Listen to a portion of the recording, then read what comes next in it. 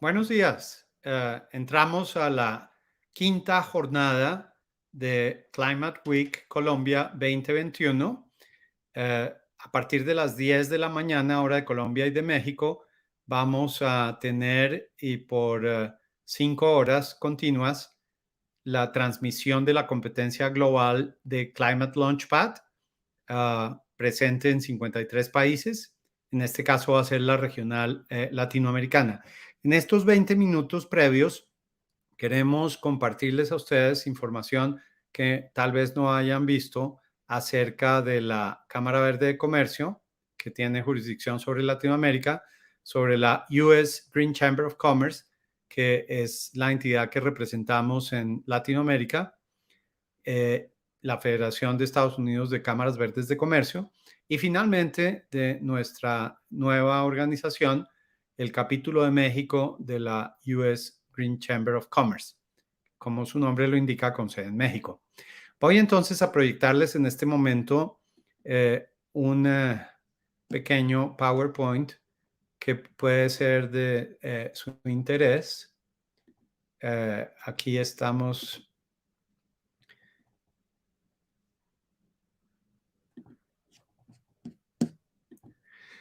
Entonces, la Cámara Verde de Comercio es la primera Cámara Verde en Latinoamérica. Nacimos en octubre de 2012. Tiene el respaldo de la US Green Chamber of Commerce y ustedes conocerán a la CEO Michelle Thatcher de la US Green Chamber of Commerce en unos pocos minutos. Quienes han sido o fueron las organizaciones fundadoras en 2012-2013, las que aparecen aquí, y simplemente basta destacar que sus sectores de actividad concuerdan con los sectores en donde tenemos mayoritariamente presencia de empresas, emprendimientos y organizaciones miembros en la Cámara Verde de Comercio. Está Bioplaza del sector de agricultura orgánica, está CO2 Cero del mercado de carbono, la Fundación Hidrósfera de Gestión Sostenible del Agua, Hibritec de energía solar y Verde Lógico de comunicaciones y marketing verde. Aquí tienen una gran gama de aliados con los que trabajamos no solamente en Colombia, sino ahora también en México. Habría que entonces resaltar los que están en ambas geografías, como es el Pacto Global en Colombia, el Pacto Mundial en México, Impact Hub, Core Woman, que es una fundación de empoderamiento económico de la mujer, los premios Latinoamérica Verde, que tienen presencia en toda la región, y hay algunas entidades como la que aparece abajo a la izquierda, CCCS, que traduce Consejo Colombiano de Construcción Sostenible, que tiene una organización hermana en México que se llama SUME. ¿Cuáles son las etapas de apoyo a emprendimientos y a proyectos de innovación dentro de empresas que nosotros realizamos? Las que aparecen aquí en estas dos pantallas. Le voy a ceder, una vez termine de proyectar estos dos slides, la palabra a Michelle Thatcher, y finalmente vamos a tener las palabras de Elvia Cisneros, la directora ejecutiva de la Cámara Verde de Comercio, la expresión que hay en México que se llama Capítulo de México de la US Green Chamber. Entonces, como ustedes pueden ver, nosotros acompañamos desde la etapa de evaluación y diagnóstico en cuanto a ODS, Objetivos de Desarrollo Sostenible y Potencial de Crecimiento, pasando por mentoría técnica para hacer más sostenibles los productos y servicios de las empresas y de los emprendimientos a los que les damos apoyo, asesorarlos en su modelo de negocios, darles asesoría en marketing, comunicaciones y presentación de pitch, hacer análisis de viabilidad y requerimientos financieros y acompañarlos para fortalecer su capacidad de trabajar en equipo. También les ofrecemos apoyo en transformación digital, asesoría jurídica de equidad de género. Un área que nosotros hemos trabajado, las personas que lideramos la Cámara Verde y el capítulo de México de la US Green Chamber, llevamos más de 25 años trabajando con las entidades y las autoridades ambientales. Entonces le ayudamos a empresas, emprendimientos, organizaciones a evaluar cómo pueden aprovechar las políticas públicas y los incentivos ofrecidos. Los presentamos con inversionistas y o cooperantes y les ayudamos en la gestión de la cadena de valor, articulación con empresas ancla y redes de negocios verdes. Esto último lo hacemos sobre todo mediante ruedas de negocios y en el caso del numeral 10 lo hacemos mediante ruedas de inversión. Finalmente, y este es un objetivo que es congruente con los temas de manejo de huella ambiental, presentamos a estas empresas, emprendimientos, con posibles mercados a nivel internacional. Nuestra premisa es que a través de los negocios verdes podemos contribuir a reducir la huella de carbono, la huella ambiental y construir cadenas de valor sostenible. Termino entonces yo aquí, ya ustedes saben en dónde encontrarnos y le entrego el micrófono a Michelle Thatcher. Hi, Michelle. How are you doing? Hi, buenos días. Thank you for having me. You are very welcome. I'm going to bring our executive director from the Mexico chapter of the U.S. Green Chamber of Commerce. Voy a subir a Elvia Cisneros, la directora ejecutiva del capítulo de México de la U.S. Green Chamber, y a Marta Figueroa, la directora ejecutiva de la Cámara Verde de Comercio en Colombia. Gracias, Mauricio. Buenos días a todos. Gracias. Michelle, you were going to Buenos show días. you were going to show us a PowerPoint file. Did you send it to me? I did. Excellent. You can speak now as I look for the... Oh, perfect. So, well, happy Climate Week. I don't know how happy it is, but it's wonderful being here amongst everyone who has all the passion for climate action, especially in the business community. At the U.S. Green Chamber, we are really focused in on climate. In fact, we even started an entire initiative called the Global Climate Pledge. And so we have a website, globalclimatepledge.com. And I don't know if you want to translate, Mauricio. Yes, I do. Entonces les da la bienvenida Michelle Thatcher, la CEO o presidente de la U.S. Green Chamber of Commerce, la Federación de Estados Unidos de Cámaras Verdes de Comercio. Y ella, en lo que acaba de comentar, recalca que desde siempre la U.S. Green Chamber of Commerce ha estado en el frente de la acción climática. Go ahead, Michelle. Yeah. So with the Global Climate Pledge, and I think we'll come back to that, Mauricio, and just go straight into the third or the fourth slide. Just because we want to, we'll talk about the U.S. Green Chamber of Commerce, and go ahead and click next. We've been working with a whole variety of corporations since we were founded, and we do that within our organization, but we also work with a variety of other nonprofit organizations and have a huge collaboration across the United States and even globally. These are just a few of the different organizations that we've worked with. And go ahead and click on the next slide. Just one example, we helped Tesla roll out their destination charging station. And then after we did that, Tesla reached back out to us, and go ahead and click on the next. And they asked us to help them with an initiative in Florida. So we helped them on the business side, but then we also helped them on the advocacy side, because in Florida, there was an initiative that was going to help to kill solar. So we really made sure that that initiative did not pass. So we work with businesses on promotion. We will help them with advocacy like we did with this one, on certain projects, and with education, and in a variety of different ways. So big corporations, we're working with Amazon right now, but we also work with small to mid-sized businesses. Go ahead, Mauricio, if you want to translate. No, it's okay, because Okay. Las imágenes hablan por sí mismas. Ya ustedes vieron que el tipo de empresas con las que ha trabajado la U.S. Green Chamber of Commerce, incluida Tesla, Siemens y otras que ustedes vieron en las diapositivas. Okay. Yes, and We're here today also because of our chapters and our Chambers for Sustainability, our Chambers for Sustainability Coalition. Go ahead, next. We have a variety. We have this international platform of all chambers coming together to start to collaborate and learn from each other. Go ahead, next.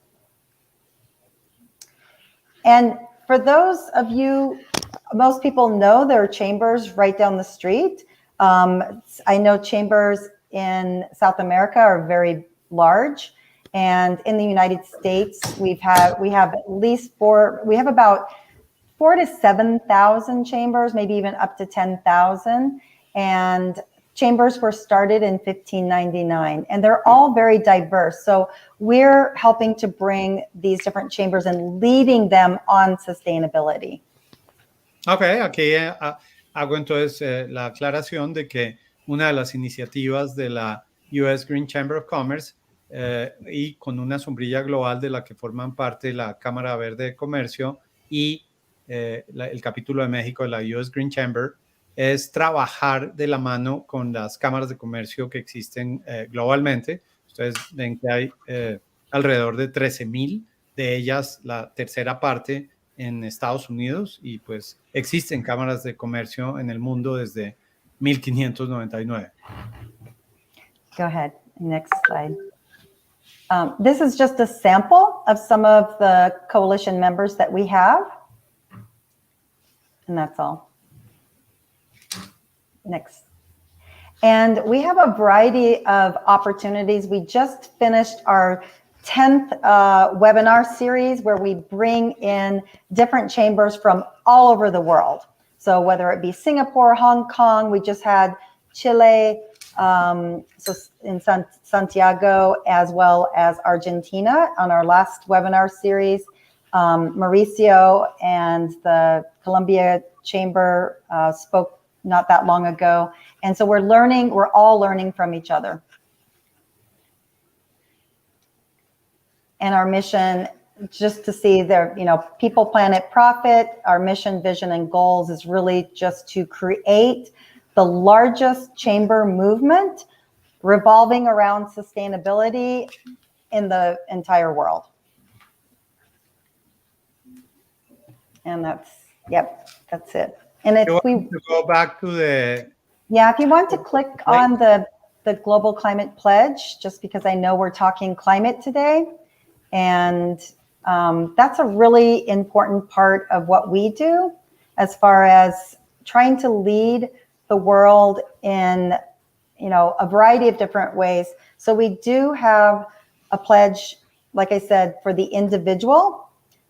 So anybody can come in and sign the pledge as an individual. And then we also have one for business, government, nonprofit organizations, any sort of club that you may have. Yeah, if you want to click, I don't know if you can click on that. No, it's not clickable. Oh, globalclimatepledge.com. I don't know if you can bring that up. I can try as well. And so with the Global Climate Pledge, our goal is to really just make sure that we create this huge movement. We're trying to get 2 billion people to start taking climate action by the end of 2022. And it's not just us, we're bringing all the pledges together from around the world and trying to put people in the right place. So if it's a large corporation, we want them to go over to some of the more robust pledges that are out there.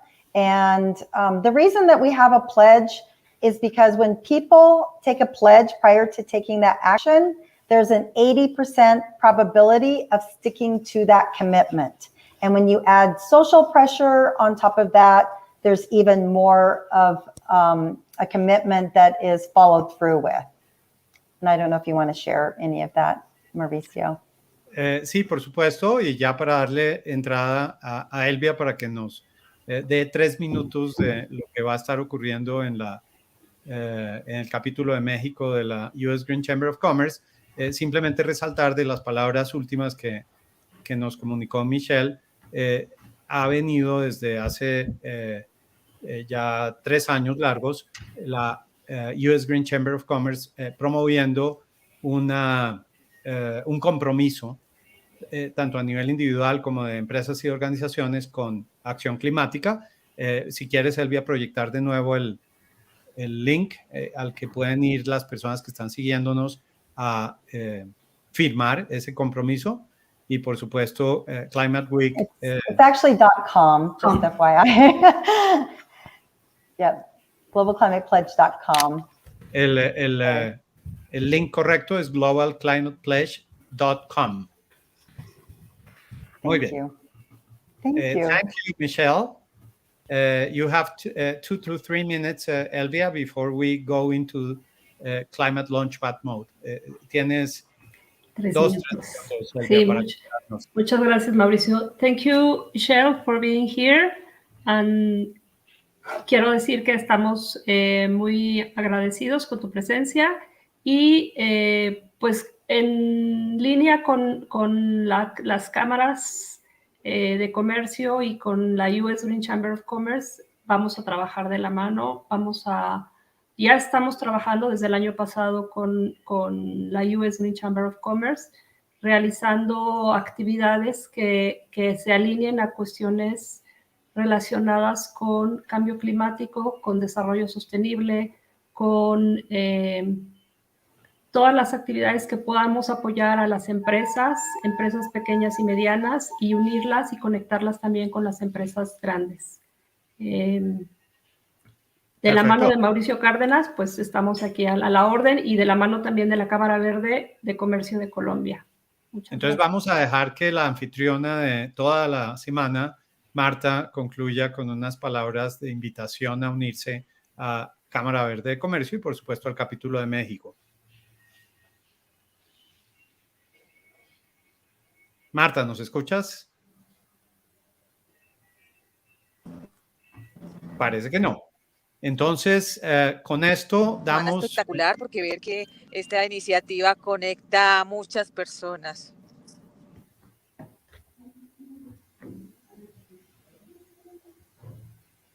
Muy bien, Marta, perdimos tu sonido. Vamos entonces a darle entrada y thanks again, Michelle, Elvia y Marta. Gracias de nuevo a Michelle, a Elvia y a Marta. Y vamos a entrar de lleno ya al saludo formal de los organizadores de la competencia global Climate Launchpad, que está presente en 53 países y cuya final regional latinoamericana va a ocurrir en su primera parte hoy de 10 a 3 de la tarde, de 10 de la mañana a 3 de la tarde, horario de México y de Colombia.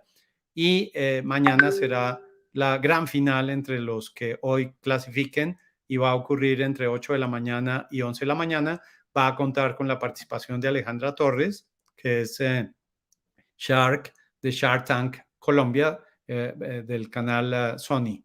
Entonces le doy el ingreso a Gideon. Bienvenido, Gideon.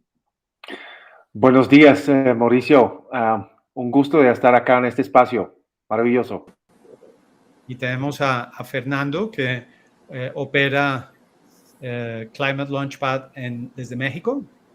Tú estás en Cali, Colombia, ¿cierto, Gideon? En este momento estoy en Bogotá, pero sí desde Colombia. Perfecto. Entonces, Fernando, ¿tus palabras? Hola, pues hola a todos, bienvenidos. Un gusto estar aquí con ustedes. Creo que va a ser un gran evento el que tendremos hoy preparado.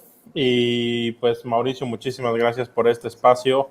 Creo que es un gran cierre. Ha sido una semana muy interesante con muchas pláticas y con mucha información acerca del cambio climático en la región. Y creo que hoy pues estará bastante movido con estas nuevas ideas y los emprendedores, y pues los invitamos a que los vean, escuchen el pitch y también vean pues toda la final que tenemos preparada.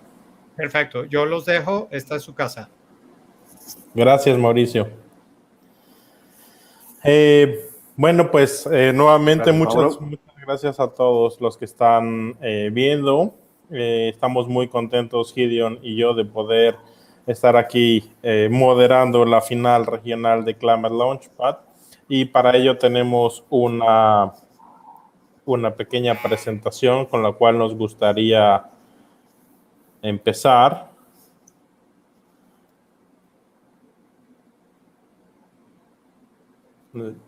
Perdón.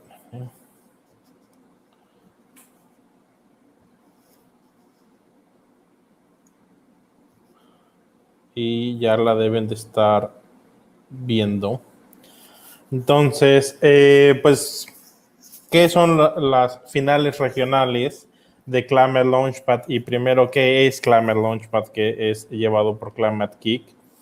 ¿En dónde estamos? Es una competencia acerca de emprendimiento verde, emprendimiento sustentable, en el cual tiene como ejes el mezclar o el llevar tecnología y acciones contra el cambio climático.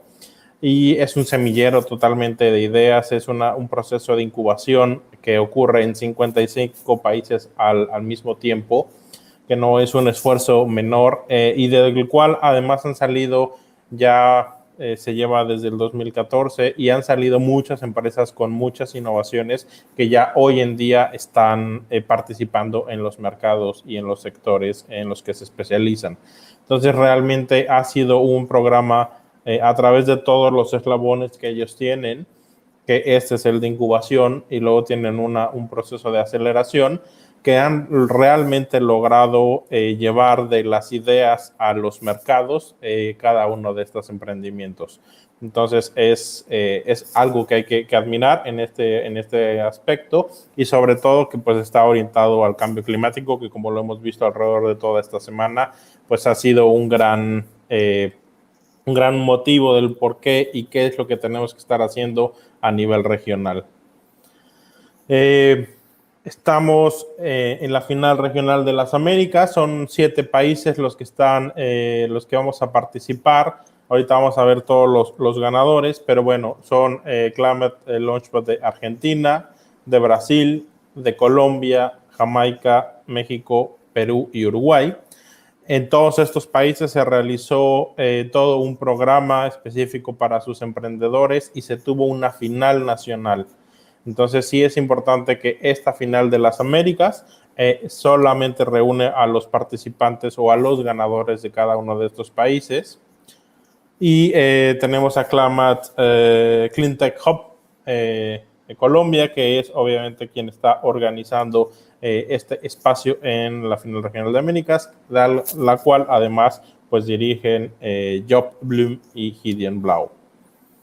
Un poco el por qué, la importancia de estar en ClimateWeek. Creo que es un evento de talla internacional, como ya lo vimos, dando un marco muy importante, pero creo que una de las cosas más esperanzadoras, digamos, en estos temas es no solamente lo que ya se está haciendo o lo que a nivel país se tiene o se puede hacer, sino todas estas nuevas ideas, todos estos nuevos proyectos e innovaciones que tienen, y que además son ideas que normalmente cubren alguna necesidad o alguna problemática local. Y de eso se trata Climate Launchpad, y de eso se trata también un poco ClimateWeek. Creo que encontramos un gran espacio, un gran balance entre el dónde se crean estas ideas y qué están resolviendo y cómo lo podríamos catapultar y por qué hace sentido apoyarlo. Entonces estamos muy contentos nuevamente de estar aquí siendo parte de ClimateWeek. Los países, como ya los mencioné, obviamente la tirada es ir haciendo cada vez más verde el mapa en todos los sentidos, e ir dándole un espacio y una voz a todas estas ideas y todos estos emprendedores que están en estos países, pero también en los otros, que sepan que se pueden acercar a las organizaciones de los países ya antes mencionados, que están marcados en verde, pero también a la organización global en climatelaunchpad.org, en donde pueden encontrar cómo participar. Es una plataforma que le puede dar espacio a tu idea para llevarla al siguiente nivel. Queremos realmente agradecer a todas las organizaciones que en el espacio nacional se han encargado y dedicado de llevar el programa de Climate Launchpad, y todo el esfuerzo que se logró para tener el evento que tendremos el día de hoy. Entonces, en Colombia, como ya mencionamos, tenemos Cleantech Hub, Circular Influence, que va en Argentina, Uruguay y Perú, Green ID y Mi Cochinito en México, Climate Ventures en Brasil y Caribbean Climate Innovation Center en Jamaica.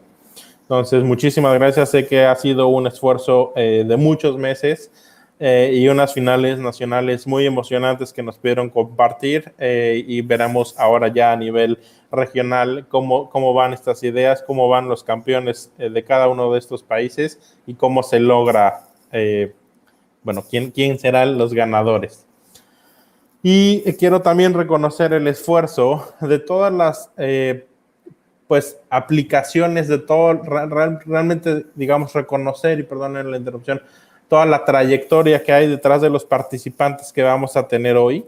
Fueron 323 aplicaciones a nivel regional, 323 emprendedores que quisieron ser parte, de los cuales solo 81 formaron parte realmente del programa, que fueron seleccionados en cada uno de los países, y de esos 81 tenemos a los 21 ganadores. Entonces, un aplauso realmente a todos los participantes. Han tenido un crecimiento y un aprendizaje significativo en estos meses, pero además reconocerles todo el esfuerzo que han hecho detrás para estar en estos 21. Yo creo que realmente todos son ganadores allá a estas alturas, y creo que todas sus ideas de negocio y sus startups tienen un gran potencial, así es que más bien es un reconocimiento y un impulso a que ustedes sigan adelante.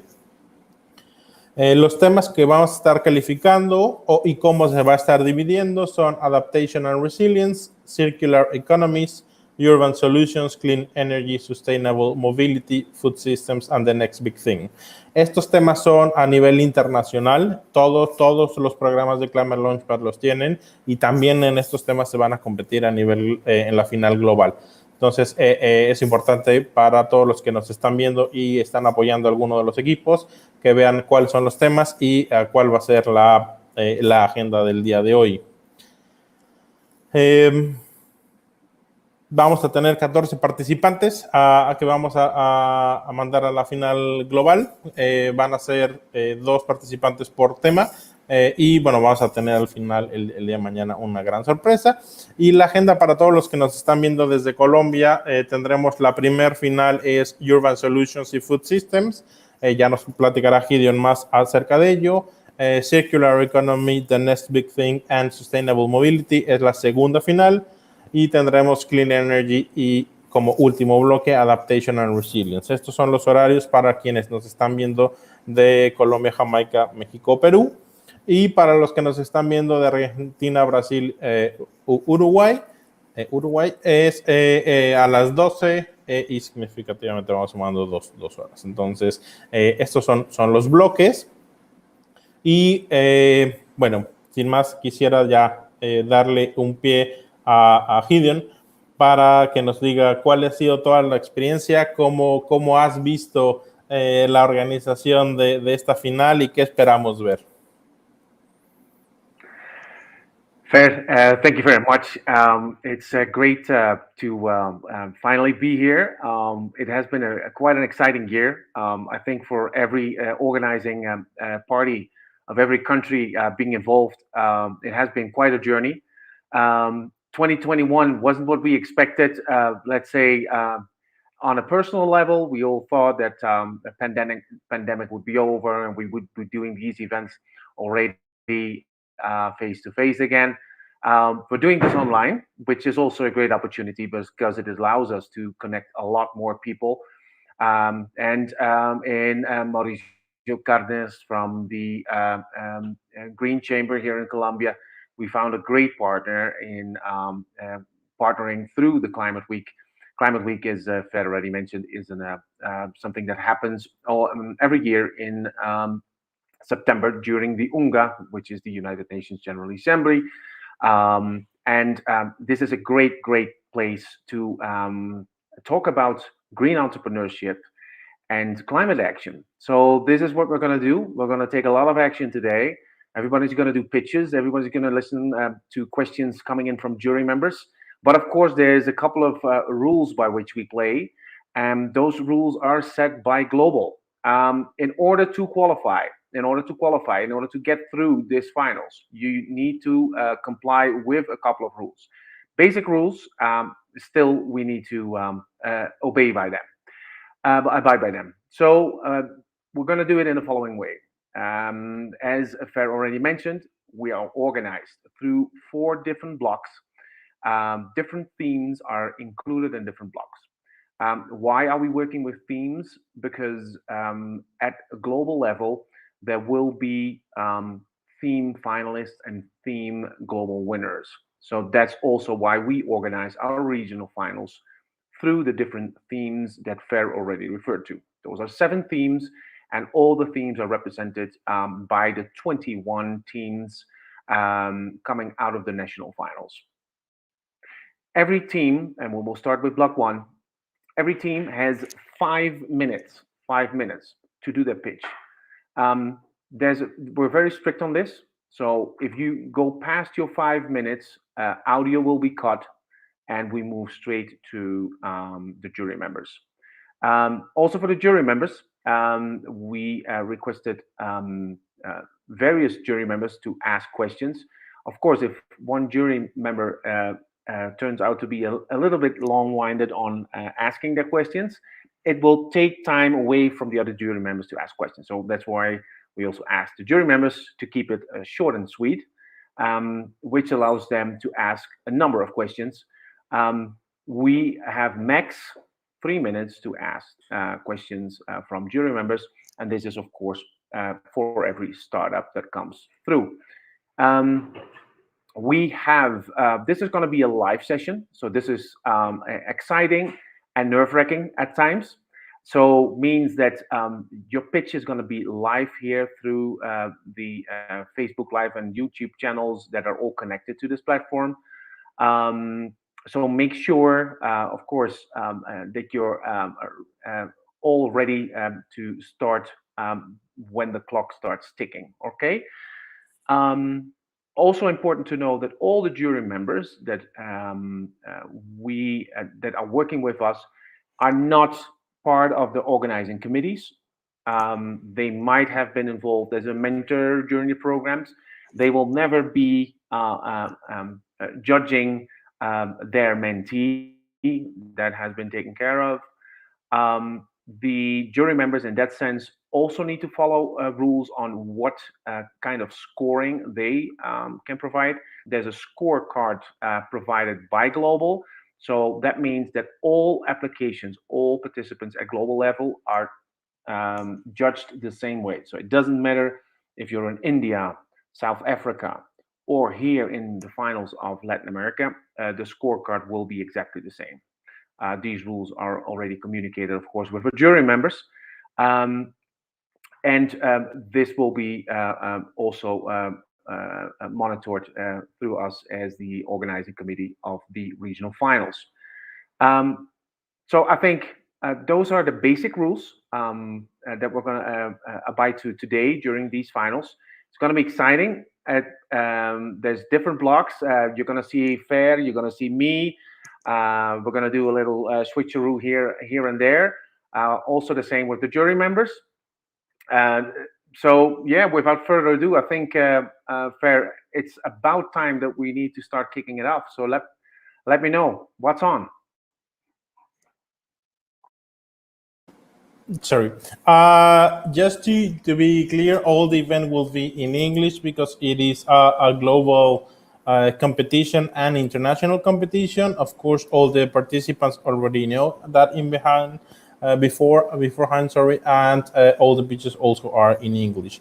And we want also to encourage people to vote for their team or the pitch that they think that it is a winning pitch. So beside all the juries, they will have, as already Gideon mentioned, their scorecards, but you as audience can enter into the link that it is now in the screen and then select your team. At the end of the day, of course, your vote counts, so there will be a special prize for the team. Nevertheless, if they have been won on their category or passed to the next round, there will be a prize specifically for which is the team that it has been most voted. And now we already have, votes are already appearing. We have 2 links because we are 21 participants and it didn't fit. So please, if you don't, all the participants are going to share their link, but if you are hearing us on live, and you are saying, okay, where can I vote? These are the links. And if you are supporting one team that it doesn't look on the one of the links, then you can shift to the other one, just to make sure. And it will be, I hope it will have a lot of votes. We already see some movement. And then, yes, please. So Gideon, I think we need a short introduction of what is urban solutions and food systems, which is importance of having this theme, and also presenting the jury members. So from my part, it's now all, and the floor is yours. Thank you very much, Fer. So let's first do a brief introduction of the first block. The first block is going to be urban solutions and food systems. As you might already know, that our focus is clean tech and green entrepreneurship, but is organized in different themes. So there's a couple of themes, are urban solutions and food systems. So food systems in general is a wide subject because it's where we try to connect farm to fork.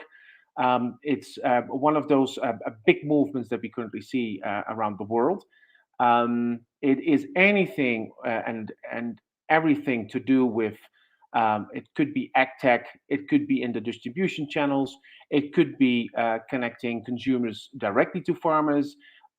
It might have to do something with sustainable delivery systems. So there's a wide variety of technologies and a wide variety of green entrepreneurs working in this field. So this is one of the themes. Now, the other one is urban solutions. This in itself is also a broad category. This could be solutions around clean air, which is a big theme, of course, in the urban environment. It could be sustainable construction methods. It could be around logistics or mobility within the urban environment. Of course, we have a separate mobility category. That's another thing. And there's always overlap between themes. You can never avoid that. There's specific issues that play within urban environments. And this is what we're trying to tackle within this category. So this is with regards to the themes. Maybe it's time that we start inviting our jury members for the first block, so everybody can get to know who our jury members is. And so I'm not sure where they are currently, but we could just briefly, quickly get them here in the screen so we can get to know them. Patricia, good morning. How are you? Danielle, good morning. How are you? Very good. Patricia, maybe you can share just 2 or 3 words about who you are and why you're involved here. The same to Danielle. Please go ahead. Thank you, Gideon. Good morning to everyone, and good luck to all the companies that will be presenting today. My name is Patricia Londoño. I have a business background. I have been working on environmental issues for a long time.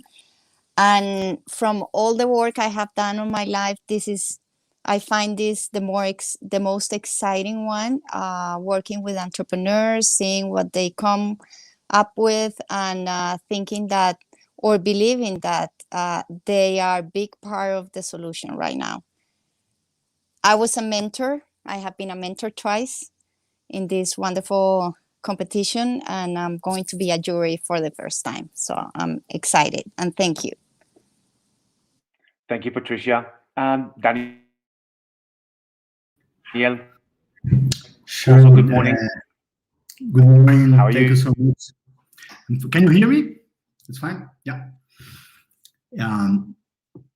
Good. Well, my Yes. name is Daniel. I'm based in Brazil. I'm founder of a big company called Move Social, and we deliver evaluation services to other social initiatives, like for NGOs and foundations.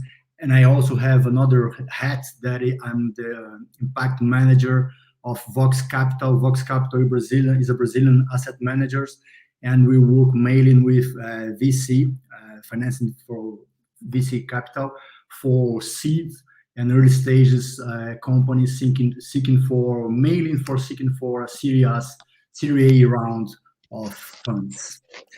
Glad to be here. It's an honor to be part of this journey. Thank you very much, Daniel. So we're going to welcome our first team.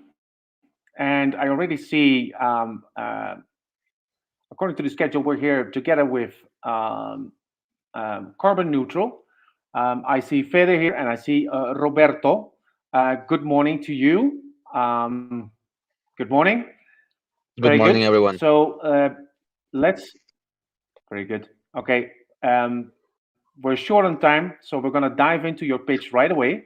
I would like to ask you to share your screen, say when you're ready, and your time starts counting.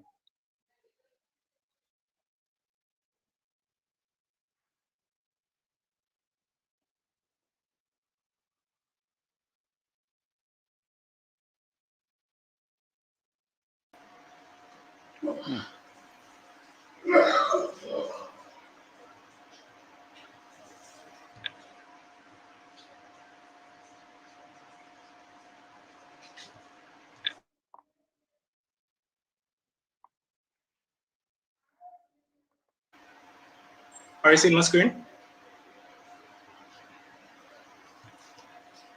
Yes, Damani, I can see your screen. But it's still not full screen, so I'm waiting for that.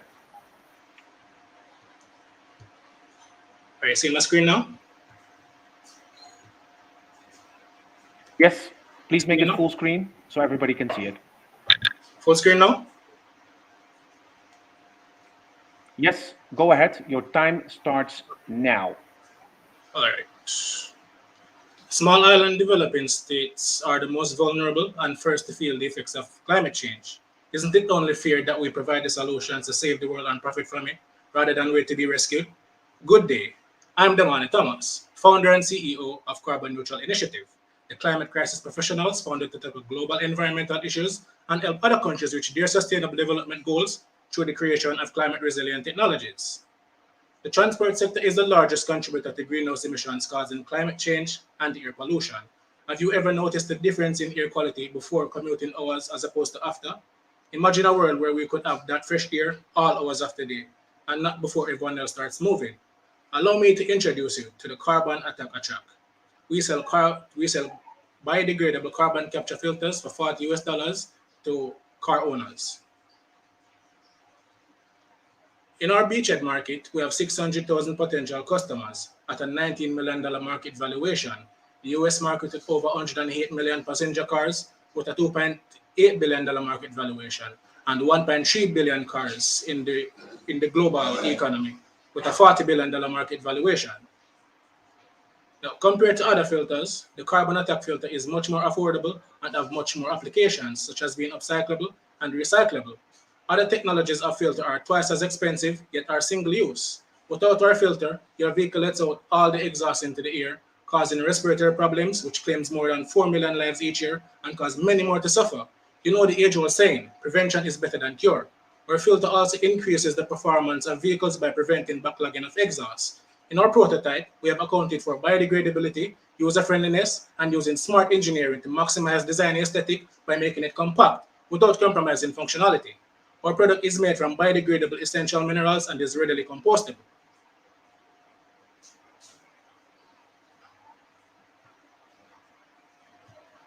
Now, the Carbon Attack filter is a biodegradable carbon capture filter designed specifically for vehicles. After capture, the waste from this cartridge has value and can be used to rehabilitate acidic or dying soil, to improve soil for agriculture or reforestation. Now, how does it work? It's easily retrofitted. The carbon attack traps hazardous carbon oxides, nitrous oxides, sulfur, and lead to lower adverse effects to public and environmental health by trapping these greenhouse gases before they get into the air. After that, we collect the waste from the used filter and add it as organic fertilizer in a revolutionary application of a carbon circular economy, using the waste as a valuable resource. Now, we have done surveys with over 220 respondents and interviewed up to 20 taxi drivers, asking their views and thoughts on the filter. We asked their thoughts on air quality regulations, asked if they have struggled with the exhaust emissions and the price they're willing to pay. We found that most interviews have been triggered by exhaust in some way, and they're willing to pay more than the expected price. And the Gen Z and millennial generation are serious about climate action and believe the government should do more. Now, our product is cheap to produce, with a 300% profit per unit sold, being that all resources are locally sourced and in abundance and of high quality. We seek to secure $1.4 million in profit per year in our 5th year, with 20% of the beachhead market. Our key drivers are product costs, raw material costs, and number of customers. The Intergovernmental Panel on Climate Change has reported that we are in the red zone. Under the Paris Agreement, nations aim to keep global warming at 1.5 degrees, but with current climate commitments, temperatures can expect to rise more than 3 degrees this century, leaving families, homes, and civilizations devastated. In fact, we have exceeded 1.2 degrees. The transport sector is responsible for 8 billion tons of carbon each year, which accounts for 29% of total carbon emissions, making it the largest contributor. The average car emits about 4.6 tons of carbon annually. With our carbon attack filter fitted, we can bring this number down to 1.4 tons a year, which translates to about 3 billion tons of carbon each year removed. Within our beachhead market, we can save up to 2 million tons in emissions each year and put those harmful chemicals somewhere it is needed and can be used as nutrients in soil. Now meet the team. Myself, Damani Thomas, founder, inventor, and CEO, with 6 years experience in research. Our COO, Valentina Nicholson, who majors in communication and business, also responsible for secretarial competencies and public relations. And finally, our computer genius, Badane Denton, who is our model developer and web developer. We dream to earn up to $4 million in 5 years, develop Jamaica to a more sustainable nation, and replant forest lands damaged by mining operations. I thank you.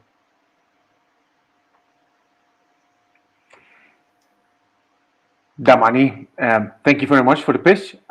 Just to avoid confusion here, Fede and Roberto are the other 2 jury members. So first of all, welcome, and sorry for the confusion just now. Fede, if you want to say 2 words before we start, and Roberto. Yes, it's a pleasure to be here. This is Federico Arellano from Mexico. I'm the CEO of the Piggy Bank Group. We run a crowdfunding initiative. We've been evaluating around 20,000 projects at the moment, and I am very happy to be here and to listen to this amazing pitches. Thank you, sir. Thanks, Fede. Hello, everyone. Roberto. Here, Roberto Rucha, the CEO of the Global School for Social Leaders. We are based in Vienna, Austria. At the moment, I'm enjoying Mexico as well. But we do education and consulting, especially in every topic about social innovation, sustainability, and leadership. Yeah, happy to be here. And yeah, I will give a space for the pitches. Congratulations, carbon neutral, by the way. Thank you, sir. Thank you, Roberto. I'll open the floor for questions. So our 3 minutes are going to start now. Let me go clockwise. So let's start with Patricia. Thank you, Gideon. Damani, thank you for your presentation and congratulations. Thank you. How do you plan to commercialize your filter? Who are going to be your direct customers? Our direct customers would be we have 3 markets, but for now we are focusing on our beachhead market, which is business to customer. We will be selling directly to car owners, and we will be all materials are sourced locally. So this innovation is so easy to build that we here in Jamaica can produce it.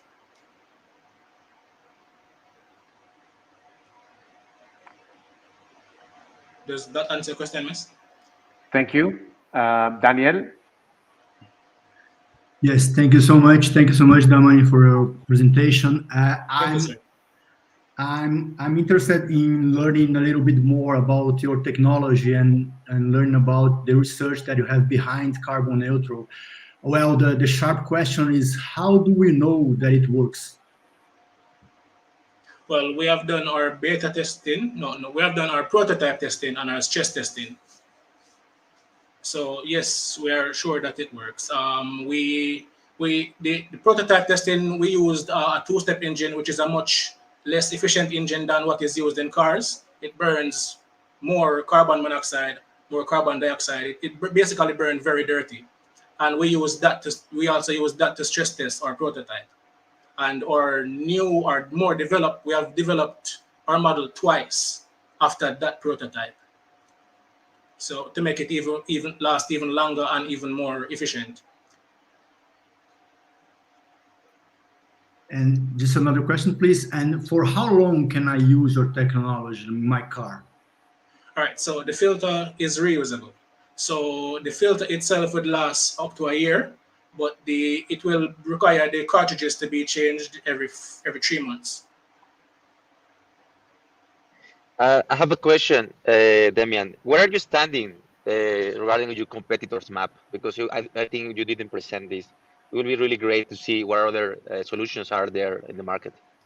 All right, so far I've identified two solutions. One is the CO tube, but the CO tube, the company that is responsible for CO tube has not made any market move or any posts from 2014. So I can only assume that they are falling off the market or they decided to terminate their project. And the other is a startup here in Jamaica, but they are not in production either, and they are much more expensive than us. So as stated, and they are not as carbon circular as us either. We are, to my knowledge, we are the only filter on the to go on the market to be an actual carbon circular filter, the only biodegradable filter that can not only do carbon capture but also aid in soil degradation.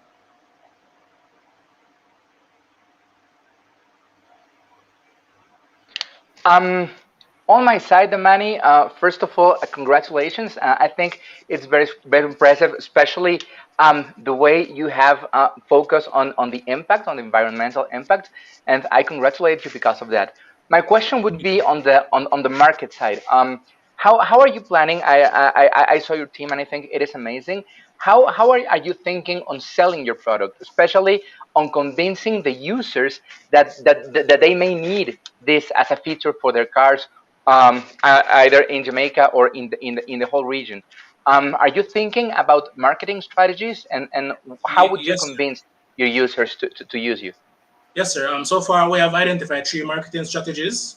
The first is a short-term marketing strategy, as all other products use, which is using media personalities and ad campaigns. And our midterm strategy is by using environmental groups to advocate for cleaner initiatives, which I'm already a part of a few all executive positions in a few environmental groups, in which we will be starting our Race to Zero emissions campaign by January of next year, after beta testing. And we will be using this the carbon attack filter as an answer, because, well, it's very cheap to produce, so it can also, that also leads to our long-term strategy, which is to partner with governments to make this innovation mandatory, to serve as a regulation to aid the Clean Air Act, because that was the original purpose that I made it for, to serve as a regulation and the Clean Air Act for the transportation sector, being that it is the largest contributor. And this filter also aids up to 4 sustainable development goals. So there's a lot in it for the government, for governments to implement. And it also helped them to reach their Paris Agreement commitments to lower their carbon footprints. And they can, using this solution, they can do it in a sustainable and profitable way with the implementation of the carbon circular economy. So those are 3 marketing strategies so far. Okay, Damani, thank you very much. Jury members, thank you for the questions. We're going to move on to our next candidate, and this is Bakaka. Welcome. Maria's there. Thank you. Yes, she is there. Maria, Yes, I'm here. good morning. How are you? I'm going to use my backup video. Good morning. I'm good. fine. I'm a little bit nervous because my connection, of course, is not working very well today. Okay. Murphy's Law. But here I am. Okay, no worries. We're going to look. Very good. Thank you very much, Maria. So, jury members, we're now going to watch the backup video that was produced. So please look at the video and then we switch to Maria for the questions. All right, thank you. Go ahead. Miss Maria Nube, and I will be presenting Bacaca, giving poop a new life. Uruguay is a country with an agriculture and livestock tradition. Rumors say that we have 4 cows per person, and many of these cows poop around 30 kilograms of manure per day in a barn. Some farmers use this manure as compost or biogas, but those require high investment and do not generate great added value. Therefore, in small dairy farms, most of the manure is washed and ends up polluting natural water systems. On the other hand, more than 3,500 farmers have used plastic for several years to protect crops from weeds and to maintain appropriate conditions, generating 2,500 tons of plastic waste every year that most of it ends up being incinerated. At Bacaca, we use the manure generated in the barns to produce a biodegradable replacement for plastic in the crops, an alternative not yet available in the market. We based our design in the triple impact of circular economy, giving value to our waste, using technology to optimize our processes, offering job alternatives to temporary workers, and regenerating soils and water systems. We provide a manure treatment service at a very low cost, removing it as raw material to produce biodegradable polymulch, which will be sold to horticultural farmers at an estimated price of $1,500 per hectare. In the near future, we will be providing capacity building and selling the license so the process can be developed anywhere in the world. Our beachhead market is $16 million, represented by 3,500 horticultural farmers in Uruguay. We will reach our beachhead market in 2024, reaching in 2026 35,000 horticultural farmers in Argentina. By 2030, we aspire to reach the region with a market of 4 million farmers, equivalent to $17,000 million. With Bacaca, we improved yield performance in 4 times, representing an increase in incomes in more than $50,000 per hectare. Besides, we reduced the time invested in crop management, saving around $1,000 per hectare in every production cycle due to plastic removal, and 75% reduction in weed management time. Our product consists of a customized biodegradable crop protection polymulch, generated from manure obtained from an optimized logistics and a pre-treatment in the barn to reduce cost and emissions. Our polymulch allows horticultural farmers to comply with current environmental regulations while regenerating soils and saving significant management time. Our product has the potential to be patented internationally and improved by being inoculated with specific nutrients or microorganisms for each crop and region. We are right now partnering with referents from NGOs, business, and research institutions to get the best of our product. To validate our business, we conducted interviews to more than 20 potential clients with 3 fundamental questions. Is the current management of plastic used in the crops a real pain? And we found out that it is, and farmers are eager for solutions. Although plastic mulch might look simple, the removal once the crop cycle is over takes several days of work, plastic breaks in little pieces, and reduces the quality of the soil. In the best scenario, once it is removed, it is delivered to a landfill, but in general, it is incinerated in the farms against current regulations. We also asked about the feasibility of using manure and found out that it is a cheap raw material that represents a problem for dairy farmers and that could be easily obtained from the barns. The main cost would be associated with transportation. Finally, we asked about what would make a polymulch ideal to replace plastic, and there was a great coincidence that an ideal polymulch should be easy to install, avoid the growth of weed, maintain conditions of temperature and moisture, last as long as the crop, and not require removal. As clear actions after the interviews, we have the adaptation of our prototypes and partner to test alternative performances. The key drivers for our financials are the cost of the product, its lifespan, and the market share, which is estimated in 40%, generating an annual profit of $1.7 million. With Bacaca, we will be avoiding the release of more than 2,300 tons of CO2 per year associated with the production and incineration of plastic, contributing to the regeneration of our natural systems essential to be resilient to climate change. but also contributing to local social resilience, providing good quality job alternatives out of the harvest season to local populations. We are Bacaca, founded by Caterina Dimitriadis and myself. We are two biologists who work in environmental management and information systems. We recently added Maria Eugenia and Gabriel to the team, who bring their expertise in industrial planning and finance, and Mara, Robert, and Julissa, a farmer's family with whom we are developing the prototypes and testing performance.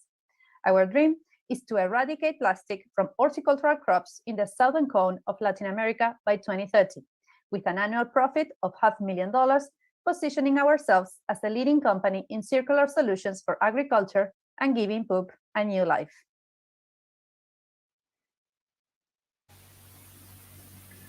Thank you very much, Maria. I like the slogan, giving poop a new life, so that's cool. Let's move to the jury members. I would like to ask both jury members and team to be concise in questions and answers. So Patricia, go ahead. Thank you, Gideon. I also love the closing remarks. Again, a question about the market and how do you plan to reach your market, to commercialize the product? And congratulations for your presentation. Thank you very much. So our plan, we haven't put the product in the market yet, and we have already got requests about the products from Latin America. So we have been called from farmers around the continent asking if we are already selling it. So we are sure that's going to be a simple step, apparently. We have distributors. We are not planning to distribute ourselves. We identified already which are the intermediate sellers that the farmers already know and that are already aware.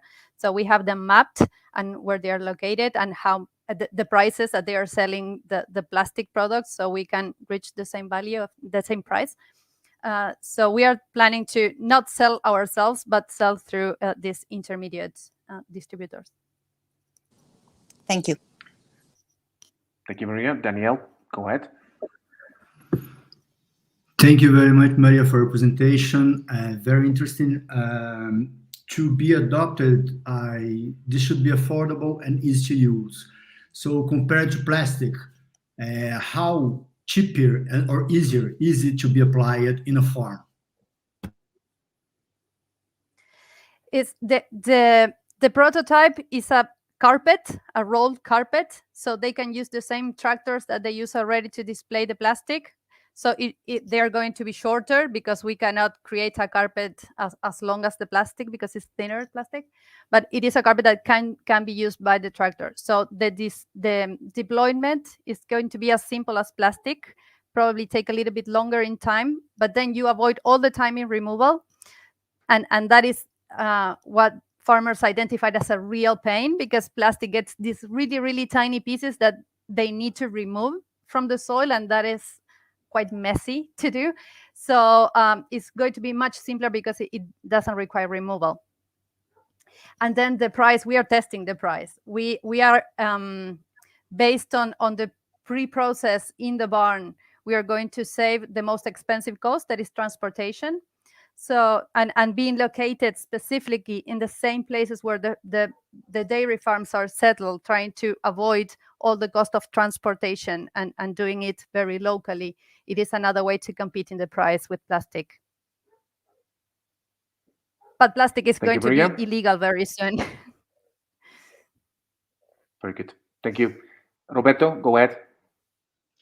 Well, it seems a really perfect product, so that it always brings a lot of doubts because it seems so perfect, right? So I mean I don't know. I'm not really expert in the agriculture industry, so I think I will go more into the business side, right? I mean, I think one of the disadvantage that you may face in the future is the scale up of this, right? I don't know. I mean, it's great. It was written in your slides that it's already registered as a patent. Which is really great what you have achieved. However, I don't know what's your plan in expansion. If you already have a lot of requests of this product, how are you handling the scale up internationally? Because I think Latin America will be also a small market in case it's a success product. It is not yet patented. We are working on that. We are adjusting the prototypes, but our idea is to sell the license. We want to keep this idea of fabricating the polymulch locally so you avoid emissions. And to do that, you need to be nearby the farms. You cannot just be exporting this, tons of this polymulch everywhere. So what we are going to do is sell the license, and that's why we want to work in the patents as hard, because the thing is, when the crops end, many people get without a job because the work is seasonal, and that is a good way to to install this plant locally, to use the waste, produce jobs, and sell the polymulch to the local farmers. So we are not planning to create our own plants everywhere in the world. We are planning to sell the license, and that's why our annual income is not as much as the one that appears when you calculate if you sell the polymulch yourself. Thank you. Fede, go ahead. Thank you. Congratulations. I think that businesses with funny and sticky names are always successful. So I think you're one step ahead already. My question has to. There's actually two questions that I have for you. The first one is, why Only are one. you? Sorry. Okay. Then what would be? Yeah. I'm sorry about that.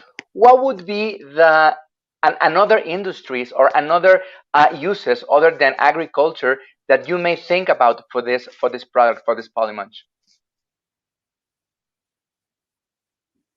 It can be used in gardening. It can be used for public places. It can be a good replacement for any mulch that is being used already. The thing is that in agriculture specifically is where people are using plastic right now, and where the main issue, the main environmental problem is. So, but you can replace it to, your backyard, farm at home, garden, and also for instance, let me find the right word in English. But when you grow grapes and you need to use pesticides in between the lines, you can also use that as a cover instead of using pesticides to avoid weed, for instance. So there are many crops that could use it.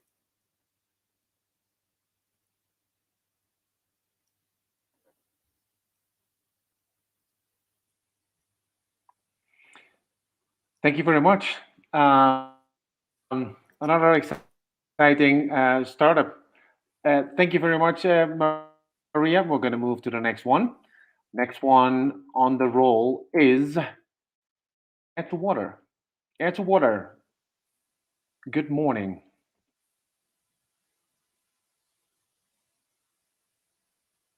Rocio, buenos días. Good morning. How are you?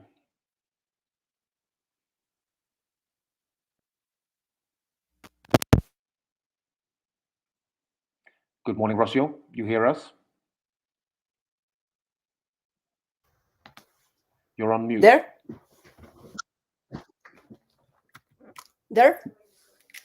Yes, very good. Thank you, Rocio. Okay. Please share your screen. Yes? Please share your screen, full screen. Yes. Yeah. Ready. Yes, very good. Okay, Rocio, your time is going to start now. Hello, good morning, everybody. My name is Rocio, and I'm very pleased to present Air to Water. Water is a human right. So have you imagined your daily life without it? Today, unfortunately, this is the ugly truth for more than 700 million people around the world. And in the case of Mexico, there are almost 2 million of households without water. To solve this problem, in Air to Water, we have developed a research after more than 10 years of research on materials science, engineering, and innovation. We have an appliance that we have called What?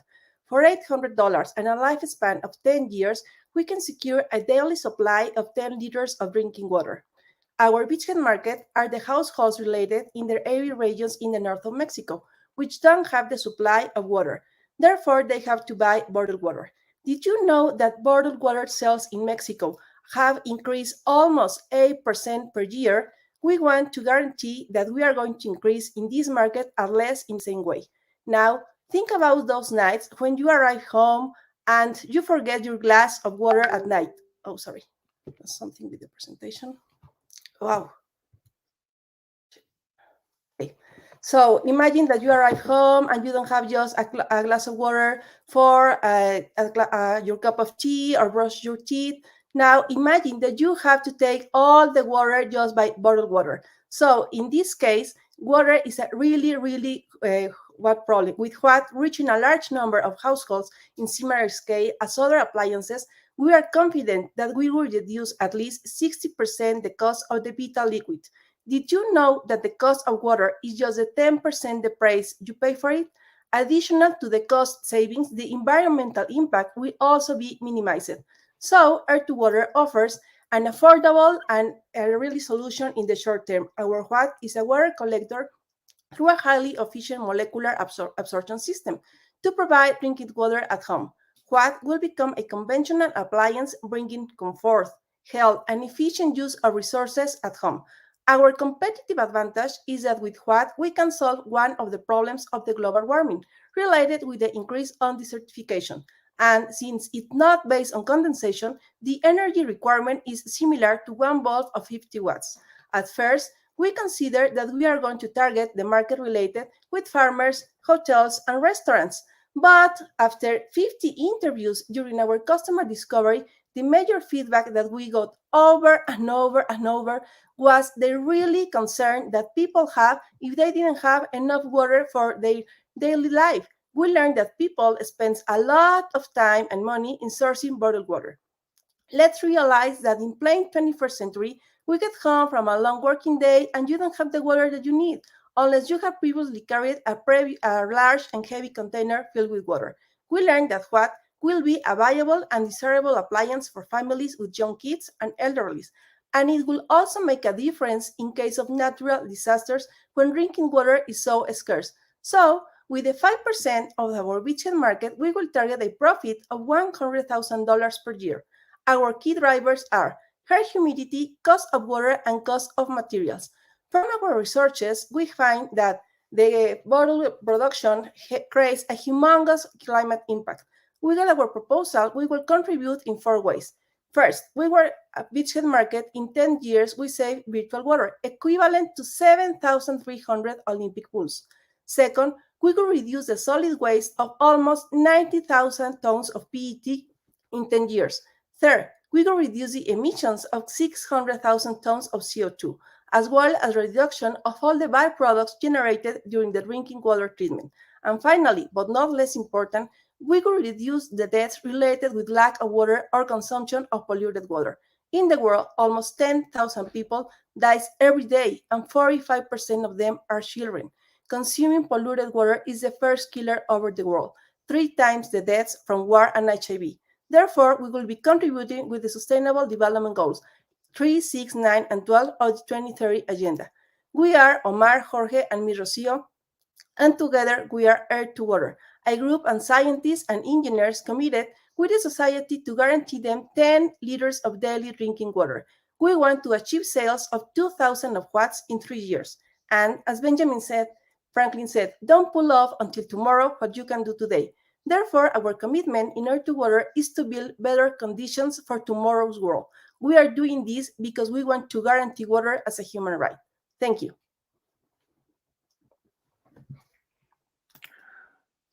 Rocio, thank you very much for your presentation. A very interesting product. Open the floor to the jury members again. Please keep it short and sweet. Patricia, go ahead. Rocio, thank you very much. Bringing drinkable water to people is one of our biggest challenges, so we need all kinds of solutions. I want to stick to my question of reaching the market because it's so important. How do you plan to reach your beachhead market and actually have households benefit from your product? Actually, we have considered that we have 2 options. There is a one B2B or B2C. In the first case, I mean, in the B2C, we have already talked with the people, and maybe you could go to the store as the same way that you buy your fridge or any other appliance. That will be very common for them. And we have already traveled to the north of the country. And when we talk with the people, they were like, oh, really? I want it. I really want it. So we are convinced that they're going to buy. That could be the first option. And the second one in an option of B2B, there are some kind of stores in Mexico that they have some kind of payments or installments in order to get the people to buy these kind of appliances. So it's like a normal appliance that you can buy. That's the first option. After that, as I mentioned, when we consider the first to talk with hotels and restaurants, since we are the people who have the material, the absorption material, we will be able to develop an appliance specific for farmers, hotels, and those kind will be related not just for drinking water, for the crops. So we have all the options, and we are going to be growing in those ways. Thank you, Rocio. Daniel, go ahead, and Rocio, try to keep it short.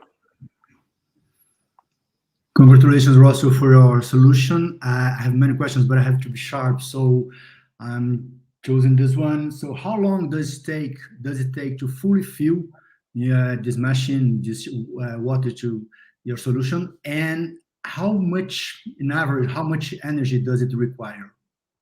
Actually, you just need to turn it on, and as I mentioned, you only need equivalent of one bulb of 50 watts. So if you keep it where the whole year, it will be compared with the bulb of 50 watts. So the energy requirement is very slow. Thank you, Rocio. Roberto? Yes. Sweet, yes. Short, I don't know, but I think I'm really passionate about the water because I think it has to be a human right, right? So I will be a little bit in conflict with this business model you are presenting, especially because I have seen this technology before. The Chinese are producing it. A lot of providers already exist doing this, but I have seen that even though that they have been producing and selling this in the last 7-8 years since I start to get to know it, I have not been really seen in a massively scale produced, in a massively scale commercialized. So there has to be something wrong there in this technology or this product. So I think, in my opinion, is still unaffordable for mainly of the households you are proposing. Farmers, I don't know, it could apply. So I think I will ask you again that you should map the competitors. I think you will find some new insights there. And yeah, I mean, just asking this competitors map, what do you think about it? Oh, yes, actually, we have already done it, and those competitors are related with condensation. So the main problem that they have that we don't, because we are based on absorption, is that in the case of humidity air is below the 30%, they can't do it because you require a lot of energy. That's why we are above those competitors, because we are based on absorption, not on condensation. That's why. That's the difference. And we have already, this is our competitive advantage because of the absorption material. And in the case of the certification, because of the climate change, we know that the certification is growing. So we will be able to work in that kind of humidity cases, below 30% of humidity. Rocio, thank you very much. Fede, I'm very sorry you cannot ask your question, and we have to move on to the next one. You will be the first one to ask the next question to the next team. Sorry for that.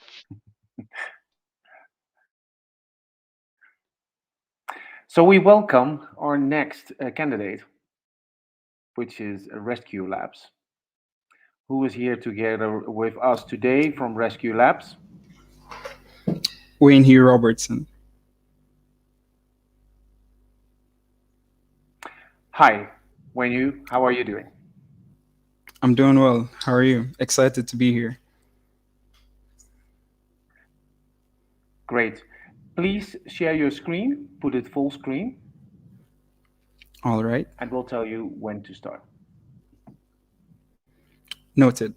And before we begin, I would like to ask that my CEO be allowed to answer the panel's questions. He's backstage right now, if that's okay. No worries, Wayne. Thank you. All right, sharing my screen now.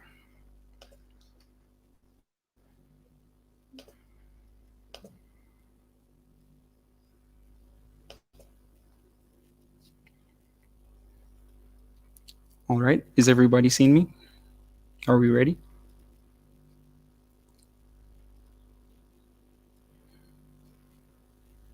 It's loading. Yes. All right, perfect. Oh. Let me know when to begin. Okay. Wayne, your time starts now. Help us end hunger by 2030. Food security is the world's top priority. Please go ahead now. Countries will need to keep their growing populations fed and do so more sustainably. However, droughts threaten that for our farmers, who, according to the Jamaica Information Service, suffer billions in losses yearly throughout dry times. In fact, the central parishes that account for 40% of Jamaica's domestic agricultural produce are the ones most severely affected. Good day. We are Rescue Labs, renewable energy solutions curing the environment, and we're on a mission to rescue our farmers by equipping them with our deep root atmospheric irrigation network, DRAIN. The deal is to supply DRAIN to hardware stores, supercenters, and farm and garden stores for the price of $195. Our beachhead market is 31,035 small farmers in Manchester and is valued at $4,189,725. In subsequent years, we expect to expand our supply to the entire Jamaica, and finally, to the Caribbean region by year 2030. Just imagine, healthier crops, greater yields, and a more reliable source of water, unparalleled by traditional irrigation methods, where a lot of water evaporates before reaching the roots. DRAIN will solve the problem of water scarcity, all while saving farmers at least $4,000 every 5 years on water bills from the NWC. Say goodbye to water trucks too, keeping an extra $4,245.60 in our farmers' pockets for that same time. Now, what makes DRAIN so special? Besides operating on 100% renewable energy, it harvests water from the very air we breathe. DRAIN condenses water from the atmosphere by dehumidification using a Peltier system. This condensed water is stored in an underground chamber, which is then pumped to the roots of the plants. By tapping into this renewable atmospheric well, DRAIN's innovation holds the key to ending water scarcity for farmers. Surveys discovered that farmers lose hundreds of thousands of dollars to droughts every year. These farmers all expressed interest in our product, as they believed that it would provide a source of water during their dry times and would also save many of their crops. These farmers were also willing to pay between $150 to $200 for our product. Our key drivers for financials are the cost of the product, price of the product, and the number of products sold. In our 5th year of operation, we expect to have a market share of 3.8%, manufacturing our product at a cost of $91.81, selling at a price of $195, and therefore making a profit of $103.19 per product. By selling 27,000 products for the year, we'll make a total profit of $2,786,130 per annum. In addition to rescuing our farmers, our DRAIN system will also save the planet by lowering carbon emissions. The Canada Water Resources Journal suggests that pumping water through pipes for traditional irrigation contributes to 290 million metric tons of CO2 emissions yearly. Our product is operated using 100% renewable energy and therefore has the potential of decreasing carbon emissions by at least 74 million metric tons a year. Our team consists of myself, Wayne Hugh Robertson, Director of Marketing and Public Relations, our CEO, Cleveland Stewart, and finally, James Willey, Director of Operations and Product Development. Our dream is to provide farms across the Caribbean with a sustainable supply of water during dry times, as well as make at least $2 million by the year 2026. We are the renewable energy solutions curing the environment, Rescue Labs. Thank you.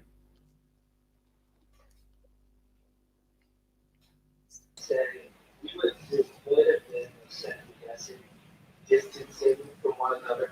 We lived together, we were the house functions, but we didn't really function relationally.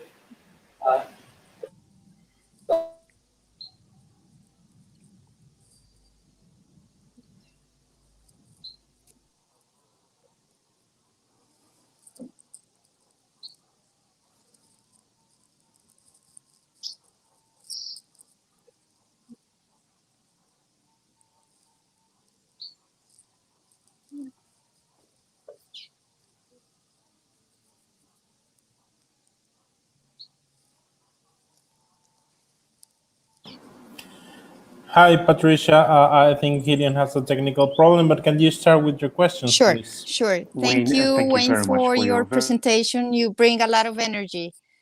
So that is very helpful. Let me ask you, how do your product compares to alternative irrigation processes like drip irrigation, for example? All right. Well, this product, it would be used in conjunction with a drip irrigation system, because drip irrigation it actually requires existing water, right? This product is actually harnessing the water from the atmosphere through condensation, so it would still provide water for the farmers during dry times.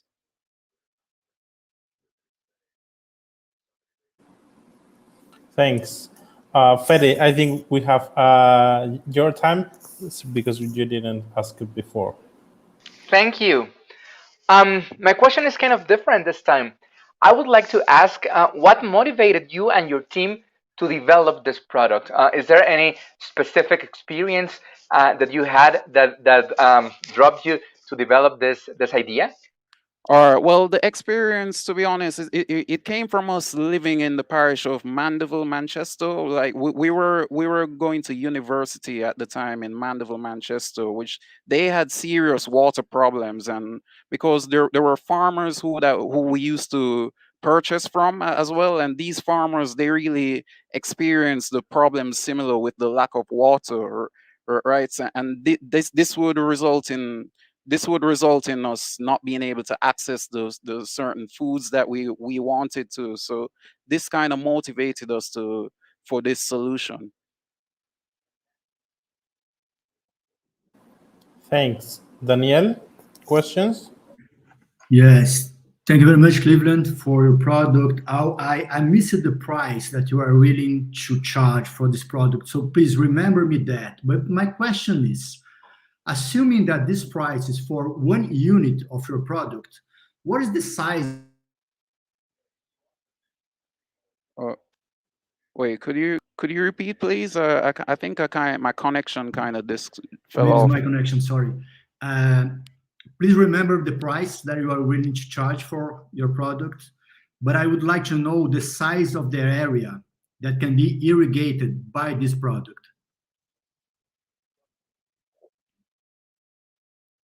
Okay, so the price of the product, we priced it at $195 US, right? And in terms of the size of the product, well, in total, the product would be approximately 4.5 feet tall, which would include the reservoir, which would store the water. That reservoir would be 10 gallons, right? And this on a 1 acre farm in particular, this could reach a radius of approximately 300 meters, right? Which would, for a 1 acre farm now, you would require at least 3 or 4 of these to cover a 1 acre farm. Thank you, Cleveland. Time for questions is up. We will start with you next round, Roberto. It will start now, Safe Path, with Salvador. So welcome, Salvador. Thank you very much. It's a pleasure. And I will start to share my screen now. Yes, please. And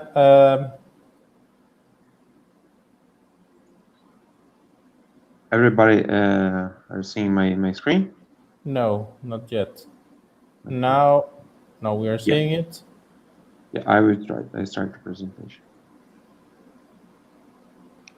Oh, so sorry. Okay. Sorry. Then no worries. Your time starts now. Okay. Hello, my name is Salvador, and I'm glad to show you the SAVET, which helps to reduce loss with safety and control. If waste were a country, it would produce 930 million tons of food. It would produce $750 billion and would be able to have 840 million residents without hunger. SAVET seeks to be the best developer of solutions against waste. We use AI to identify who and how is better to offer food due to waste, control everything, and gain 30% of the success of the saving from the supermarket. SaveAd is already operational. We have generated more than $8,000 in sales and cost saving. They are related to our beachhead market, which means supermarkets located in the region of the state of São Paulo that have structural loss prevention areas and value sustainability or innovation. We identified 15 supermarket chains with this profile, which add up to 648 stores and an addressable market of approximately $10 million.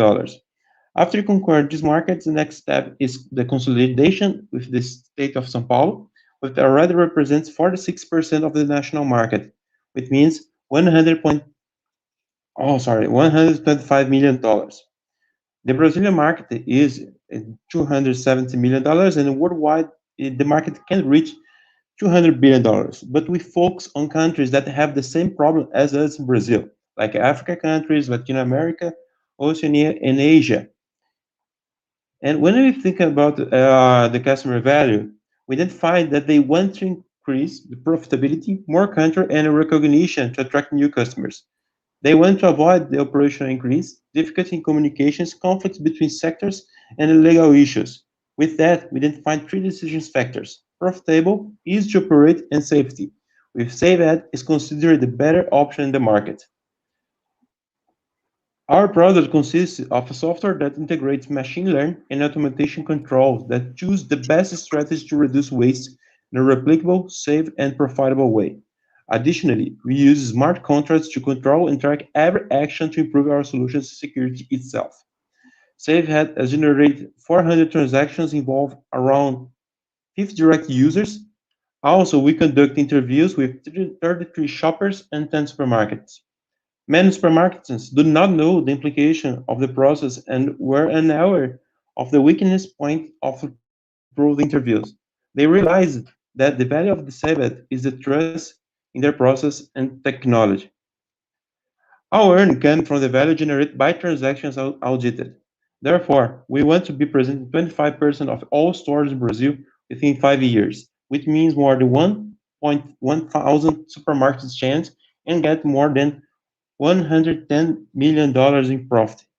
The key elements are the number of the stores, cost sales, and the number of the shoppers. Considering that supermarkets in Brazil waste more than 530,000 tons of food per year, that means more than 3.2 million tons of CO2. If I already used SaveAd, they would waste almost 80% less than now, which means more than 2.6 tons of CO2, million tons of CO2 per year, sorry. At the same time, we can feed almost 1.5 million people per year. All this project was born in the heart of our founders, who believe that we only can change the world with partnership, intelligence, and empathy.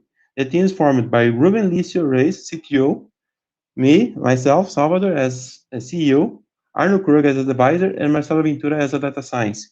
And our dreams are become the industry well-known waste and loss prevention company, accomplish at least 500 client sites in 3 years, and values 1 billion in 10 years, helping one person per valuation dollar. We can end the food waste if you join us in this fight. Thank you very much. Salvador, thank you very much for your presentation. I'm opening the floor now for the jury members.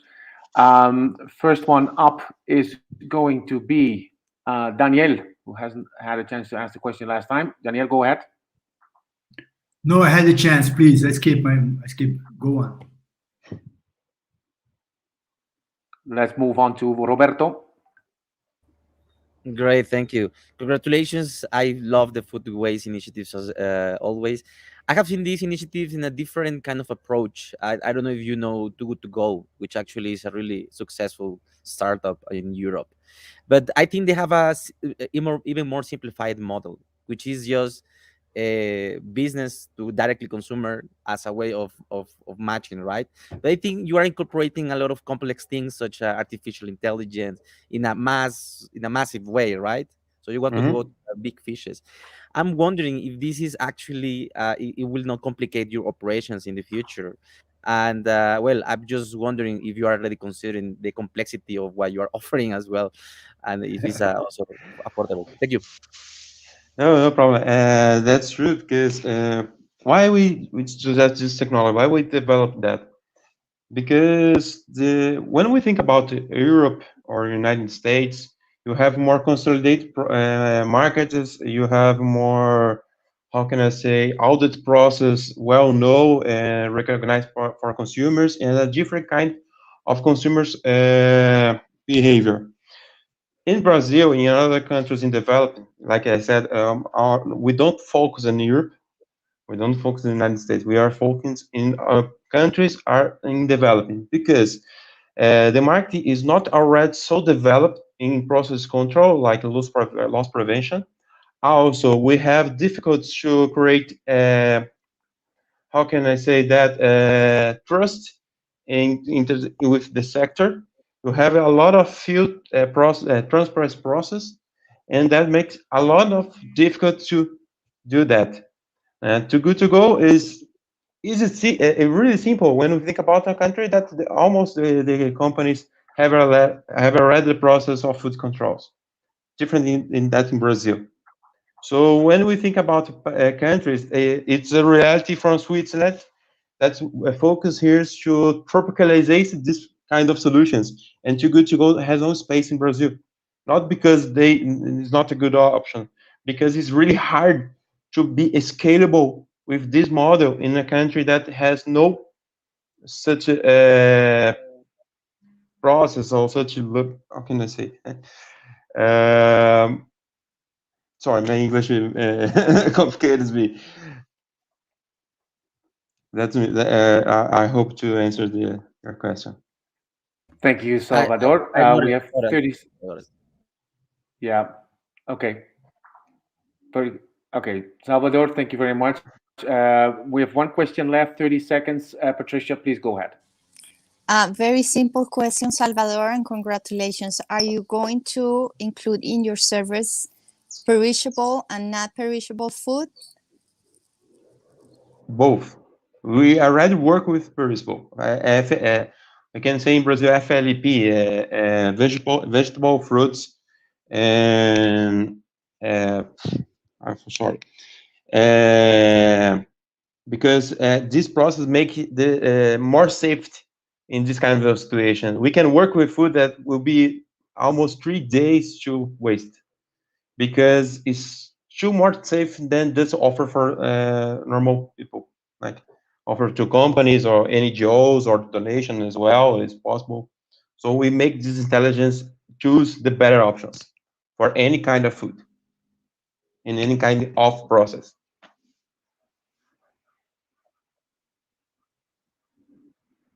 I hope you said to answer this question. Thank you very much. Thank you very much, Salvador. Well, with this, we come to the end of the first block. We have been listening to great pitches from Carbon Neutral, Bakaka, Air to Water, Rescue Labs, and Save this will conclude the first block. Jury, I want to thank all the jury members here. I know we're always time constrained, so you have a lot of questions and you only can put in one. But I want to thank you very, very much for being here and helping us with this great effort. We of course are looking forward to receive your scorecards. And by this we conclude our first block and start looking forward to the next one. So we keep this show on the road. Here is Fer, who's going to tell us what is going to happen in the next block. Fer, you're on mute. Sorry, that sometimes happens. These virtual environments. Thank you very much. I think we have a really nice block 1, and I would like now to present the block 2. Actually, their block 2 is conformed by 3 different themes. One is sustainable mobility, and the importance we already know. We still are moving by cars, sometimes by bicycle, that will be better. But we really need a lot of solutions on that, of how we can move in a better or friendly way. The next big thing, I really like that theme, because it is really what innovation is about, what it is not yet done and what we can expect. And circular economy. How can we really shape the future of our economies, our products, and our value chains? So saying that as a first introduction, I would really like have a warm welcoming for our juries. I believe they're already all here, and I will present Nadia.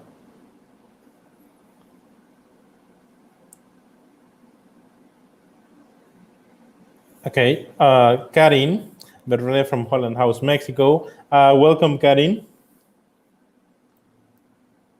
Good morning, everybody. It's great to be here. Thank you for having me. Thanks. Santiago Macia.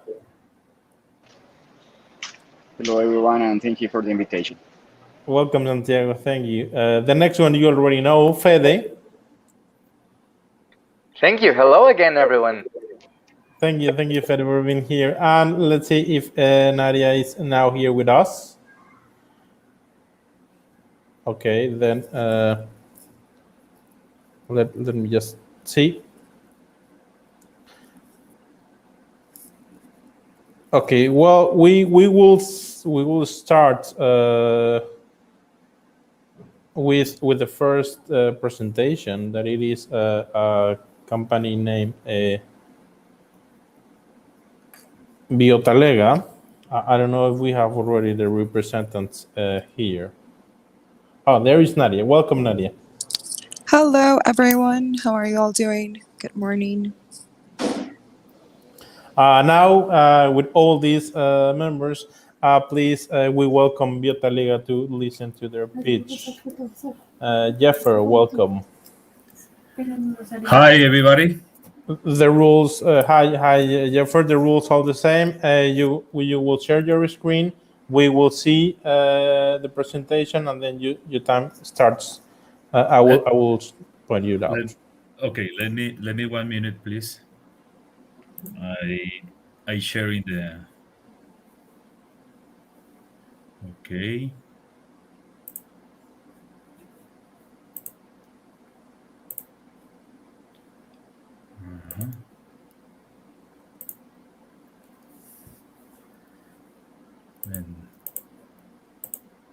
Okay, you can see the presentation? Not yet. Now we can. Perfect. Now, your time, yes? Yes, your time starts now. Okay. Hi, everybody. My name is Jeffer Guzman. I am from Colombia. As I stand here, there is... You can hear me? Yes. Okay. Yes, we can. As I stand here, there is a huge plastic island floating in the Pacific Ocean outside Spain. 40% of all are plastic bags. But there is a hope. Ladies and gentlemen, let me to introduce you Biotalega, natural fiber substitute for single-use plastic. Our motto is simple. Nature regenerates the planet. We created seedling bags, 100% biodegradable and compostable, for nurseries, and return 10 cents US dollar per bag. Our market is huge. 5,500 nurseries only in Colombia. The market size, 5.5 million USA dollars. The global market is over 2 billion USA dollars. Our value proposition, each bag is an investment. For 10 cents US dollar, we add value to the final product. 50% times is cheaper than the competition. We increase price in final product cost plus 8%. Our customers get tax benefits because they are reducing CO2 emission, and we increase the life cycle product 2 times. Our product starts with raw materials, which is natural fiber. It doesn't deforestation, it doesn't compromise food safety. In addition, we support small traditional agriculture communities. Then we develop a biofilm, fully biodegradable and compostable. And finally, we transform it in settling bag. We face key assumption in 2 important things. Single-use plastic are a serious climate change hazard, and second, plastic bags don't disappear. So when we interview 100 customers, 95% told us will buy Biotalega's settling bag if it increased the value of the products. And 90% told us will buy Biotalega's selling bag if it generates tax benefits. The great news, 2 things are happening right now.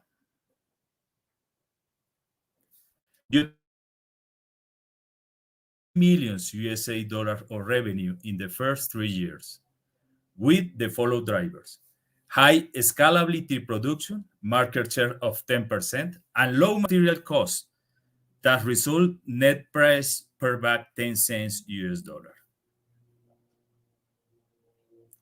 So the climate path is 50 million times better than the single-use plastic. Biotalega generates a total impact per year less 1,341 tons carbon footprint. It's equivalent 60,000 trees. In another way, 166 times driving a car around the world, 1,300 passengers flying London to New York, or 2,600 barrels of oil. In addition, plus 100 members of local community employees. So we want to regenerate the planet, eliminate single-use plastic so that our children have a future. Ladies and gentlemen, our founder team, Joana Urango, CNO founder, Business Administration. Jeffer Guzman, CEO founder, Mechanical Engineer. Join us and change the planet with Biotalega. Thank you. Thank you very much, Jeff, for a great presentation.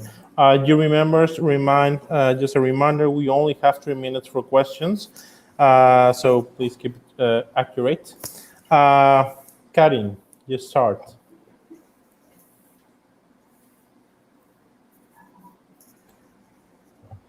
Well, thank you very much for this interesting presentation.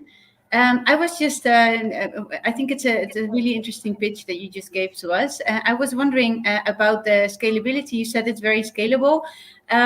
What exactly would be the possibilities in terms of the production of this solution today and let's say in a year from now?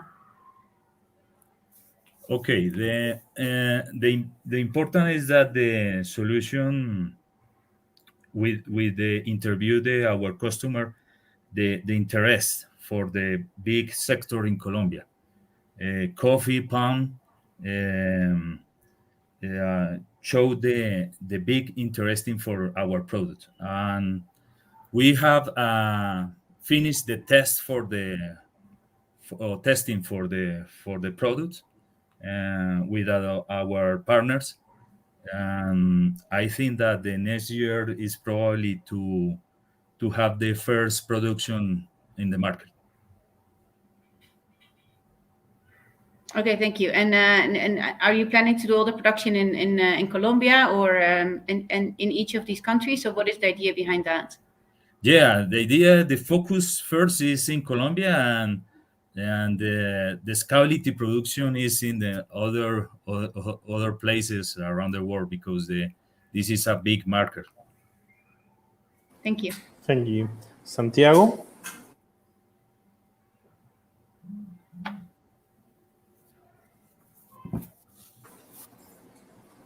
Okay, I think we have some problem with Santiago. Nadia? Yes, thank you, Jeffer, for that presentation. And the main question I have is, you show the impact of how using these bags will change versus other materials. Is there any impact that you are planning to have in terms of changing habits in consumers, changing how stores are actually selling and the way that we are buying in terms of our production and consumption patterns?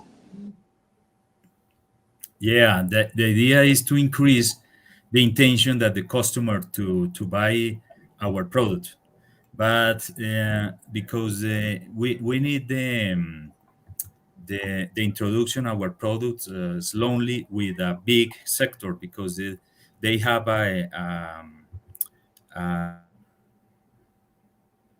because the idea is change the habit of our customers and increase or scalability the product at other markets. For example, the big markets is possible to use our product. Thank you. Time's up.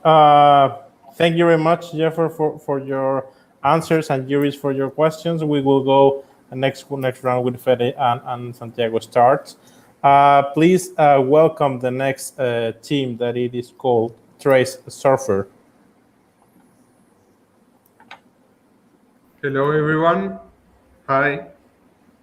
Hi, Mariano. Nice to be having you here. Please, as the other teams, share your screen, and then your time will start. Okay, can you see the screen now? Yes, your time starts now. Hi, I'm Mariano from Trace Surfer. Imagine fashion brands could recover materials from garments returned by customers, being able to save production costs using fewer resources and become more sustainable in the process. Trace Surfer is a smart solution for material traceability that helps fashion companies recover materials, save costs, and generate new revenue streams, while successfully empowering their consumers with relevant information and better decision-making. Our deal is to sell smart traceability powered by data stored in a cloud to high street fashion companies for the price of $1 a label and 20,000 labels per deal. Our beachhead market are high street fashion companies in Uruguay, Argentina, and Brazil, equivalent to $220 million. After dominating our beachhead market, we will expand to 7 selected countries with climate regulations with an estimate of $8.1 billion.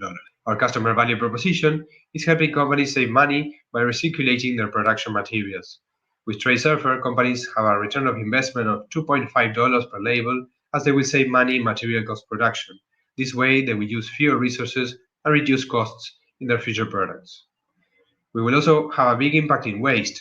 Today, fashion companies are able to recycle 1% of the materials they produce. With Trace Surfer, we will help companies measure, recover, and recircle materials up to 60%. By doing this, companies will save money and generate new revenue streams such as resale and repair business models. They will gain new demand in markets and consumers. We will also help them achieve future regulation compliance as extended producer responsibility. Our product is a smart label, easily scannable with a smartphone, with data stored in a cloud, where consumers can access material traceability encrypted with blockchain, get advice about the correct use and care of the product, get resale and repair options, correct disposal solutions, and return products to the brand in exchange of future purchase discounts. All personal data will be protected by GDPR privacy policy standards. Our clients will be able to save money by recovering their materials for the correct recycling and use fewer resources. They will access big data analytics to measure their impact efficiently and detect where they can optimize their processes, create new repair and resale business models, and achieve green certifications. In order to deliver a whole product and solution to our customers, we made strategic partnerships with Amazon Web Services for technological support, Avito for collecting garments from the brands, Seprodi for upcycling and giving a second life to materials, second-hand shops, and B Corp will give us access to fashion companies who are leaders in sustainable practices. Our competitive advantages are delivering big data analytics for brands, the system is easy to scale, and easy to adapt to other industries such as electronics and furniture. We are currently implementing a pilot project with a fashion company in Uruguay.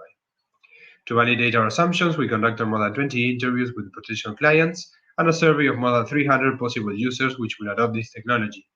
We confirmed fashion companies have zero waste goals in the short term, and they are interested in developing smart solutions to reduce costs and their impact. We realized that brands do not have a precise tool for measuring their environmental impact, a requirement in future governments and markets. We also verified that more than 69% of the survey users are willing to incorporate new customer habits if it helps reduce climate change. An extra 20% would adopt the technology if it's user-friendly. The future actions are to develop new pilot projects for fashion companies and design user-friendly technology. By year 3 in our beachhead market, the company will have a profit of $1.9 million with a total of 147 customers, which represents 60% of the market share. We will make contracts of 20,000 labels per year per client at a price of $1 a label. With 60% of our beachhead market, we will be saving 8 million tons of CO2 emissions a year, equivalent to 1.7 million vehicle emissions in a year. We will also have an impact in water usage, as a single pair of jeans today uses 8,000 liters of water. With Tracesurfer, we could save 4,800 liters of water, and in our beachhead market, we'd save 1.8 million cubic meters of water. We are a team of passionate professionals motivated to generate a positive impact in the environment, ensuring that materials are treated intelligently and efficiently. Mariano is an industrial designer with more than 15 years of experience. Caroline has more than 15 years of experience in the fashion industry. Joaquin has two years of experience in data science and analytics. Leonardo has 4 years of experience in software development. Lucia has experience in UX UI design, and Pauline has 4 years of experience in communication. Our dream is to be able to reduce unnecessary waste, extend the lifespan of products and materials, and help people make better decisions with relevant information. By 2030, we want to reduce 100 million CO2 emissions and reach 100 million company valuation. Thank you very much for your time, and we look forward to your questions. Thank you, Mariano, for your pitch. Santiago, we'll start with you. Okay, thank you, Mariano, for the presentation. For sure, a very interesting model. I have 2 questions. Actually, I would like to hear a little bit deeper about your beachhead market, where is it located, how big this is. And the second will be, which is the competition that you have out there, and why are the solution better than your competition? Mariano, you're on mute. Sorry. Thank you, Santiago, for your question. About the market, we are based in Uruguay, and we have connections with brands in Argentina and Brazil. That's why it's our beachhead market established in these 3 countries. Also, we established in three countries because Uruguay is a very small country, so the impact would be more if we expand a little bit. And about the competition, yes, we did a research. We have 2 competitors, one in Spain, which is Zayot, which is a company that is trying to generate less microplastics with smart labels. And there's another company called Eon in the USA, but none of them is focused on circular economy and really trying to recover the materials. Thanks. Fede? Thank you. My question is more or less on the same topic. It will be on entrance barriers. And the question I have for you is, how do you prevent big fashion companies to actually copy your product? I think the idea, it's incredible, but it could be very, very easily to copy. What do you think about that? Great question, because it's one of the questions we asked ourselves during this project. One of the main advantages we have is our team, because we are experts in data analytics and system architecture. And also for the brands, it will be more expensive to actually open a new division in their company. So our solution will be cheaper to implement in a short term. And we also we can deliver that big data analytics to the companies that really want that information to really be very focused on their impact and how they can improve in those manners. Great. Thank you, Mariano. Karin? Thank you very much, Mariano, for your pitch. I kind of had the same question as Fede, because I was also a little bit concerned about it being too easy for companies to copy. I think that there are already some similar, well, not really similar, but some first steps that some companies are taking, such as H&M.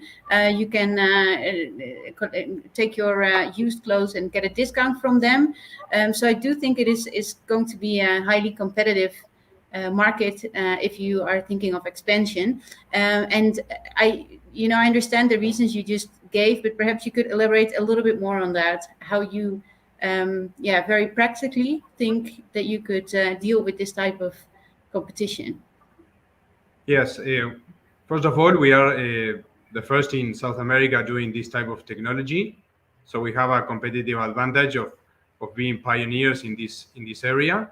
And I think companies also want to implement this type of technology in a cheaper way, so they would only have to pay for the labels and not for a whole team of developers in their company.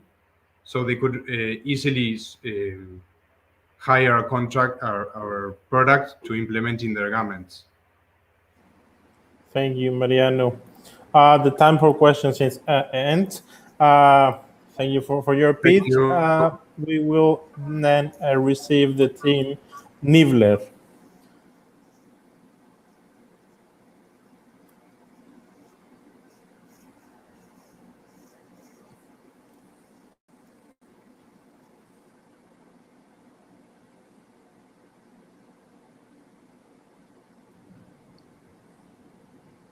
Hello, everyone. Thank you very much, Nibbler team, for being here. Please share your screen. Perfect. So I'll share my screen now. Just doing a quick.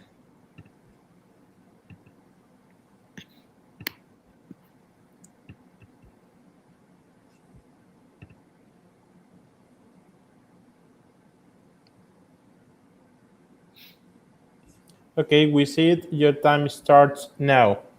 Hello, everyone. I'm Isabella, and today I'm here with Guillermo and Ana Paula to present Nibbler, a machine we developed to create tomorrow's objects out of today's trash. Our deal with the machine is twofold. We'll first sell our appliance to waste handlers for $2,000, and then we'll also provide a monthly subscription for the resin used by the machine for $20 per kilogram of resin that they use.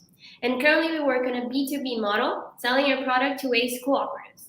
And waste cooperatives are autonomous organizations of waste pickers that jointly own an enterprise to collect, separate, and sell waste to recyclers in Brazil.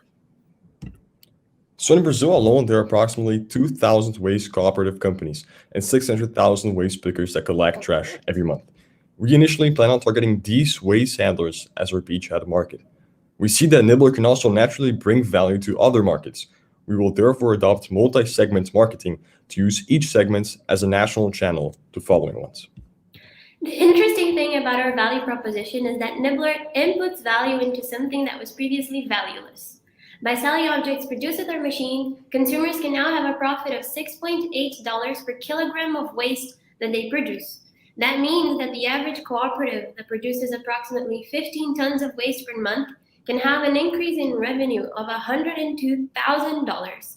So Nibbler is not only financially viable, easy to use, and environmentally friendly, it also generates wealth and creates a range of social benefits for waste pickers. So Nibbler is a machine that converts solid waste into new objects. It is composed of two main parts: a universal shredder that reduces solid waste materials, and a 3D printing system that combines the trash particles with the resin and 3D prints new objects with the mixture. After much R&D, we developed a machine that has various competitive advantages. Nibbler shreds multiple materials that aren't traditionally recycled. Our objects are durable and safe because we use a plant-based resin, and Nibbler's design is consumer-oriented to ensure a small size and a safe operation. We have so far built a working prototype, and our technology is patent pending with the American USPTO. So as mentioned in our deal slide, Nibbler is made of two financial trees, a product and a service. Considering a 2-year projection of reaching 5 waste cooperatives, so only 0.25% of our beachhead market, our profit will lie around $50,000 per year selling our hardware.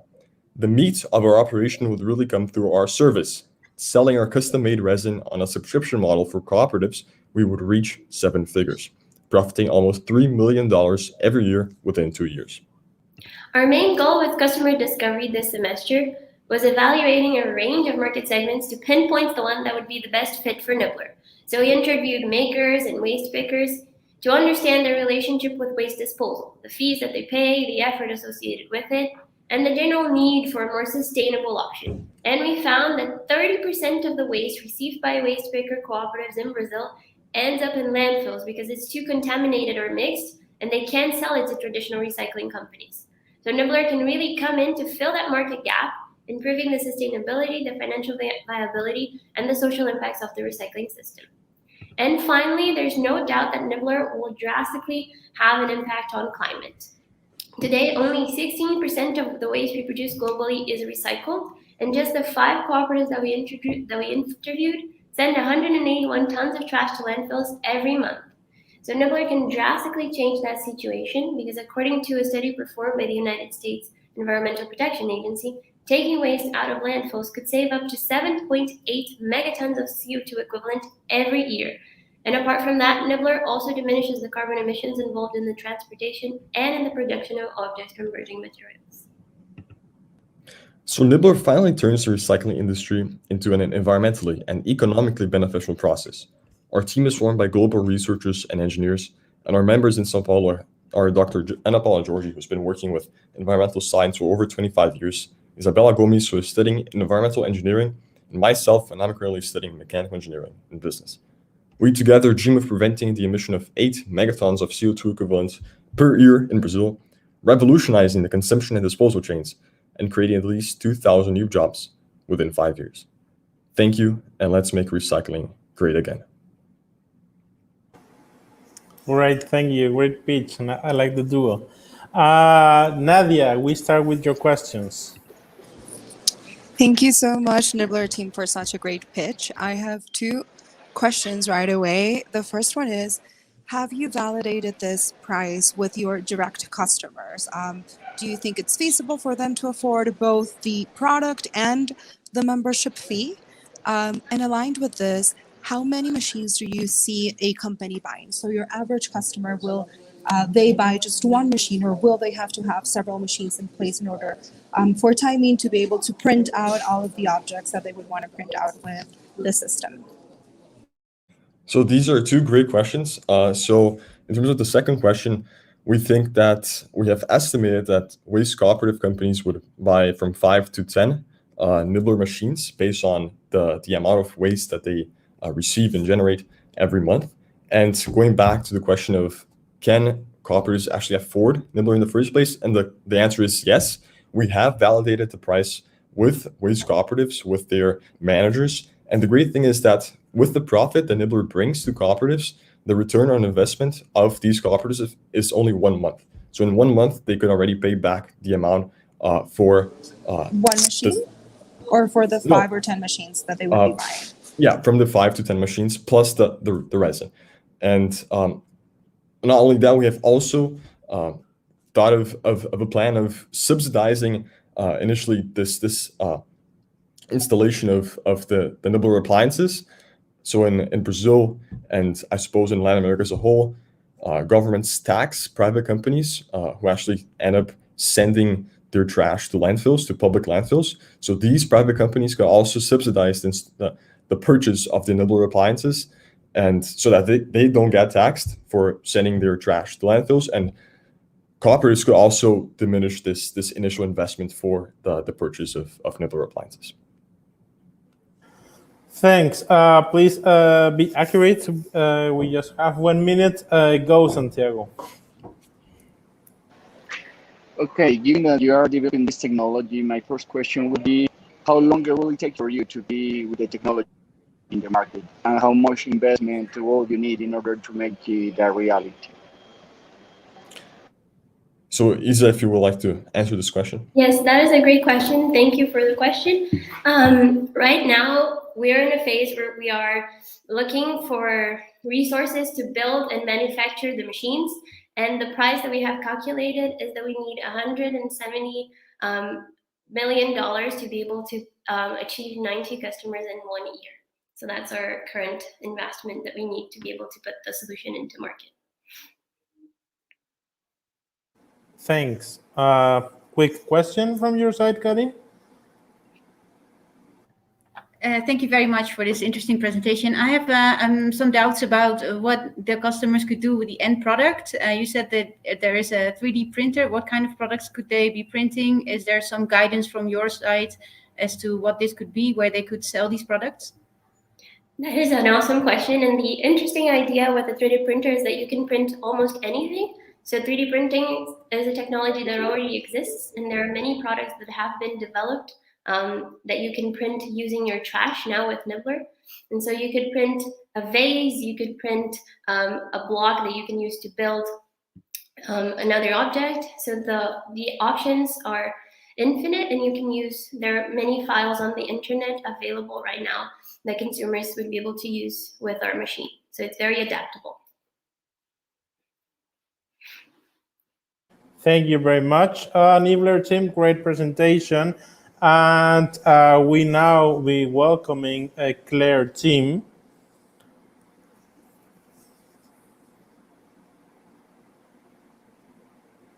Hi, can you are you able to see my screen? Yes, we can see you and hear you. And awesome. Perfect. Great. Your Okay, time so starts now. thank you very much. And good afternoon, everyone. My name is David Sanchez, co-founder of this project, and today I'm truly excited to present you one of our novel products, Clear City. I think we've all have heard about the environmental emergency we're currently facing, caused by the emissions of greenhouse gases.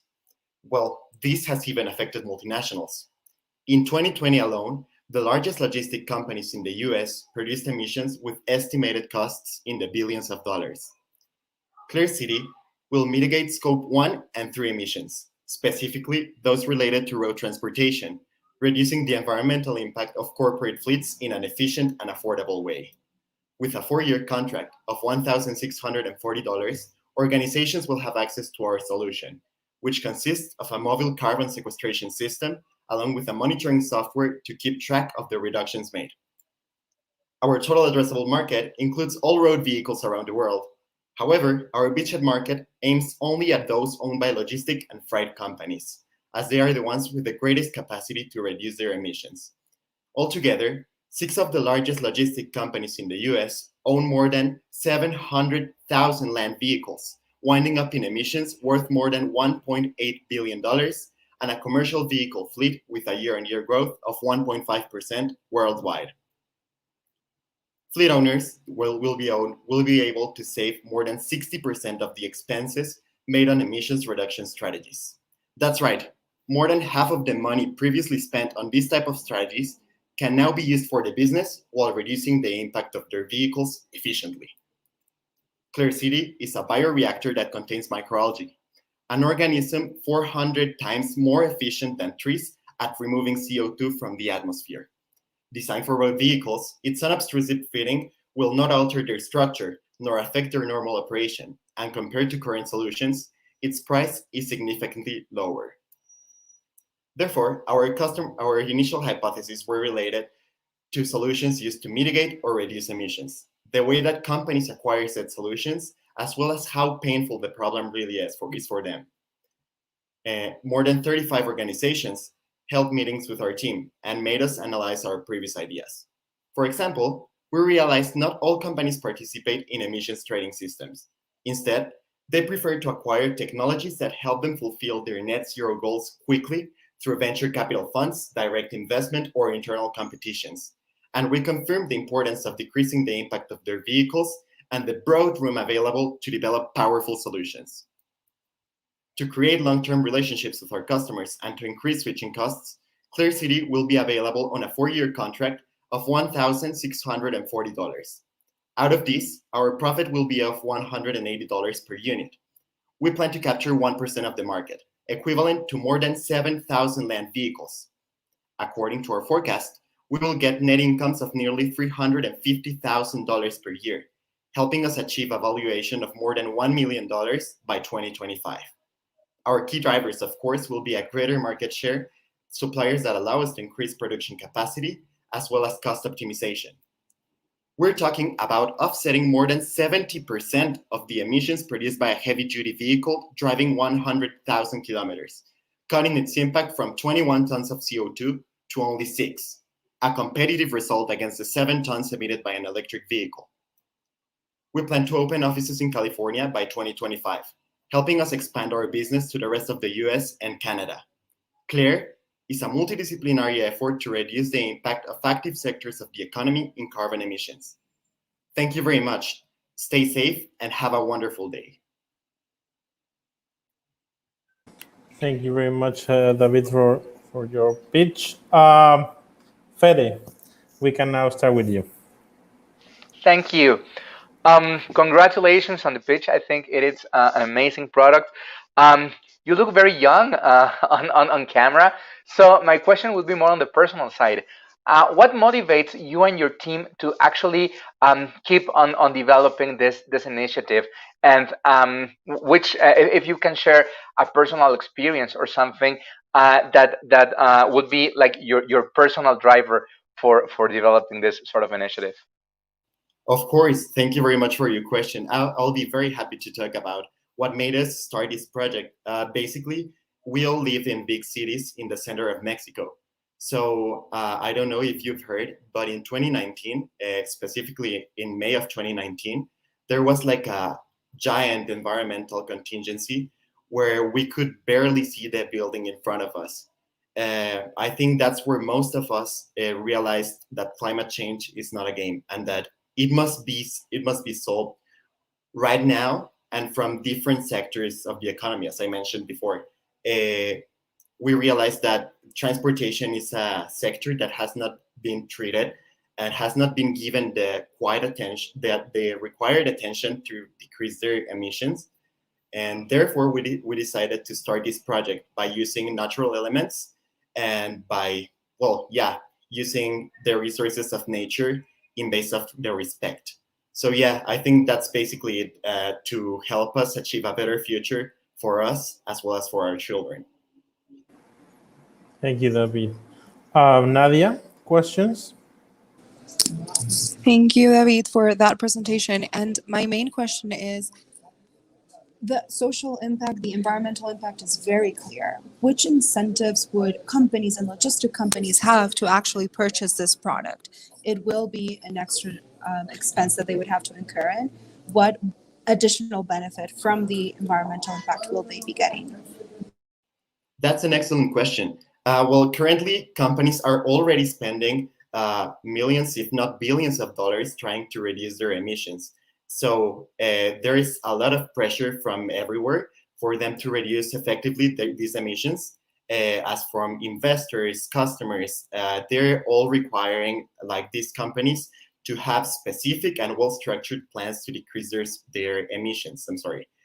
And well, as I mentioned before, these solutions that already exist, like electric vehicles or biofuels, are really expensive for them to acquire.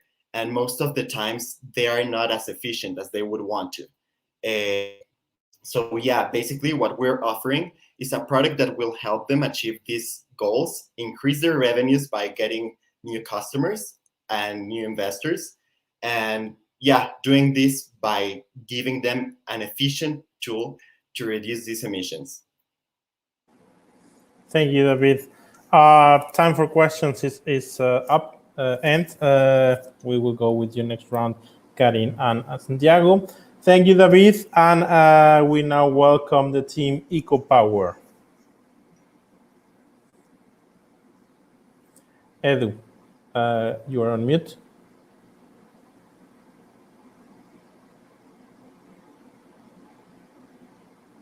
You are still on mute. We cannot hear you.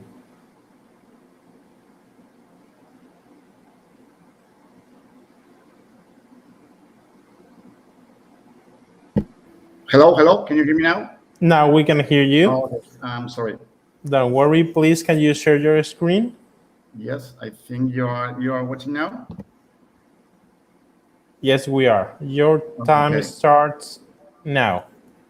Okay. Hello, my name is Edu Blanco. I am the CEO of EcoPower, a company that has developed the first solar and electric vehicle exclusively designed for all industries. In recent years, we have had the opportunity to visit more than 50 infrastructure facilities, and we have observed that industrial companies require a new innovation that replaces conventional vehicles and improve efficiency while working. EcoPower has developed an integrated vehicle solution for industries, a solar and electric pickup truck that fulfills all the needs that workers require. We provide industry with a sustainable mobility solution for their workers.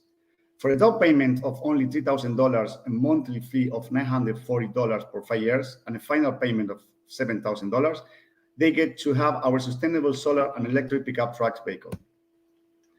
Our beachhead market are industries that require off-road vehicles in Argentina. According to research and market study we have carried out in our beachhead market in Argentina, we have 2,400 industries that require this type of off-road vehicles. We plan to target 15% of that beachhead market. During a second phase, we will be targeting to the Americas that rounds the $200 to $27 billion. And in the third phase, we are planning to expand to a European Union and also developing other pickup truck models. This is a $236 billion market in total. When compared to a Toyota Hilux, our value proposition is based on an eco solution. It is a solar and electric pickup truck that will provide 84.6 of saving in maintenance and fuel cost, and 8.7 in its leasing quote and its full price. Therefore, if we compare it with our competitor, it's less expensive everywhere and it is more reliable as well. As you can see, EcoPower has the potential to be a best-selling vehicle in the market. Our vehicle has a special feature that none in the market has. The range of this vehicle is 400 kilometers and it is automatically charged with the sun rays. Also has the possibility of exchanging charge between other pickup trucks of our customer fleet. It has a well-different electric output plugs for the workers to use while the vehicle is parked, and if something happens, the worker has the possibility of communication with the central. To mention some of our competitive advantages, we have more than 7 years of experience designing off-road electric vehicles.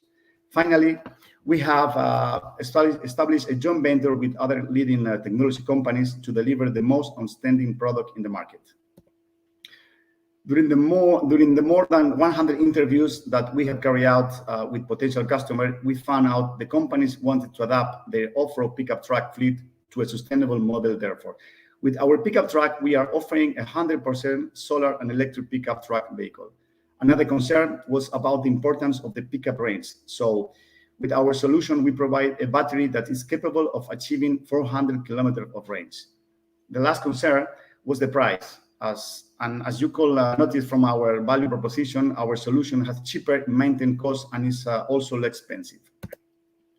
As you can observe from our financials, the margin that will be obtained per vehicle is $14,720. Our goal is to cover 15% of our beachhead market, selling a total of 3,600 vehicles.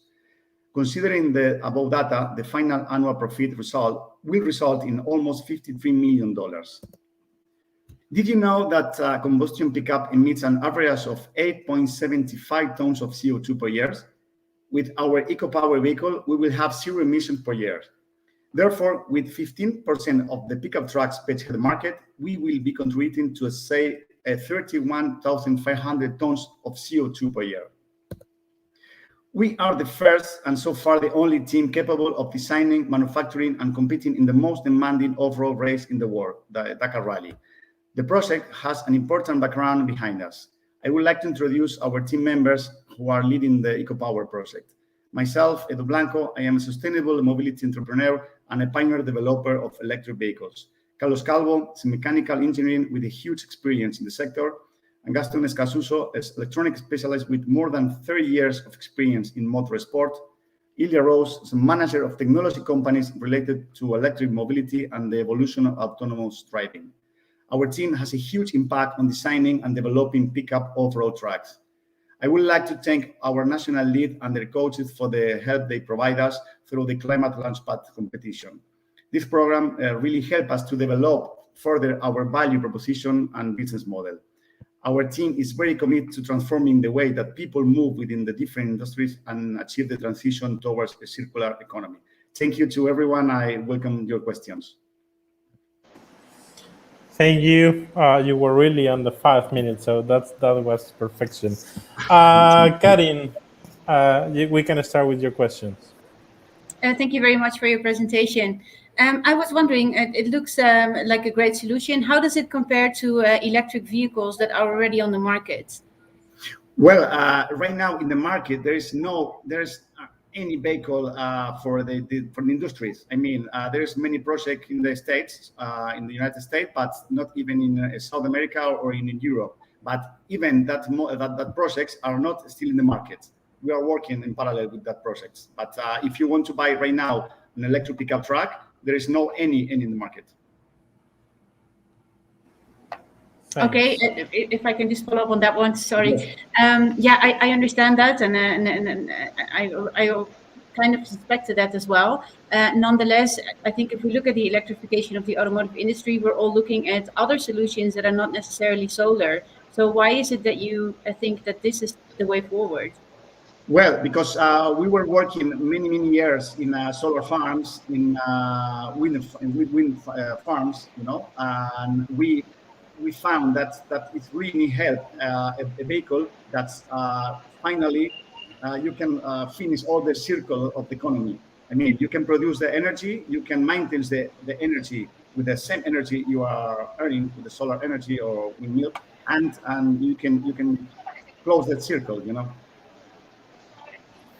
Thank you. Santiago? Okay, thank you, Edu, for the presentation, and for sure, very appealing, given that you are focusing in a growing market globally. Nevertheless, my question will be, how are you planning to deal with the fact that most of the automotive startups have failed to perform well in the market over the last century, with a big exception, Tesla? How are you dealing with that? How are you planning to deal with that? Well, I think we are in a special moment in the history of the automotive sector, because when you talk about electric vehicles, it's much more simple than the combustion one. I mean, it's just engines, electric engines and batteries. And we are using inverse technology. In technology, we have some agreement with the companies that we are buying many parts of the cars we are using from standard cars. So we are not producing or factoring the car from zero, from scratch. We are using 80% of the car we are using from another brand. That's why we can have that cost. Thanks. Nadia? Thank you for that presentation. And the first question that came to mind was, did you consider insurance companies as part of the key stakeholders and maybe have conversations with them to see how this could imply if these are going to be vehicles that are going to be under extreme circumstances? Would there be insurance companies willing to insure them? And would customers feel comfortable with that insured element? It's a little bit far out, but thinking of how customers, I'm standing in the shoes of the customer. Well, we have a market study, and then all the companies, they agree with to change to the electric mobility solution. The thing is about the price. If we can get a product that can compete with a standard car, even if you are, what we're doing now is we are working in the maintenance and the fuel cost of the car. So if we have a difference of 30% expensive than the normal car, combustion engine car, if you can show, you can show that in 5 years, 3, 4, 5 years, they can get this money and even earn more money, they change their mind. Because now companies are really thinking about in a mobility solution, electric mobility solution. Thank you. And last but not least, Fede, please keep short question, short answer. Yes. My question would be market. How would you convince your client in one very fast pitch to actually purchase your vehicle? I think there is another way to make business. You can earn money, you can make business and help the earth, help the society. Great. Well, thank you very much, Edu Blanco from EcoPower, and thank you very much, jury members. It has been a really amazing second block. with really fresh ideas and different startups. So then we are going to pass to the next block. So thank you all for being here and for your time. And before going to the next one and presented by Gideon, we want to go to see how the pitches are being voted from the public. So how are the votes at the moment? Remember, for all the ones that you are seeing, if you are supporting one of your teams or you are just one curious people and you are watching this final, please you know that you can vote for the best pitch that you have heard. Wow, Rescue Labs has a lot of supporters. Great, and we have of course 2 slides and Bioflore, and they haven't even pitched. So that's a great support from yours, from your teams. Well, please remember you can at the end of the day, the team with most votes from the public will win a special prize. Gideon, I think we're going to start block 3 about clean energy. What can you tell us? Thanks, Barry. Yeah, it was an awesome block what we just saw. And the next one is going to be clean energy. I think also a very exciting block. A lot of people, when they think about clean tech, the first thing they think about is clean energy. And I'd like to mention the fact that what we're looking for, especially in this competition, is something is more like clean tech, clean energy. What is the next big thing, right? So we all know the wind farms and we all know the solar panels, but what we're seeing here, and you will in a couple of seconds we're going to show the first one.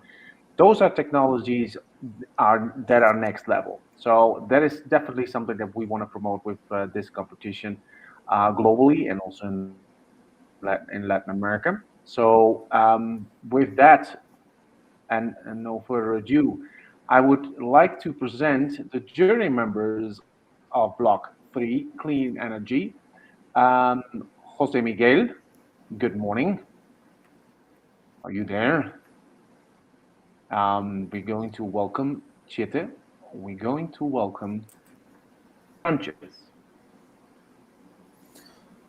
I think they are entering. I think we are 4 jury members that will fill out their scorecards. Again, I'd like to repeat those 4.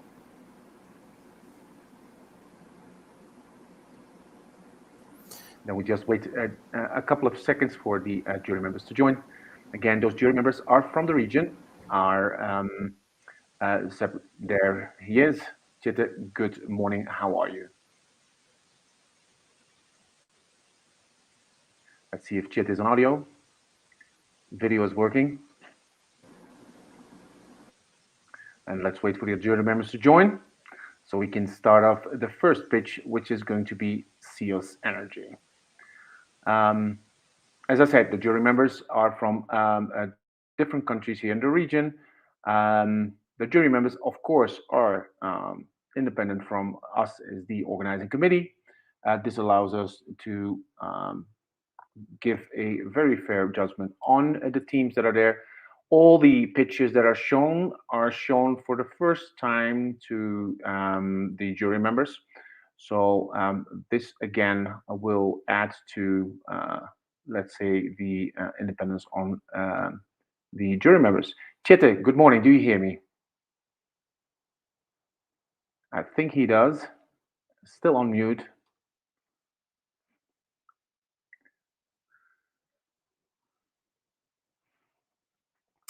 So meanwhile, we're waiting. I think we're halfway our regional finals. We just saw what's happening online. People are really getting engaged. A lot of people are participating.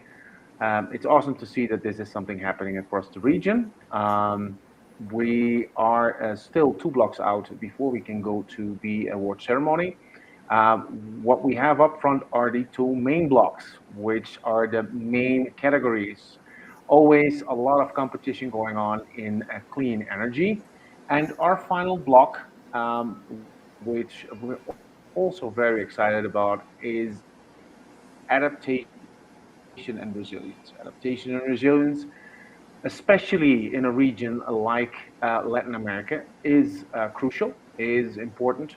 And there's so many great ideas around adaptation and resilience. It even took us back as a organizing committee. I think I can speak on behalf of all the national leads that contributed to this event, that the innovation that is going to that is happening right now in the region is amazing. We're also very happy that we have this international platform in order to promote these types of innovations, because they really need this attention. One of the most important parts of organizing this event is that we can connect to a global audience. And that means a global marketplace, not only on the commercial side. Of course, we have been listening to the jury members talking a lot about the product market fit, finding your customer, etc. But another element, of course, and we will see that also in the next two blocks, is having this connection with a capital market. Capital markets, of course, especially around climate change, climate adaptation, climate action, are organized in an international way. So therefore, again, an additional reason why we are doing this also in the English language. I mean, this is, in the end of the day, a universal platform where we can address these issues. So, this allows us. Sorry to interrupt, Gideon. All the jury members are going to enter just now, so we are almost to start. As you can see, this is a very tight schedule, not only for the participants and for us, of course, but also for the jury members. They are coming from different different countries, different industries. And let's take in this time a minute to speak more about clean energy, because I think, first, we have heard a lot of great pitches before, and normally clean energy is only focused maybe on the transition and the politics, but which is your maybe your impression or your relationship with innovation and clean energy, Gideon? Well, I think that traditionally, when we talk about clean energy in the region, we have been looking to other regions to look for solutions, right? So what has happened in the past is that, for example, the production of solar panels, most of that happens in China.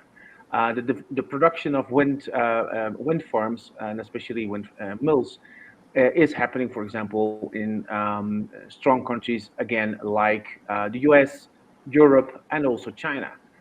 There's a tendency right now, and I think that makes it very interesting, is that you can have, let's say, power generation happening and everything that's involved there, but then you still need to connect that to our markets. That means storage, that means distribution.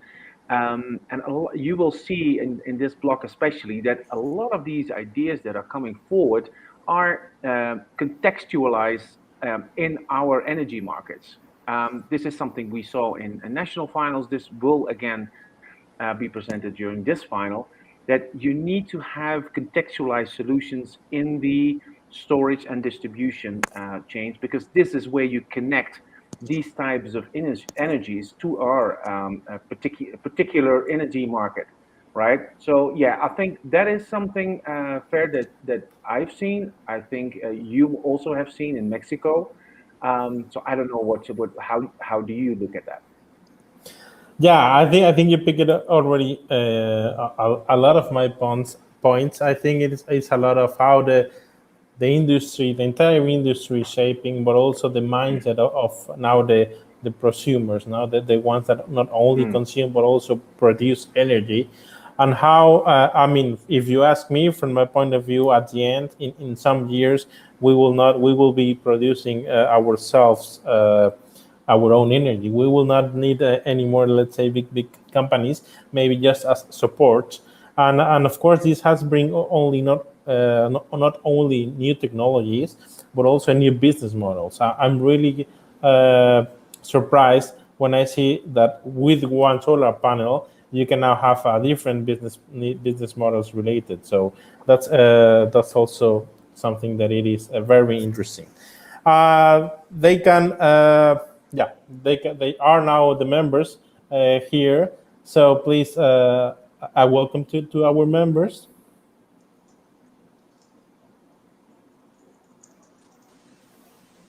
Yes, hello. Hello, Chite. Very good. If you can maybe say your name and a really short intro from your side, and we can then leave the floor for Gideon and the teams.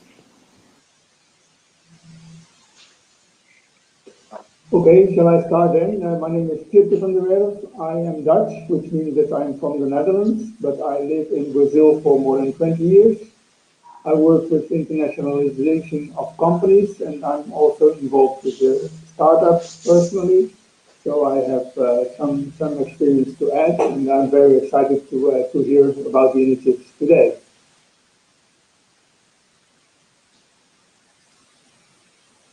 Thank you very much, Chite. Paul, please, a brief introduction. Thank you.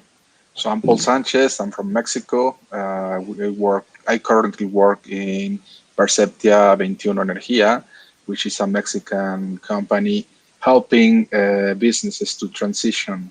To navigate the energy transition challenges. So we're very excited to participate in this forum, and thank you for the invitation. Okay, so I believe it's my turn. So I'm Jose Miguel Bejarano. I'm Innovation Officer for Siemens Energy in Mexico, Central America, and the Caribbean. And also I am venture partner for our corporate incubator for Siemens Energy Latin America. Let's move over to Jose Miguel. Good morning. Can you hear me? I do. So I just heard Gideon, so I don't know if I have to introduce myself again.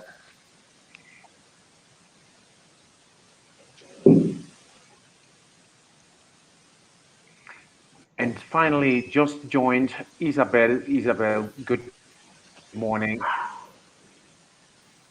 Hi, everyone. How are you? I don't know if am I late? Because everyone are here already. Well, I'm Isabel. I'm a partner at Future Brand São Paulo office. Future Brand is a global branding company focused on creating true brands, more positive future. And I've been leading the sustainability agenda here over the last 4 years in projects connected to sustainable business. And well, thanks for the invitation. I hope we have a great evening today.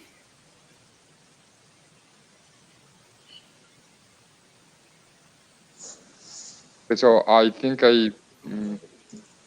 it's good if I introduce myself again. So Jose Miguel Bejarano, I'm Innovation Officer for Siemens Energy in Mexico and also venture partner for our venture incubator for Latin America. So nice to meet you and really good to be here.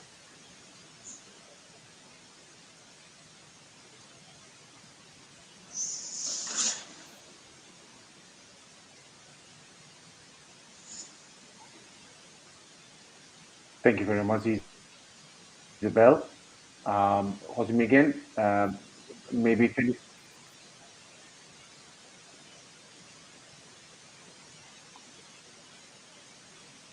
Hi, I think we are having a delay with the internet of Gideon. Sorry for all these disturbances. Thank you, Juris, for being here. We will start with CEO's Energy, the first team. Juan, thank you very much for being here. Hey, everyone. As the teams, please share your screen and your time will start. It's can you see it? I already shared the screen. Can Great. you confirm? Now we can see it and your time starts now. Let me just ensure that it actually changes the. Yeah, sorry. Yeah. So, hi everyone. My name is Juan Pfeiffer. I am the founder and CEO of Steos Energy, a Colombian solar fintech bridging the financing barriers and truly unlocking the residential sector energy potential, helping the energy transition be a reality in Colombia and in Latin America. Before I start, I would like to remind us all that the residential sector accounts for more than 60% of the electric energy usage in the country. Therefore, there is not going to be any meaningful climate change impact if we don't consider this, and that is why our solution is targeting this market. Our deal is simple. We enable users to implement distributed energy resources, such as solar systems, with up to 100% financing and zero money down, empowering them to enjoy consistent, affordable, and decarbonized clean energy. In exchange, we receive a monthly payment of $25 to $40 per kilowatt per month during a 7 to 10 years contract. And on the installer side, we give them access to our platform to offer our financing solution so they can, and for every referred customer, we charge a 3 to 5% commission fee. Out of a global $1,400 billion industry, the market potential for distributed energy resources in LATAM is about $140 billion, thanks to more than 600 million users of electricity in the region. To achieve our dreams, we are targeting a beachhead market of approximately 70,000 users in Colombia, with a market size of more than $80 million per year. CEOs sits at the intersection of two major transformations that were accelerated by the pandemic, enabling consumers to go solar while helping solar installers focus on their core business. In a nutshell, to consumers, we enable them to start enjoying all the benefits that we know of distributed clean energy with immediate net savings of up to 30% and zero money down.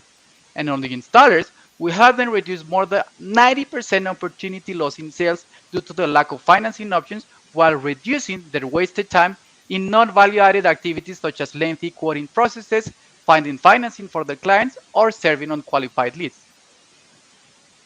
Our platform, a fully digitized, seamless end-to-end process, we qualify our leads, we perform an energy assessment, we assess the credit risk, and we offer a financing plan. Once the contracts are signed, we connect them with our installation partner.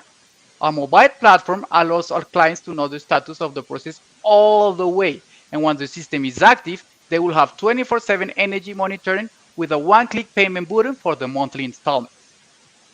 CEOs is unique as the sole provider of solar loans to homeowners with a proprietary scoring model and an end-to-end energy platform.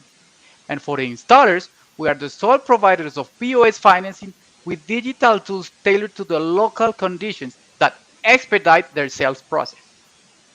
Our customer discovery focuses on three main topics: the customer technology awareness, the upfront capital availability, and the value of customized service.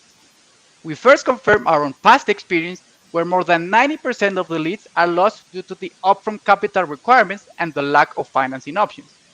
We also confirm there are currently no green financing solutions for homeowners or personas naturales in Colombia that want to go solar.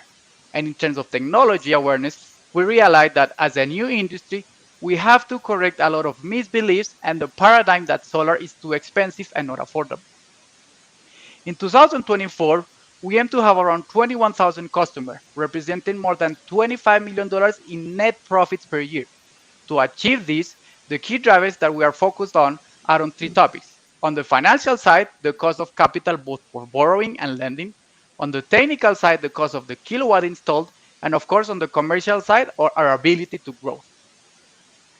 Based on the current grid emissions factors in the country, in 2024, we aim to reduce more than 77,000 tons of CO2 per year, representing a reduction of almost 2% of the total emissions of the entire residential sector, and equivalent to more than 15,000 cars off the street. Our founding team is a diverse, talented, interdisciplinary executive team with more than 25 years of combined experience in the energy industry, proven leadership skills, and a successful track record in both national and international corporations in the public and in the private sector. We welcome you to come on board and support us to unlock the residential energy potential in Colombia and LATAM para que todos podamos brillar con luz propia. Thank you very much for your pitch, Juan. As for the questions for the jury members, I will just make the notation. We only have 3 minutes per startup. So both please make the questions accurate, and also please team Startup, please make short your answers. We can start with Isabel. Well, what's the main difference among your business and other traditional solar energy companies? So we are not a solar installation company. We are actually a solar financing company, which maybe in the North America and Europe, it's a more already common business model. I mean, I would say a handful of companies are doing it in the States and in Europe. Whereas in South America, I mean, in Brazil, there's only one company doing it, in Mexico too. And we have seen that the barrier really to adopt all this type of DER is on the financing, mostly on the residential side.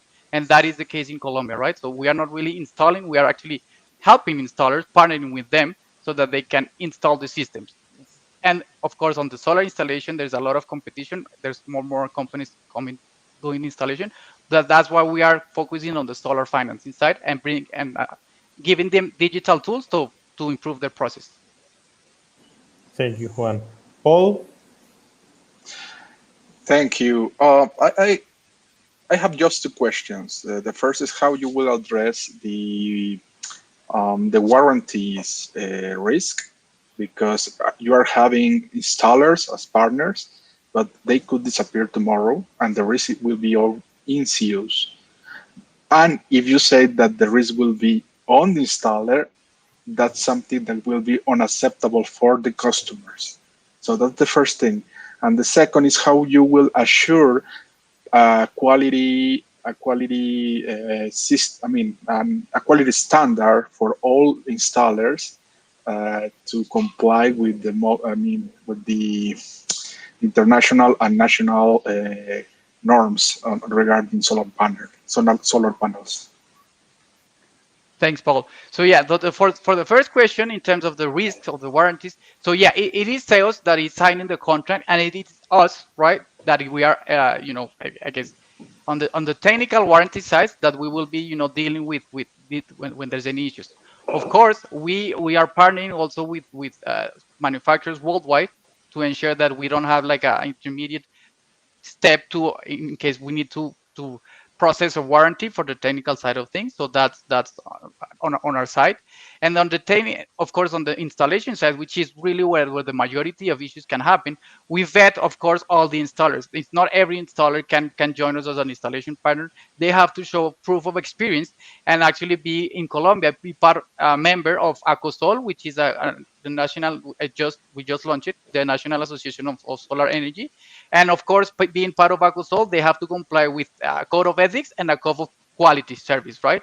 So, and of course, in every inspection, every installation, we have an internal team that goes and reviews the process, and that's how we also start rating and rating internally our installation partners.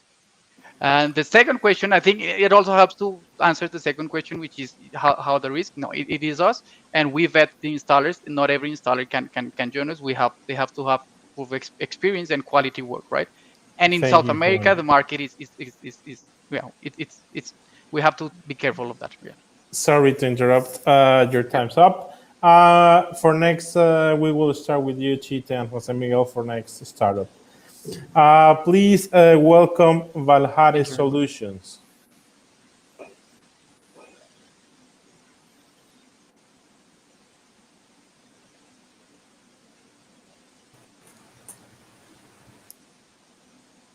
Oh, we just got Mandy there.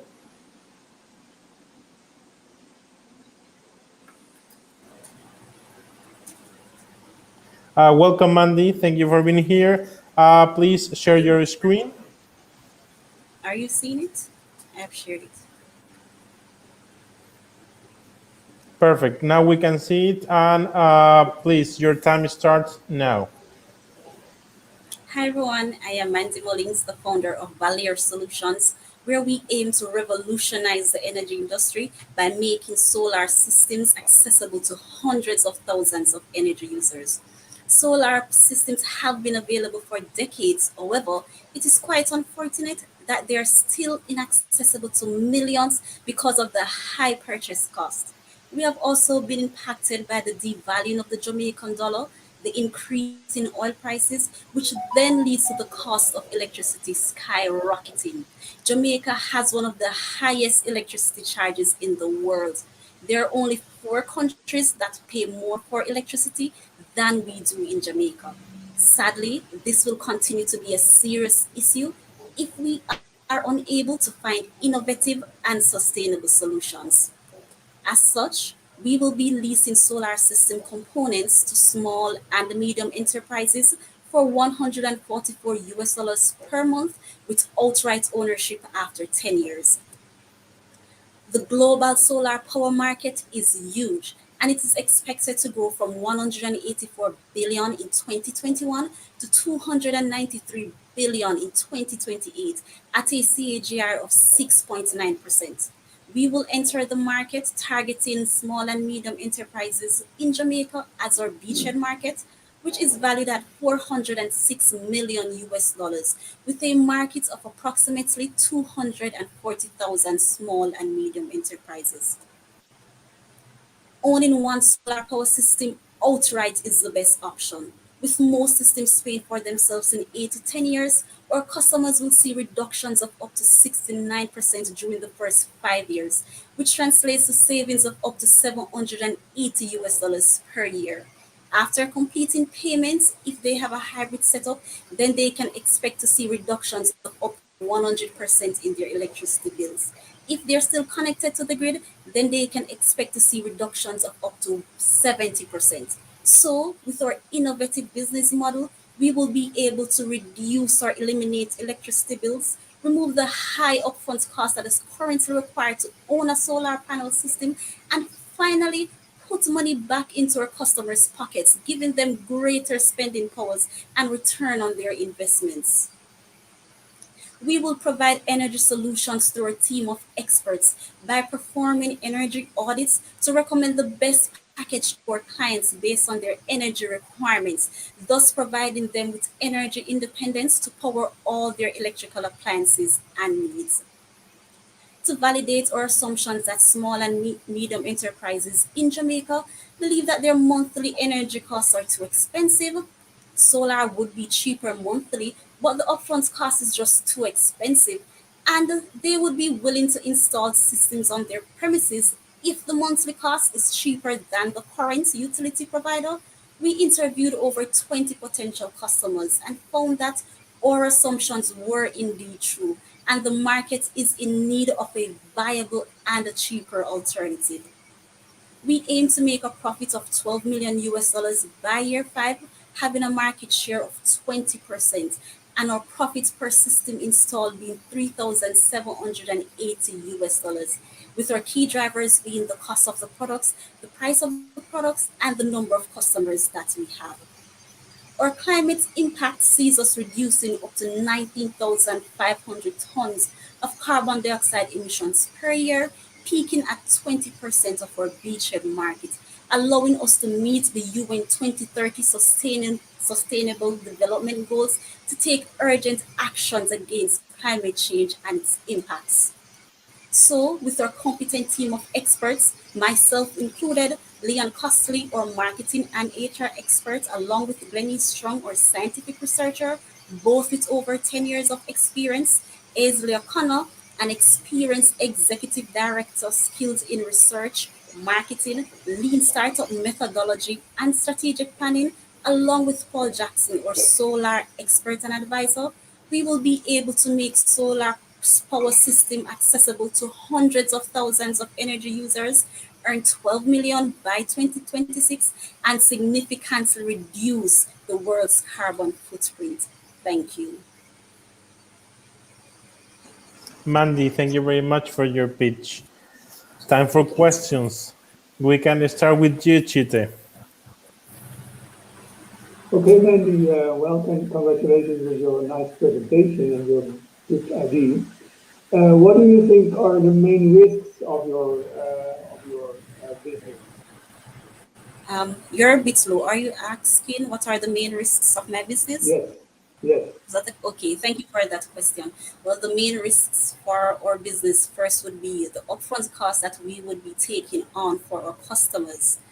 But we have a plan in place where we, through grants and loans partnership with financial institutions, we will be able to overcome that risk and remove the burden from our customers. Another risk that we may have is we are the ones doing the installation, we are doing everything. So when there's non-payment, then we will have that issue to deal with. But we plan to have all our panels, all our system insured to mitigate against that. Okay.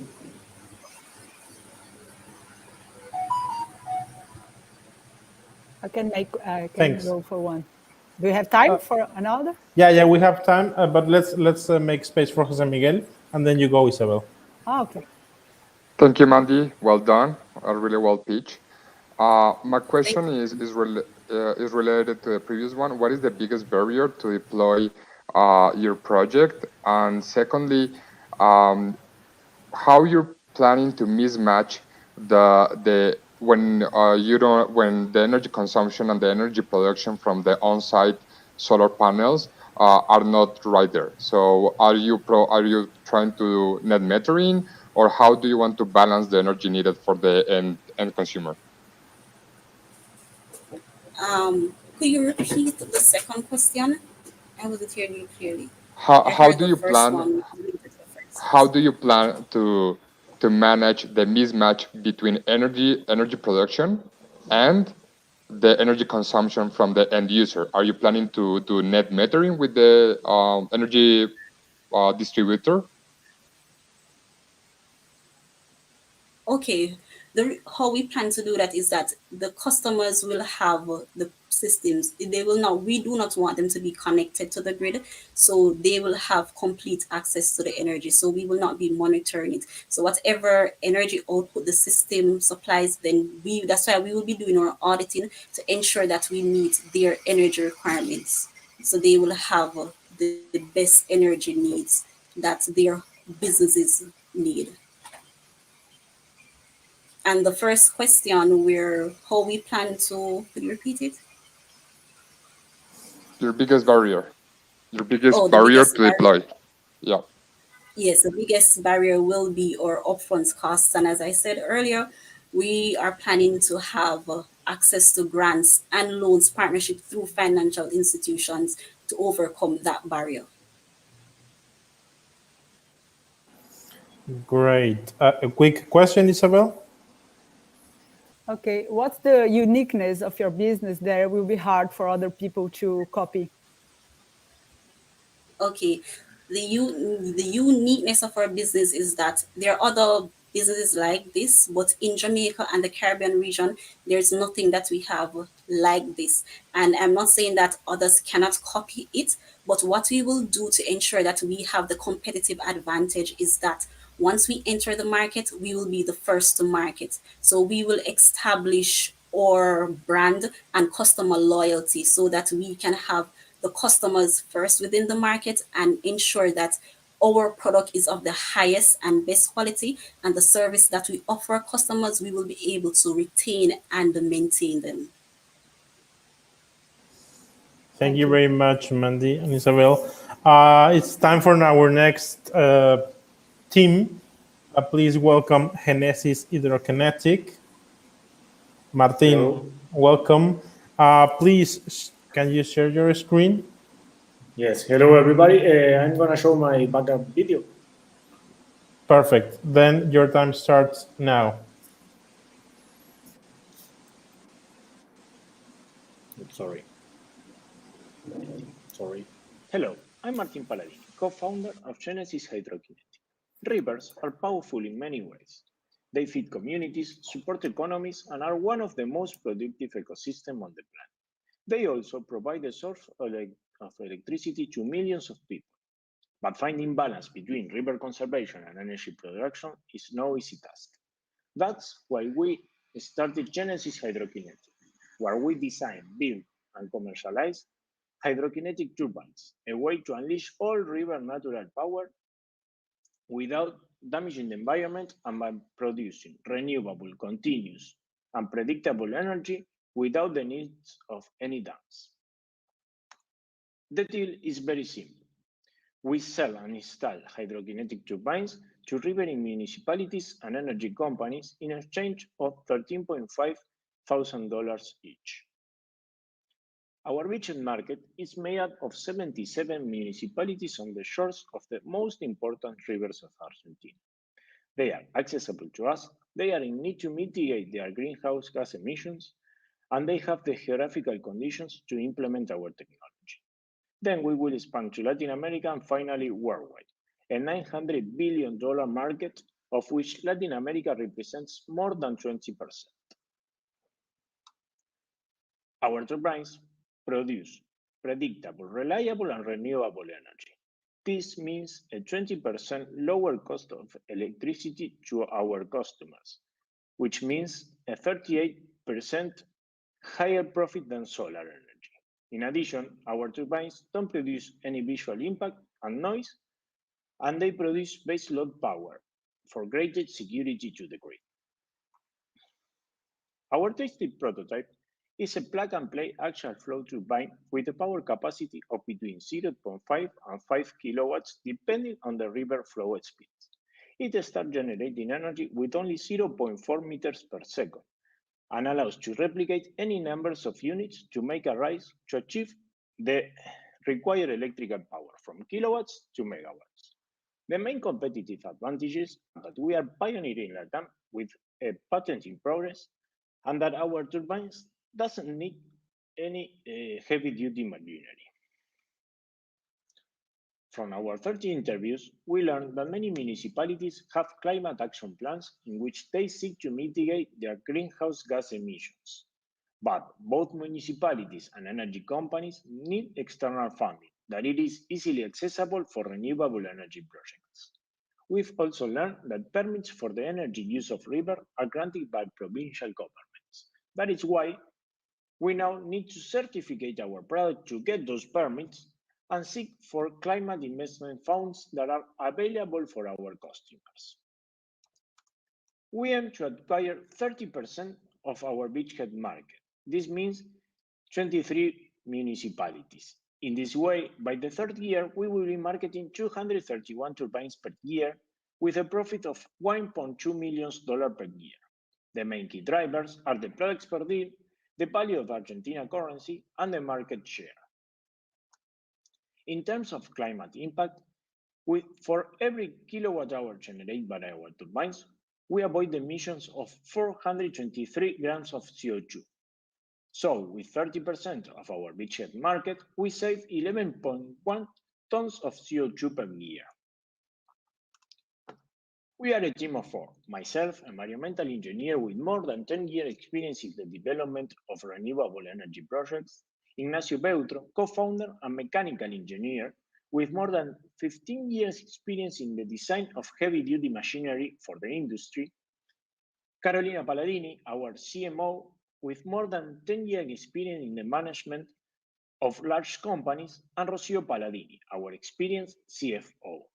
We dream not only of being part of the development of hydrokinetic energy, but of leading it. That is why by 2027, we dream to have installed more than 100 megawatts and to make the first hydrokinetic power plants of Latin America. Thanks for listening and looking forward for answering your questions. Thank you, Martin. Great pitch. Paul, we start with you. You are on mute, Paul. That's a classic now. You're on mute. Congratulations. I think this is one of the most innovative technologies in this from this kind of energy uses. I have 2 questions. The first is, what is the maintenance cost of this technology? I mean, how can you address? Do you have to have a team overseeing how it's operating? And if so, how much does it cost? Because of the capacity, you will need, I think that you will need a big part of the river. So those permits will cost. So how much of those costs will be translated to the user, and how you will that does increase the cost of this technology? compared with other solar, for example?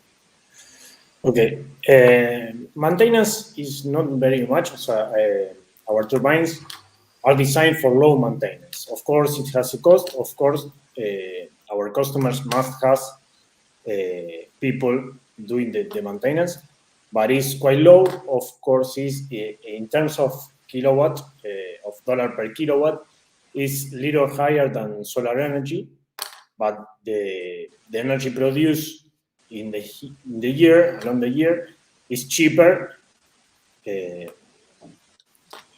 solar energy. Instead of that, maintenance is a little bit higher. Our main barrier are the permits of the river use.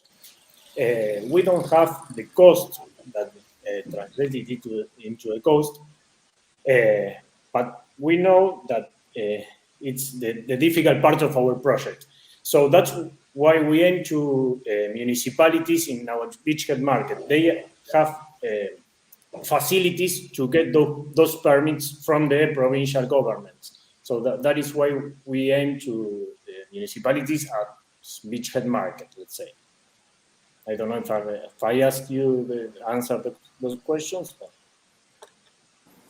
Thanks. Chite, questions? I wonder how far the project is developed now. Is it already a ready project? Can companies buy it and test it? Has it been tested?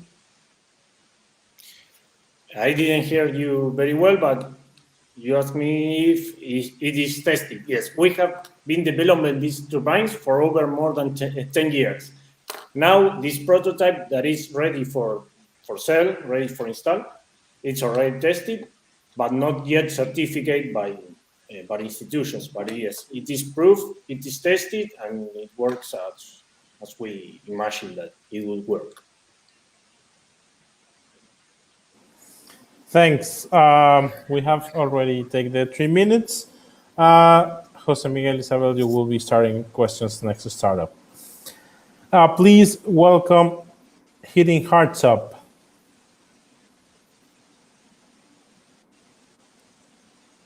Welcome, Obed. You are on mute. And if you can please share your screen. Hello. I'm going to share. Can you hear me? Yes, we can hear you.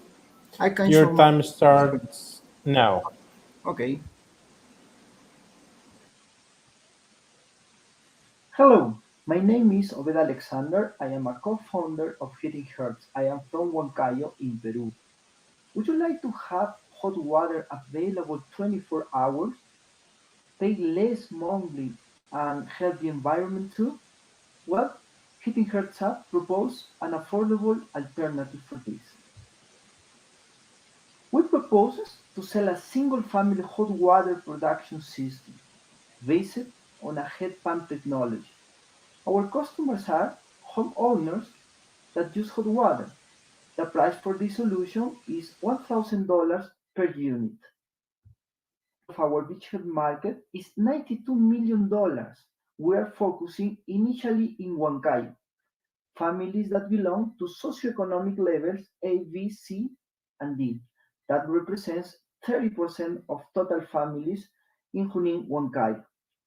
This will be our challenge for the next 2 or 3 years. Total market in Peru is more than $700 million that we plan to conquer in the next 5 years. Then we plan to cover the regional market by 2035. This shows us the potential of this market is $9.5 billion. Our customer value proposition is based on the reduction of monthly electrical expenses. It's between 60 to 70%. On the other hand, it's also important to indicate that the useful life of our alternative is much longer, more than 50 years, with a minimum of maintenance costs without worries of repairing or changing system to heat water. Our product is a single-family heat pump system to heat water. The principle of operation is very similar to what we had in our refrigerators at home. Only in this time, the heat that we extract is optimized into a heat exchanger. A little portion of electricity is required to turn on the system and activate the compressor. But the most of energy came from the environment, from thermal energy specifically. This system is installed in a place that has access to the free environment, and it is connected to the existing hot water pipes. In some cases, it can be connected to accumulator tanks for a most efficient distribution. We have explored the local market, interviewing 20 people from 3 different socioeconomic levels. Most of people use an electric shower to heat water and then consider as an expensive system. Operating costs are critical when choosing a new system. Only persons from socioeconomic levels A, B are interested in take care of environment and they feel is a status issue. Our financials consider to take 25% of our beachhead market. It gives us 23,000 customers, but on the other hand, considering the net price of the product of $1,000, we translate into a profit of $350 for each product. Finally, it translates into a more than $800,000 per year as a profit. Using our alternative, we expect to reduce 7,500 tons of CO2 per year, considering only 25% of our beachhead market. This could be more depending on the expansion of our market. Another important thing is to say that electric showers are responsible for most of the electricity consumption peaks. So, by reducing demand, we hope to postpone or avoid the production of additional electrical energy with powered thermal plants based on the burning of fossil fuels that are even more polluted. And this is our team, me, Obed, Córdoba, Cintia Ledesma, Edith Peña, Dani Romani, Jesse Yavar, Marily Contreras. And we dream to make the production of hot water cheaper and eco-friendly. In this way, contribute in safe energy in the world, relieve the planet from pollution. Thank you for listening, and I will be attentive to your questions. Thank you, Beth. Great pitch. Jose Miguel, we start with you. Thank you, Ed. Good pitch. My question is, how competitive is your solution versus natural gas heaters? Well, the principal advantage over the gas solution is the operating cost. Because with our alternative, the cost of pay monthly for to have hot water in home is less than you use with gas. Because I don't know, but the gas in my country is expensive. I don't know why it's in other countries, but when I compare with my calculations here in Peru, it's cheaper my alternative when operating costs. Thanks. Isabel, question? Yeah. How do you plan to engage people to use your solution?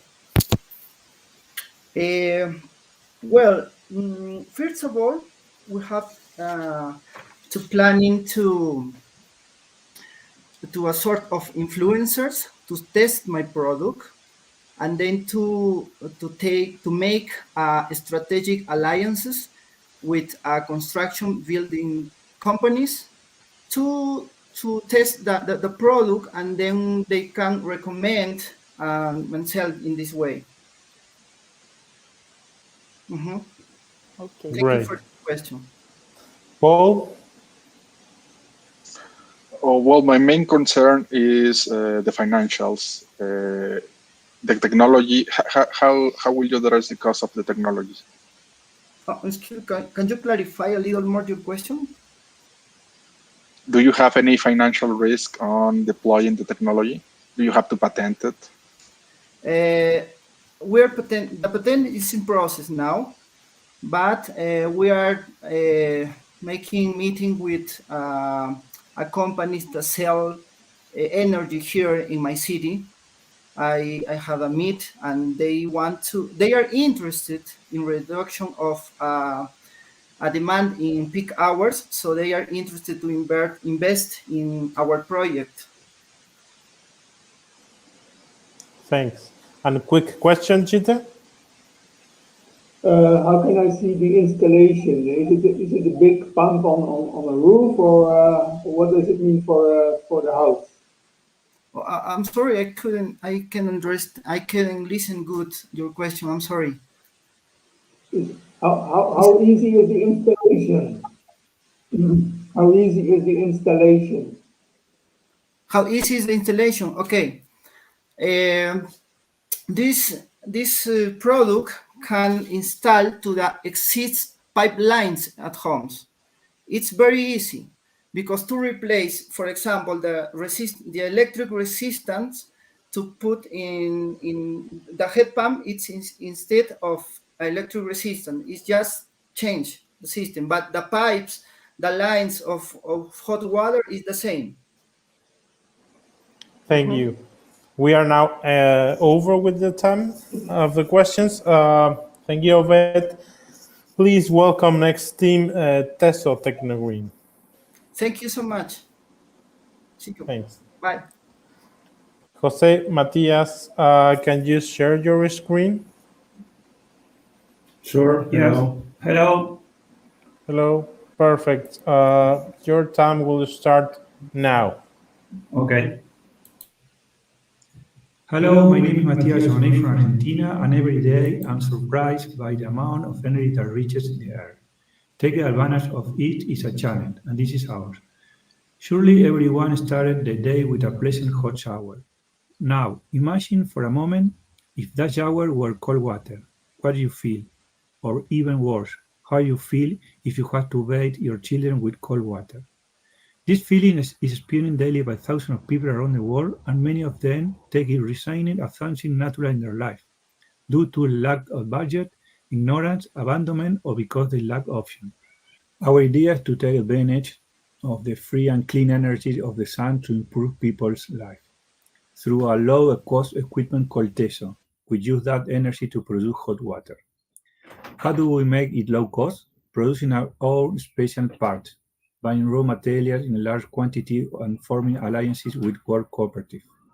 Our business model is based on training these work cooperatives, transfer knowledge, provide material, and training assistance to them. The cooperative provides the work to assemble, deliver, and install the solar water heater to the end customer.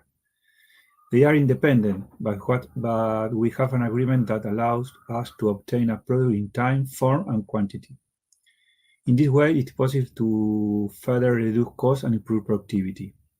The end customer pays the supply to Teso Technogreen and the labor to the cooperative. Our beachhead market are Argentine families that need to reduce their monthly energy costs. In Argentina, 40% do not have access to natural gas and pay 3-4 times or more for energy. We know this market very well. We already have alliances with cooperatives, and it is ideal to validate our product, and then jump to the next few years to more interesting markets such as South America and Africa, where energy is much more expensive for our future customers. Our value proposition to customers is to reduce their energy costs of heating water up to 20% of its value. The sector with the lowest resources are those that use the most expensive fuels, firewood, peel gas, and charcoal. So there is a relationship. Those who are more are those who have less, and more expensive pay for energy, and are those who most need this technology because energy is a burden for them. Democratizing it will be a great impact. The product is highly scalable. With a very low invest, you can open a manufacturing plant and do not need qualified personnel to work it in. It's made with material resistant to temperature, pressure, UV rays, and support the main problem in the region, which gives a long useful life. Its performance is very good, and the logistics and installation are very simple. We interviewed more than 30 families about how much the energy costs represent in their budget. We mainly inquired if there were other energy options and the difficult to access in energy.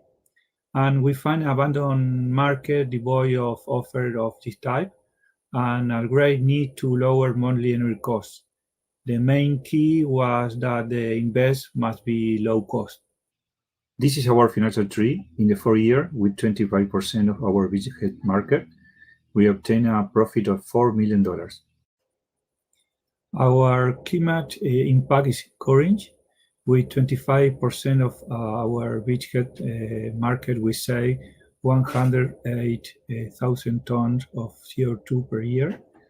This is based on a current solution that can be a 35-liter electric water heater, which produces 149 kilograms of CO2 per year. And installation a 35-liter Teso in series with a current electric water heater in a home, we managed to reduce 108 kilograms of CO2 per year. I show you here our main team, who speak to you, Matías Jovanovic, industrial engineer with more than 15 years of experience in solar energy and development of solar products. Dolores Casabal, with experience in training and large company. Walter Reineri, graduated in education with more than 40 years of experience in solar energy. And Marcelo Rodriguez has a degree in administration with 4 years of experience in solar equipment sales. And our dinner facilitates access to Teso for all family, create a global company valued at $18 million by 2025, and reach all South America by 2026. Thank you very much. Thank you very much for your pitch. Jose Miguel, we can start with your questions. What is your main differentiator versus current solar heater providers? There is a lot of OEMs manufacturing this kind of technology right now. Okay, there are many differentiators. The first one is the technology. It's a very low request. You request a low technology because they don't use anything less than plastic and rubber. So that will give you the advantage of moving that the equipment with low cost, with no risks to the product, as the same that you have, for example, of glass, and that the technology has been developed by us, and we have a patent that is in process. So for the same equipment, you will have more or less 40% less cost than the average equipment that you have right now in the market. Thank you. Isabel? How do you intend to engage people to try and use your solution? Okay, the plan is, to address the target market, and we will work along with cooperatives. So the plan is to install in some cooperatives this same equipment in order to train them and to show the equipment to the target that is around that cooperative. So we address two things at the same time. One is to train the ones who are going to sell and install, and the other one is to show off the equipment and the functionalities and how is the operative costs and stuff, right?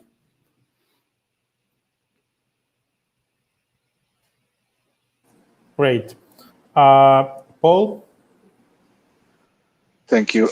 Can you clarify the role of the cooperatives? I mean, it seems like they will be the employees or the trainees. I don't really know what's his role. Sorry, the role of the cooperatives is the one that, yes. Okay. actually, what we are going to do is we're going to get all the materials disassembled, and we're going to work together with cooperatives. There will be a main cooperative that will work with another satellite cooperatives in each zone.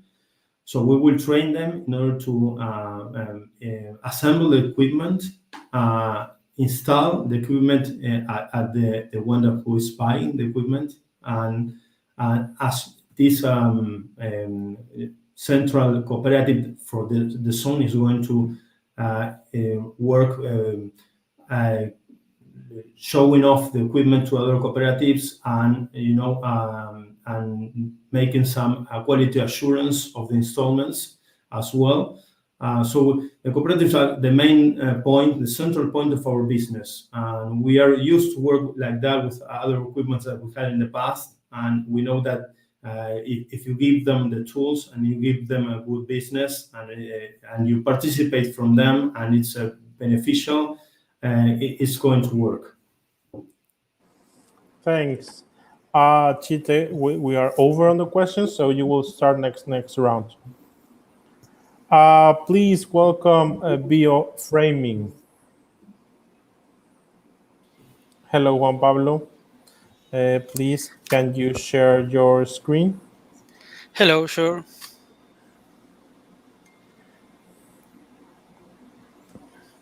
I'm on it.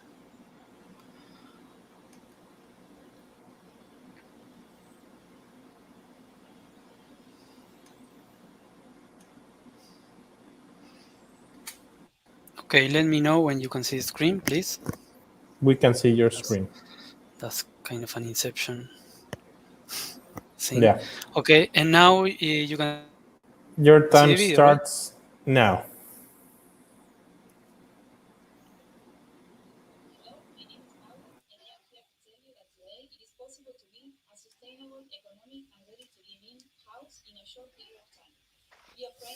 Sorry, I cannot hear. It hears really far away. Do you have other solution? Sorry, you cannot hear it? No. Can you start again? Maybe now that you... Sure. Let me know. This is the loudest.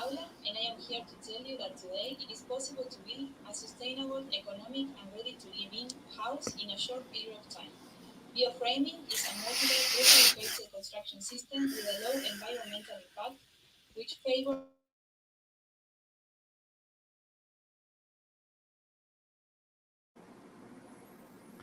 sorry, we really can't hear your pitch. Can you do it live?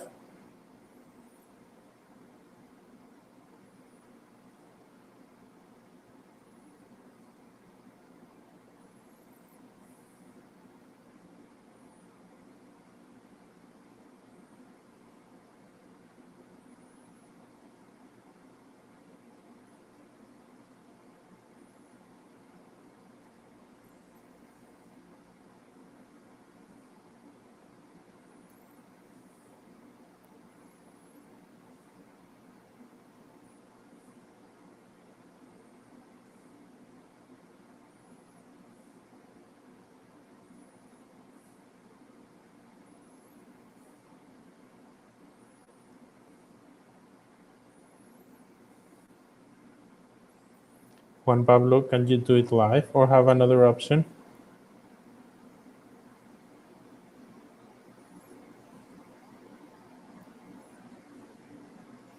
Now I'm saying that when I do this, it says, okay.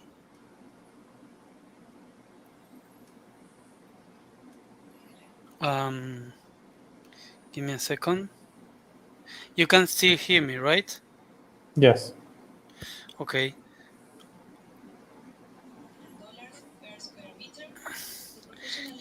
Can you hear the video now? With a small, but continue.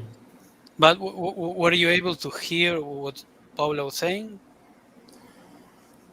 Small, but continue. You have You have already taken 1 minute of your pitch, so you are remaining 4 minutes already. Hello, Okay. my name is Paula, and I am here to tell you that today it is possible to build a sustainable, economic, and ready-to-live-in house in a short period of time. Bioframing is a modular prefabricated construction system with a low environmental impact, which favors high energy efficiency and optimal levels of comfort. Architects and engineers bring us the new homeowners. We build houses for $1,400 per square meter. The professional experts receive $140 per square meter. Our retail market is new homeowners with people between 25 and 55 years old with an income of $30,000 per year. We consider a future commercial growth for the year 2026 to other markets with high potential, such as building companies, investors, real estate agents, housing organizations, self-managed cooperative housing, co-housing, and eco-housing, and by the year 2030, go for the regional market of green construction. Our industrialized system uses mainly local materials, and our main raw material is a waste of agricultural production. Because of that, our costs are between 10% and 30% cheaper than other construction systems. In addition, it is a modular, prefabricated, and standardized system which allows a good speed of execution, bringing the system closer in time to dry construction systems, which are currently the fastest on the market. Finally, both in the production of the panels and also to obtain optimal comfort levels, there is an important reduction in the use of energy and its cost if we compare us with other construction systems. The characteristics of our panel are structural resistance, thermal insulation, acoustic insulation, fire resistance, fast assembly, and sustainable. We developed two types of panels. One panel for standard structural exterior walls of 0.20 meters thick, and other panels of 0.13 meters thick for standard interior partitions. This also can be used for roofs and deck insulation. This allows us to generate a envelope with a great thermal and acoustic insulation. In addition, we can produce panels of special measures which allow us to meet the requirements of marketing projects. We have a prototype built last year with optimal results. Construction professionals such as architects and civil engineers are key partners to consolidate the project. For the customer discovery, our key assumptions are people that are willing to save money with energy efficiency homes, people really care about the environment and healthy houses, construction professionals consider bioarchitecture possible. Our key insights are people always want to save money, but when buying a house, trust really matters. We need to spend time educating people about real healthy sustainable buildings. Construction professionals need technical certifications to ensure the panel's quality and durability. For the financial aspect, we consider a market of 50,000 of clients and a market share of 0.1%. That gives us a profit of 405,000. Our key drivers are the market share, and the cost of the product. Our construction system is composed of wooden panels filled with mechanically pressed wheat straw.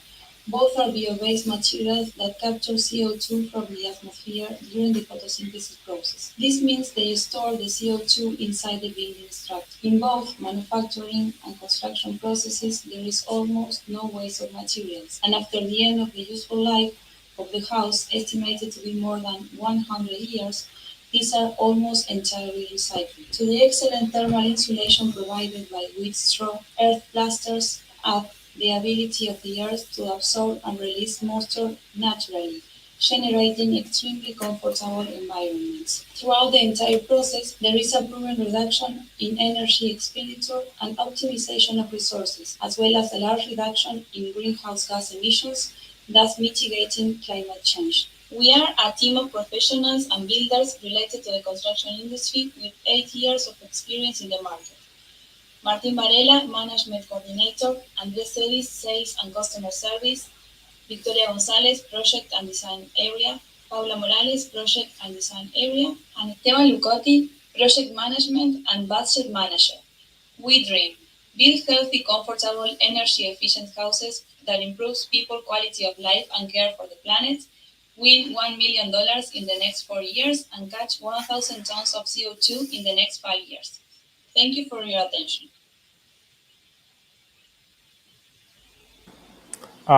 Thank you. We are going to, because we let the interpreters to go on, we have only 2 minutes of questions. Chita, your start. What is the economic lifetime of this building or house? And have you guarantees for that? I'm sorry, I couldn't quite understand. Can you repeat? What is the lifetime of your building? How long The does lifetime. it last? Okay, we expect around 100 years, 80 to 100 years, and we also talk about this, which is very important. We also expect it to be recyclable. Almost all materials can be recycled. But have you certificates for that? How do you prove that? How we can 80 prove years? that? Well, I don't have the data to prove it right now, and it's certainly we need to find a way. That's our speculation, and we need to find a way to convey that information and a way to prove it. Of course, we are not going to wait 80 years. So, thank you for the question, and yes, that's something that it will be interesting to have a way to prove it. Thanks. Jose Miguel, question? I don't know because of the sound if I didn't get it, but what are the materials? What are you making this from? Okay, it's wheat. It has well, actually, it's straw and wood, and I think those are the most important materials: wheat and wood. Okay. Thanks, Isabel. Where are you getting this material from? I mean, do you have like enough from this material to scale your business? Well, actually, the wheat we use is a residual from other industries. So we actually not go and collect it right when it is disposed. There is a company that we through them we get the wheat. So it's so that is a residual, and then the wood also we buy to a company. I mean, we don't have our how do you say. We don't plant trees and we don't expect for them to grow. So we get the wood from a company. We try for much. We try to not bring things from the from the exterior. We try to do it locally as possible to avoid too many transportations. Okay. Paul, quick question. We have 20 seconds. My main concern is durability or resistance, and I think that you don't have the data also. But I mean, it will resist natural events. It will resist a fire, for example. How can you address that kind of risks? We are now, right now, we are doing all those tests because we need to prove that the structural resistance, the fire resistance, as you mentioned, also thermal insulation, and acoustic insulation, we are going to test that. So we are doing all those tests with the architecture faculty, the university here. They have everything needed to do the tests, and we are undergoing those tests, so we are going to have the certification hopefully very soon. Thanks. Well, that is the end of this blog. I think we have really interesting ideas, and thank you, jury members, for being here, for making time, and making all these nice questions for each of the teams. Well, thank you for your time, and we now are going to pass to the last block, that it is adaptation and resilience. And for that, we want to welcome the new jury members. Thanks, jury members from Clean Energy.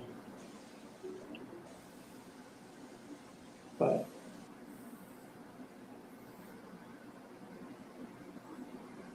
Good. Now we want to welcome Elvia. Thank you. Thank you for being here. Chara Watson.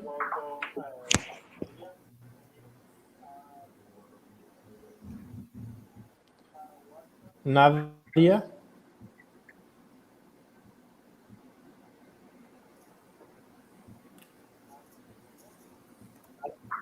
Eric.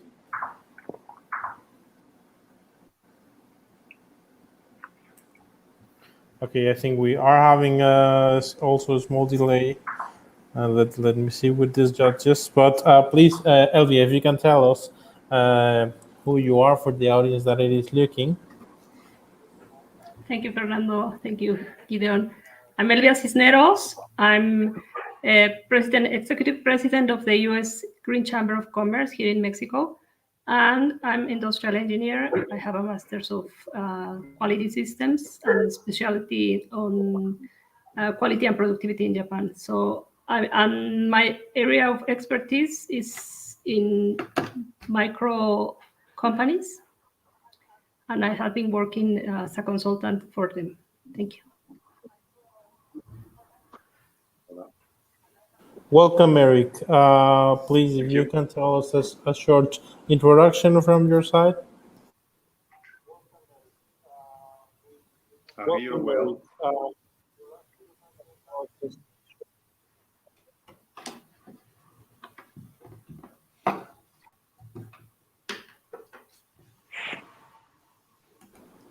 May I help you? Yeah, Eric, can you tell us a short introduction from your side, please?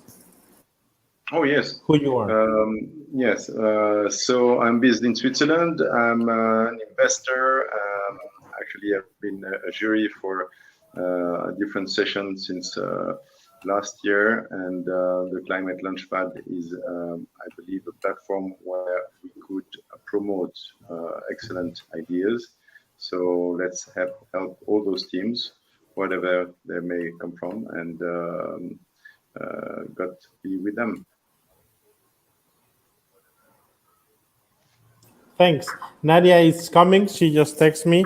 And I think we have Chara Watson here already.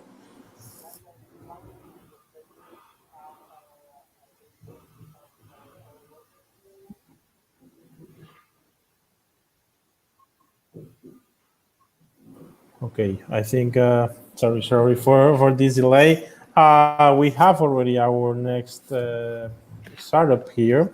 But in the meantime, Nadia is entering. We can start with 3. What do you expect as jury members from adaptation and resilience? What does the name of the block sounds for you? Elvia. Oh, adaptation and resilience is I think the project should be able to attend all the needs from current needs on these areas of climate and solve problems over these areas. So adaptation is to be able to make maybe a transition within these different sectors. And resilience also is to be able to be flexible also and go back maybe to an original state that they are willing to achieve. Great. Thank you, Elvia. For you, Eric? Well, we expect those teams to show solutions to what the market is waiting for in terms of response to environment questions, and to have a market proposal in order to address those problems, those identified problems as we know them. So we'll be critical in observing different criteria related to business and market potential, related to job potential, social impact, innovation, technology potential, climate impact, all those criteria. Great. Yeah, I think all of those are really valid points. And Chara, welcome to the final blog. Thank you for being jury on this one. Please tell us a really short sentence from your side. Who are you? Good afternoon, everyone. It's a pleasure to be here, and I'm happy to join in and to assist with the deliberations in selecting, hopefully, who might be the winner of the overall summit. I am Shara Watson, the Executive Director for the Scientific Research Council here in Kingston, Jamaica. The SRC is Jamaica's principal public sector research and innovation organization. So that's me in a nutshell. Great, thank you. And also Nadia is here, so we are full with the jury members. A really short sentence from who you are, Nadia, to our audience, please. Of course. Hello to everyone. My name is Nadia Stand, and I am a social enterprise consultant for IPPF WHR, focused on allowing NGOs to have social entrepreneurship initiatives that scale their impact, yet allow them to also be financially sustainable. And I'm also a mentor to entrepreneurs and nonprofits who are willing to do the same. So, complete advocate for gender equality and climate justice. Great, thank you. And last but not least, as they say, Gideon, he will be the moderator of this final block. Gideon, the floor is yours.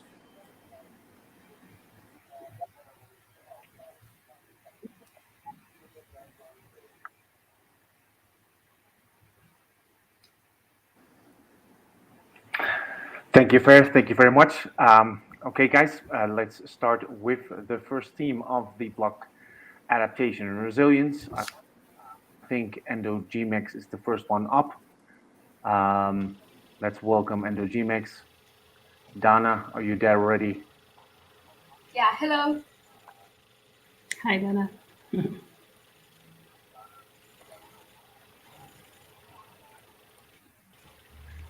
There she is. Dana, good afternoon. How are you? Good afternoon. Very good. Very Thanks good. for asking. Dana, please share your screen with us, full screen, so we can start your pitch. Okay, well, good afternoon, everyone. My name is Dana Paez, and today I'll be introducing you to Endo GMEX. Endo GMEX was born because of the global problem that is the loss of mangrove forest. Mangrove forest provides invaluable ecosystem services. They are responsible for protecting the coast from tsunamis and rising sea levels. They are the natural habitat of countless marine species, and their CO2 uptake level is 5 times higher than a tropical forest. They are also considered one of the most productive ecosystems on Earth, and millions of fishermen and communities globally depend on the well-being of mangrove.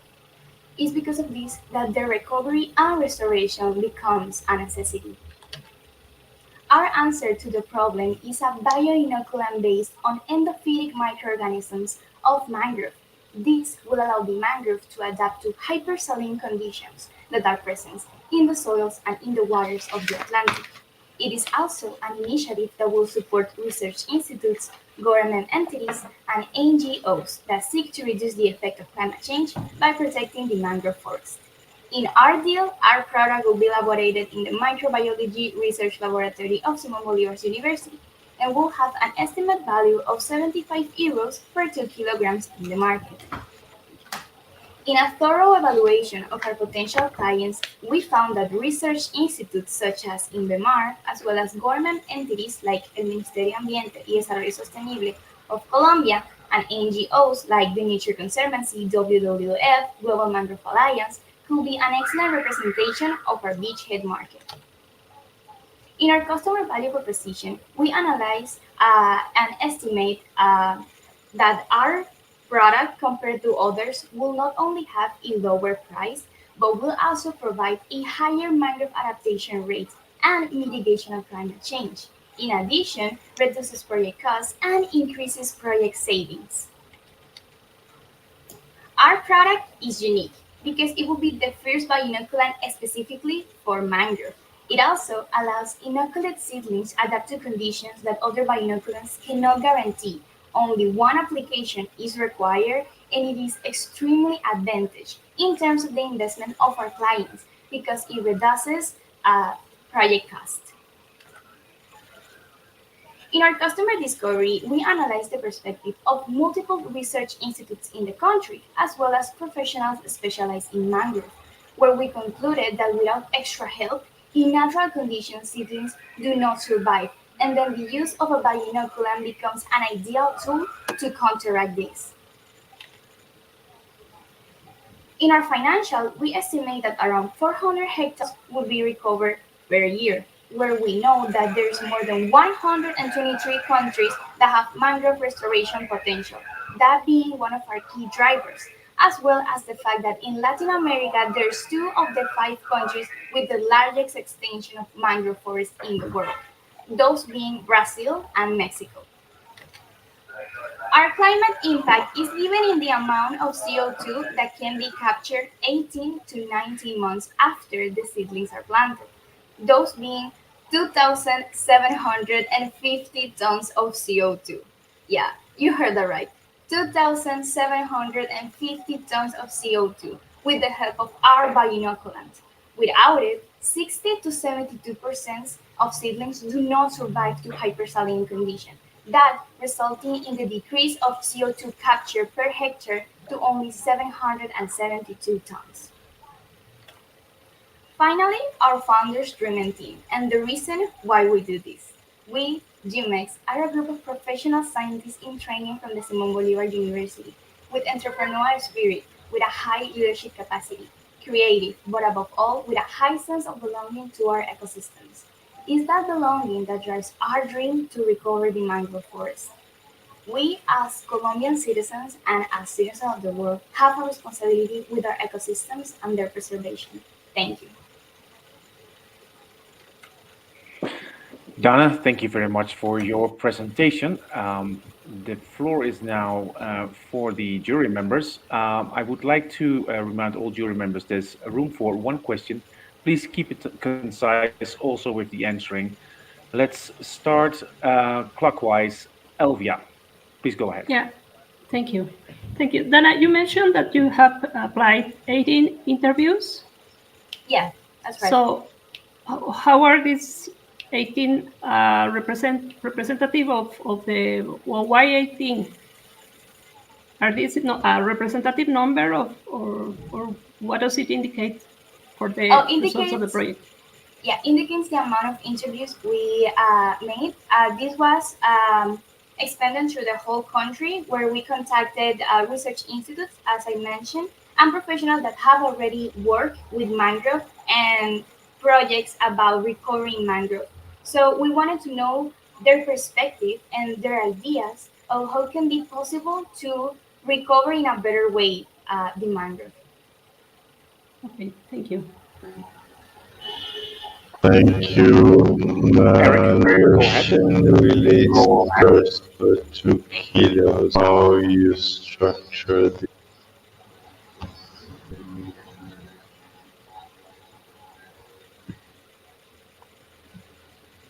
Dana? Oh, excuse me, I cannot hear very well. Can you please let Eric,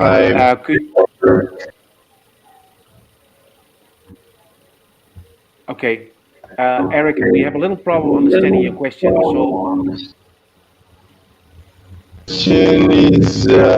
Eric, we have a little problem. $75. Puedes poner en... Okay. Yeah, thank you.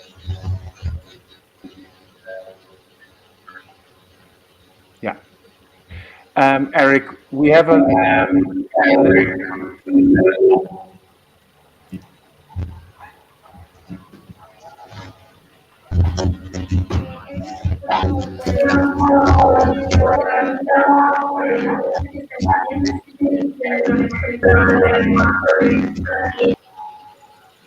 Okay, Eric,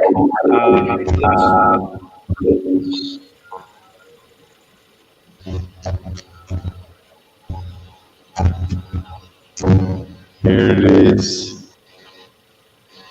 Okay, Eric just asked how we calculate the price of the bags. Well, we calculated that amount while doing a bit of maths.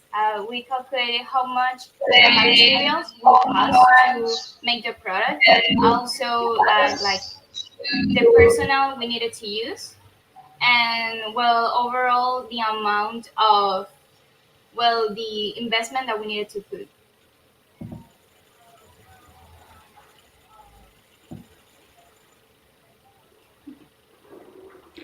okay, thank you very much, Dana. Let's move to Chara. Chara, your question, please. I'm hoping my audio is better. Can you hear me clearly? Awesome. Yes, clearly. Hi, Donna. That was a very good presentation. Very Thank you so much. appreciative. Nice, innovative idea. My question to you, you mentioned who you have engaged, but my main question is, who do you consider to be your primary target customer, and how will you engage them to realize this product going to having the impact that it should? Okay, we believe that the government will be one of our first and most important clients, because right now, at least in Colombia, there are already projects that are about reforesting the mangrove. The problem is that these seedlings do not survive. So it's not really of much help if you're going to plant if those little trees cannot grow. So we were be talking with the representative of our city hall and the country as well, and we hope that we reach internationally, just as I said, Brazil and Mexico. So if they also have projects about recovering mangrove. So the government will be one of our first clients, but also the hotel and travel agencies, because because the mangrove are really about tourism. So people really want to go watch them, and they can also help protect them.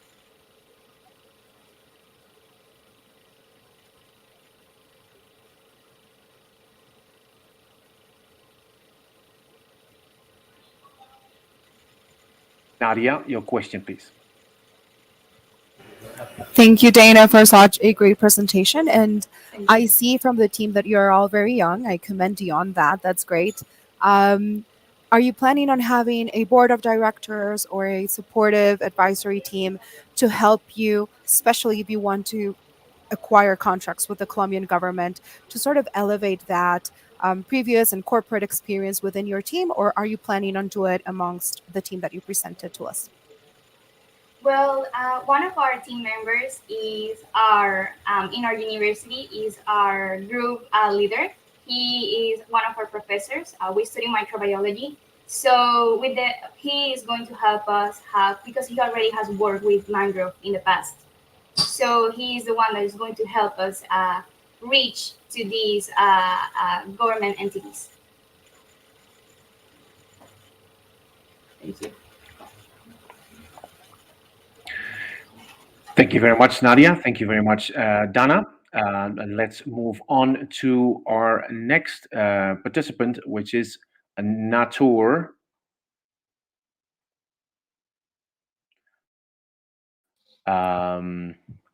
Please join. Rodolfo, good afternoon.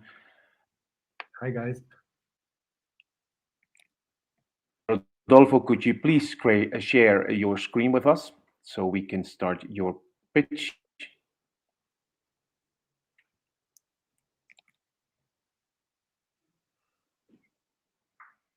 Can you see my screen? Not yet. We can now. Now yes. Yeah. Okay. Yes. Rodolfo, please. Rodolfo.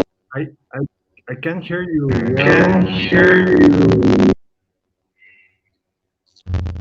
Okay, Rodolfo, your time starts now. Have you ever traveled to a beautiful place and then you return, but you discover that it has changed so much that has lost its magic? Let me tell you this story about an amazing travel I had with this girl I met. Our intention was to cross one of the largest orchid mountain forests, homeland of the Andean bear. We took all the technology in order to not get lost, but guess what? We got lost. I remember being afraid in order to not encounter with a big bear in the middle of the night. After a while, she came to Mexico. I followed her. I got a dream job, and 10 years passed in a blink of an eye. We returned to this place, and it was gone. The forest was gone. In the minute I've been telling this story, 21 football fields of forest has disappeared in Latin America. 21 football fields of forest gone forever. And actually, 1/3 of climate change is due to biodiversity loss. That's why we decide to follow our heart and take action in order to protect what we love. That's how we founded Nature, understanding troubles as the best way to make a positive impact and to heal nature. We are a community that connects travelers directly with local communities who protect forests and also with natural park rangers.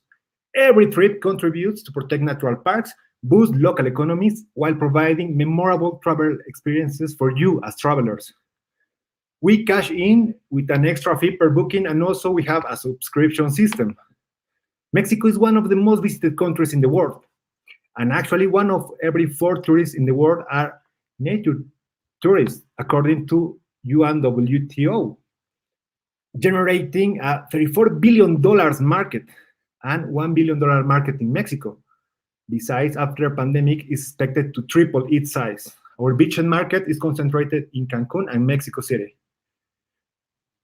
Communities that actually right now receive only 7% of what people pay, with Nature receive 100%. They can create unique products, and we make visible their conservation efforts. Park rangers can connect with these communities in order to set limits and rules in order to avoid massive tourism, and also have access to information in order to create better policies. Finally, you as a traveler can live memorable experiences to wonderful places, connect with marvelous people, enjoy delicious food and unparalleled nature, while you reduce drastically your footprint and support nature preservation. We have a fair trade sustainable tourism marketplace, and our innovation is based on these green leaves that are actually the first sustainable tourism index. It's a dynamic index that helps us to measure tourism and also to regulate it. Our market is based in local millennials and foreign baby boomers. And we discovered that after pandemics, pet lover options, glamping, and weekend trips are on trend. And also foreigners value slow traveling, local real food, and simple logistics to reach these beautiful places. Our target is to reach 15% of the market in the following 3 years, and then expand to Latin America, generating $100 million of profit. Pandemic show us how vulnerable tourism is, but climate change is gonna hit us. It's gonna hit even harder and more times. So it's smart to think on tourism as the best ally to take climate action. So we generate 2 types of impact. One, reducing 73% of environmental impact, and second, supporting the conservation of half a soccer field with every travel. We are a group of earth scientists, engineers, and filmmakers that we dream with a united Latin America.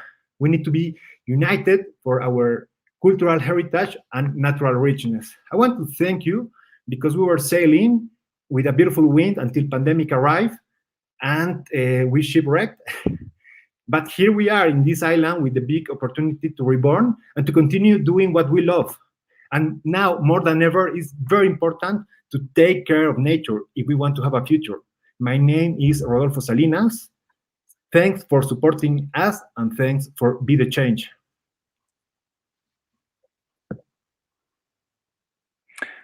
Rolo, thank you very much for your presentation. Let's open the floor again for the jury members. Let's start with Elvia again. Please keep it short and sweet, question and answer. Thank you. You're on mute, Elvia. So this is an app that you're going to develop? Yeah, we already have a web app in its third version. Okay, I would like to ask you, how are you going to plan to reduce this footprint? How does this app will help in reducing this footprint that you mentioned? Great. That's why we understand that we can change what we can measure. That's why we create this index. Those lists measures how sustainable is the interaction of a traveler, of a host, and also of a destination. We create a methodology to support the calculation of these lists for travel products, for hosts, and also for destinations. Okay, is this going to suggest the destinations or the routes? Actually, we are working with destinations of Mexico and 25 natural protected areas, and we are implementing our criteria in order to measure in a fine way. Okay, thank you.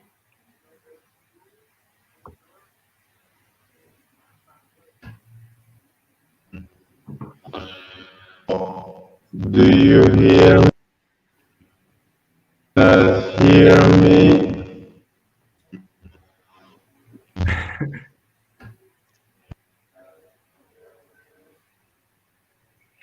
Eric, to all the jury members, please, one question. Thank you. Oh, great. I think Eric wrote his question. That's a good question. Actually, there are 3 types of measurement. The first one is an auto-evaluation. Each community, each host evaluates and fills in our system what kind of energy sources they have. Second, travelers verify with each trip that this is correct. And third, we have mystery shoppers that go to the places and verify twice that this is like they say. And not only for energy, are 48 indicators of sustainability we develop. My question. Thank you. My question to you, thanks, of course, for your presentation, is it slipped me just now. I wanted to find out how is your product? Are there anything comparable to your product, or how your product differentiate from your closest comparable? Oh, great! The largest competition we have is Airbnb experiences. However, they only focus on the product. For us, it's very important to connect people. So are very important the communities, and also the park rangers. So these 3 users balances the equation.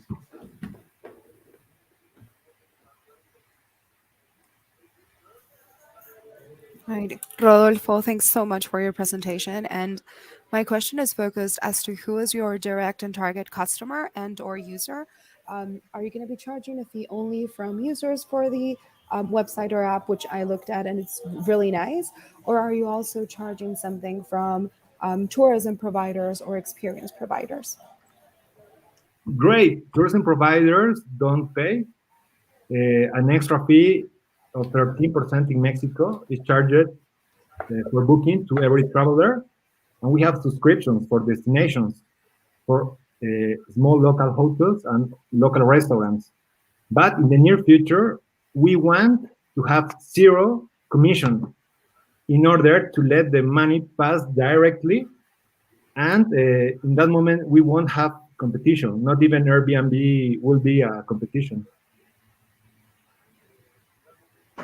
Thank you. And just if I may add another note, there's an app called Suda Outdoors that it might be really great for you guys to take a look at, because it's sort of within your competition range, and it could be interesting to see how they are operating in LATAM. If you want any more information, feel free to reach out.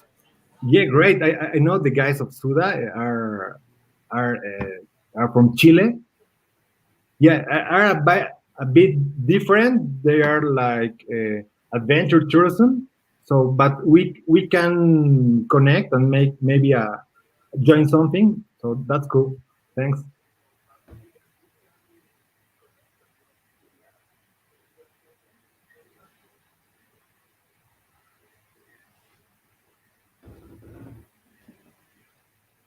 I don't hear anything.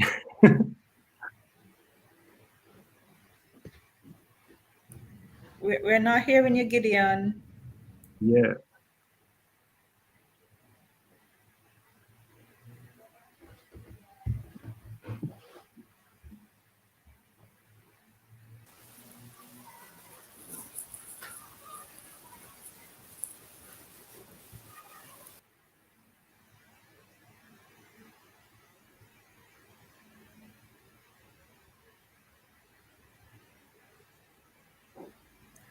Gideon, we can't hear you. Hey, I think we are having some internet issues. Don't worry, but please welcome our next team, Bioflore. I think Aitor was already there.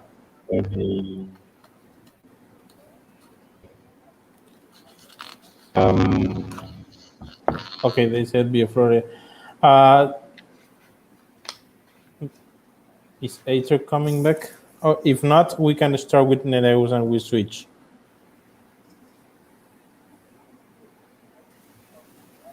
Hello. No, Aitor is here.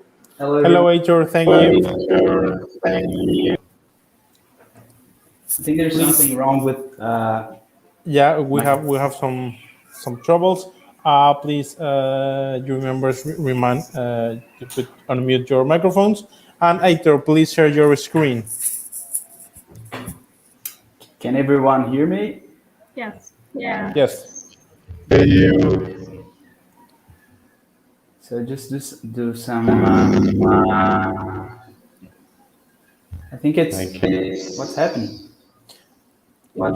It's the microphone of Eric, but yeah, when we can see your screen, then your time will start. So I think it's good to do some testing first, Fernando, because my audio, I'm not sure if it's working. Your audio is great Your right audio now. is perfect. We can hear you well, and we can see your screen now. Perfect. Okay, can everyone hear me and see my screen? So everything is okay? Everything is okay, and your time starts now. Okay. Hi.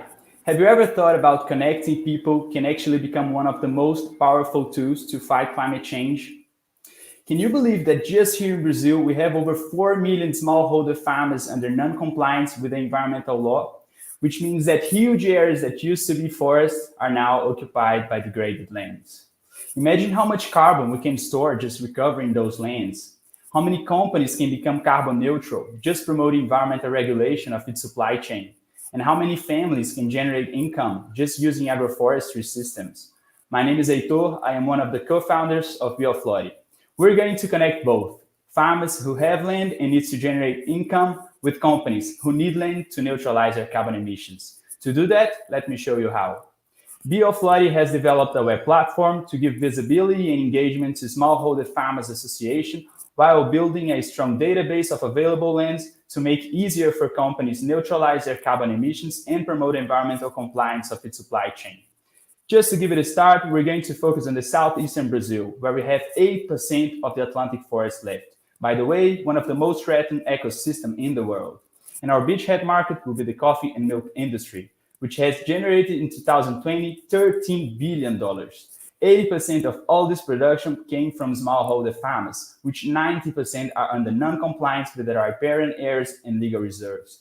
Imagine how much carbon we can store just recovering those lands. we can already offset 25 million tons of carbon dioxide per year, which already represents a carbon market of $116.25 million per year. Not only achieving this huge market, but also benefiting 2.2 million smallholder families. Once we achieve this in the southeastern Brazil, we will then expand to the whole country, where we have 20.8 million hectares of riparian areas and legal reserves deficit. After achieving this market in Brazil, we'll then expand to the other tropical countries, where we have 150 million smallholder farmers facing an enormous risk due to climate change. This represents a potential carbon market of over $40 billion per year.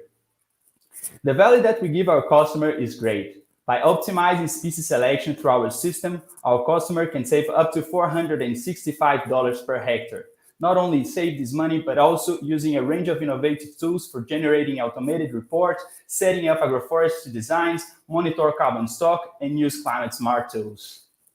Our product engages smallholder farmers' compliance, give more transparency to companies along its supply chain, and also allow its users to select each tree species according to its specific climate and soil conditions. Finally, by using remote sensing, our user can monitor carbon stock. And lastly, our system gives more visibility to farmholders associations. During our customer discovery, we interviewed 7 smallholders, 10 managers, and 7 officers. We found out that more visibility is key for spread the word and engage local farmers to join reforestation. Also, the biggest challenge is the lack of communication among stakeholders. By using our platform, we're going to tackle that.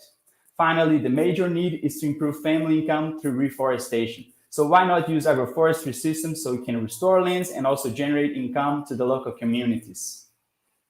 In our financials, the key drivers will be the number of customers and the live customers. Of course, we're talking about reforestation, so we do have to think in the long term. If we achieve the 5% of market share of 3,000 agro-industries in the southeastern Brazil, we can already have a profit per year of $1,221,000.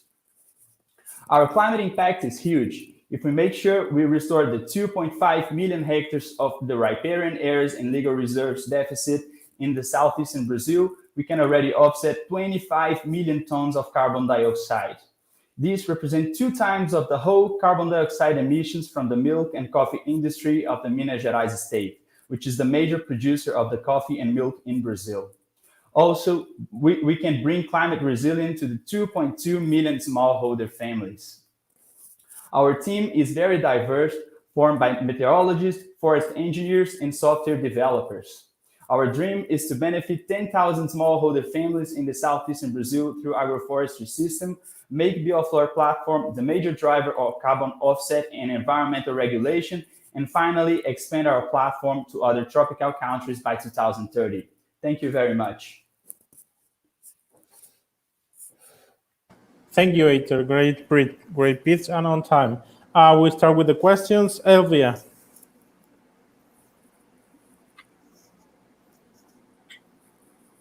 So should I stop sharing my screen? Elvia, we can start the questions with you. I was speaking. Thank you. What is the life cycle of your product or your service, or how do you plan about this? You mentioned that it's long-term projects. Yeah. So we can like sell our product for the customer that can use it just for a year or 2 years, 3 years or more. You know, like as we are talking about reforestation projects, so of course our customer will be using it for a longer period. You know, because if you want to monitor carbon stock, you have to think in a long term. You know, but basically we offer a platform, so it doesn't have really a time set, you know, like for a license. We'll be selling for customized solutions, so it differs between each kind of customer, you know. Okay, thank you. Thanks. Heitor, the next question is from Eric, and he asks, how do you plan to recruit and train your staff? Sorry? The question is, how do you plan to recruit and train your staff? So you know, we have to think in two ways, because we develop technology, we offer our system to companies such as agro industries, and we also offer like free versions to farmers associations. So to the agro industries, we plan to just sell the solutions and train with the company, you know, their employees. But with the farmers associations, we are trying to like set up teams that we can help them to use the tools. So we're going to give them technical capacity, you know, for using the tools. So we want to build with them the database. The tools will be for free, you know, for the smallholder farmers associations, because we're going to do a business to business, you know, model. So we're going to sell products for companies. To farmers associations, we'll give them all the solutions for free, so we can make with them the database of available lands, you know. Thank you. Chara, your question? Thank you very much, Hector. Very great presentation. My question to you is the practice or cultural gap with farmers. They're accustomed to doing things a particular way and using the knowledge that they already have. You're introducing technology to them. What would be your main selling point apart from green? They are not necessarily responding to it being a climate sustainable approach, but more looking at productivity level. How do you plan to engage your smallholder farmers? So, okay, so just to make sure that we're not going to show them how to do it, you know, they're going to use it, our system, and they can make easier for them how to plan what they want to do, you know. Just to give it a quick example, that a project that we're developing here in the southeastern Brazil, right? We're working with farmers associations, which provide food for the schools of the local county. So we are going to offer some tools so they can like plan the projects and generate the reports they need, and like register all the farmers in their system, because they have their own interface in our system. So we together with them, we're going to give visibility for them to raise funds and implement those projects, you know, because like they already provide food by from agricultural families to the local schools, but it's not enough. They have to go after more banana and fruits in very big markets far away from the city, you know. So we want to implement more reforestation projects with them to make sure they can supply the local demand just by themselves, you know. And the system is not to tell them like how to do it. It's kind of like to make easier for them to do what they're already doing, and maybe just like optimize some species selection or some methodology or species design, you know, and just like in that way. Heitor, thanks. We are over time. Nadia, we will start with you next round. Sorry for that. Now let's welcome Nereus. Okay, bye-bye. Bye-bye, Heitor. Hello, Wilder. Hello, everybody. Okay, we're gonna hear you well. Please, can you share your screen? Okay, I reproduce the video. Can you see that? Just give it a try just to see the... Yes. Okay, yes? then okay, your time starts now. Okay. My name is Wilder Nina. I am co-founder and CEO of Nereus, and we come from Peru in South America. What is the one of the best foods for the development of our brain? The answer is fish. Well, in the recent years, fishing and aquaculture has grown in our regions. Nowadays, the industry uses divers and underwater robotics for monitoring and inspections. We will send intelligent underwater robots to sampling and monitoring to aquaculture and fishing companies. Our market. 2022, we recollect around $35 million in Peru. In 2024, we have around $110 million from Canada, Mexico, and Chile. And the global in 2027, around the $2.5 billion. About the customer value propositions, well, we have about the cost of evaluation and monitoring reduced and 33% from market robots, and we have a marine assessment times reduced in 38% in market robots. About our product, we have an underwater robot. We designed and construct our robot in our laboratory in Peru, and we construct an AI model intelligence for sampling of benthic.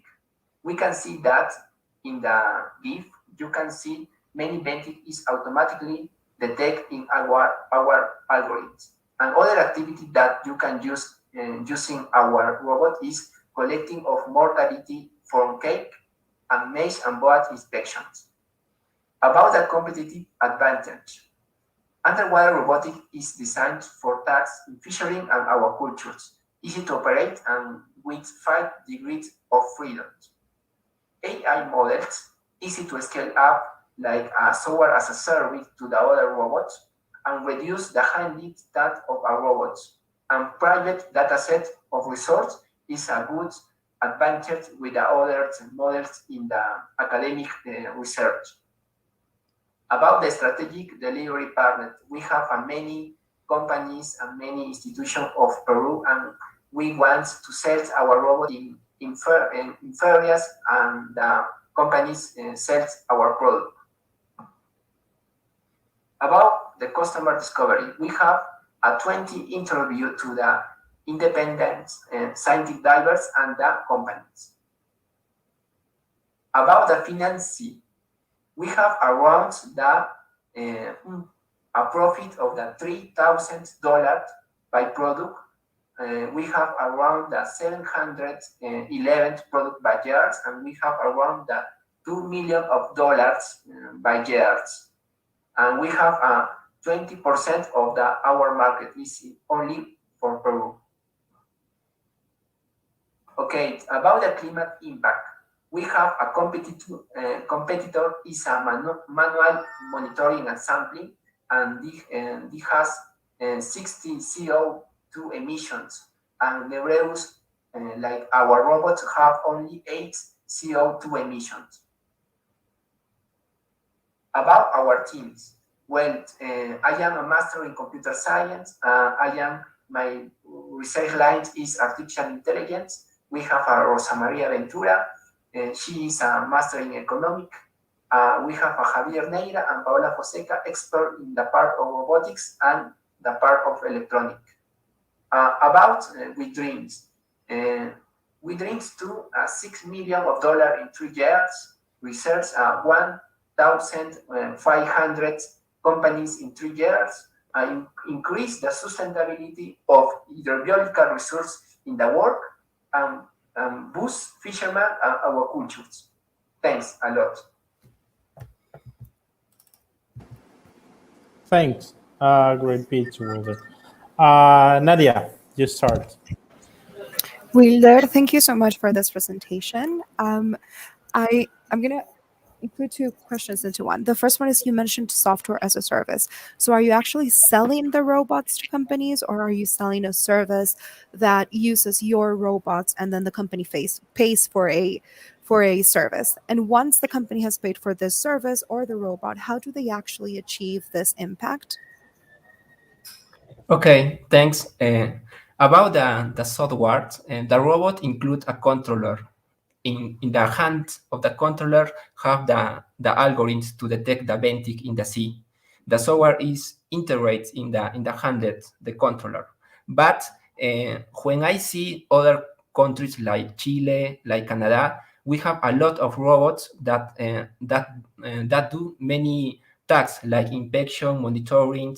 So in this robot, you can save the videos of the monitoring. So we plan to construct a platform in the cloud to the person upload these videos, and the algorithm that used in the handled control is to migrate to the platform, and it's the other service. But now we only sell the part of the robots and the control with the AI models. But we now is constructing the part of the platform for the other robot, because we need to analyze the many video and metadata of the different robots, the commercial, like Deep Tracker, like Kraken Robotics, and others in the world.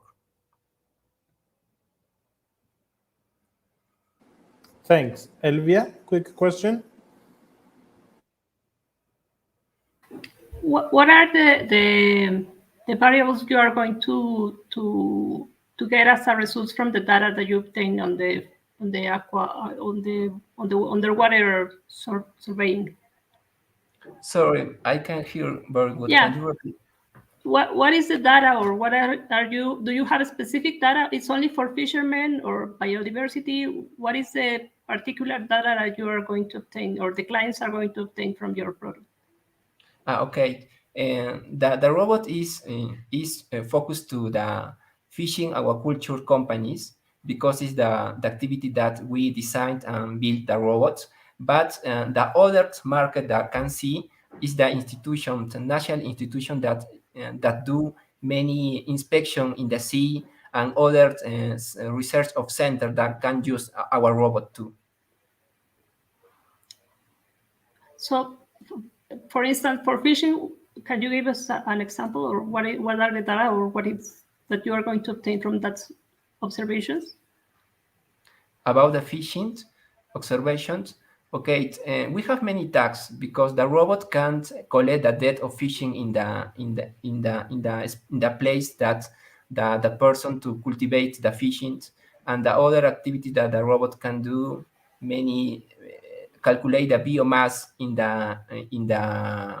the sound of the cultures and the fish, like many species.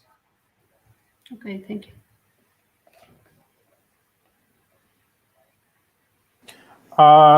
Thanks. We have one question from Eric. Wilder, great idea. We need you. Sorry for my reading. Please tell us how you cooperate with your university partners. Okay, thanks, Eric. Okay, and when I finish my master in computer science, I do research in the university. So then I to build my company with my wife to do robotics in the sea, and I see that I need the university to cooperate, because like a startup, I need many infrastructures and many machines to accelerate the building of the robot. So I need the university. I mapping some university in Peru, but I'd like to cooperate with others like Canada or like Chile. I think I market this sector because I see the companies like the part of the aquaculture is very huge. Great. Thank you, Wilder. And that was all for questions. We will start with the HR next round. And our last speech, but they say last but not least, please welcome Viajero Market. Melanie, welcome. We cannot see you. Can you see me now? No, we see a logo, a nice logo, but we see a logo. Thank you. That's nice, but I will try to do.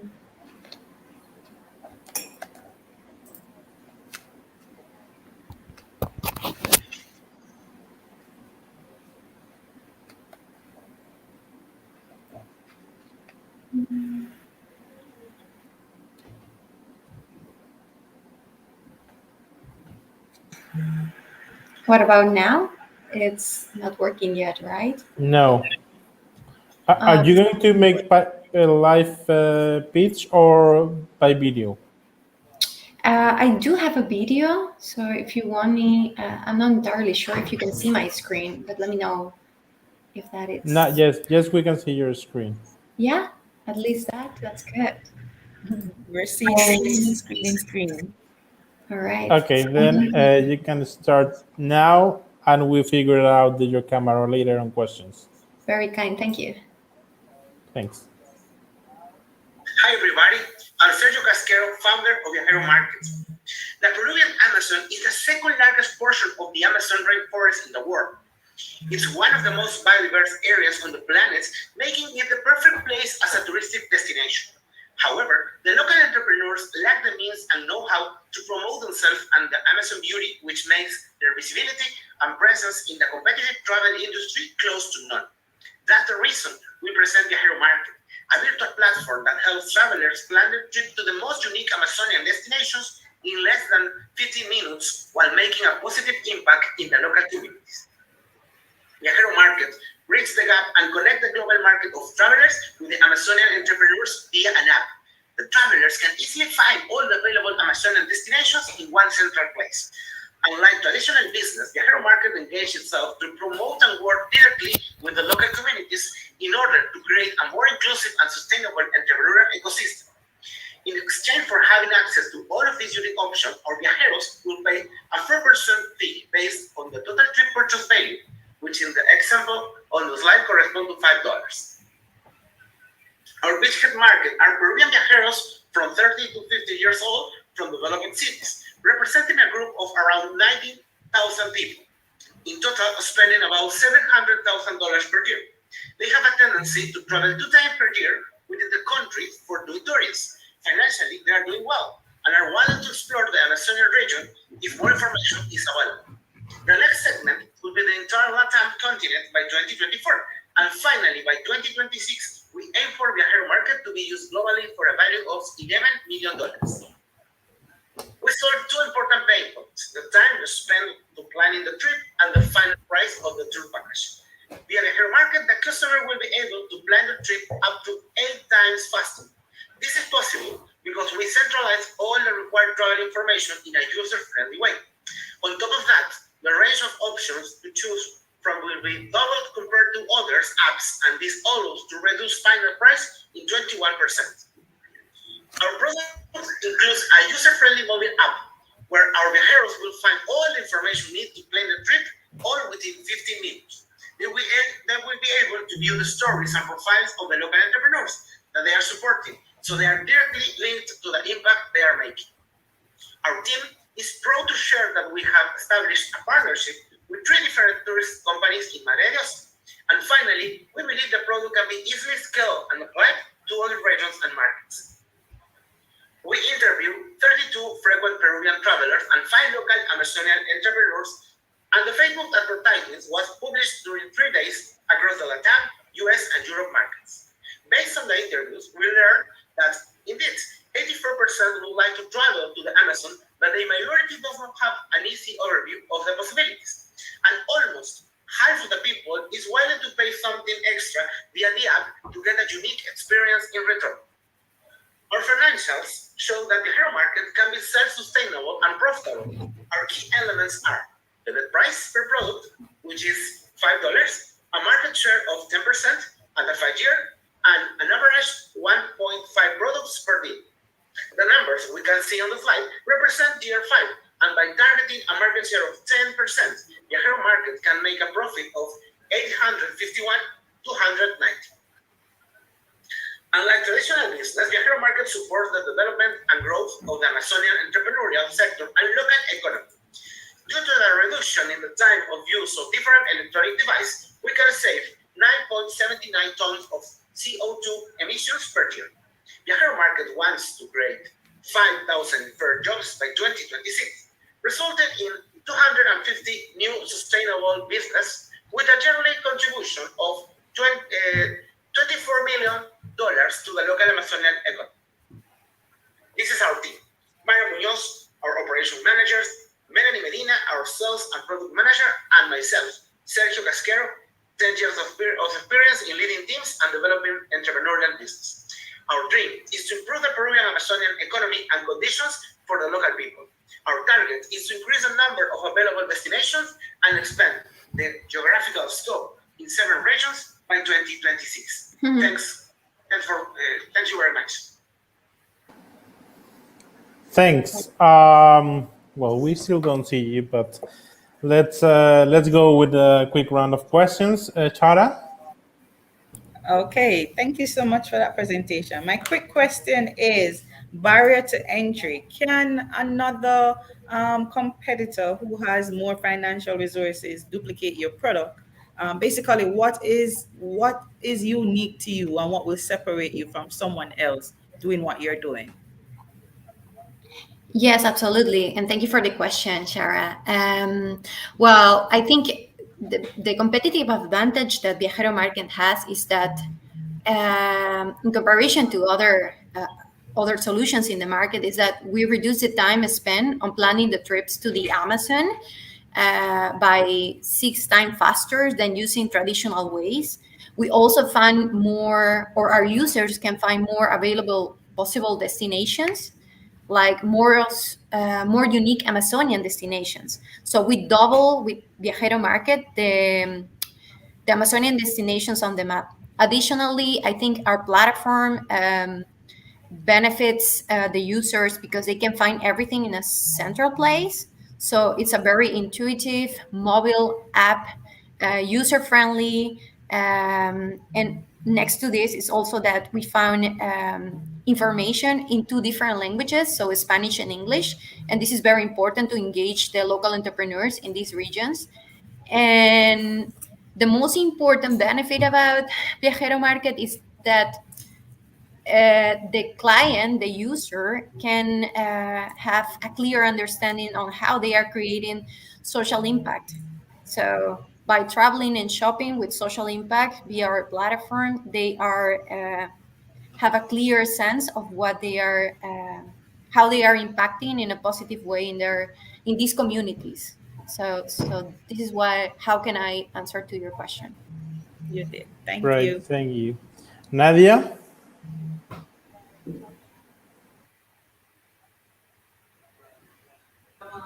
Melanie, thank you for your presentation, and don't worry about the camera. We were able to hear everything, so it's not an issue. I want to know if you're focusing on Amazonian destinations, and if so, are you focusing only on the Peruvian Amazon region, or are you considering all the neighboring countries around it? No. So we're mostly focusing in our first stage in the Amazonian destinations because we already have a network developed. So next to Viajero Market, we also have a side business with my team, call it the Peruvian Social Incubator, where we coach sustainable entrepreneurs and on how to manage their businesses. And our network, our first network, it has been built in the Peruvian Amazon. So our main goal is to start with this network, helping them to enhance their economy, the local economy from where they belong, and start to grow abroad. So in Brazil or any other regions around the Amazon. But next to this, I think our next step, because we're also developing an incubation program in the highlands, in the Virgen or in the mountains. So this is also our next step. But you have to understand that the COVID situation has created a bigger gap in these economies, in these local economies, and they don't have the resources and the knowledge to develop these digital solutions. So our Viajero Market creates this kind of bridge to bring international communities, local communities to these amazing places, and create, more or a stronger economy in these local communities. They do need it, right? And they have the beauty to just explode it in a better way with us. So yeah. Thank you, Melanie. Quick question, Elvia. Yeah, Melanie, how do you plan to as you mentioned, you are competing with another companies that are selling travels to Amazonian. How do you plan to make your app top so that you can also get the most of the market? So first and foremost is that Viajero Market can be downloaded free. there is no additional cost in version Viajero Market version 1.0. However, the offer in the future will charge 4% of the price to users. And how do we try to make it more, competitive in the market? It's because there is a way to do it for us, is that we engage local entrepreneurs. They do not speak English. That's why we found a gap in the market. There is a lack of offers in the market for their businesses. So what we're doing is taking into account this network that we build up, and next to this, making it strong, making more strong their business approach when talking about virtual markets. And this is how we're going to do it. I think there is the traditional way of doing business. It's completely different now. If you engage these communities, if you make them, you put them in the map, people is willing to travel around the world. But if they see that they can make a change while traveling, this is what we offer. So that's how we see Viajero Market as how we can create a difference across other solutions. Thank you. Thank you. And Eric's questions, I will read it. First is Melanie, your application can be used in many ways and can monitor such an important database. Wow.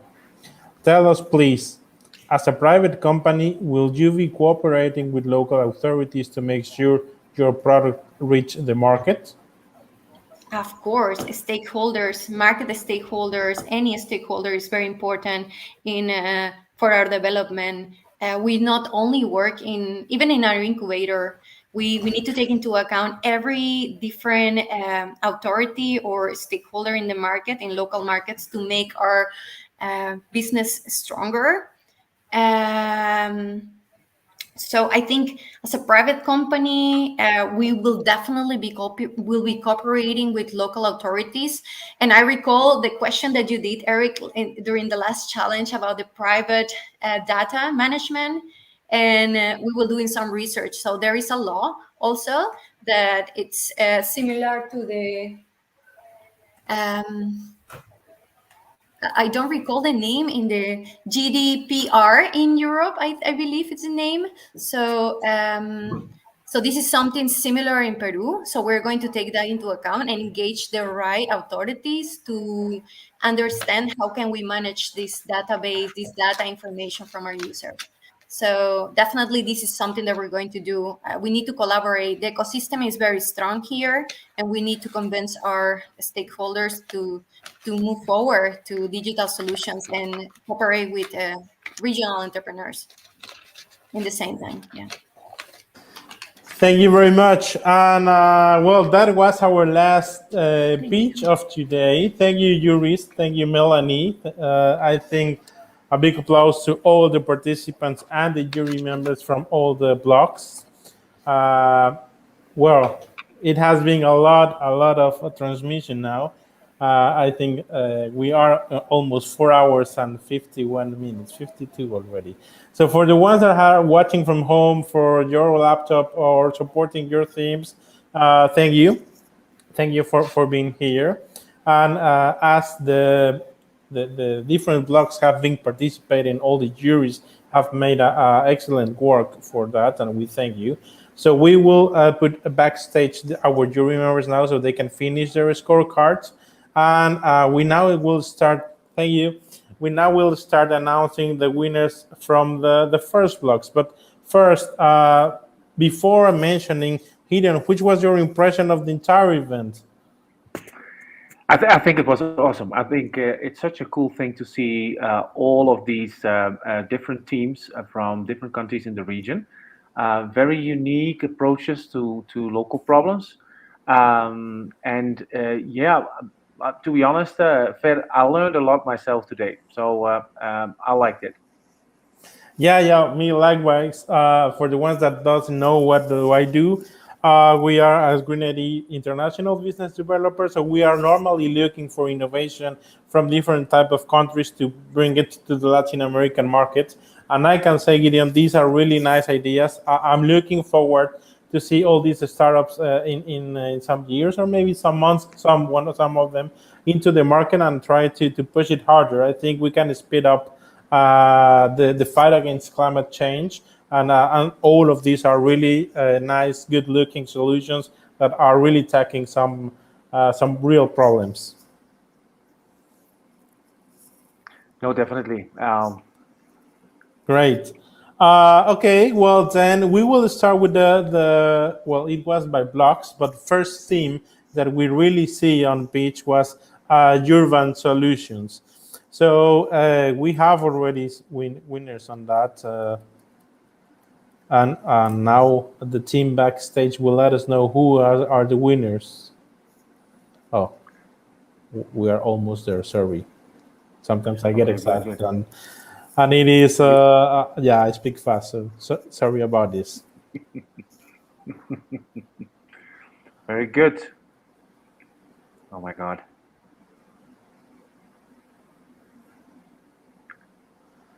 And just to all the people that is watching, we really don't know. This is all the effort of the team backstage. So we have been, Gideon and myself, been here just with the pitches and with the juries and learning all these. But we are so excited as you because we want to know who is winning. Definitely. So let's see who's coming through. Do you have favorites, Farah? Maybe it's not fair to ask, but maybe you have favorites. I don't know. Did you see something that you saw? Wow, I never thought of that. Well, I was really amazed by some of the innovations. I was really this carbon sequestration and mitigation of emissions was something that was really nice.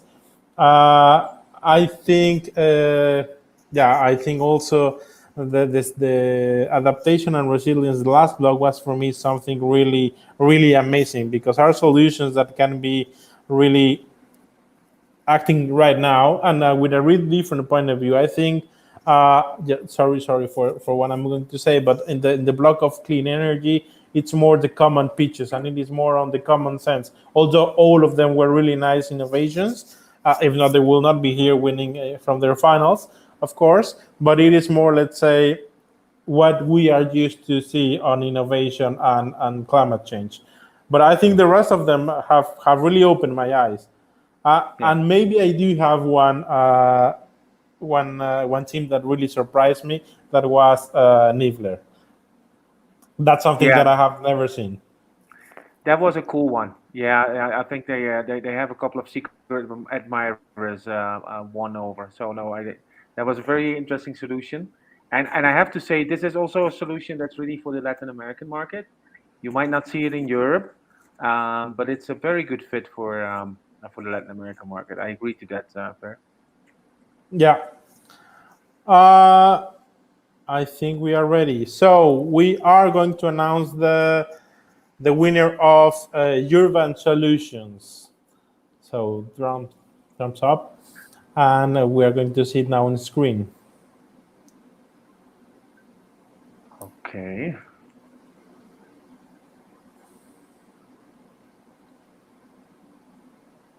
And I think that's okay. Now that is the one that we were looking for. Congratulations. Okay, that was really a great team. They really were make a new suggestion. Thank you.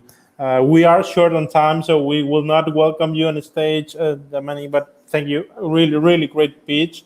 And now you are part of a winner and going to the global finals. Remember that we are still selecting the top 4 for going for tomorrow's next event of our regional final. So let's wait on that. Then we are going to go for food and systems. And there I must say we have a lot of competitors and really nice. There was Vacaca contesting, Air-to-Water, Rescue Labs, and SafePath. I must say it is really all the 4 teams really great. So let's see. No, Let's see who wins. I think it's important things, and also the jury members refer to it as important topics, right? Especially things related to food and water. I think that's crucial. Yeah, we need new technologies around it, but also new business models. And it's so interesting to see all those solutions coming through. And yeah, I mean, it's the basic human rights, right? And that's what we're trying to protect here. Yeah, exactly. Okay, so we have the first winner. It's Vakaka. Congratulations. I think great pitch, great video as well. So yeah, congratulations. I think it's really, on all the answers were really nice. I think that from that pitch, I really take that she was really prepared on the project. Some questions were hard. So then, congratulations. And they had a good slogan. I still remember it. Yeah, exactly. And Rescue Labs, congratulations, Rescue Labs. Nice, very nice job. Also a very good team. Like the pitch, that was a good one. Yeah, definitely, and I think a really novel solution. We are still on 20 minutes for transmission. I'm sorry, it has been. I don't know who is watching from morning, but has been a really exciting day. The next theme that we are going to see is circular economy.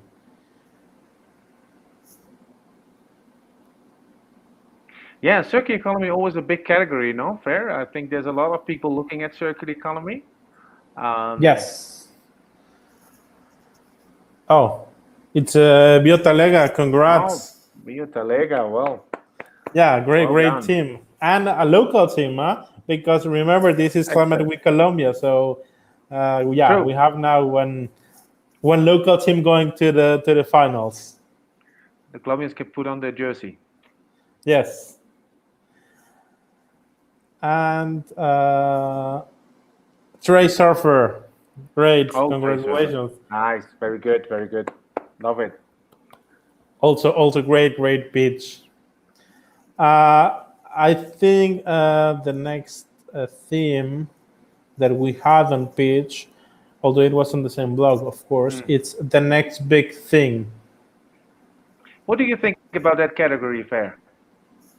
I love that category. I think that category it's amazing because, as I was expressing before, normally we are used to have it in blocks, right?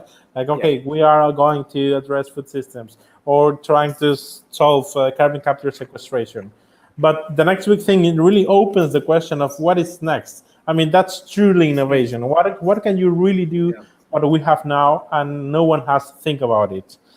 Yeah. Or think about it, but in a different point of view. So I really love that category. Yeah. I think we're going to see more. Yeah, definitely a prize that it was awarded. So, Nibler, congrats! You are going to the global finals. Yeah, that's going to be a big one at the globals. I already know that. I have a good feeling about that one.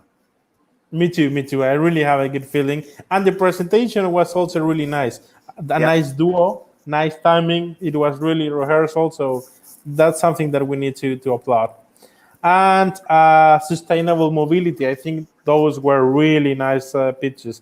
EcoPower surprised me on their value proposition. I think was really clear.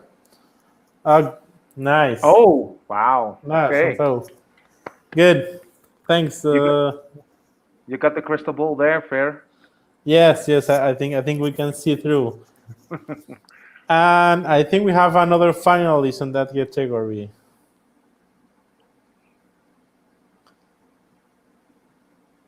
Claire, great. Claire, I really love this project.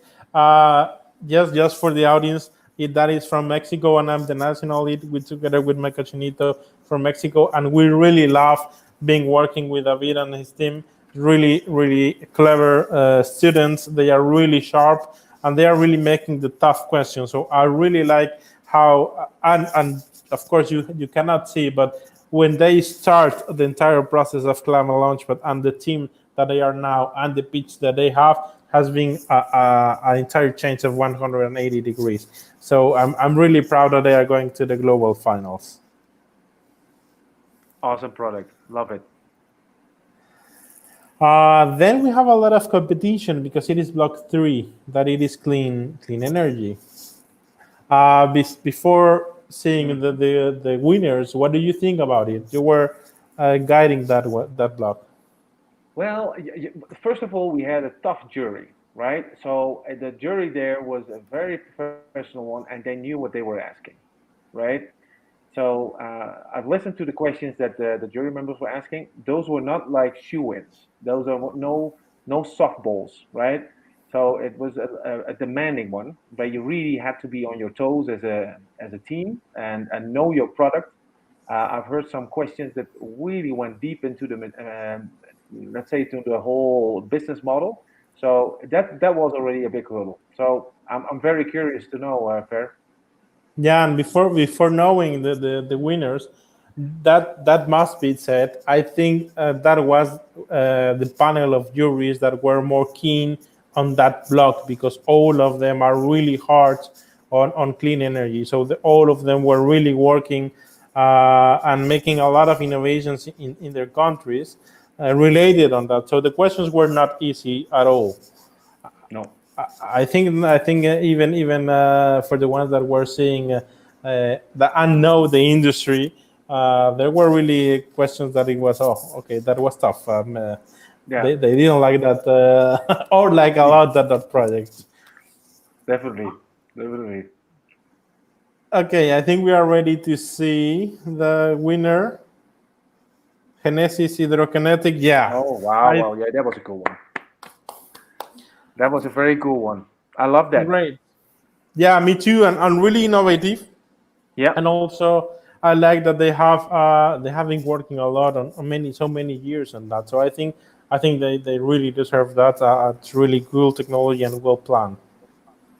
Yeah, it has a lot of future.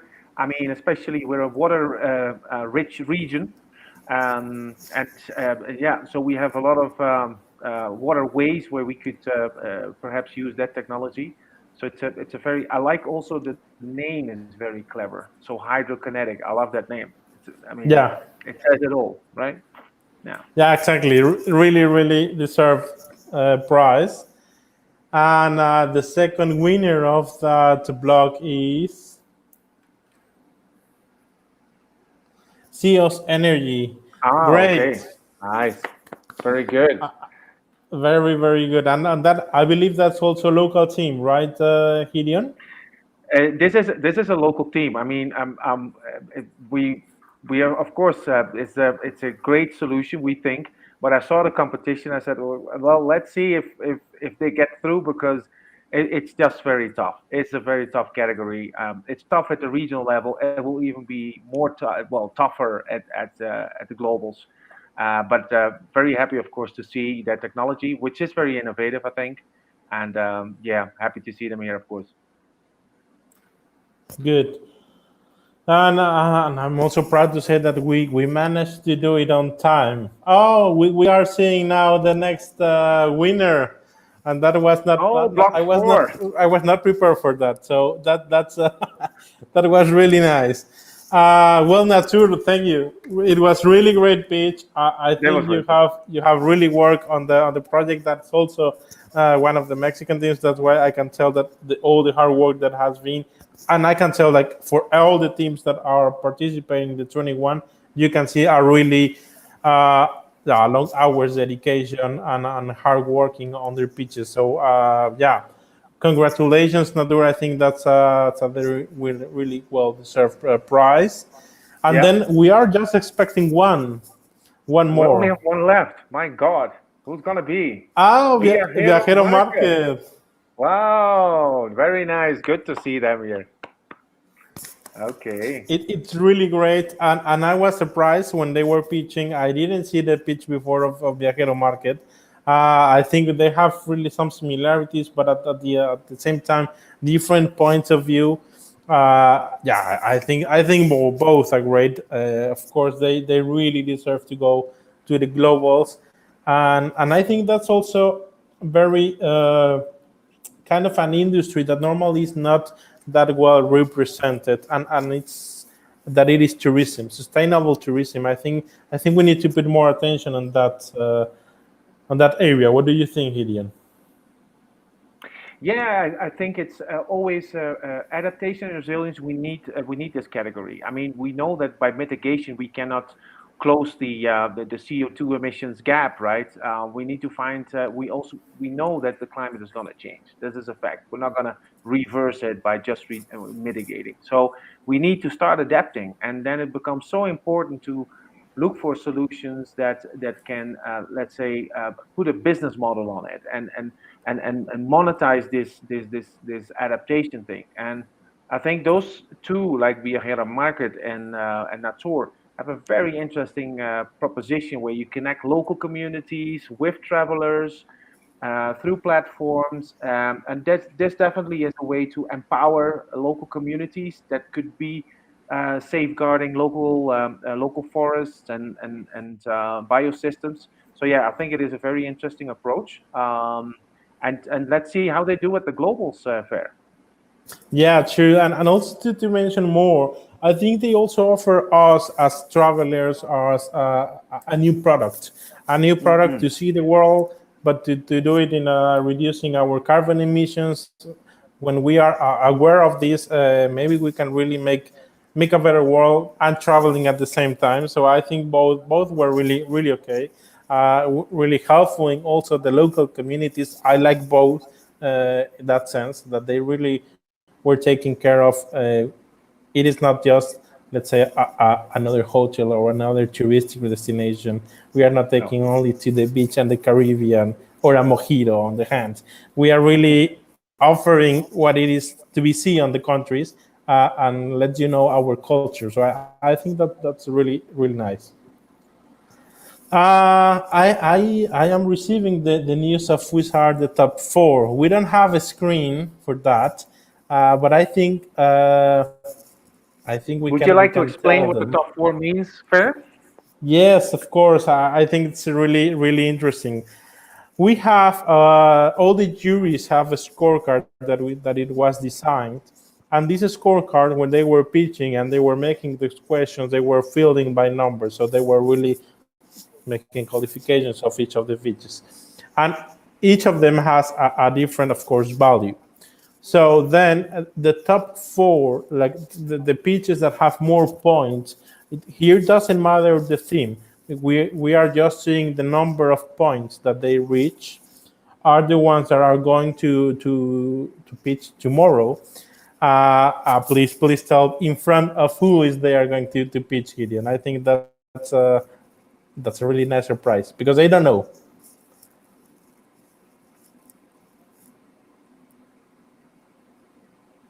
I think we lose. No, they're not going to know. You want to tell them already who they're going to pitch to? Okay, we can. I think what we have tomorrow.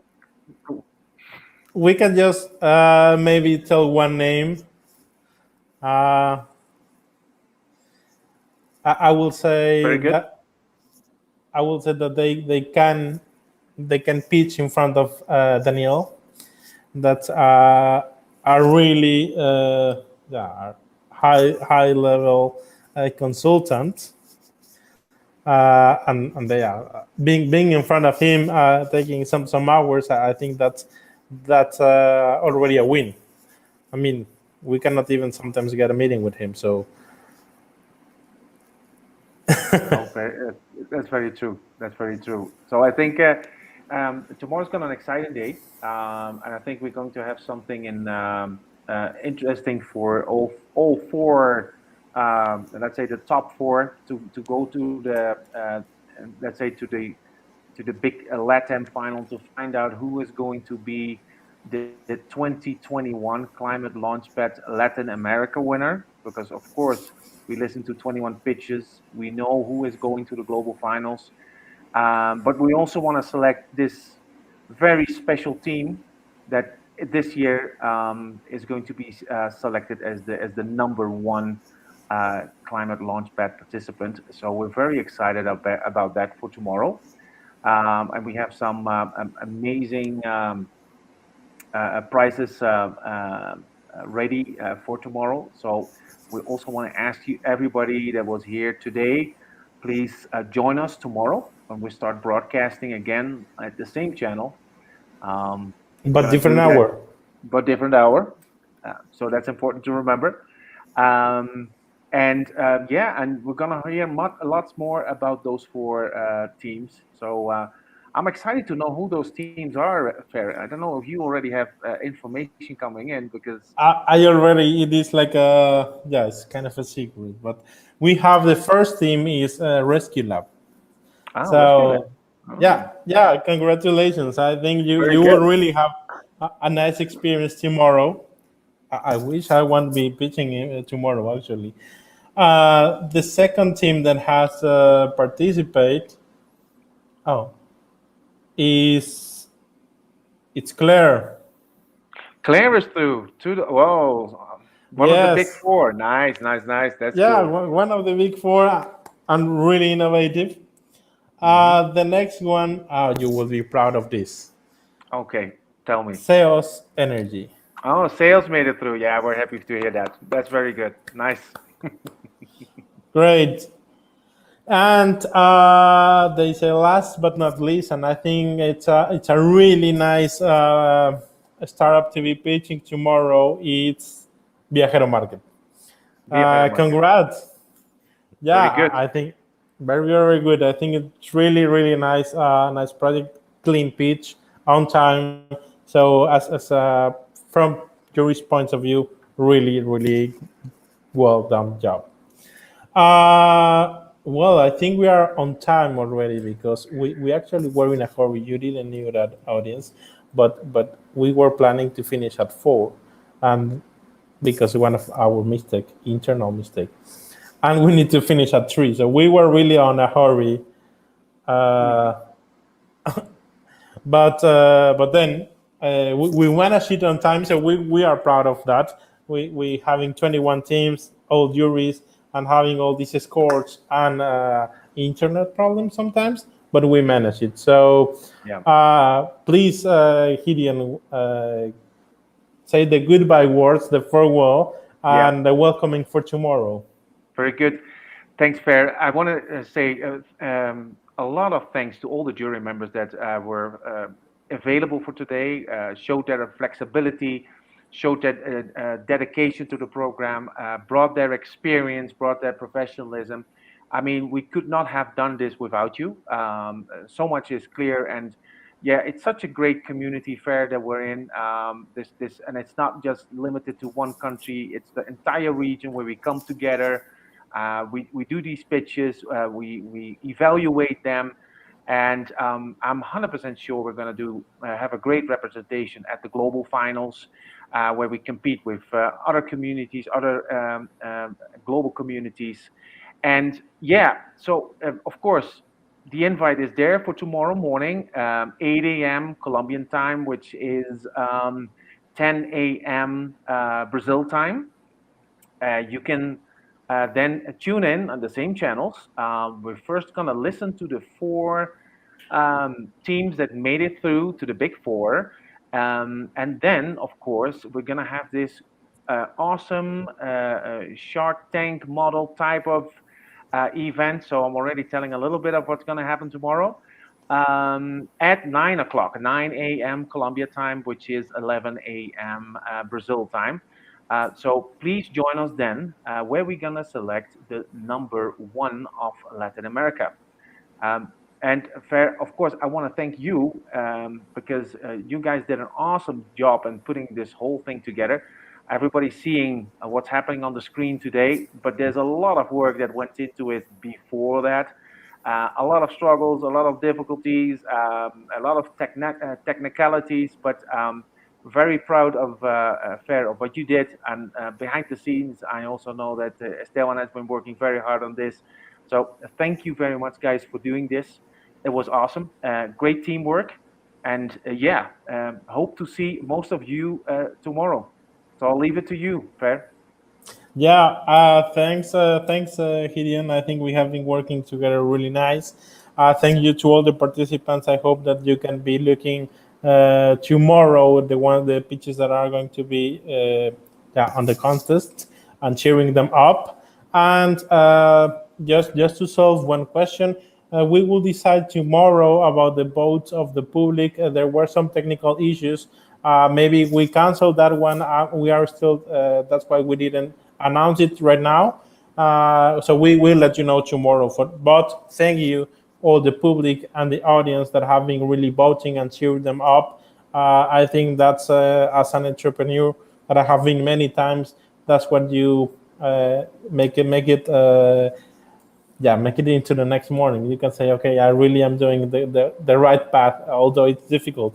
So I'm really sure that all the startups that feel this warmth from all the participants and the votes, and they can, it's really a boost for them. So thank you very much. It's our time. It's already 5 hours of transmission. So thank you for being all with us, and see you tomorrow. Thank you very much. We're going to go now to the general transmission, which is because we're part of this Climate Week. So we'll pass it on to Mauricio Cárdenas here at the Cámara Verde. Mauricio, thank you very much for creating this space for us. It has been great working together with all of your team members on this. And yeah, please go ahead with the general transmission of Climate Week. Thank you, Gideon. Thank you, Fernando. Vamos entonces a reiniciar las sesiones de los casos de éxito en acción climática y le voy a pedir a mi colega Slendi que suba para presentar a nuestro siguiente speaker. Buenas tardes, Mauricio. Muchísimas gracias.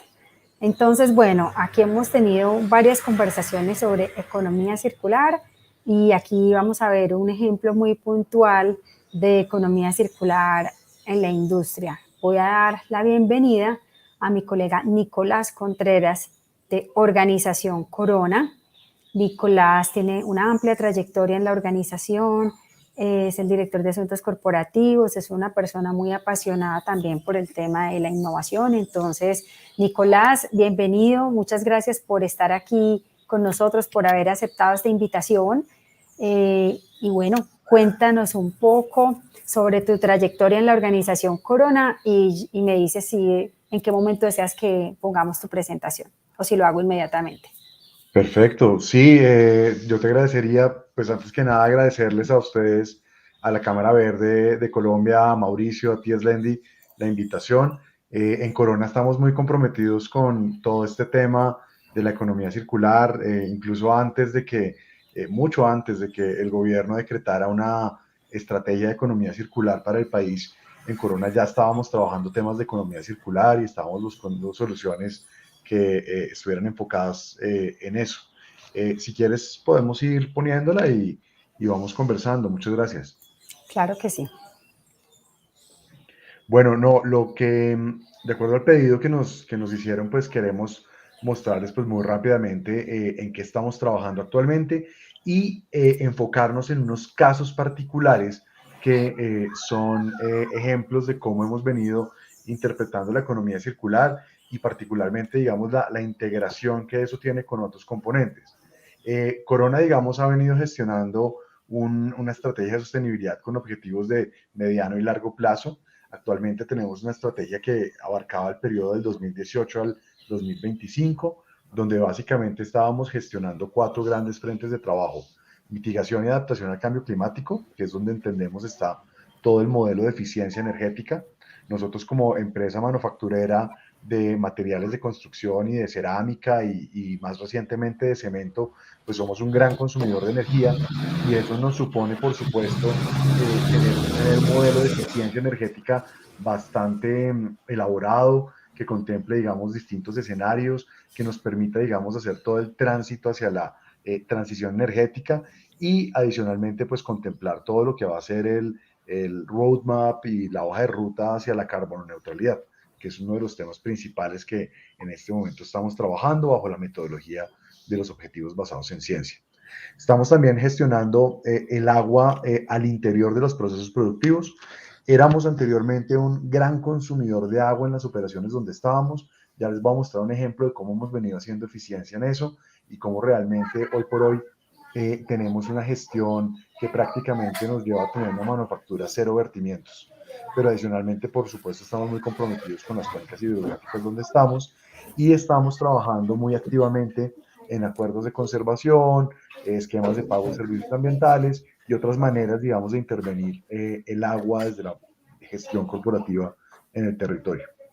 Y economía circular, que es el tema que nos, pues, que nos llama acá a contarles un poco cuál ha sido nuestra experiencia, pues es un tema en el que tenemos ya alguna trayectoria, es un tema, digamos, que es bastante complejo para una organización, digamos, tradicional, con estructuras, digamos, muy lineales, que fue concebida y ha venido creciendo de manera integrada y de manera vertical, y donde supone, digamos, retos de innovación, retos tecnológicos, por supuesto, retos logísticos, sin duda, y retos, digamos, a nivel cultural, ¿no? Hay aspectos que tienen que ver con la manera en cómo hacemos las cosas, con los sistemas de gestión y, por supuesto, digamos, abordar el tema de economía circular, ha supuesto, digamos, abordar cada una de esas posibles barreras y empezar a sortearlas. Y, por supuesto, digamos, el tema de cumplimiento ambiental y exceder, digamos, las normas y los estándares, que es una meta con la cual estamos absolutamente comprometidos. Si quieres, siguiente. En particular en economía circular, pues lo que hemos venido haciendo es implementar una estrategia que tenga, digamos, múltiples frentes, es decir, que contemple que la economía circular, como ese gran concepto de enfoque de las organizaciones, pues permite, digamos, abordar campos muy distintos que van desde la gestión de la energía, la gestión del agua, la gestión de los residuos, pasando, digamos, por la selección de materiales, pasando por la selección de diseños y abordando, digamos, como todas las distintas tareas que se dan a lo largo de la cadena de valor. Ahí básicamente tenemos un par de metas muy específicas al 2025. Uno es mantener un aprovechamiento mínimo del 80% de los residuos industriales. Ya les vamos a mostrar un par de ejemplos de cómo hemos venido haciéndolo. Pero adicionalmente, digamos, cumplir con la normativa en Colombia y en otros países donde operamos relacionada con empaques y envases. Y, por supuesto, abordar todo lo que tiene que ver con análisis de ciclo de vida en el portafolio de productos, que es algo en lo que estamos muy comprometidos.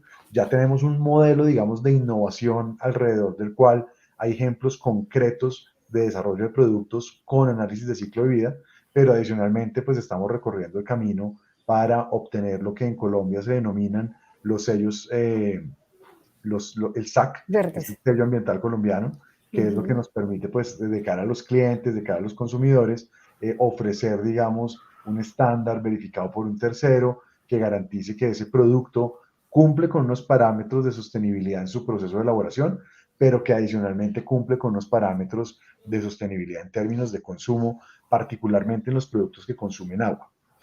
Y diciéndoles esto, yo quería contarles acá entonces pues un primer gran resumen de cómo estamos y ya nos enfocamos, si quieres, siguiente, en los casos específicos. Básicamente la manera en cómo abordamos esos grandes objetivos de economía circular pues nos supuso pensar toda la cadena, desde los insumos y los suministros, la manufactura y los procesos productivos y la comercialización de productos. En los insumos, digamos, recordarles que Corona es una empresa de valor agregado sobre la minería. O sea, todo lo que hacemos en temas de acabados cerámicos, en pinturas, en griferías, en cemento, en otros materiales de construcción, en últimas termina siendo una actividad de valor agregado sobre la minería y por supuesto que nos tocó enfocarnos en un principio en todo lo que era esa minería y los impactos, digamos, que eso suponía. Ahí básicamente lo que hemos venido construyendo es oportunidades de trabajo alrededor de todo lo que es residuos, todo lo que son materiales y por supuesto, digamos, todo lo que tiene que ver con recuperación en general. Y un segundo, digamos, eslabón que tiene que ver con la manufactura y los procesos productivos, que tiene mucho que ver con los casos que les vamos a contar a continuación. Básicamente en tres aspectos.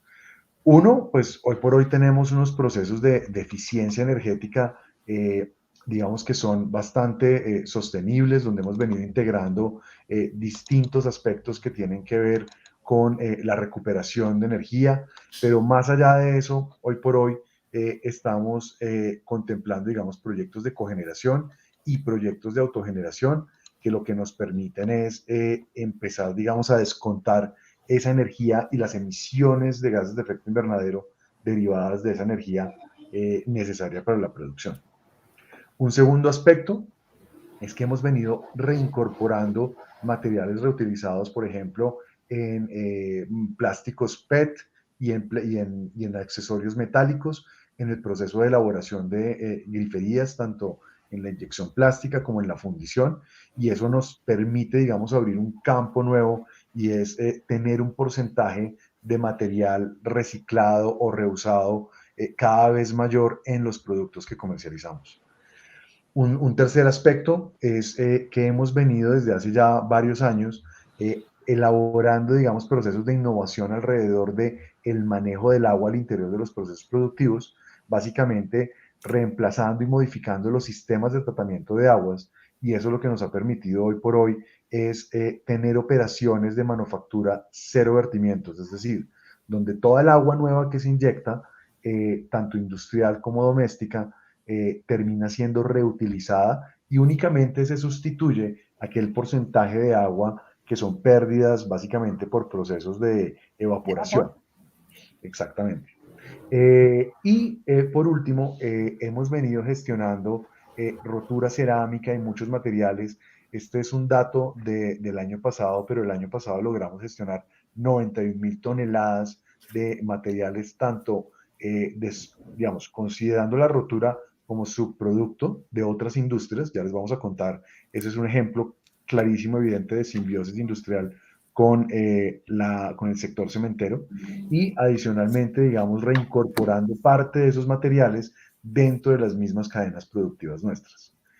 Y por supuesto el último eslabón, que es el de comercialización, donde básicamente en el marco del plan colectivo de la ANDI, que es la Asociación Colombiana de Industriales, donde tenemos una obligación, digamos, por una regulación aplicable al país de recolectar para el año anterior el 10% de lo que, perdón, para este año, el 10% del material que habíamos puesto sobre una línea base 2018, nos ha llevado, digamos, a tener ya una recolección de más de 25.000 toneladas en conjunto con otras empresas que hacen parte de ese colectivo, lo cual pues es una labor bastante importante y por supuesto, digamos, nos ha supuesto retos en torno también a repensar diseños y materiales con los cuales elaboramos los empaques y los embalajes.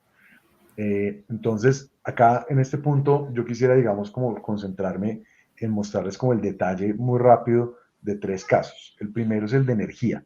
Y para eso, si quieres, Slendy, por favor, la siguiente, les vamos a compartir un poco dónde estamos situados. Básicamente, digamos, perdóname, creo que te fuiste una más. Esa, gracias.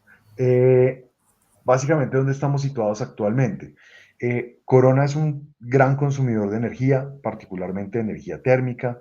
En total de energía estamos alrededor de unos 5.000 terajoules al año, tanto de energía térmica como eléctrica, pero el 88% de esa energía es térmica, y eso, digamos, nos ha supuesto un reto importante porque desde hace años transitamos el camino de la reconversión tecnológica y hoy por hoy prácticamente todos nuestros procesos productivos, con excepción del proceso cementero, funcionan a gas natural.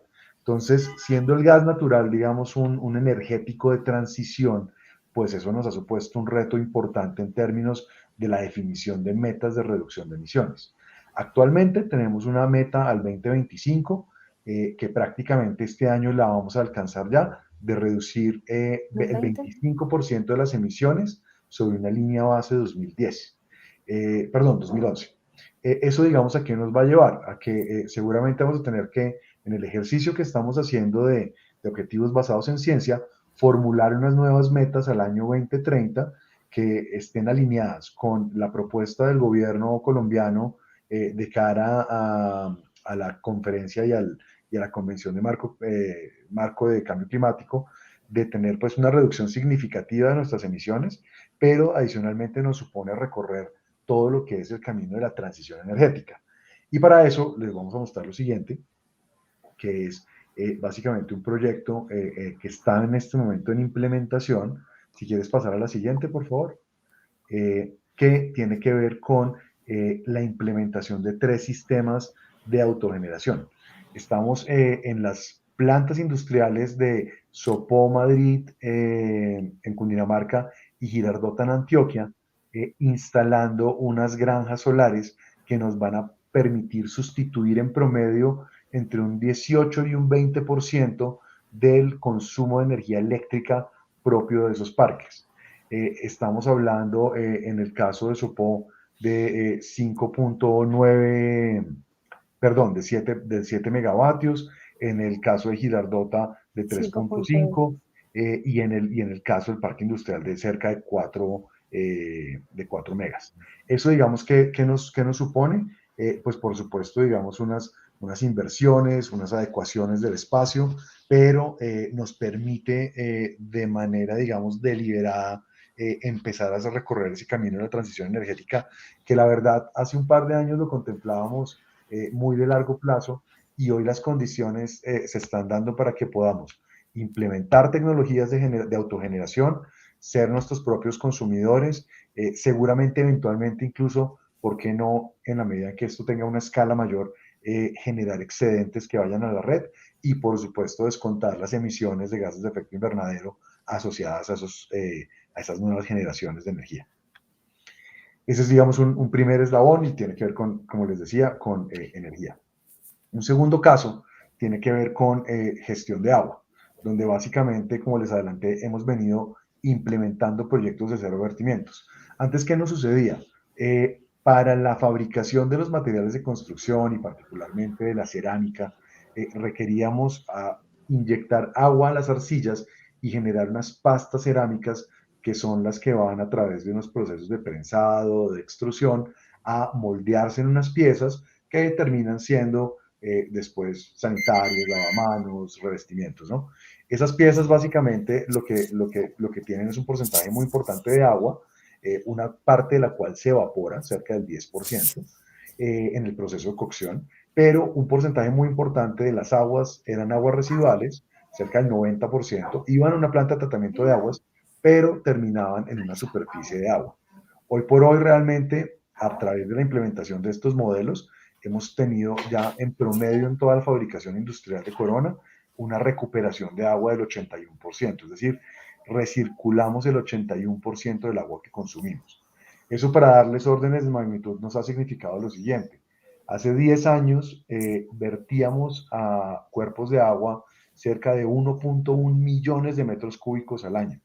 Hoy por hoy estamos rondando los 400.000 metros cúbicos. Es decir, hemos tenido una reducción, y un poco menos, es decir, hemos tenido una reducción casi de 2/3 partes de los vertimientos que generamos. Entonces, también a través de repensar los procesos y buscar el cierre de ciclos en energía, en agua, generamos, digamos, esos impactos.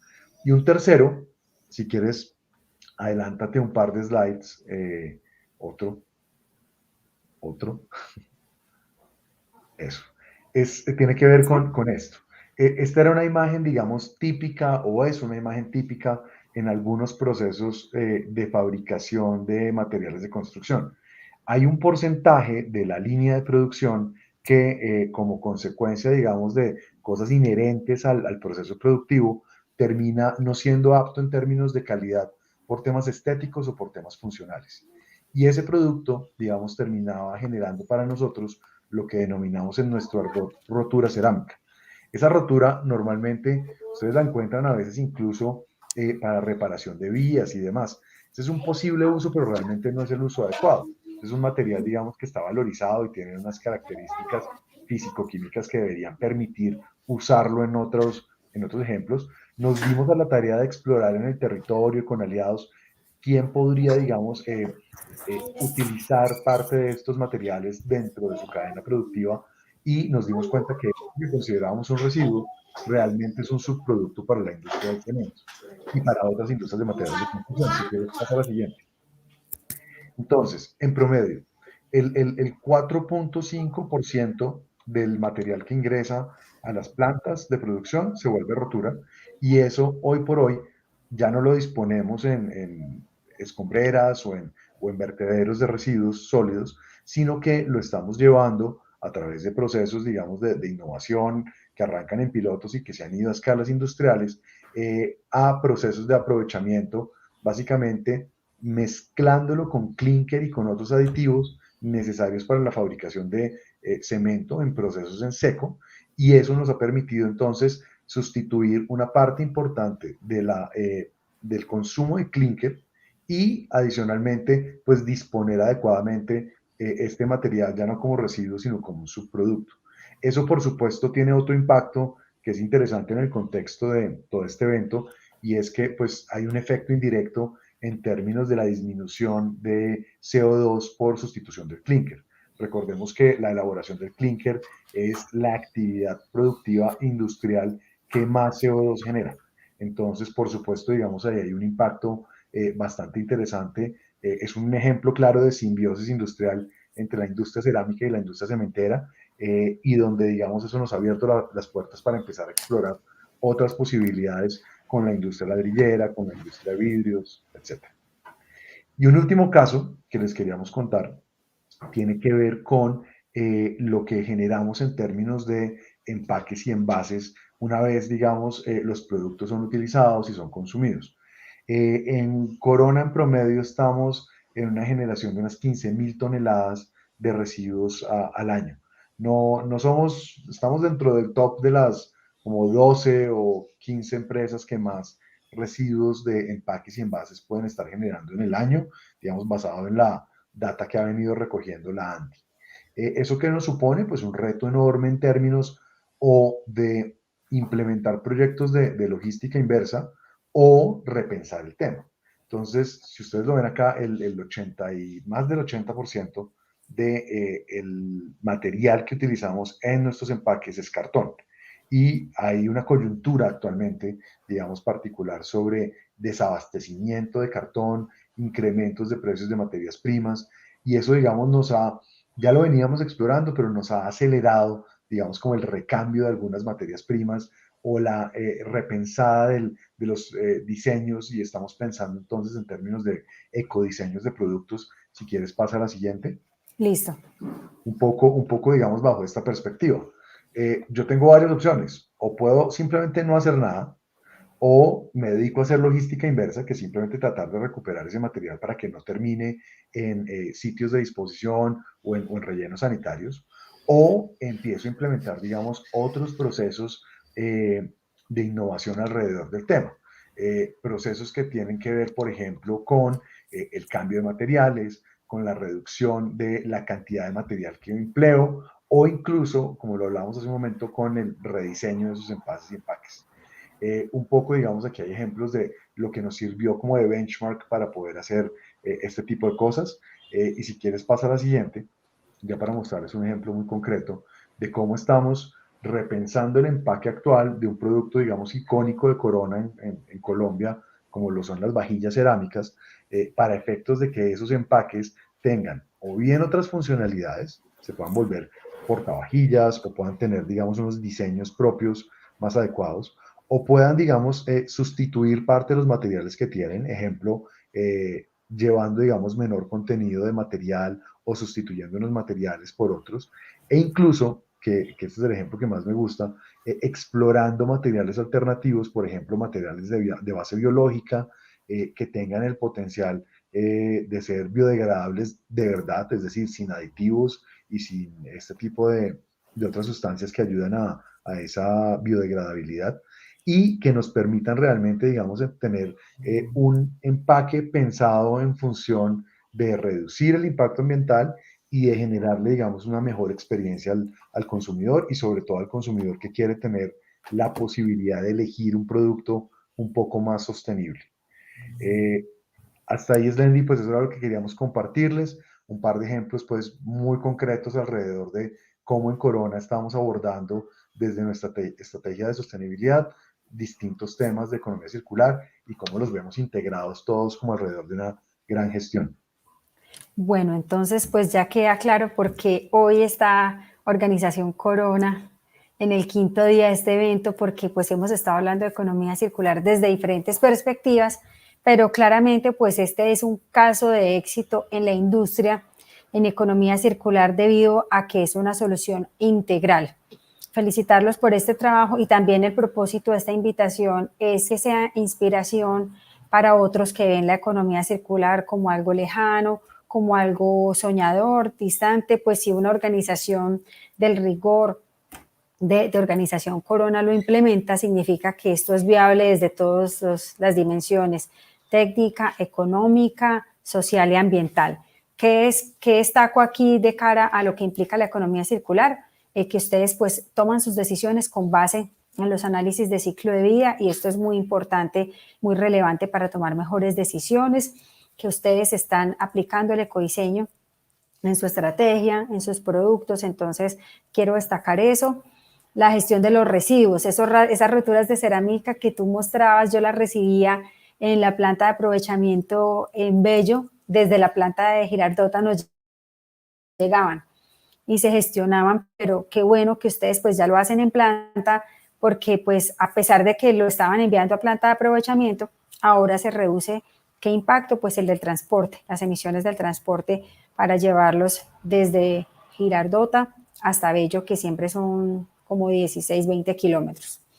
El otro tema, el del agua, importantísimo, porque pues hablábamos hace 2 días de los flujos del agua de las ciudades y de la industria, entonces al sistema entra agua potable pues, o agua cruda que se trata hasta llegarla a su estado de potabilidad, pero cuando sale como vertimiento no sale totalmente limpia ni potable, tiene una carga contaminante y así hayan plantas de tratamiento que remuevan parte de esa DBO, no remueven el 100%. La norma, si no estoy mal, está en el 85%. Pues yo estoy desactualizada ahorita más adelante que Fernando hable, pero digamos que la última vez que yo miraba estadísticas era como el 85%. Entonces, de todos modos, ese 15% residual que queda es contaminante. Entonces, reducir los vertimientos tiene un impacto muy grande, no solo en términos de protección del agua, sino también en costo, porque es que poder reintegrar esta agua representa también ahorros en costo. Otro aspecto entonces a destacar valiosísimo, involucrar el ecoetiquetado me parece espectacular, súper necesario, el rediseño de los empaques, el rediseño de los embalajes, porque también a veces no se analiza y tienen mucha incidencia en los flujos de materiales. Y pues también que alrededor de toda esta estrategia, quisiera que nos cuentes, por favor, de los, si pues en términos generales, si lo quieres decir en porcentaje, los ahorros que han podido alcanzar, si nos puedes compartir esa información en porcentaje, al haber implementado estas estrategias de circularidad. Mira, ahí digamos, se podría hablar como de distintas cosas, pero les podría dar un ejemplo muy concreto. Con lo que recuperamos de material cerámico, que además nos genera un ingreso, digamos, no operacional, porque logramos vender cada una de esas toneladas de material cerámico y implementar todo un modelo de negocio, ¿no? Aquí lo que importa es que realmente en el tema de economía circular puede haber un caso de negocio, es decir, puede haber, como tú lo dices, reducción de impactos, reputación obviamente y digamos réditos en temas de imagen corporativa y demás, pero adicionalmente puede haber, o se puede monetizar, digamos, esos ahorros. Un ejemplo muy concreto, fruto, digamos, de la recuperación de ese material cerámico, terminamos pagando la logística, generándole un ahorro al fabricante de cemento porque el costo de una tonelada de estos materiales puesta en su planta versus una tonelada de clinker, por ejemplo, importado, es muchísimo menor, significativamente menor. Entonces, no solamente esto se paga solo, sino que genera un ingreso. Con ese ingreso, nosotros hemos podido, por ejemplo, financiar, como a través de un pequeño tema de un fondo ambiental que tenemos al interior de la compañía, actividades que van en procura del medio ambiente y que no afectan el PIG. Un ejemplo muy concreto es que todo el proyecto de recuperación de un humedal en el marco del Plan Padrino de Humedales con la CAR, que está ubicado en la planta industrial de Sopó, que elaboramos en conjunto con el Parque Jaime Duque y que tuvo una inversión de más de 200 millones de pesos, se ha pagado a través de la gestión de esas roturas cerámicas. Entonces, realmente, digamos, el tema te permite no solamente generar ahorros en términos de disposición de los residuos, que era lo que antes nos tocaba pagar, fletes y operación, etcétera, sino que adicionalmente te genera un ingreso que te permite hacer nuevas inversiones ambientales. Entonces, si lo quieres ver así, es también un ejemplo de economía circular en términos económicos, porque te permite reinvertir esos mismos recursos. Claro, es que de eso se trata la economía circular y este ejemplo de ustedes me parece espectacular y también quienes lo quieran leer está el artículo completo en la revista Activist en www.activist.com.co porque es que es un caso que integra muchas dimensiones y además nos muestra economía circular, conversa con modelos de negocio rentables. Entonces aquí, a través de todo lo que ustedes han hecho, han podido también lograr eficiencias y ahorros también en materias primas porque están reincorporando materias primas al proceso, reduciendo costos logísticos, un montón de beneficios asociados a esto. Entonces, pues bueno, felicitarlos por este gran trabajo, que ojalá cada vez más empresas tomen estas prácticas ejemplares. También destaco que al incorporar materiales con contenido reciclado en griferías y los demás, nunca estamos sacrificando la calidad, que es otra de las cosas que me gusta decir en las conferencias. Que uno haga ecodiseño no significa que esté sacrificando la calidad. Con los productos de Corona son de excelente calidad. Se reconsidera la composición de algunos elementos, pero se siguen manteniendo o a veces incluso mejorando los estándares de calidad. Entonces, esto también es algo que quisiéramos destacar. Nicolás, agradecer tu participación. Muchísimas gracias por tu excelente presentación e intervención. A ustedes, muchísimas gracias por la invitación nuevamente. Muchísimas gracias, Nicolás. Bienvenido siempre para cuando quieras estar. Y ahora, Nicolás, agradeciendo tu presencia, nos despedimos de Nicolás y vamos a darle la palabra a Natalie y a Mauricio, que nos van a contar sobre una iniciativa espectacular. Hola, Natalie, bienvenida. Hola, buenas tardes, ¿cómo están? Muy bien, muchas gracias. ¿Y tú? Bien, gracias. Saludo para todos. Bueno, Natalie, cuéntanos por favor sobre el anuario. Sí, muy buenas tardes para todos. Yo soy Natalie Arias, yo soy periodista y directora del anuario de la Cámara Verde de Comercio. Queremos hacerles una invitación muy especial para que participen de esta edición. Les cuento un poquito más. Yo soy periodista, he escrito para medios como El Tiempo, Revista Semana, Revista Dinero, Revista PMI, entre otros. Y pues queremos aportar todo este conocimiento para que también a nivel de difusión de las iniciativas tengan un mayor impacto de cara a los usuarios finales. Nos damos cuenta que a veces las organizaciones hacen unos esfuerzos maravillosos a nivel interno que muchas veces el usuario final no conoce y eso hace que pues hoy en día a nivel de decisión de compra sea muy importante que conozcan estos factores. Entonces queremos ayudarlos a través de esta publicación que va a ser tanto impresa como digital a que puedan contar su historia. Quienes deseen participar, les vamos a ayudar a la construcción del storytelling de la marca. También en cuanto al texto, ahí podemos ver, esta va a ser nuestra portada.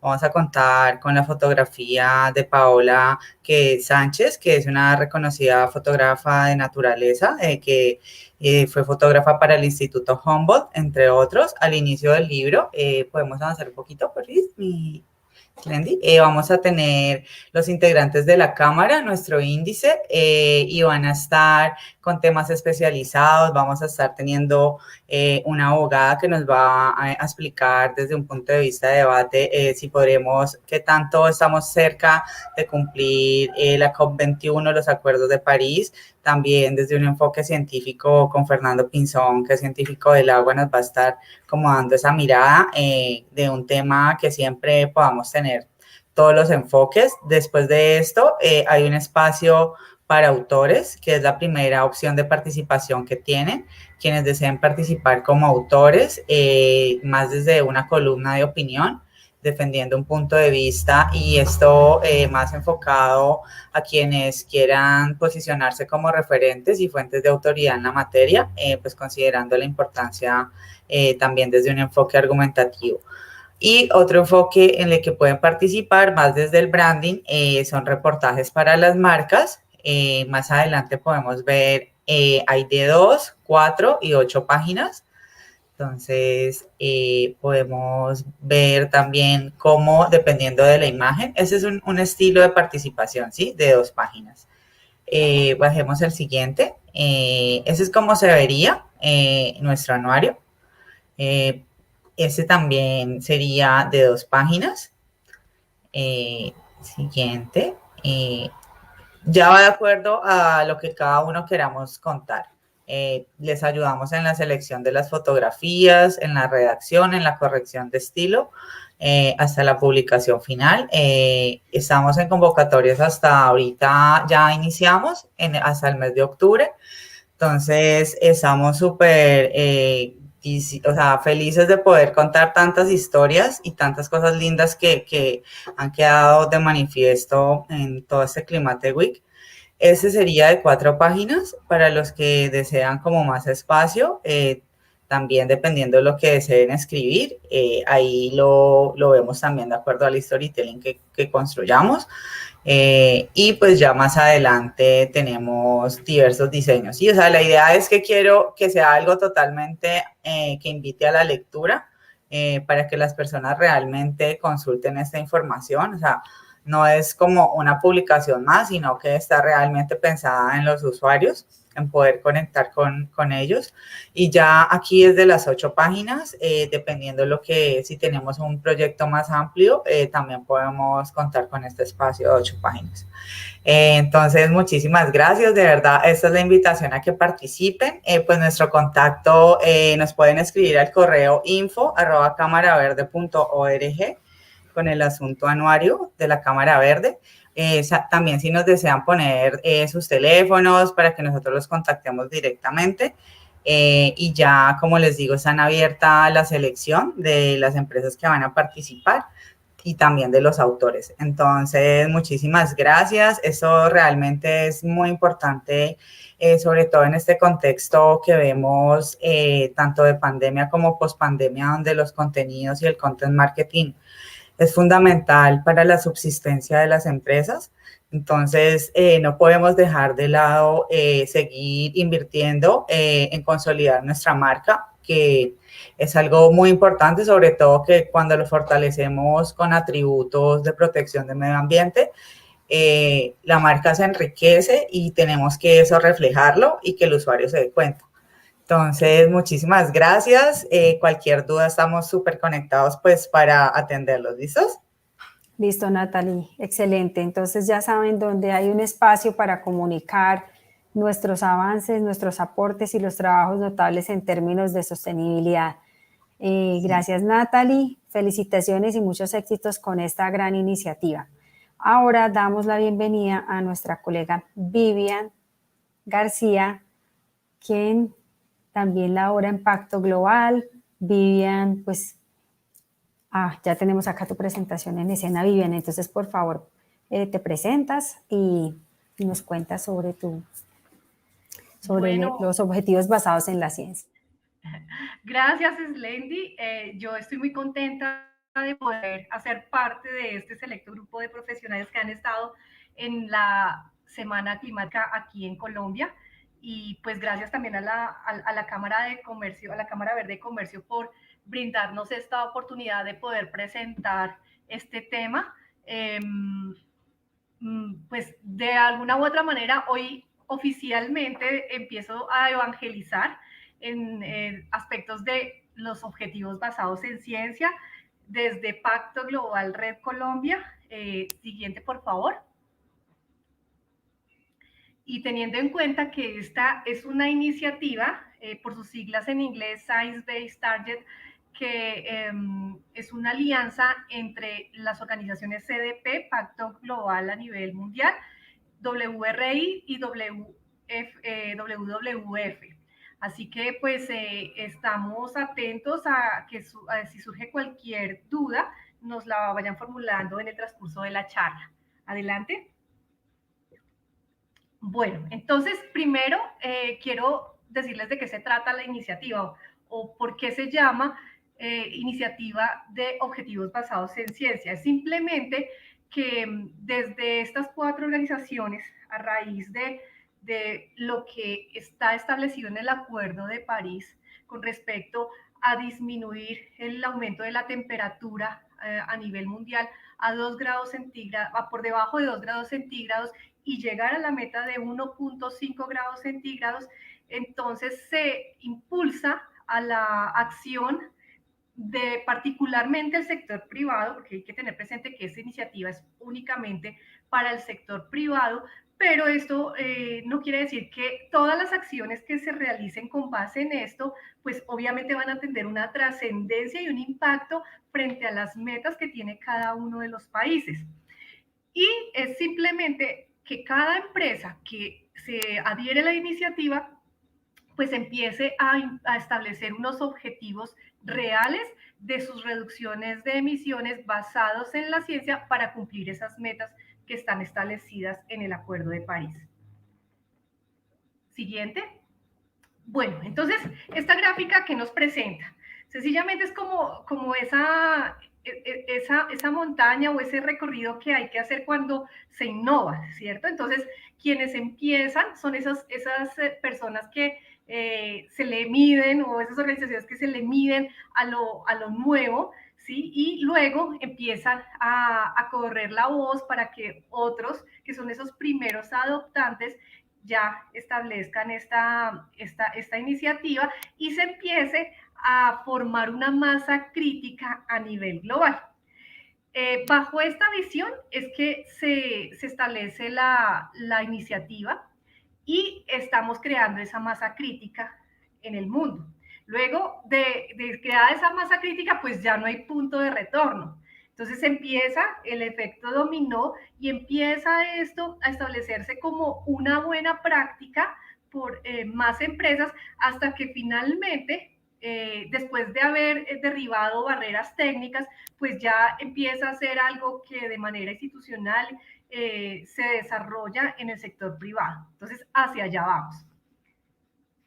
Siguiente, bueno, entonces, los objetivos que las empresas adoptan para reducir las emisiones se consideran basados en la ciencia porque para realizar este trabajo se cuenta con el análisis de toda la investigación climática que ha soportado el Acuerdo de París y que ha establecido unos topes frente a las emisiones para que, como les decía yo, se limite la reducción o el aumento de la temperatura a por debajo de 2 grados centígrados y llegar a la meta de 1.5 grados centígrados. De hecho, el tema es el siguiente. Hace alrededor de un mes, pues tuvimos la noticia de este informe desalentador del Consejo Intergubernamental de Cambio Climático, que dice, los esfuerzos que se están haciendo definitivamente pues no han sido suficientes y si seguimos en este ritmo, definitivamente nos vamos a encontrar en la debacle. Entonces, la idea es que con esta iniciativa se pueda acelerar muchísimo más la actividad de las empresas para poder alcanzar esas metas que se establecen en el acuerdo. Entonces, ¿cuál ha sido el progreso al día de hoy? Frente a la iniciativa, tenemos a nivel global 1.845 empresas que están tomando acción, que ya están hablando de cuáles son esos objetivos que van a establecer para disminuir sus emisiones, de las cuales 919 ya tienen aprobados esos objetivos basados en ciencia y más adelante les voy a explicar cuál es el proceso.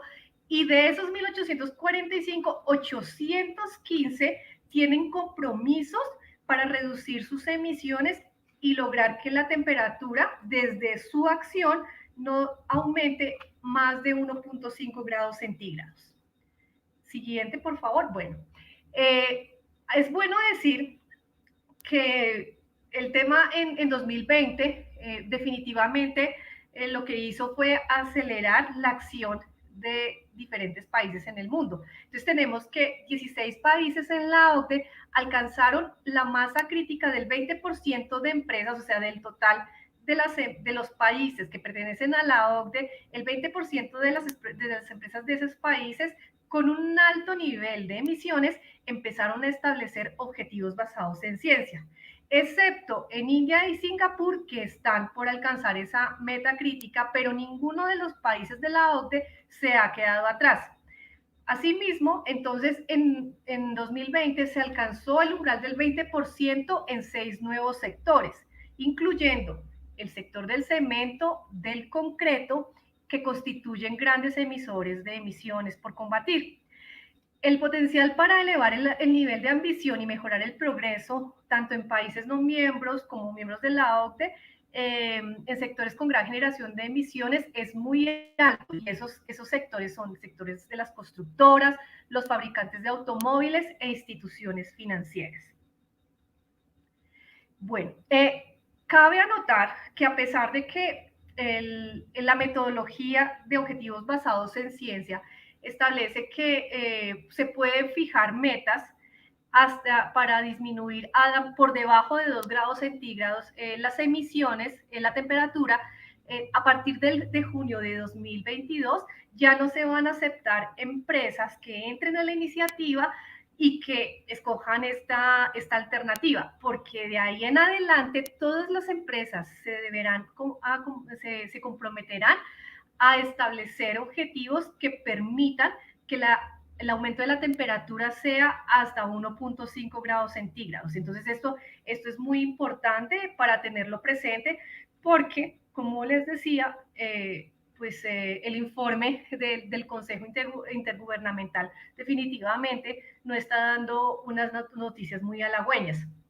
El 41%, al anterior, por favor, del total de las empresas con objetivos basados en ciencia cuentan con objetivos en alcance 1 y 2. O sea, lo importante a tener en cuenta, y el primer paso que tienen que hacer las empresas es medir su huella y con base en esa huella de carbono que establecen en un año base, empiezan a determinar sus metas para los alcances 1 y 2. Sin embargo, esta iniciativa ha tomado tanta dinámica que ya muchas empresas se han comprometido en, primero, alcanzar emisiones netas cero para 2050, pero adicional a eso, disminuir con base en sus objetivos el aumento de la temperatura a 1.5 grados centígrados, y esto cubriría también el alcance 3, que tiene que ver con los proveedores y toda su cadena de valor. Bueno, entonces, es a veces complicado para las empresas tener el control, o bueno, es complejo tener el control del alcance 3, porque son terceros, son proveedores, de los cuales la capacidad de acción a veces no es bastante, pero las metas que se han establecido, los objetivos que se han establecido bajo esta metodología ya se empiezan a convertir en una práctica estándar. 69 empresas ya cuentan con objetivos de participación del proveedor o de los proveedores, que están exigiendo a los proveedores establecer sus objetivos también basados en ciencia. Así que lo que vemos en esto es que finalmente se convierte en un efecto dominó, ¿sí? Porque esta práctica se va extendiendo, y cuando yo me vuelvo exigente con mis proveedores para que se alineen con mis políticas y con mi modo de acción, pues definitivamente todos vamos en la misma línea. Bueno, este dato me parecía importante tenerlo. Como ven, las empresas que están en letra azul son aquellas empresas que no son cualquier tipo de empresas, y son empresas colombianas que ya han establecido objetivos basados en ciencia.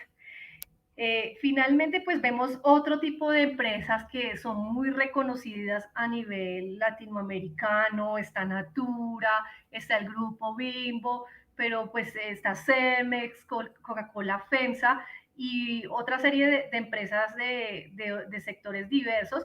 Pero me parece importante resaltar que Cementos Argos, Odinsa, Bancolombia, TCC y el Grupo de Energía de Bogotá ya están alineados con esta iniciativa. Bueno, entonces vamos a hablar un poco de esos conceptos técnicos que tienen que ver con objetivos basados en ciencia. Y lo primero es que a través de la página web de Science Based Target vamos a encontrar una serie de documentos técnicos que nos pueden ayudar a establecer o la metodología para empezar este camino de establecer metas basadas en lo que a nivel de ciencia se tiene previsto. Esto es importante, ¿por qué? Porque le da la certeza a la empresa y a las demás personas de ver que efectivamente tienen un derrotero, ¿sí? Con base en datos específicos, en datos proporcionados por la ciencia sobre cuáles son esos puntos que no se deben sobrepasar. Entonces, esta serie de documentos, pues definitivamente recoge una asesoría muy seria, muy científica, de diferentes organismos internacionales como el Consejo de Cambio Climático Intergubernamental, el Instituto Internacional del Análisis de Sistemas Aplicados, la Agencia Internacional de Energía y otras instituciones académicas y agencias climáticas estatales. Siguiente, por favor. Y se parte de que esto es como una billetera, ¿cierto? O un presupuesto financiero, ¿sí? Se tiene establecido una serie de emisiones que se han analizado en toda la existencia del planeta. Y bueno, esto tiene mucho que ver, yo no sé si ustedes vieron este documental que habla acerca de los límites del planeta, pero son esas cuotas que se tienen en los diferentes temas, en biodiversidad, en cambio climático, en acidez. Entonces, en el tema de cambio climático, pues se tiene un presupuesto. Y hemos visto cómo el planeta se ha comportado durante miles de años, que es la dinámica que nosotros conocemos. La mayoría de ese tiempo, pues las emisiones han surgido de manera natural y el planeta ha tenido la oportunidad de irlas procesando de acuerdo con su dinámica. Sin embargo, hemos entrado a una era del antropoceno, la era geológica del antropoceno. Empieza todo este cambio a acelerarse con la primera revolución industrial y de ahí en adelante con el resto de revoluciones industriales hasta la fecha, tanto así que las emisiones que tenían de alguna u otra forma una aparición constante en el planeta súbitamente empiezan a aumentar. Así que esa capacidad total que tiene el planeta para poder soportar la cantidad de emisiones, pues tiene un tope ya limitado, que es el plazo que tenemos de aquí hasta el final del siglo. Sin embargo, pues se ha calculado cuánta es la emisión de gases de efecto invernadero que se podrían realizar de aquí hasta el final del siglo, y con base en ese presupuesto es que se hacen los cálculos para que cada empresa pueda y cada sector pueda establecer sus objetivos de poder llegar a ese tope de emisiones y no sobrepasarlo. Entonces, se tiene el presupuesto de carbono que, como decimos en esta diapositiva, es la cantidad finita que puede emitirse.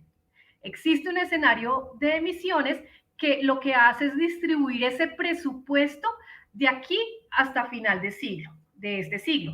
Y luego se empieza a realizar una distribución de todas esas emisiones, desagregándola a través de los sectores, de las regiones y a nivel mundial. Siguiente, por favor. Entonces, bueno, esta gráfica definitivamente nos ayuda a comprender de lo que estamos hablando. Entonces, ha aumentado de 280, miren las cifras, a 400 partes por millón, y pues no sabemos a 2100 cómo sigan aumentando. Entonces, esta cubeta nos presenta en color morado o violeta las emisiones que se han acumulado históricamente, ¿sí? El planeta tiene una capacidad para poder asimilarlas, pero como se ha acelerado la emisión de gases de efecto invernadero, pues asimismo, entonces empieza a disminuir la posibilidad de seguir emitiendo más. Entonces, lo que está aquí en blanco es ese presupuesto que nosotros tenemos en este momento para no colapsar. Y la gráfica a la derecha simplemente muestra con las líneas azules, las líneas punteadas azul y roja, las formas en las cuales esa disminución se va a presentar siempre y cuando o tomemos el camino de disminuir la temperatura, o el objetivo de disminuir la temperatura a por debajo de 2 grados centígrados, o el camino que se debe tomar para disminuir la temperatura en 1.5 grados centígrados. Entonces vemos que inicialmente hay que hacer un esfuerzo grandísimo, ¿cierto?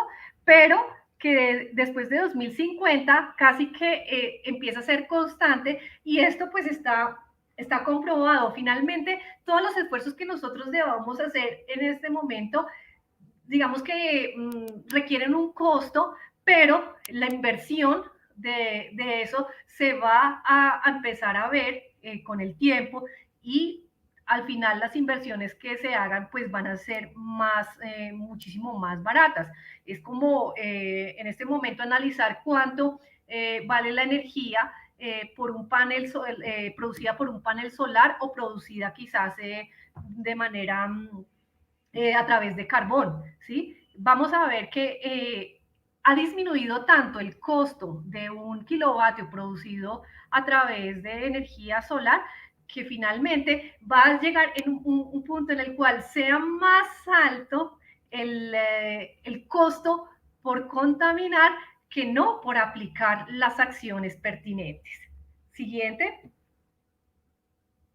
Bueno, entonces, ¿cómo se fijan esos objetivos basados en ciencia? O sea, yo como empresa puedo tener dos alternativas, bueno, tengo una sola. Si soy una empresa grande, catalogada por la iniciativa, que son las que tienen más de 500 empleados, o las que la iniciativa denomina pequeños y medianos negocios, que son las que tienen menos, y que son para nosotros en la iniciativa las pymes, que tienen menos de 500 empleados. Entonces, a continuación vamos a ver cuál es esa ruta que es la estándar, que es la que aplica a las grandes compañías. Entonces, lo primero que hace la empresa es presentar una carta que establezca que tiene la intención de fijar objetivos basados en ciencia.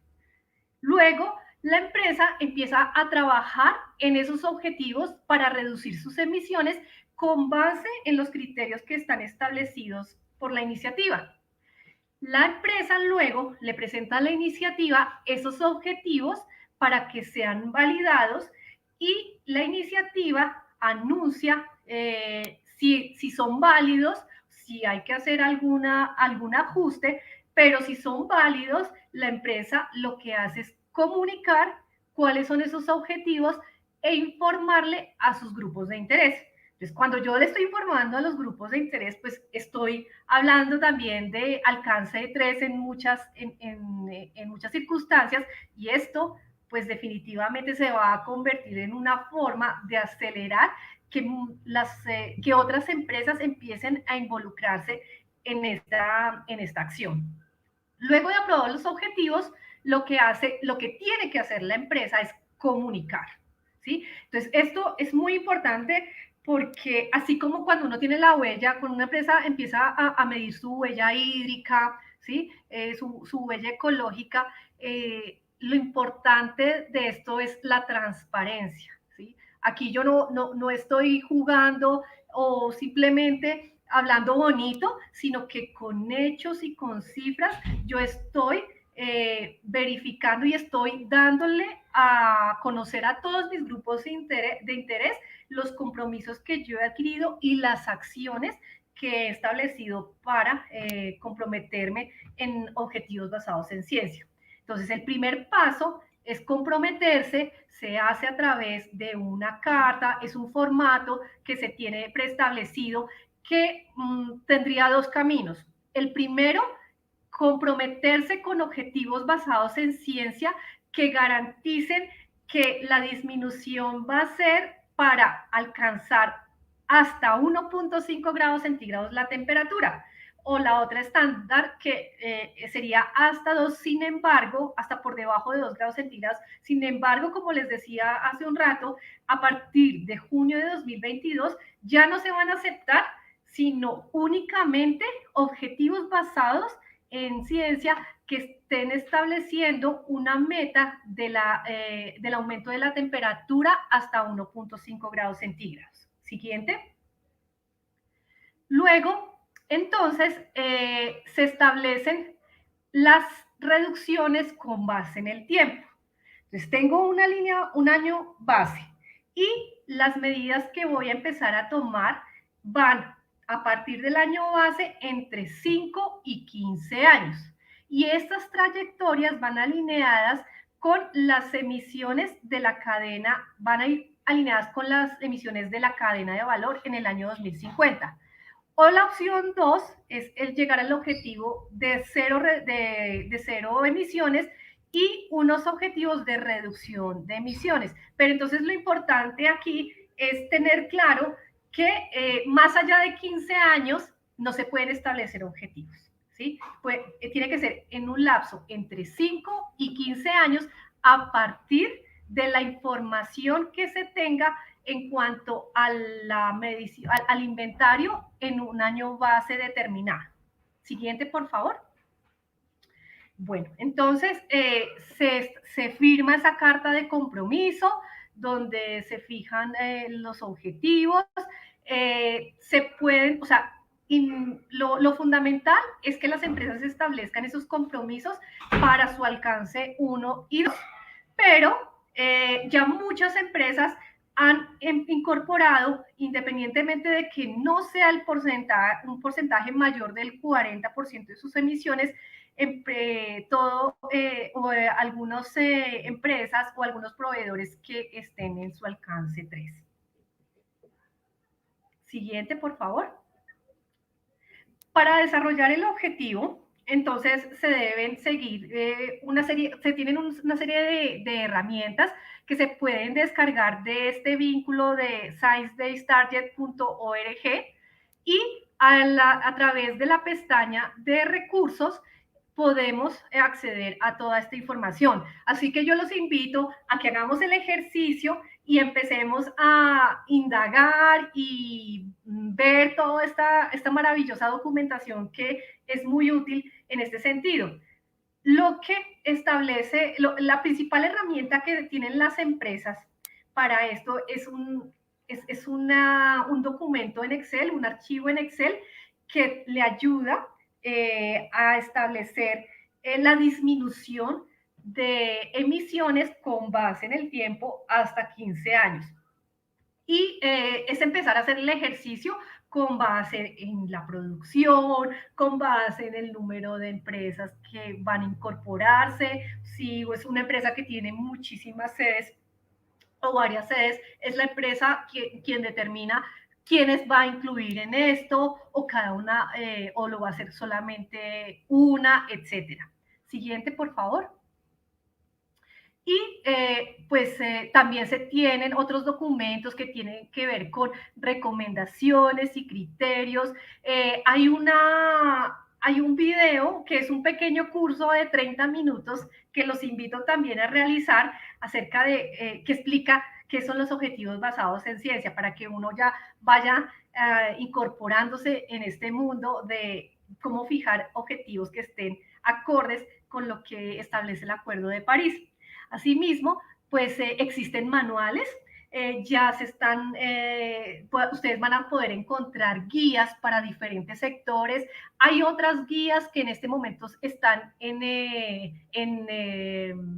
preparación, que están en discusión, pero por ejemplo, una que es muy cercana a lo que yo trabajo, el sector textil. Entonces hay una guía especial para el sector textil, cómo se puede empezar a disminuir emisiones bajo la iniciativa para este tipo de sectores. Hay para el sector financiero, el sector de transmisión de energía está en discusión y es definitivamente la oportunidad de sacarle tiempo para leer, aprender y de la misma forma empezar a aplicarlo. Siguiente.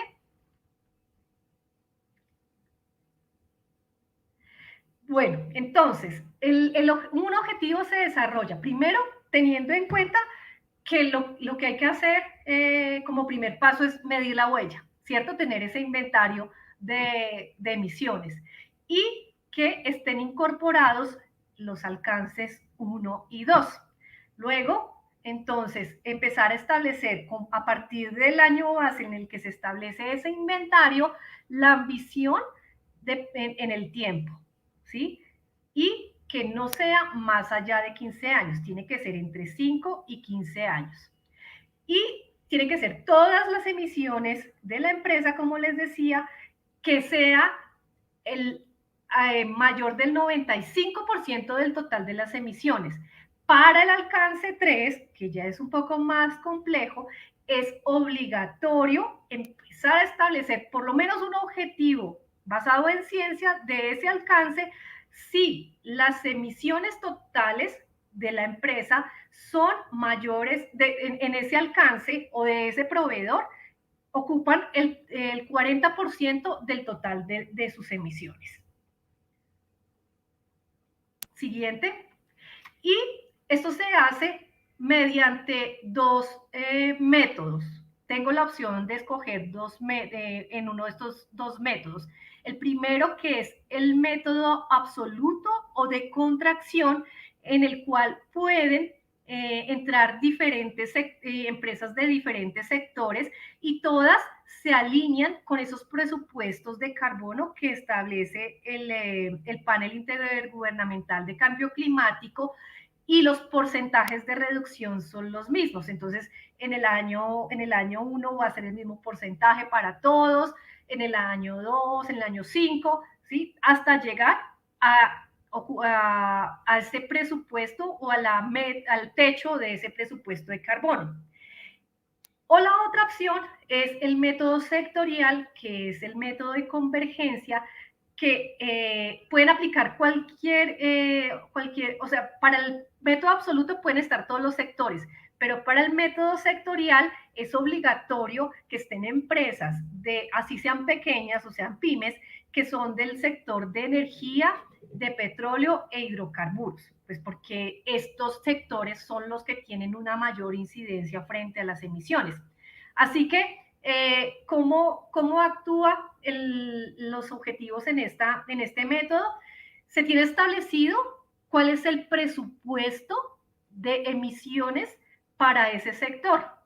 Y lo que hacen las empresas es, con base en su actividad, empezar a establecerlos hasta llegar a la emisión establecida para ese sector. Siguiente.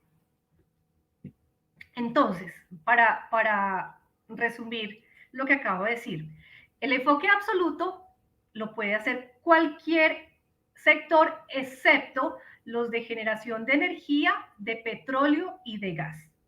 Este enfoque absoluto es previsto para emisiones de alcance 1 y 2, ¿de acuerdo?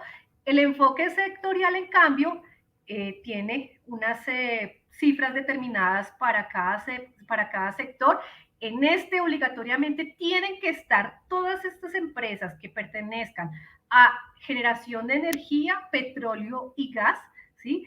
Y esto también puede cubrir sectores como el inmobiliario, el sector de TICs, algunos sectores de transporte y otro tipo de sectores que en este momento tienen o están en elaboración las guías. La iniciativa de Science Based Target está desarrollando más enfoques sectoriales a medida que para los diferentes sectores claves como son petróleo y gas, transporte marítimo, aviación, silvicultura, tierra y agricultura. Siguiente.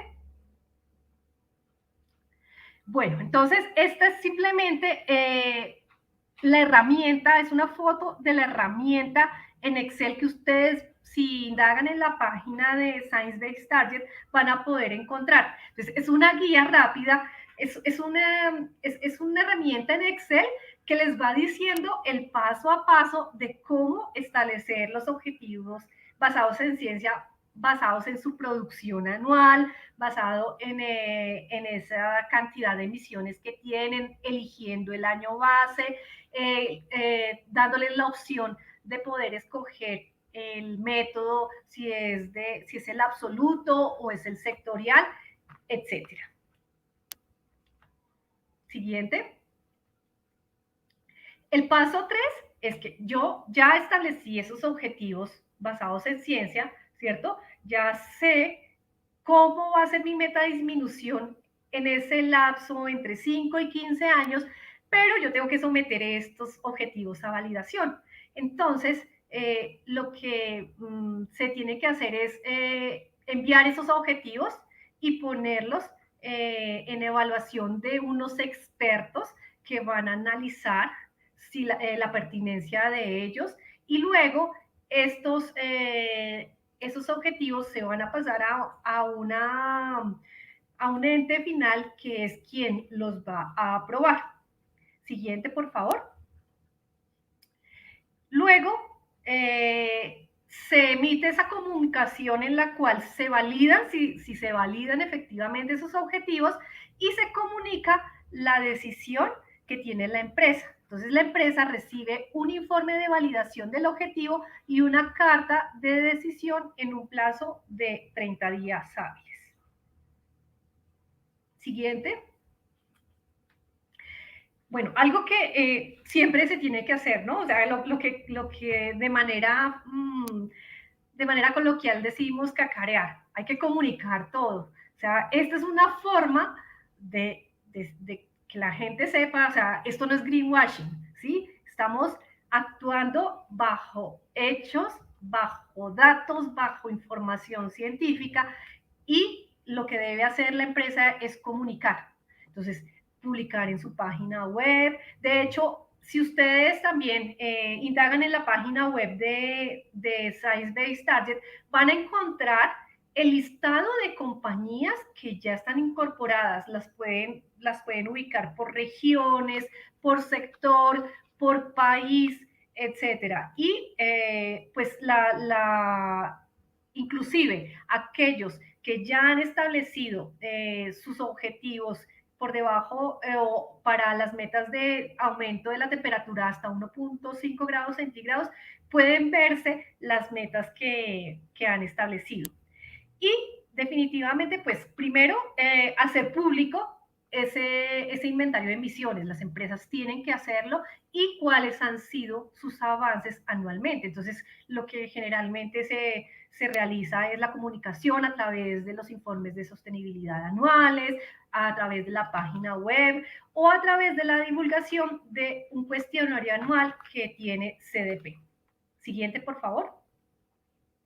Bueno, entonces, esto es una iniciativa que nace en 2015. Sin embargo, a raíz de toda esta actividad, de toda esta preocupación también, desde Pacto Global y con las otras organizaciones aliadas, se creó el Climate Ambition Accelerator, que es un programa de entrenamiento a nivel global para que las empresas que están adheridas al Pacto Global empiecen a entrenarse en conocer cómo se establecen esos objetivos basados en ciencia, cómo pueden empezar a establecer su inventario, empezar también a crear redes de conexión con otras empresas, intercambiar sus experiencias, y esto empezó a funcionar en junio de este año. Así que desde Latinoamérica, pues junto con la red de Pacto Global en Colombia, estamos trabajando también con las redes de Chile, de Costa Rica, Ecuador, Guatemala y México, y hemos creado un grupo de empresas que voluntariamente han querido tomar este entrenamiento para poder participar y avanzar más adelante en ese establecimiento de objetivos basados en ciencia, para que desde su organización ya se tenga claro esto.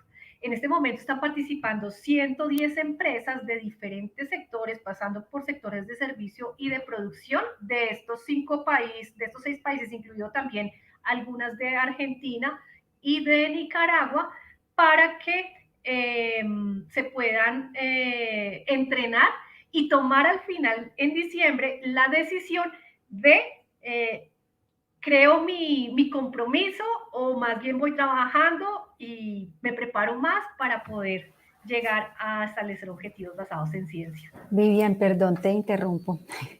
Encendí la cámara para informarte que ya se nos está agotando el tiempo. Entonces, para que porfa, este tema está espectacular, está fascinante, pero ya debemos ir cerrando, y para que porfa revises la pregunta que tenemos. Sí, bueno, en la página web de Objetivos Basados en Ciencia, science-based-target.org, se pueden revisar las empresas que están, y las que ya han tenido sus objetivos aprobados se pueden empezar a ver. Bueno,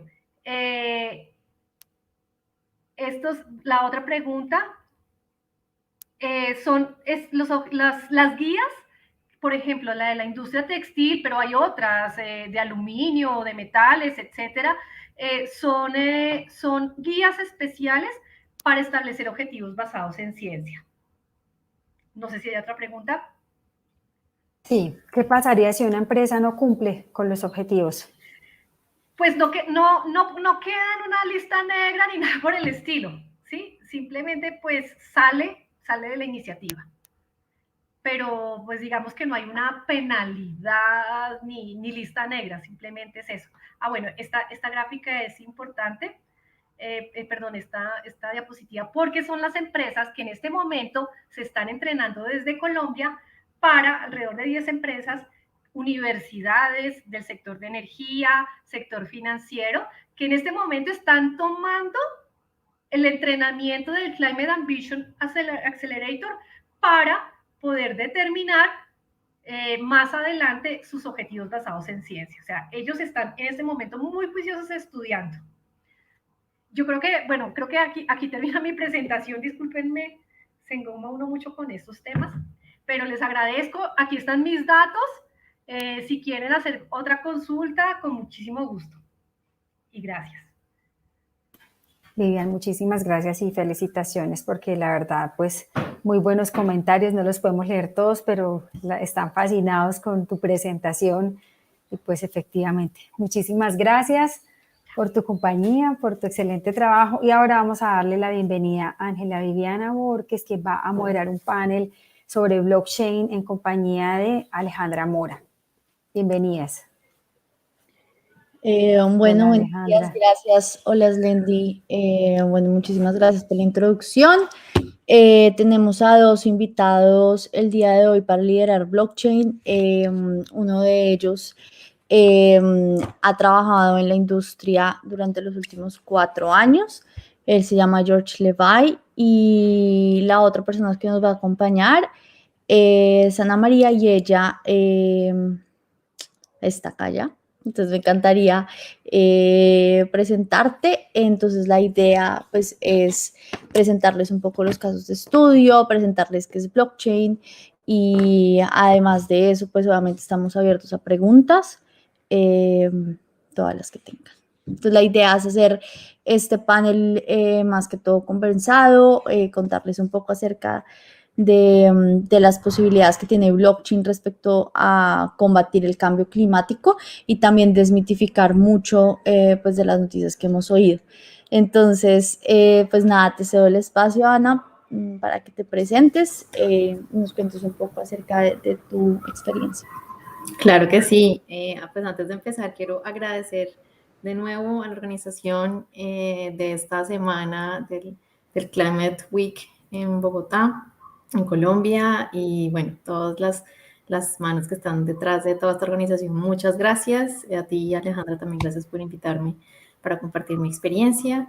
Como decías al comienzo, pues este tema de blockchain realmente me llega muy al corazón. Yo, digamos que tengo una experiencia profesional diversa. He trabajado pues, en el gobierno, he trabajado en el sector privado, en el sector financiero. Gran parte de mi experiencia profesional ha sido en consultoría, trabajando en transformación de empresas, no solamente en temas digitales, sino, digamos, pasar de la estrategia a la ejecución y todo lo que pasa en ese camino. Sin embargo, hace 4 años tuve la oportunidad de hacer mi MBA en MIT. Estuve inmersa 1 año dedicada a estudiar y hacer parte como de este laboratorio. Y uno de los proyectos más relevantes que estuve trabajando en MIT fue en la utilización de blockchain para la inclusión financiera y el uso, digamos, de esta tecnología diferente al que más se conocía en ese momento, que eran como las criptomonedas. Entonces, por ahí me empecé a entrar en este mundo de blockchain. He venido agilizando algunos escenarios en Colombia, algunas organizaciones privadas, públicas, en algunos escenarios incluso en el Senado estuve participando acerca de explicar un poquito qué era blockchain y por qué la invitación al público a dejar de pensar que blockchain es solamente Bitcoin o monedas o criptomonedas, sino buscar otras alternativas. Y creo que este espacio de orientarlo y de ver cómo los potenciales para el cambio climático, pues es un escenario maravilloso que nos permite como tener esta conversación. Así que, bueno, esa es como la introducción. No sé cómo quieras empezar, si vamos a charlar un poquito o vamos a empezar a explicar para dummies qué es blockchain. Sí, súper, sí, me parece. Bueno, entonces, bueno, muchas gracias, Ana. Entonces, bueno, la idea acá es poderles contar un poco acerca de blockchain, de que obviamente hoy en día, pues, a partir del 2008 se ha hablado de las criptomonedas y cómo en el sector financiero blockchain puede ayudar a ahorrar muchos costos y puede conectarnos directamente sin intermediarios. Pero a través de estos años, diferentes empresas, diferentes pues también desarrolladores han podido diversificar la industria, pues la tecnología a diferentes industrias.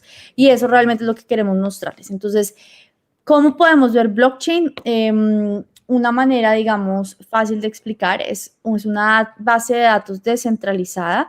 Imagínense una tabla Excel en donde cada uno de nosotros ponemos nuestra información y en esta tabla las celdas son completamente incorruptibles, no se puede borrar ninguna información y no, como es una red descentralizada, es muy difícil de poder hackear o de manipular esta información.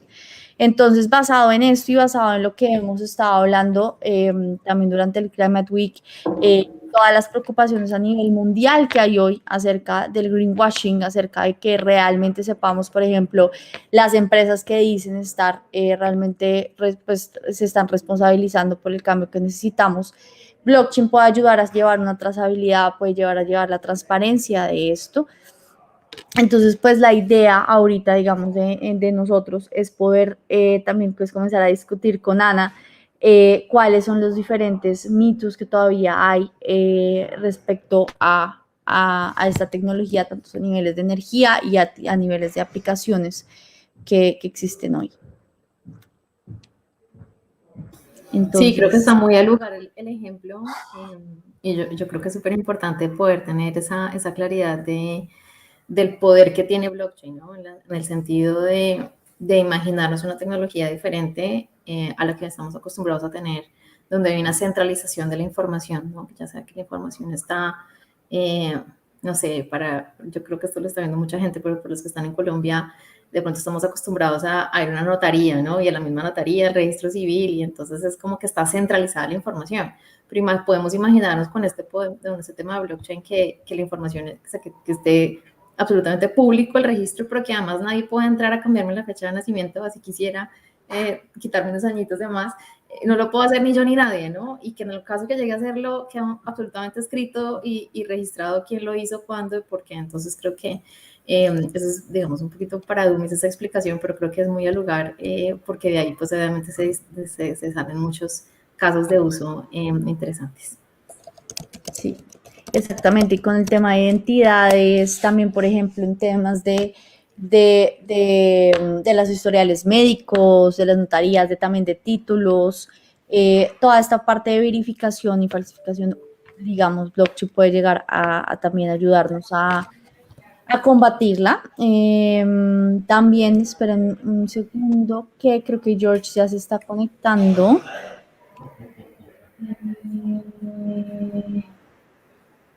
Un segundo.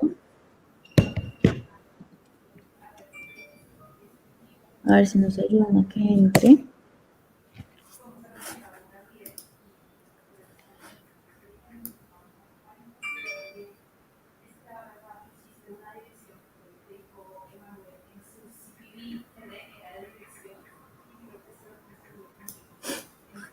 Listo. Entonces,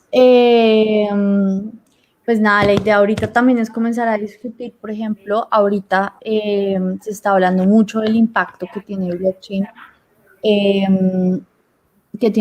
respecto a energía y al consumo de energía, especialmente en las transacciones. Entonces, no sé, Ana, si... Sí, creo que ese es un tema, sí, creo que lo hemos hablado, creo que es un tema que genera bastante inquietud. No sé, aquí el público, porque puedo ver algunos comentarios, veo que Almo estaba súper activo porque vi la pregunta que hiciste a la panelista anterior. No sé qué tanto tengamos acá un poquito como de conocimiento de blockchain, o qué tanto estemos como relacionados con esta tecnología, pero sí creo que la invitación acá es a que todas las personas que nos estén viendo, que vayan a ver este live después, es como, digamos que la invitación es, olvidémonos que blockchain es Bitcoin o las monedas, las criptomonedas, digamos que pensemos que blockchain como tal y la traducción de pronto en español es como una cadena de bloques. Y esa cadena de bloques al final lo que permite es que haya una información que se puede estar concatenada, está unida una con otra, ¿sí? Y que en el momento que sea una cadena como la conocemos, pues que está cerrada y que tiene sus eslabones, pues que permite que todo lo que pase en esa cadena pues tenga el mayor nivel de seguridad, no solamente para los ataques cibernéticos y demás, sino precisamente para la misma información que está contenida ahí, ¿no? Porque a veces en el mundo digital, a veces es muy fácil quitar o borrar determinados registros, ¿no? Pero cosas sobre esta tecnología de blockchain, el nivel de seguridad es tan alto que eso, digamos, es imposible. Entonces yo creo que la primera invitación es a las personas que están en el chat, nos quieren contar un poquito como qué saben de blockchain o qué tanta aproximación tienen a esto, y empezar de una vez a permear este mensaje de que blockchain es como una tecnología. Yo sé que probablemente las personas que nos están acompañando se acuerdan, no sé cómo estamos de edades en el público, pero no sé si se acuerdan cuando arrancó el Internet, ¿no? Entonces hace, no sé, 30 años, a los que nos tocó conectarnos con los cables que sonaba así, chi, y demás, ¿no? Y en ese momento era como, o sea, no sé, estaba Alta Vista y lo que nos estábamos imaginando, digamos, ahí no hablábamos de un sistema operativo en nuestro celular, ¿no? Entonces, ahí hablar de iOS y de una App Store y bajarte las aplicaciones, pues no, digamos que era como que hasta ahora estaba muy desconocido. Yo creo que es algo parecido a lo que está pasando ahora en blockchain y es como un mundo aparte que se está abriendo, un mundo aparte donde hay como una forma de encriptar la información, de administrarla, de almacenarla, de acceder a esa información, que es, digamos, similar a lo que hemos visto, pero diferente, es decir, similar en el sentido que pues es digital y que está obviamente utilizada en la internet, pero diferente en el punto de cómo se accede y cómo se ingresa. Entonces, digamos que me gustaría como dejar esa claridad y bueno, si hay preguntas o comentarios del público, pues bienvenido. Sí, ahí es clave porque muchas veces también se cree que necesitamos de pronto nueva infraestructura tecnológica, diferentes software, pero con blockchain nosotros podemos igualmente tener todavía los mismos computadores, no necesitamos extra nada para poder usar las aplicaciones descentralizadas. Y de hecho, pues ahí también va la parte, digamos, de que sí es cierto que, por ejemplo, la energía que consume blockchain es un poco más alta por el tema de la encriptación que tiene, así como Ana nos está contando ahorita acerca de la seguridad.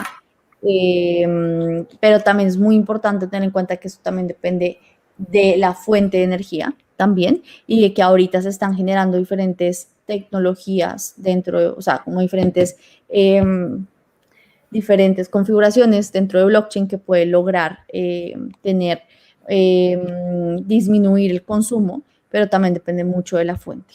Entonces yo creo que basándonos en eso, también es una forma de desmitificar que todo lo que tiene que ver con blockchain está afectando el medio ambiente. Y basado en eso, pues ya creo que es un abrebocas para que comencemos a hablar de los diferentes casos que tenemos hoy en día en las diferentes industrias acerca del poder que tiene blockchain y cómo nosotros podemos, pues cómo las empresas han logrado potencializar este cambio y qué efecto ha tenido positivo a nivel mundial.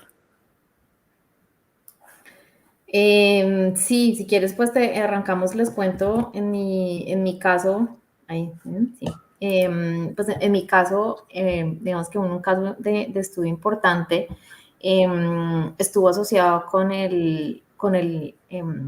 la ruta de comercio, perdón, entre Asia y Europa, que era conocido hace mucho tiempo como la ruta de la seda, perdón, de la seda, estaba pensando como en inglés, que digamos se me viene más fácil a la cabeza porque así lo llamamos al proyecto. Y este fue un proyecto que estuvimos trabajando en la universidad de parte con varias empresas de los gobiernos asiáticos y algunos europeos, con empresas obviamente que comercian mucho, y era básicamente poder hacer toda la trazabilidad de esa cadena de producción.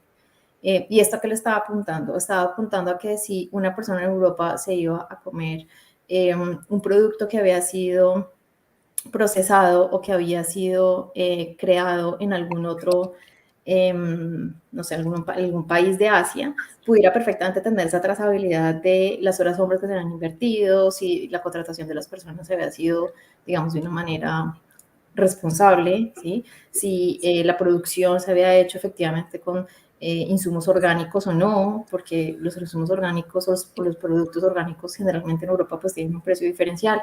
Bueno, digamos que, y esto al final, ¿cómo se veía? Probablemente el público dice, bueno, ¿esto cómo lo veían al final, no? Y esto, al final, lo que, digamos, el uso que le daba era que casi como cuando utilizas un código QR, ¿no? Casi que era la visualización que veía el usuario final era perfectamente un código QR donde estaba toda la historia de, la finca que estaba en el pueblito, en tal sitio, ubicado no sé si había sido un producto, no sé si había sido de producto animal, entonces en donde había qué producto se ha comido ese animal antes, o sea, era como una trazabilidad muy importante, y esto estaba generando varios ahorros en términos de la cadena de abastecimiento para ese corredor comercial tan importante entre Asia y Europa.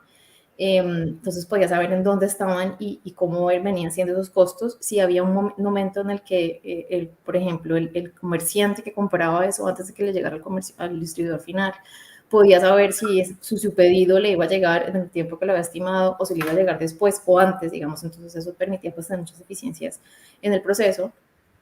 Pero adicionalmente estaba empezando a obligar a las personas que participan en el proceso de producción a tener procesos mucho más responsables con el medio ambiente. Yo creo que un poquito de lo que veníamos hablando como en esta semana de cómo las empresas están empezando también a poner sus objetivos de comprar con conciencia y de apostar al medio ambiente, poner los ESGs o los objetivos, digamos, en sus propios dashboards.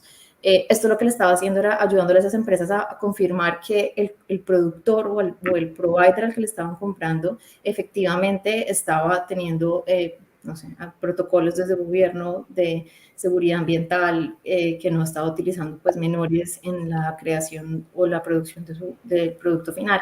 Entonces yo creo que esto lo que nos ayudó mucho fue a poder hacer como el proceso de trazabilidad. Y fue un proyecto muy importante, por lo que les digo, digamos, porque al final lo que pudimos fue involucrar esto, pues eran, no sé, más de 20 países involucrados. Pues, digamos, era interesante poder hacer como mapear todo el flujo, porque era ponerlo en blockchain, es decir, como la cadena, ¿no? Identificar las partes de la cadena. Entonces, desde cómo va a ser el productor, bueno, entonces salían muchísimas preguntas, ¿no? Bueno, si el productor tiene acceso a Internet o no tiene acceso a Internet, entonces no tiene acceso a Internet, bueno, entonces, ¿cómo vamos a hacer para poder saber si el señor efectivamente está o no utilizando niños en su producto? Entonces empiezas a empezar a reforzar los productos y claro, pues digamos que eso era fue como un primer piloto, se fue ya hace 4 años, pero yo creo que la actualización es lo que está hoy el proyecto, que estuve como haciendo esta llamada estas semanas para poder como participar en este panel y contarles un poquito al final de la historia, o en qué van. Están empezando a meter Internet de las cosas y conectándose, pues para que esto ya no tenga intervención humana, sino que sea absolutamente digital, y terminan, pues que digamos que esa información queda grabada en la blockchain, y en ese momento estaban utilizando una blockchain privada que estaba proveída por IBM, y esa era, digamos, una red privada que permitía que esa información no estuviera pues como manipulada. Ese fue como el primer caso de uso, digamos, ¿cómo lo ves? O sea, digamos, la persona de a pie, como veía el tema de blockchain, es literal como en un código QR, donde podía con su celular, tomarle una foto al producto e identificar dónde había estado, qué había hecho, las partes de la cadena. Hola, ¿cómo están? Disculpe que haya llegado, que haya entrado de tal manera. Fascinante la conversación. Me encanta donde estamos. Muchísimas gracias por estar en la oportunidad de poder compartir con ustedes. ¿Qué tema más impresionante? Muchas gracias, George. Sí, súper. Y pues nada, ahorita estamos con Ana comentando un poco acerca y desmitificando blockchain y contando los casos de estudio, viendo cómo blockchain puede ayudar a combatir el cambio climático y cómo podemos comenzar a mostrar el impacto positivo de las empresas. Entonces, no sé si nos quieras contar un poco de ti y contarnos un poco acerca de los ejemplos que puedes llegar a tener. Claro, y no, yo estuve escuchando, tuve la oportunidad de seguir la conversación entera. No, excelente. Una cosa que yo quería poner en claro, cuando hablamos de la cadena de bloques, muchas veces hablamos de Bitcoin, ¿no? Entonces, cuando hablamos del impacto en el medio ambiente, lo que estamos hablando es que Bitcoin, lo que se llama el algoritmo de consenso, que es cómo se mantiene toda la cadena de bloques de Bitcoin unida de manera descentralizada, consume mucha electricidad. Eso es lo que llaman minar Bitcoin, ¿verdad? Dicen, no, consume tanta electricidad, ¿verdad? Pero no es el único algoritmo de consenso que existe y hay muchas otras cadenas de bloques. Nada más quería poner eso en claro porque, por ejemplo, el ejemplo que presentó Ana María era una cadena de bloques privada. O sea, no necesita este tipo de algoritmo de consenso. Entonces, pero lo que quería presionar es que hay muchas otras oportunidades. Por ejemplo, una cosa que yo encuentro muy interesante, estoy trabajando los principales algoritmos de consenso que se usan, cuando hablas de manera descentralizada. Esta prueba de trabajo, que es lo que hace minar Bitcoin, ¿verdad? Esta prueba de participación, que es otra manera, en ese caso son los distintos la gente que valida los bloques tiene que poner cierto capital de riesgo, ¿no? Es la prueba de participación. Pero hay otros distintos de algoritmos de consenso. Hay uno llamado Proof of Reception, prueba de recepción. Yo estoy trabajando con una empresa ahora mismo que es una manera completamente distinta, que utiliza recibir, como que dice, tú recibes la criptomoneda y con el dispositivo móvil pruebas que lo recibiste. Es una manera distinta. Pero al final de cuentas, lo que estamos tratando de lograr con todo esto es tener una única fuente de la verdad. Todas las transacciones que se han hecho, toda esa transparencia de la que estamos hablando, ¿no? Entonces, lo que quería hablar, un ejemplo que la verdad que me encuentra muy impresionante.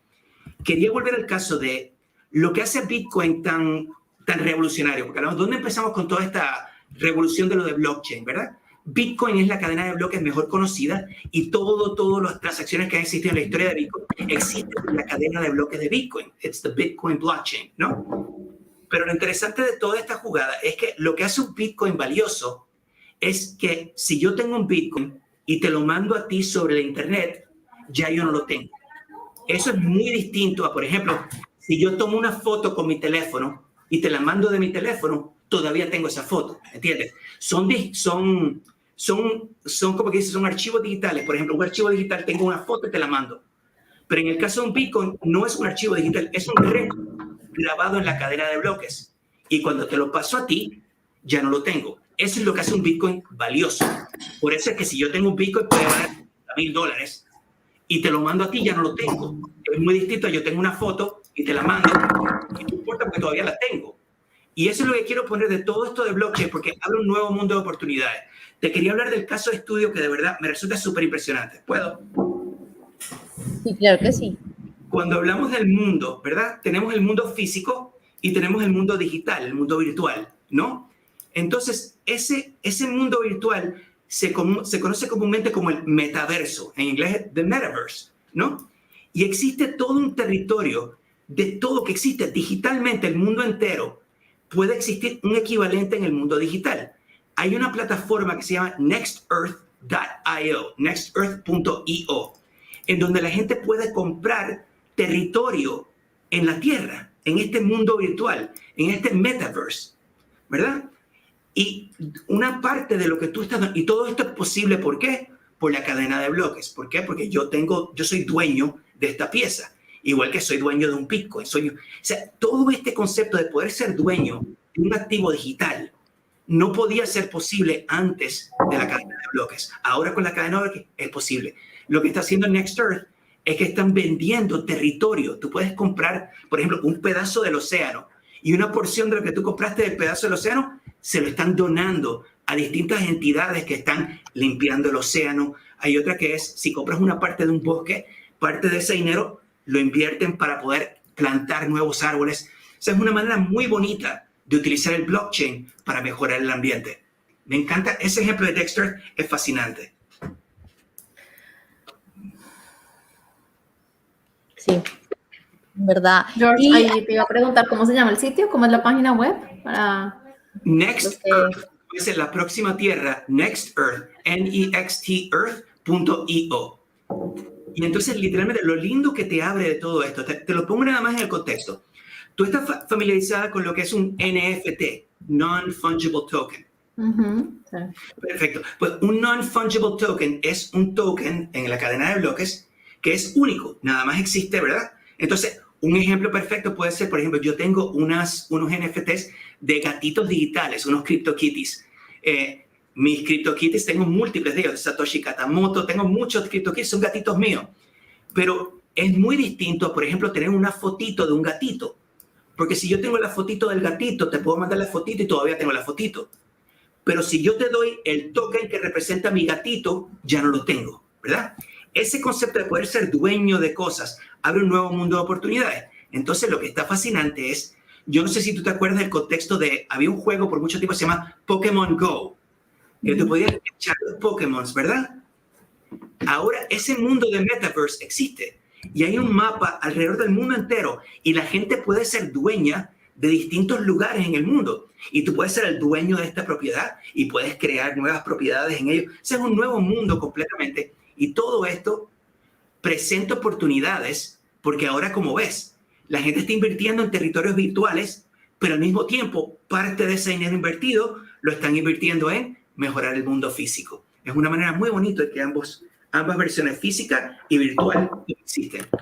Y ahí hay un punto muy importante que tocas, es la parte de los récords y la parte de que todo está transable. Entonces, ahí podemos ver con lo que está explicando también Ana, cómo, por ejemplo, esta información, desde el que tiene él es el primer owner o el primer propietario, hasta el final se puede saber realmente cómo ha sido la cadena completa.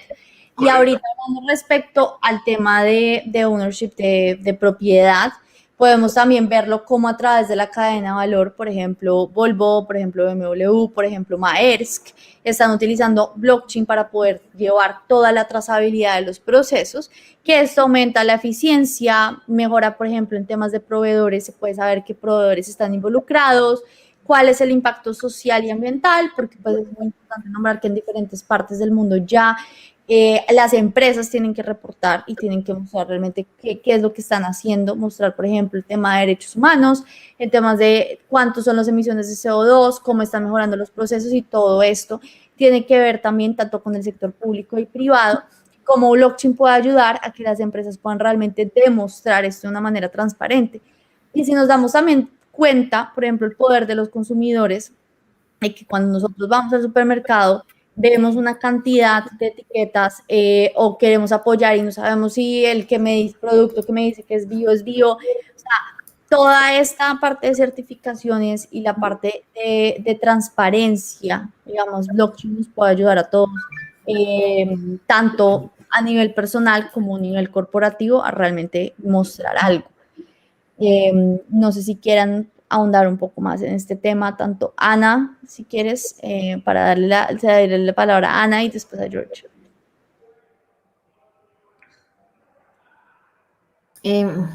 Hola. Sí, no, yo creo que lo que veníamos hablando de la trazabilidad, pues sin duda es relevante y más ahora con lo que mencionas de los objetivos digamos, de dar un poquito, ¿no? De cuidar nuestro medio ambiente. Yo creo que con esta pandemia nos dimos cuenta que los humanos somos una especie muy complicada. Y las otras especies, cuando nos guardamos, salieron a decir, bueno, ¿qué pasó? Por fin se calmó el mundo, dejaron el ruido, se tranquilizó todo, ¿no? Y como que vimos un poquito, creo que tuvimos una buena muestra de la maravilla que hay en los océanos, en los ríos, en la selva, bueno. Y yo creo que, digamos que ahora la nueva tecnología pues tiene que apoyar eso, ¿no? Precisamente poder buscar lo mejor de los mundos y no solamente tener la trazabilidad y confirmar lo que las personas dicen, porque obviamente pues uno puede llenarse 1000 informes y presentar 30.000 reportes y decir qué está haciendo y llenarse los dashboards, pero pues al final realmente lo estás haciendo, o sea, cómo te puedes asegurar y cómo podemos entre todos asegurarnos de eso. Y yo creo que en el momento en que la información no está centralizada y no es la Cámara de Comercio que está certificando únicamente, ¿no? Puede serlo, sí, puede ser la Cámara de Comercio, digamos, en este caso la Cámara Verde que certifique que las empresas sí está bien, que lo está certificando, pero también nosotros mismos como público podemos tener perfectamente, digamos, como el poder, ¿no? O sea, es como descentralizar ese poder, que la información esté en un punto y que solamente sea alguien quien esté entregando o dando como el pito del partido. ¿Ibas a decir algo? No, le voy a preguntar a George. ¿Qué punto querías comentar? Sí, no, y perfecto, y gracias. Te cuento, el tema de la cadena de suministros para mí es uno de los temas que más me impresiona. Te lo digo porque yo he estado siguiendo la cadena de bloques hace mucho tiempo. Y yo siempre, o sea, como que dice, a medida que ha pasado el tiempo, digo, bueno, yo quiero poder vivir la cadena de bloques. Quiero tenerlo en distintas maneras de interactuar con ella. Y ahora que hablas de la cadena de suministros, en el caso, te voy a poner 2 casos específicos que yo regularmente hago. Por ejemplo, todo el atún que yo consumo, yo lo compro de una empresa que se llama Bumblebee Seafoods. Todas las latas, todos los paquetitos, todo, tiene un código individual para cada uno de ellos. Yo puedo buscar el código literalmente y me dice el tipo de atún que es, dónde lo pescaron, puedo saber hasta el barco que usaron para pescarlo. Tengo toda la trayectoria de todo el atún que compro cada vez que voy. Así que cuando yo voy al supermercado y voy a escoger, es como entre distintas latas. A veces tengo la misma cantidad y digo, esta lata versus esta lata, porque el atún que vino de esta lata es distinto al atún de esta otra lata. Ese tipo de visibilidad para mí es impresionante. Te pongo un ejemplo, y es Bumblebee Seafood. Actualmente todas las latas de Bumblebee Seafoods, todas tienen ese código. Se llama Trace My Catch y todo es con cadena de bloques. El otro ejemplo, todos los años aquí en Estados Unidos, el Día de Acción de Gracias, comemos pavo. El pavo que yo siempre compro es de una compañía que se llama Honeysuckle White. Honeysuckle White tienen un pavo que todos los años para el Día de Acción de Gracias tiene Meet Your Farmer. Y cada pavo tiene exactamente un código correspondiente al granjero de donde viene ese pavo específicamente. Así que tienes toda la visibilidad de...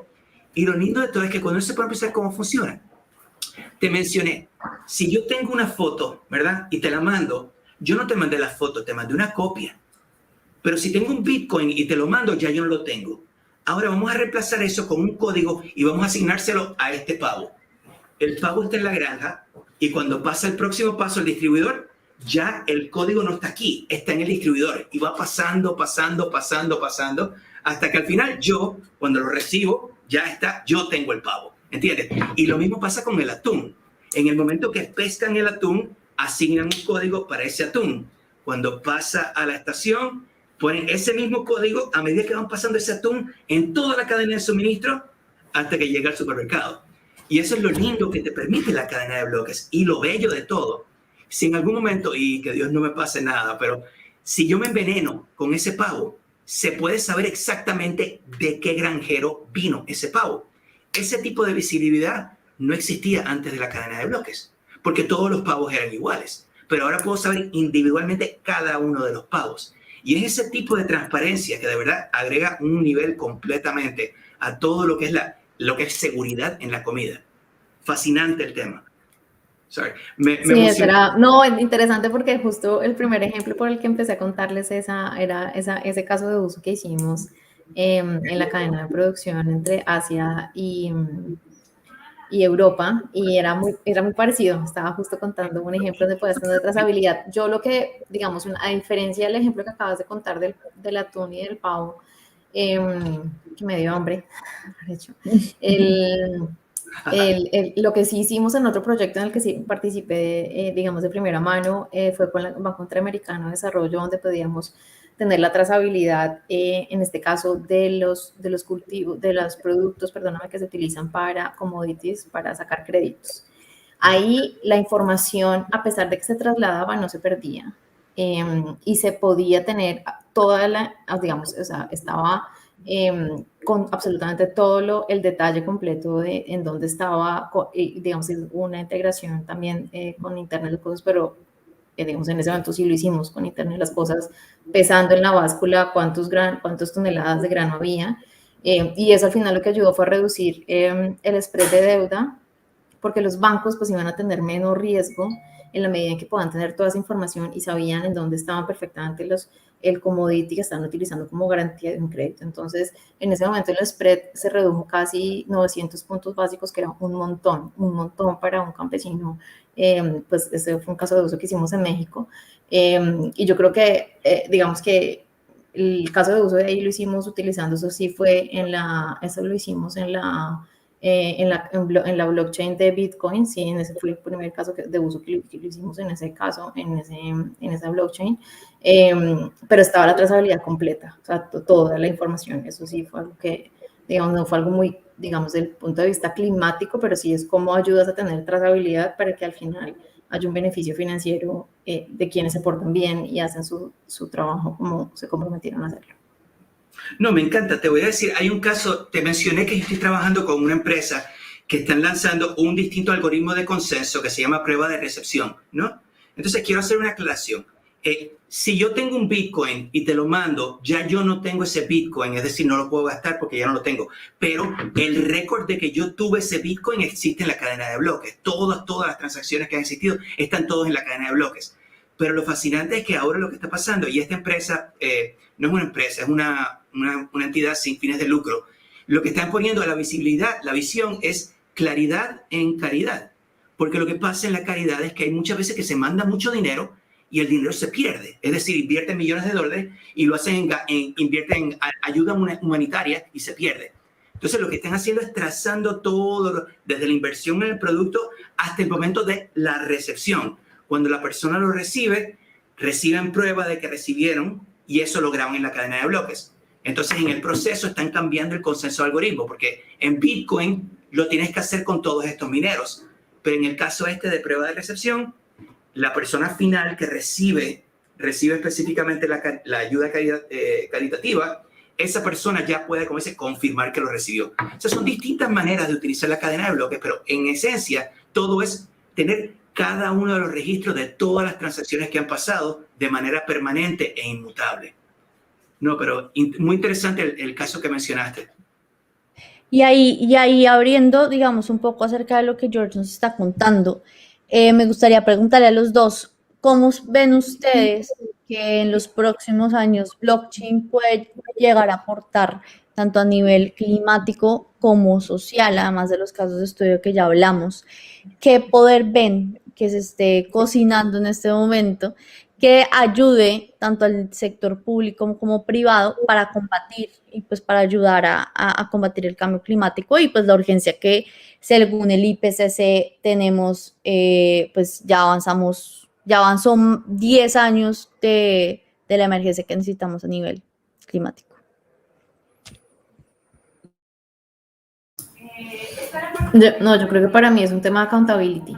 Yo creo que la tecnología en últimas lo que nos está haciendo es ser, o sea, más allá de conscientes, responsables. O sea, sí está bien que todos tengamos una conciencia, digamos, ambiental, pero es muy diferente cuando tienes el poder en tus manos y vas a hacer una compra y tomas una decisión informada de compra y es como consumidor, tienes un poder diferente y eres consciente de ese poder que tienes. Y en la medida que eres consciente, entonces vas a hacer tu compra del pavo de Thanksgiving.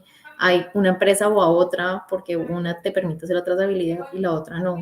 Yo creo que ahí es donde realmente en las acciones individuales podemos empezar a hacer un impacto colectivo. Yo creo que esa sería como, digamos, como la primera que se me viene como a la cabeza. Sí, sí, que todos tenemos el poder de decisión y que está en nuestras manos también saber en parte a quién le podemos dar el poder para este cambio. Súper, gracias Ana. ¿Y tú, George? Yo lo que estoy viendo también, y estoy completamente de eso, yo hablo del tema de o sea, lo que hablamos de la contabilidad, ¿no? Cuando uno hace una transacción y la tienes grabada de manera permanente e inmutable en la cadena de bloques, la gente piensa de dos maneras. O sea, te digo nada más porque una de las otras maneras en la que blockchain se está explorando es para poder mejorar la situación que hay, por ejemplo, en las elecciones. Aquí en Estados Unidos, hoy en día es un día muy, muy, muy interesante porque está haciéndose una auditoría de los resultados en uno de los estados acá. Y todo es que, bueno, hubo robo, hubo fraude, ¿verdad? Pero si uno cambia y uno pone todo lo que es el proceso de votación en la cadena de bloques, tienes un récord permanente de cada uno. Si yo tengo mi voto y lo gasto, hay un récord permanente y yo no puedo votar dos veces porque ya lo gasté, ¿no? Pero aplicándolo al medio ambiente, una de las cosas que estamos viendo, por ejemplo, y esto fue una cosa muy reciente que salió del World Economic Forum, ¿no? Y específicamente salieron un producto llamado The Economy. ¿Has oído acerca de The Economy? Si quieres hablar acerca del tema, pero brevemente, el tema de todo es que te permiten una tarjeta de crédito en la cual contabilizan en qué gastas y dependiendo qué gastas o qué no gastas, consumes créditos de carbono, ¿no? Entonces, si gastaste demasiados créditos de carbono, pues ya no puedes gastar más, pero si haces ciertas cosas, pues tienes más gastos. O sea, es como una distinta manera de regular cómo la gente opera en cuanto a su impacto en el medio ambiente. Y yo estoy viendo que lo que sí veo claramente, lo que nosotros conocemos como dice, la moneda fiat, es decir, dólares en cuestión de pesos, monedas, o sea, lo que es papel, todo esto va a desaparecer, todo va a ser digital.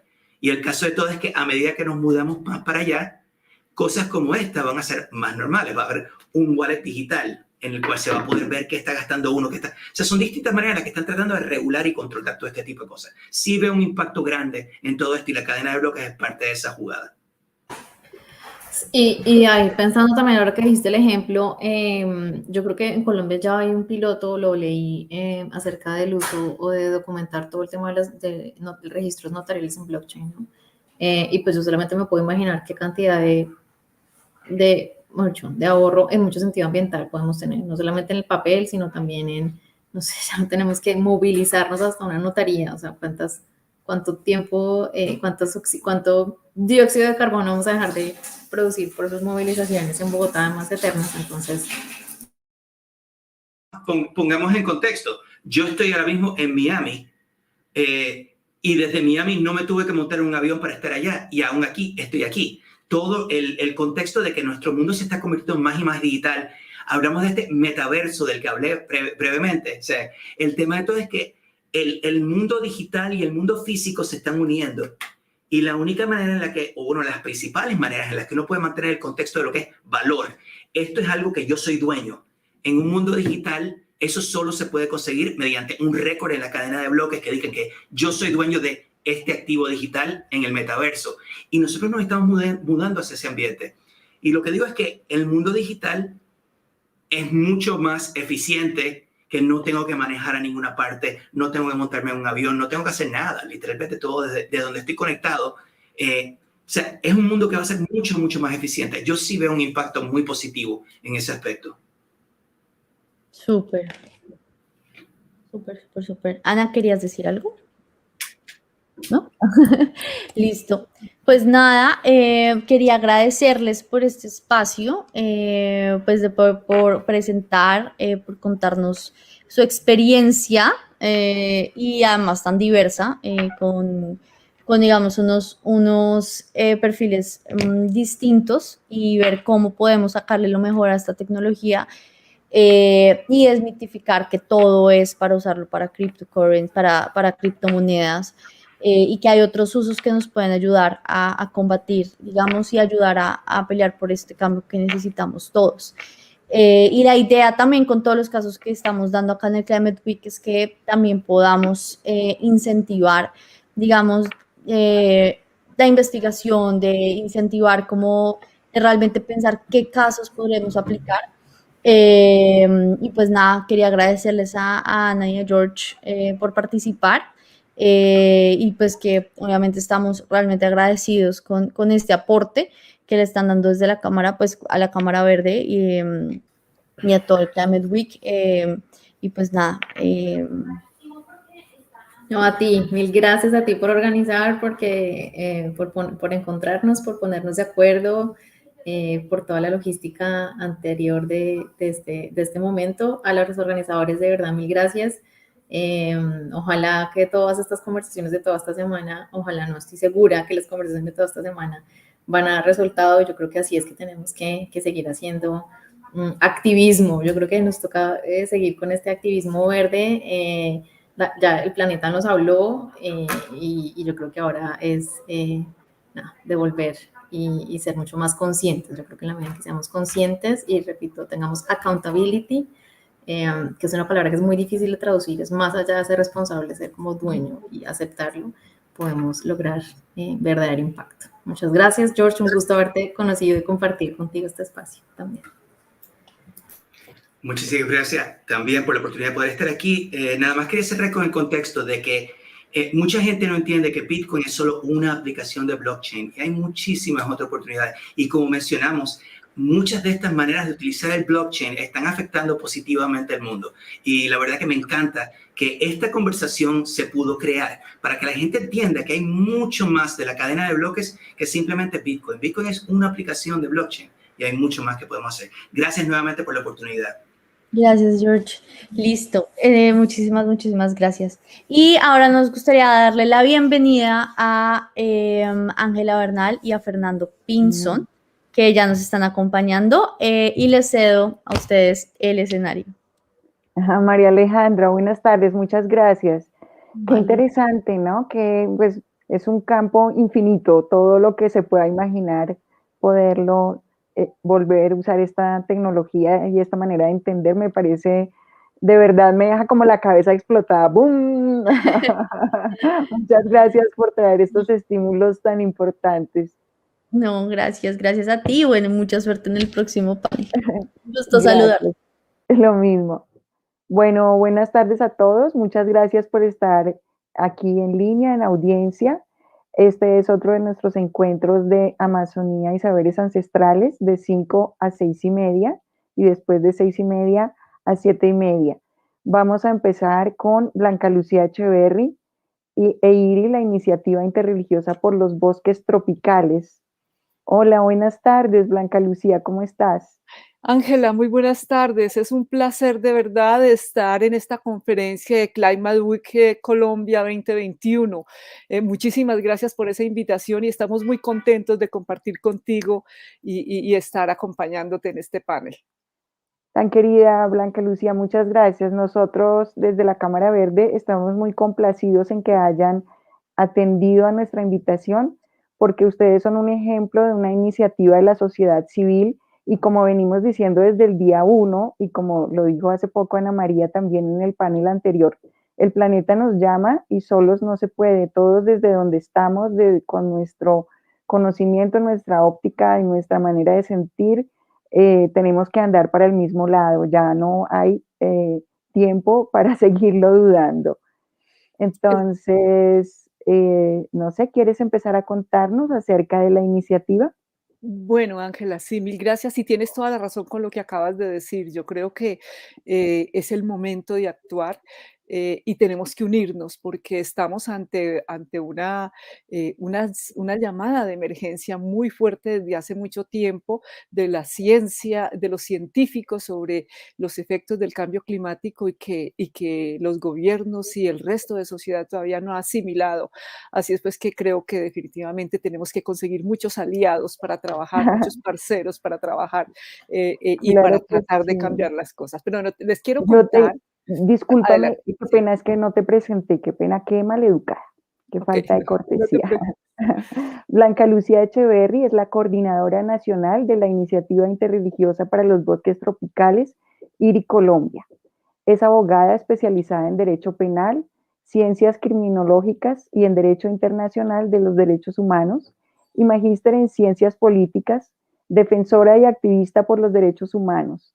Trabajó durante más de 20 años en la defensa del pueblo, en la Defensoría del Pueblo para Asuntos Indígenas y Minorías Étnicas. Con esta brevísima introducción acerca de ti, entonces vamos. Bueno, muchísimas gracias, Ángela. Sí, de verdad que queremos contarle que la Iniciativa Interreligiosa para los Bosques Tropicales nació en el Centro Nobel de Paz en junio de 2017. Somos una alianza internacional que aprovecha la influencia moral, ética y política de las religiones y de sus líderes para trabajar a favor de la protección de los bosques y de sus comunidades guardianas. Nuestro propósito fue facilitar el diálogo entre iglesias, líderes religiosos y comunidades de fe sobre la responsabilidad moral y espiritual de proteger los bosques tropicales. En agosto de 2019 recibimos el apoyo de la 10ª Asamblea Mundial de Religiones por la Paz. Allí casi 1.000 líderes religiosos de alto rango que representan a más de 1.000 millones de personas acordaron trabajar unidos a través de esta alianza para proteger y restaurar los bosques tropicales del planeta. Hasta ahora, la iniciativa ha desplegado sus primeras acciones en 5 países claves: Brasil, Colombia, Perú, República Democrática del Congo e Indonesia, que en conjunto albergan el 70% de los bosques tropicales que aún quedan en el mundo. Estas poderosas e inspiradoras imágenes que veremos a continuación nos ilustran sobre el sentido y el propósito de la iniciativa. Vamos a ver si Dianita nos puede correr un video que tenemos preparado. Sí, tenemos a Diana Carvajal apoyándonos, directora de comunicación de este proyecto.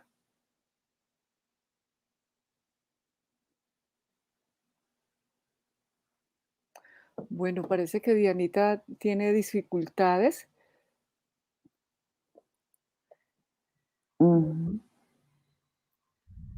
Ah, no, parece que ya. Ahí está llegando. Ya llegó, gracias.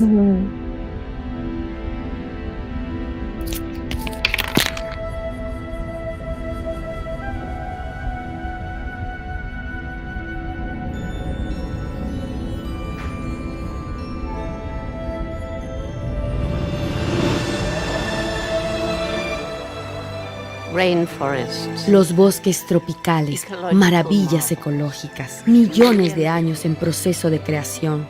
Los bosques tropicales proporcionan agua, alimentos y medios de vida para miles de millones de personas en todo el mundo. Contienen una asombrosa diversidad de vida, crean el oxígeno que respiramos y regulan nuestro clima. Son nuestro sistema de soporte vital. Pero los bosques tropicales están en grave riesgo. Cada segundo de cada día, un bosque tropical insustituible del tamaño de un campo de fútbol es destruido. Poderosos intereses económicos y políticos están impulsando su destrucción para producir carne de res, aceite de palma y papel, eliminando innumerables especies de la existencia, marginando a los pobres y profundizando la desigualdad, amenazando la supervivencia de comunidades indígenas y destruyendo la mejor solución para el cambio climático que tenemos. Pero aún hay esperanza, donde un futuro diferente nos espera. donde la fe nos une para hacer de los bosques tropicales una espiritualidad compartida, donde enseñamos a nuestras comunidades que los bosques tropicales son un tesoro sagrado, donde alimentamos a un planeta en crecimiento sin convertir los bosques tropicales, donde trabajamos con empresas para garantizar que sus productos estén libres de deforestación y donde nos aseguramos que los gobiernos protejan los bosques y los derechos de los pueblos indígenas. Este es el futuro en el que hacemos lo correcto, pero necesitamos unirnos, afirmar que la protección de los bosques tropicales es una responsabilidad moral para todas las personas de fe, movilizar un movimiento basado en los valores que compartimos en nuestras religiones y tradiciones espirituales, mayordomía de la tierra y cuidado de la creación, un respeto a los derechos humanos y la dignidad humana, justicia social y económica. La iniciativa interreligiosa para los bosques tropicales está haciendo exactamente eso, desde el Amazonas hasta la cuenca del Congo y los bosques del sudeste asiático, reuniendo a las comunidades de fe para actuar. Debemos poner fin a la deforestación porque su vida depende de ello. Su vida depende de ello. Su futuro depende de ello. Todos dependemos de ello.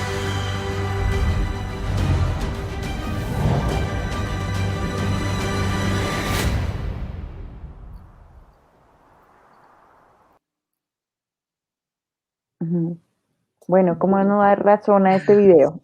Es verdad. Bueno, ahora les cuento que en Colombia la iniciativa interreligiosa para los bosques tropicales nació en noviembre del 2018. Desde entonces hemos recorrido un camino pleno de lecciones aprendidas que nos ha mostrado oportunidades de innovaciones metodológicas y de crecimiento que nos permiten ser optimistas sobre el futuro. Esa esperanza nace del compromiso social y espiritual que los miembros de iglesias, comunidades y congregaciones de fe vinculadas a IRI tienen con la defensa y la restauración del ecosistema amazónico. Se trata de un compromiso que se alimenta de su fortaleza espiritual y que se profundiza mediante un diálogo respetuoso entre política, ciencia y teología de la creación. Actualmente hacemos presencia en los 12 municipios amazónicos que presentan las mayores tasas de deforestación, localizados en el departamento de Meta, Guaviare, Putumayo y Caquetá. Estos municipios enfrentan graves amenazas para la integridad de los pueblos indígenas, sus guardianes ancestrales, para la biodiversidad, la calidad del aire y del agua, pero también para la realización de los derechos humanos inherentes a la dignidad de quienes habitan la Amazonia. Yo no sé si Dianita puede colocar las diapositivas que tenemos preparadas. Sí, estamos aquí viendo de qué manera lo logramos. Gracias. Listo, ¿Ya? ahí está. Mira, entonces ahí nos vemos que ya estamos, estos son los municipios en donde estamos trabajando y tenemos instalados 36 capítulos en cada uno de los sitios de mayor deforestación. El diseño metodológico de la estrategia de intervención y la planificación estratégica de actividades han resultado claves para fortalecer la presencia y las acciones de IRI Colombia en el territorio. Los elementos conceptuales y metodológicos que articulan esta estrategia de intervención busca fortalecer las competencias valorativas, cognitivas y técnicas de los líderes religiosos y de los miembros de congregaciones y comunidades de fe. El primero de estos elementos es el enfoque basado en los derechos humanos. Su aplicación se articula de forma transversal alrededor de los principios de igualdad y no discriminación, enfoque diferencial étnico y acción sin daño. El segundo elemento es el enfoque territorial. Este enfoque nos ha permitido identificar y caracterizar la interacción ambiental, política y económica de los actores sociales relevantes en el territorio y la forma como dicha interacción influye sobre la realización de los derechos de las personas más afectadas por la deforestación. El tercero es el enfoque de gestión del conocimiento. Su aplicación tiene lugar a partir del reconocimiento y la sistematización de las experiencias, los saberes y los conocimientos en materia religiosa y socioambiental que se encuentran acumulados en los actores sociales del territorio donde hace presencia IRI Colombia. Finalmente, el cuarto es la formación de una ciudadanía ambiental. Este concepto hace referencia a la formación de personas capaces de ejercer un liderazgo político y ético dentro de la sociedad, orientado a reivindicar formas de acción social que generen cambio y solidaridad para transformar prácticas sociales, económicas y culturales que degradan el ambiente y para comprender que la protección del ambiente sano hace parte de la construcción y defensa del bien común y por lo tanto de la protección del derecho a la vida en condiciones dignas. En cuanto a la planeación estratégica, la ejecución de las actividades de IRI Colombia se encuentran orientadas por herramientas de gestión preparadas con una metodología de planificación estratégica, producto de un ejercicio analítico y sistemático dirigido a identificar acciones prioritarias con el fin de alcanzar los objetivos misionales de la iniciativa. Esta planificación estratégica de IRI Colombia se desarrolla en horizontes de corto y largo plazo de tal manera que disponemos un plan de acción quinquenal que busca garantizar la sostenibilidad de la iniciativa y la articulación de las acciones previstas en los planes operativos anuales y los planes operativos anuales que materializan las actividades previstas en ese plan quinquenal.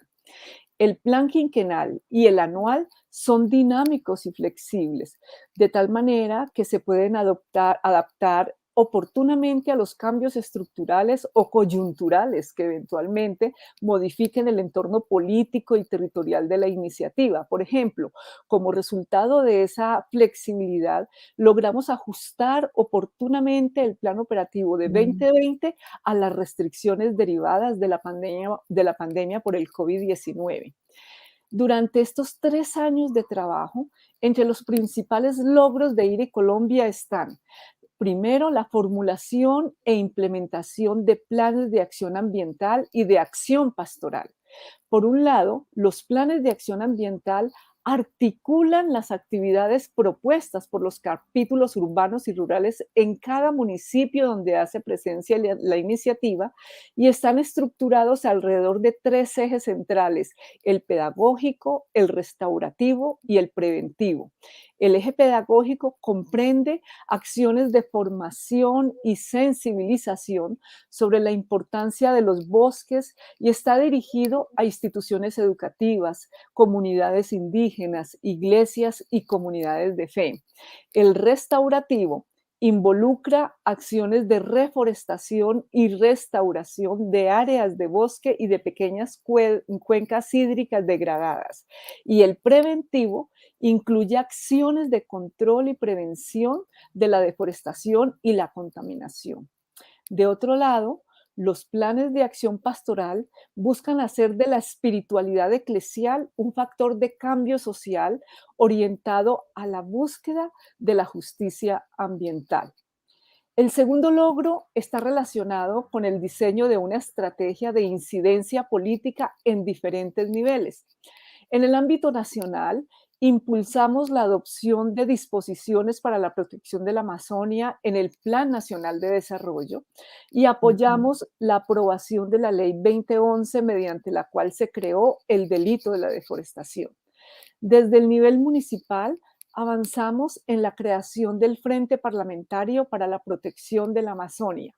En el ámbito empresarial, estamos diseñando acuerdos de voluntades entre IRI Colombia y cámaras de comercio para coordinar acciones de concientización y protección de la selva amazónica entre industriales y comerciales. Y al mismo tiempo, estamos preparando la creación de veedurías ciudadanas que ejerzan control social sobre la implementación de los proyectos ambientales de los planes municipales de desarrollo. Y estamos culminando las acciones para apoyar a los consejos municipales de cada uno de estos municipios en el análisis de los planes de ordenamiento territorial y garantizar que cumplan las órdenes que impartió la Corte Suprema de Justicia en la sentencia de tutela que declaró a la Amazonía como sujeto de derechos. Por otra parte, aunque el año pasado no se logró la aprobación del Acuerdo de Escazú, Colombia persistirá en las acciones de incidencia para lograr que el Estado colombiano adopte este acuerdo. Por esta razón, seguiremos trabajando en coordinación con los aliados estratégicos con los cuales hemos asumido este reto. Espero que la Cámara también se suma a este reto importante. Claro que sí. Otro de nuestros logros más relevantes es la implementación de una estrategia de formación.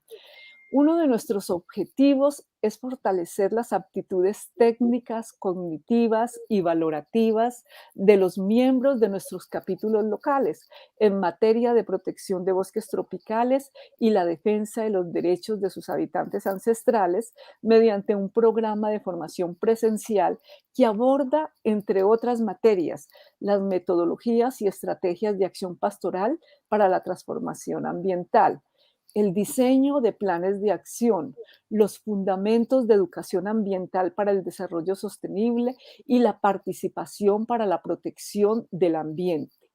Además, buscamos innovar mediante el uso de tecnologías de la información aplicadas a la educación. De hecho, estamos concluyendo el diseño del curso virtual para la formación en incidencia ciudadana, y el año próximo avanzaremos en los cursos virtuales sobre control social, cambio climático y bosques tropicales. Asimismo, hemos preparado y editado materiales pedagógicos impresos y digitales para apoyar los procesos de formación y la implementación de planes de acción.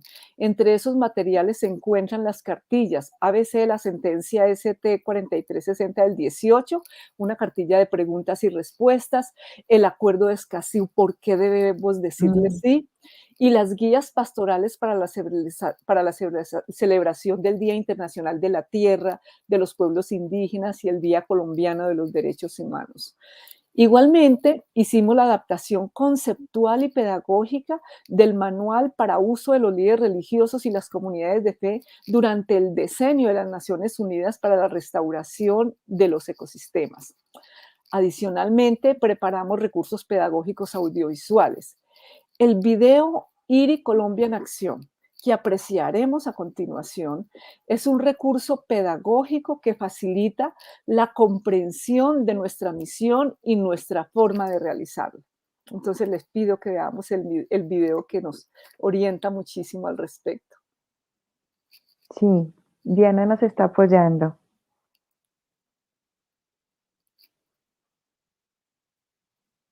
La plataforma es ligeramente lenta, pero ya seguramente lo vamos a ver. Ok, ya está empezando.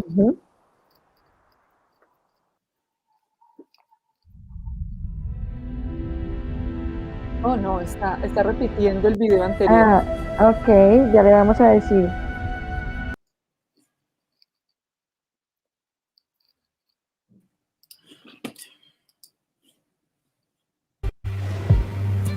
Los bosques de Colombia son milagros de la creación. Son el hogar de especies que no se encuentran en ningún otro lugar del planeta. Regulan nuestro clima y nos proporcionan alimentos, agua, medicinas y medios de vida.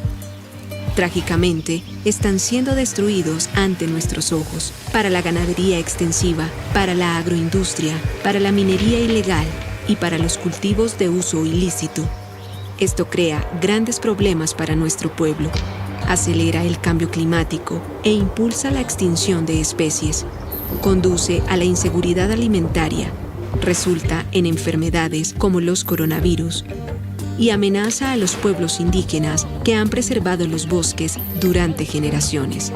Sin bosques no hay futuro. Por eso lanzamos la iniciativa interreligiosa para los bosques tropicales de Colombia, para traer el poder y la influencia de los líderes religiosos a la protección de los bosques. Líderes religiosos, pueblos indígenas, las ONG, las Naciones Unidas, los científicos, autoridades gubernamentales. Somos una coalición que trabaja en todos los sectores para poner fin a la deforestación. ¿Cómo trabajamos? 1. Educamos y concientizamos a través de capacitaciones y campañas. Compartimos los últimos datos sobre los bosques, el cambio climático y los derechos humanos. De esta manera, equipamos a los líderes religiosos para que entren en acción, para incorporar el cuidado de los bosques en sus enseñanzas religiosas, para hablar públicamente sobre la deforestación y para reunir en sus lugares de culto para actuar. 2. Movilizamos la acción sobre el terreno. Donde los bosques se enfrentan a las mayores amenazas, lanzamos capítulos locales. Cada uno de ellos es una coalición de líderes religiosos que trabajan hombro a hombro con los pueblos indígenas locales, los científicos y las ONG en planes de acción para proteger los bosques de esa región. Estamos activos desde San Vicente del Caguán, Cartagena del Chairá, San José del Guaviare, La Macarena, Puerto Guzmán, Puerto Asís, Calamar, El Retorno, Miraflores, Solano, Puerto Rico y más allá. Hemos entrenado y movilizado a miles de líderes religiosos y el movimiento está creciendo. 3. Abogamos por el cambio y la aplicación de políticas, porque detener la deforestación se reduce a la voluntad política. Nos reunimos con alcaldes, concejales, gobernadores, miembros del Congreso y ministros para exigir acción. Llevamos a cabo debates públicos, aseguramos compromisos y monitoreamos el progreso en la protección de nuestros bosques. Nuestro mensaje es simple: adoptar, cumplir y ampliar los compromisos de protección de los bosques de Colombia y sus guardianes. Somos testigos para acompañar la formulación de políticas locales y nacionales para asegurar la justicia para los bosques y los pueblos indígenas. 4. Influimos en el sector privado. Nuestro objetivo es eliminar la deforestación de la producción de alimentos, en particular de la carne de vacuno y de cultivos agroindustriales. También abogamos por la desinversión en empresas que tienen como objetivo obtener beneficios de la deforestación, como la minería, la exploración de petróleo y gas y la tala comercial. Como comunidades religiosas, nuestras carteras de inversión son grandes. Invertimos con conciencia y dejamos que las empresas sepan dónde estamos. Hacemos que las empresas rindan cuentas de sus políticas y prácticas. Muchos credos, un solo propósito. Abogamos por los bosques, abogamos por la justicia climática, abogamos por los pueblos indígenas. Los bosques son nuestro futuro y el momento de actuar es ahora. La iniciativa interreligiosa para los bosques tropicales de Colombia. Únase a nosotros. Buenísimo. Mira que tenemos a Julio Andrés Rosso, de Amazonía Emprende, que también es consultor de la Cámara Verde, allí en Caquetá. Entonces, bueno, después hacemos ese enlace. Qué maravilla, cómo me alegra. Sí, bueno, tenemos si quieres, 4 minutos, entonces okay, vamos a concluir. Muchas sí, gracias. Vamos a cumplirlo, no te preocupes, vamos a cumplirlo. Gracias. Solamente me falta contarles un poco sobre la estrategia de comunicaciones que se encuentra orientada en 2 direcciones: hacia el interior de la organización para fortalecer la comunicación entre las diferentes personas y organizaciones que hacen parte de la iniciativa, y hacia el exterior para establecer canales de comunicación con los medios locales, regionales y nacionales, así como a través de las redes sociales, con el fin de difundir nuestra misión institucional y ampliar cada vez más nuestra zona de influencia. En desarrollo de esta estrategia de comunicación, publicamos en forma regular el IRI boletín de carácter mensual, el Bosques Vida de frecuencia bimestral las piezas de sensibilización en redes sociales y estamos publicando en los 12 municipios, en los 36 capítulos instalados, unas cuñas radiales 15 veces al día se transmiten durante los 7 días a la semana, desde el 1 de junio hasta el 31 de diciembre de este año. Así es que también es otra de las estrategias de comunicación que tenemos en la Amazonia.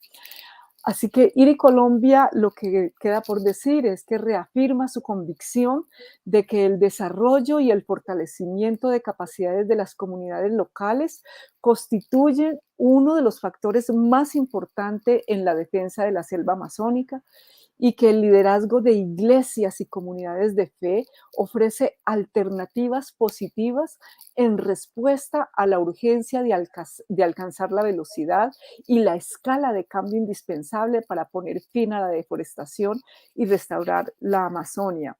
Ángela, muchísimas gracias. IRI Colombia agradece esta participación a ClimateWeek Colombia y esta oportunidad de compartir estos logros y estas proyecciones, y sabe que tienen en nosotros unos aliados y unos parceros para seguir esta alianza tan importante. Blanca Lucía, muchas gracias y me alegra mucho ver este desarrollo, ya que nos conocimos hace 3 años en el lanzamiento de la iniciativa y es impresionante todo lo que han logrado. Felicitaciones y aclararles a todos que esta no es una iniciativa de adoctrinamiento, sino es una iniciativa de la sociedad civil que busca un solo objetivo, que es el de proteger a los bosques tropicales con toda esta fuerza y esta integralidad y estos 360 grados que has presentado. Muchas gracias. El tiempo es poco, el tema es fantástico. Y ahora damos la bienvenida a Fernando Pinzón, que nos va a presentar a Daniele Cesano y a Cirino Costa. Hola Fernando, ¿cómo estás? No te oigo. Ya, ahora sí. Hola. ¿Me escuchan bien? Así bueno, perfecto. Bueno, a continuación, 2 invitados. Chao, espero que te quedes en el backstage. Claro que sí. A continuación, 2 invitados especiales que vienen desde Brasil. Voy a presentar primero a Cirino Costa Jr. Él es oficial científico del tema de investigación y desarrollo de bajas emisiones del CCAFS, el programa de investigación del CGIAR sobre cambio climático, agricultura y seguridad alimentaria. Anteriormente trabajó con el Instituto de Gestión y Certificación Agrícola y Forestal, IMAFLORA, en Brasil, durante 6 años. Cirino, pues él es doctor en ciencias de mi universidad, la Universidad de São Paulo. Se doctoró en el 2014 y trabajó como becario de investigación en la Universidad de New Hampshire en 2013 y como becario postdoctoral en Woodhull Research Center en 2014-2015. Su experiencia pues incluye mitigación de cambio climático en el sector agrícola, incluidas las emisiones de gases de efecto de invernadero y la contabilidad y el análisis de políticas de carbono del suelo.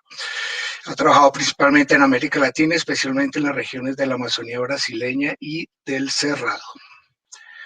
Entonces, sin más preámbulo, le cedo la palabra a Cirino y la presentación creo que es Lendy, la va a proyectar ya. Bien, gracias, Fernando.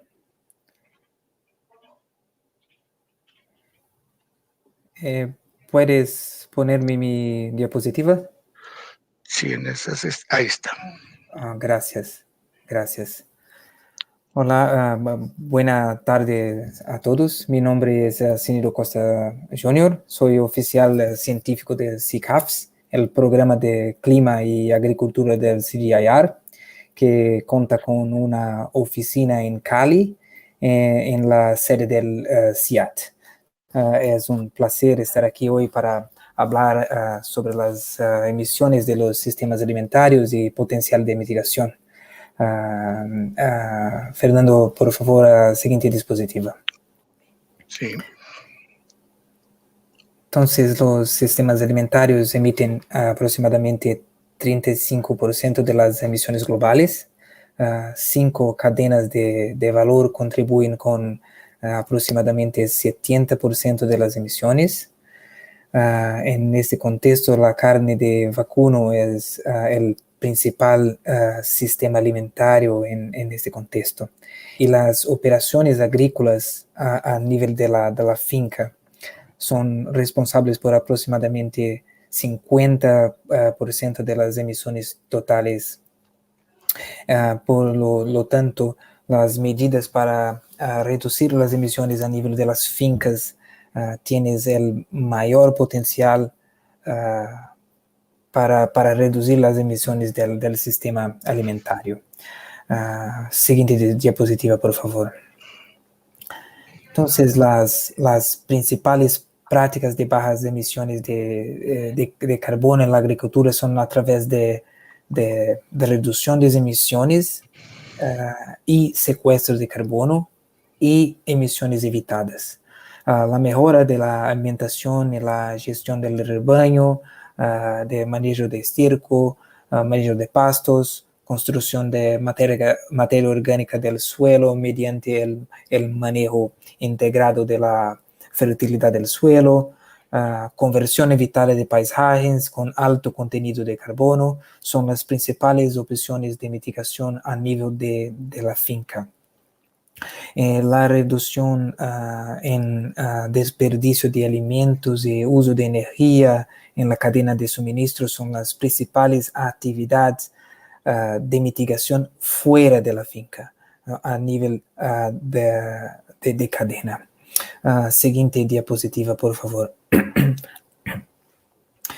Entonces, con la introducción de esas prácticas en escala, es posible reducir las emisiones de los sistemas alimentarios en aproximadamente 50% en 2050, al tiempo que se aumenta la producción agrícola y también se promueve el secuestro de carbono en pastos, cultivos agrícolas y sistemas agroforestales que conjuntamente tienen un potencial que podrían llevar al sistema alimentario a 0 emisiones netas en 2050.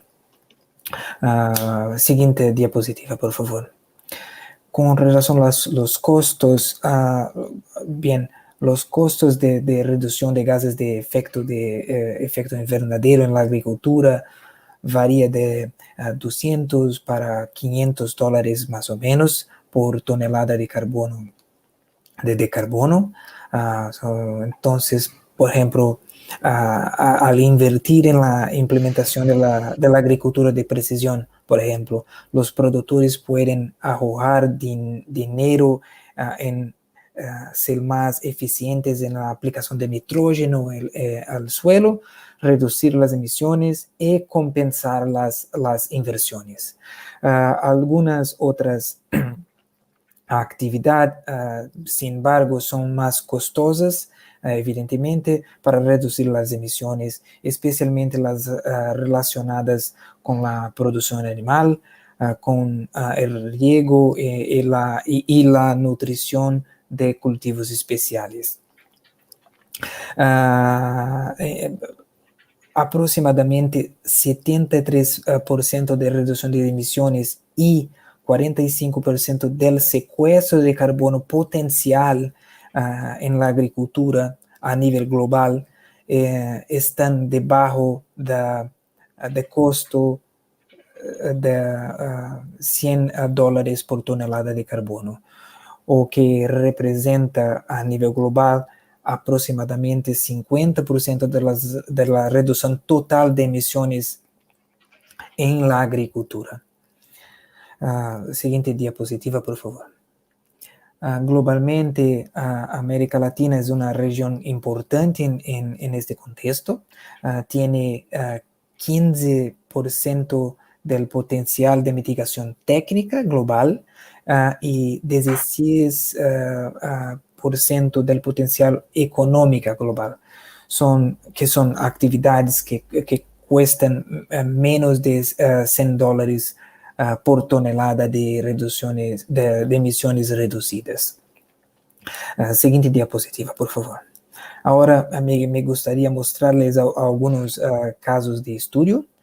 El primero se refiere a recuperación de un pastizal degradado en la Amazonia brasileña. En este sitio se recuperó el pasto y se intensificó con la producción animal con suplementación animal.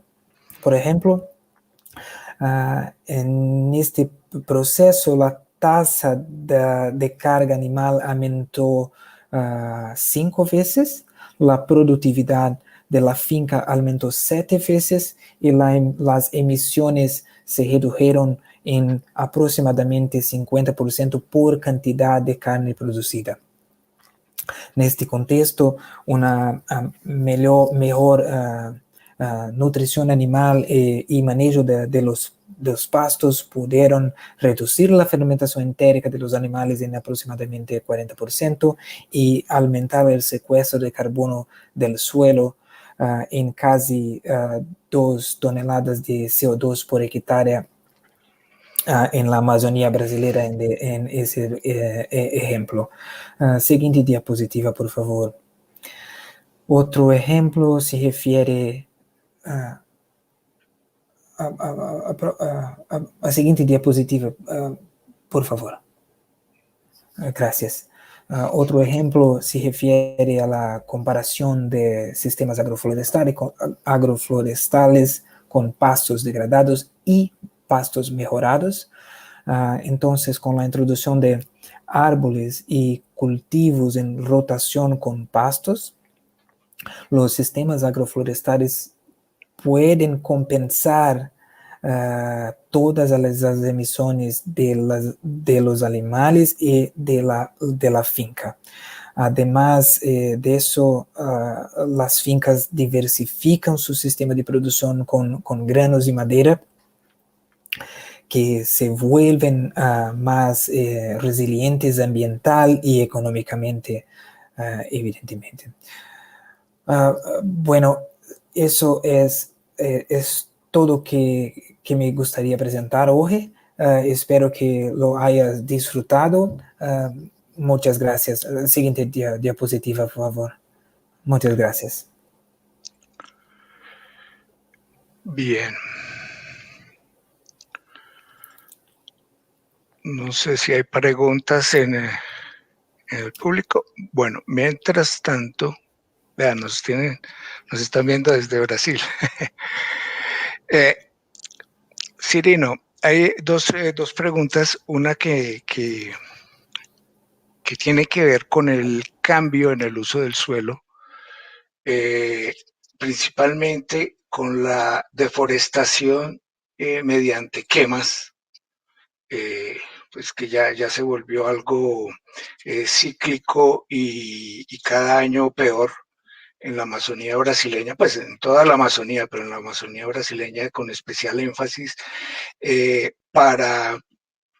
en pro, digamos, del agronegocio, que básicamente es ganadería y cultivo de soya, ¿no? O sea, se sustituye el suelo,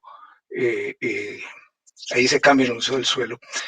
Ustedes tienen contabilizado esa pérdida, o sea, ese aporte, digamos, de la actividad de la ganadería o de la soya, ¿no? En esa contabilidad de emisiones de carbono.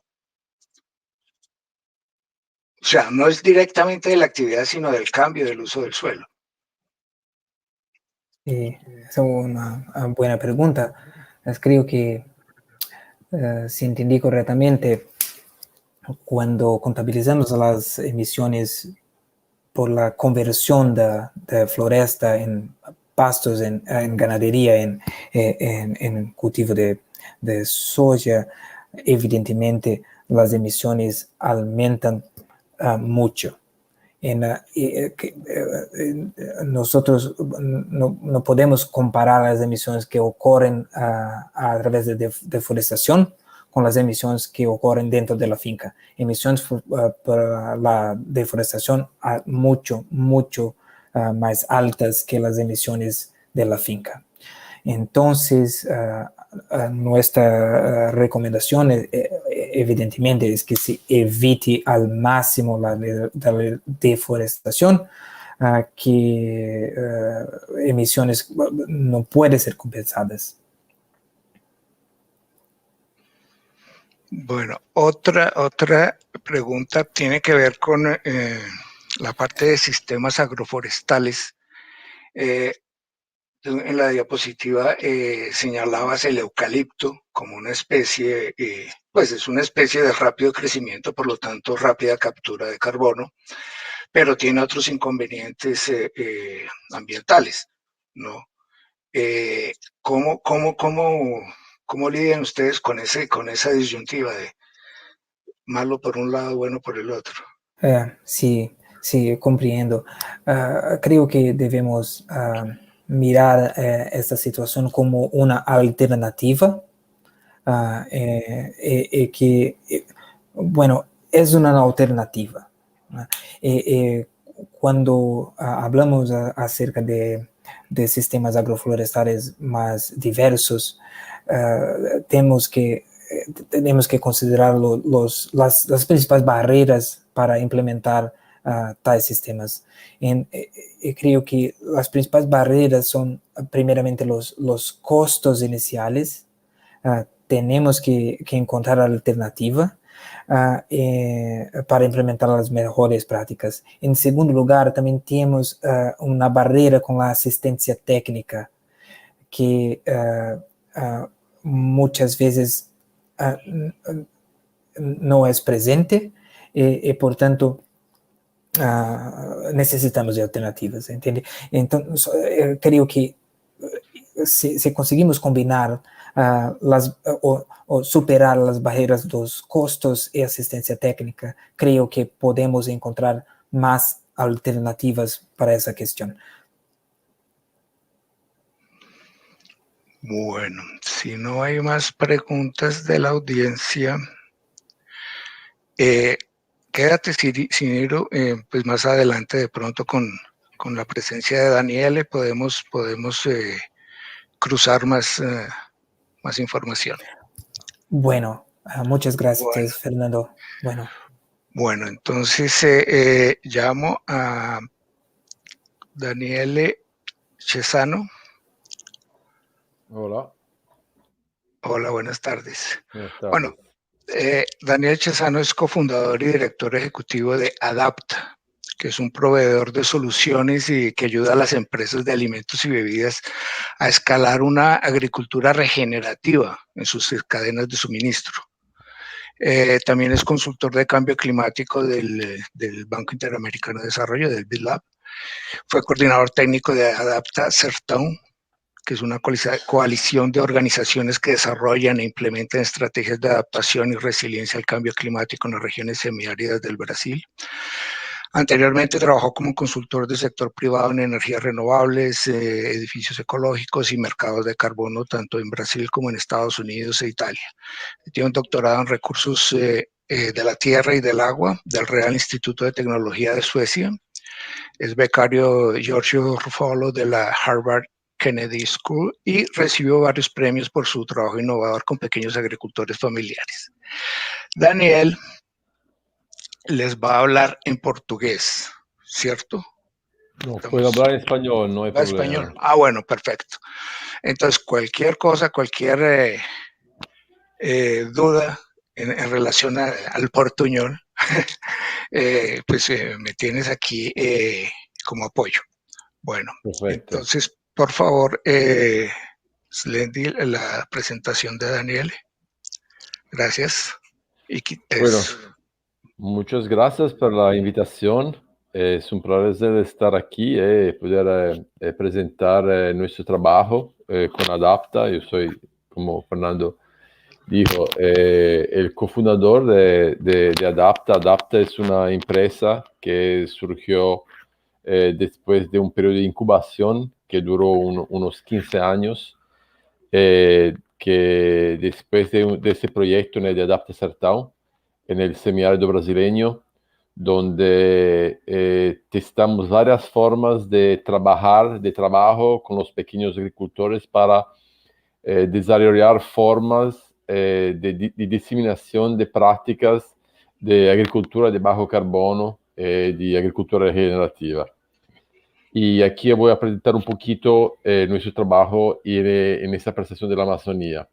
Y cuando no hablamos de Amazonía, lo que pasa es que en el imaginario de las personas hay fotografías, hay ideas como esas, donde hay muchas matas, mucho verde, mucha agua, y todavía es una realidad en algunas partes, en la mayoría de partes de la Amazonía que no fue todavía antroponizada. Pero, próxima slide. Próxima. Ups. Cerró. Ah, sí. Bueno.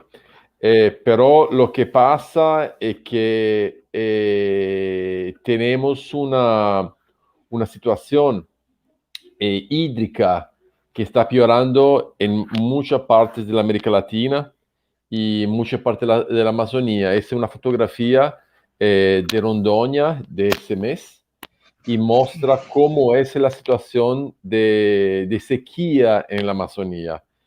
Y una de las razones principales de la reducción de disponibilidad hídrica en la región es por la reducción de bosques.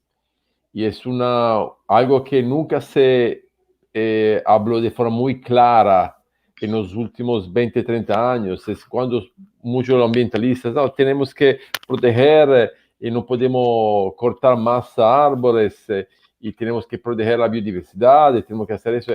Pero nunca se explicó por qué. Y una de las razones principales de reducción, una de las causas, el impacto principal de la reducción de los bosques en el mundo entero, mas principalmente en la América Latina, es la reducción de agua. Porque el papel que los bosques crían tienen en el ciclo hídrico es muy importante en términos de absorción de agua, de infiltración de agua, de evaporación del ciclo hídrico e hidrogeológico es muy importante. Y nos estamos viendo que en áreas donde hay una reducción significativa de bosques, como en esta fotografía, hay una reducción muy rápida de agua. Y muy rápida es 20, 30, 40, 50 años. Próxima que tengo, exactamente. Y si vamos a hacer una comparación con lo que pasa en regiones que son más secas, como la región semiárida del Brasil, no vemos como una degradación de los bosques en esa región está empezando un proceso de desertificación, como podemos ver en esta fotografía. Eso es un pastaje, un área de pastaje muy común en el semiárido brasileño.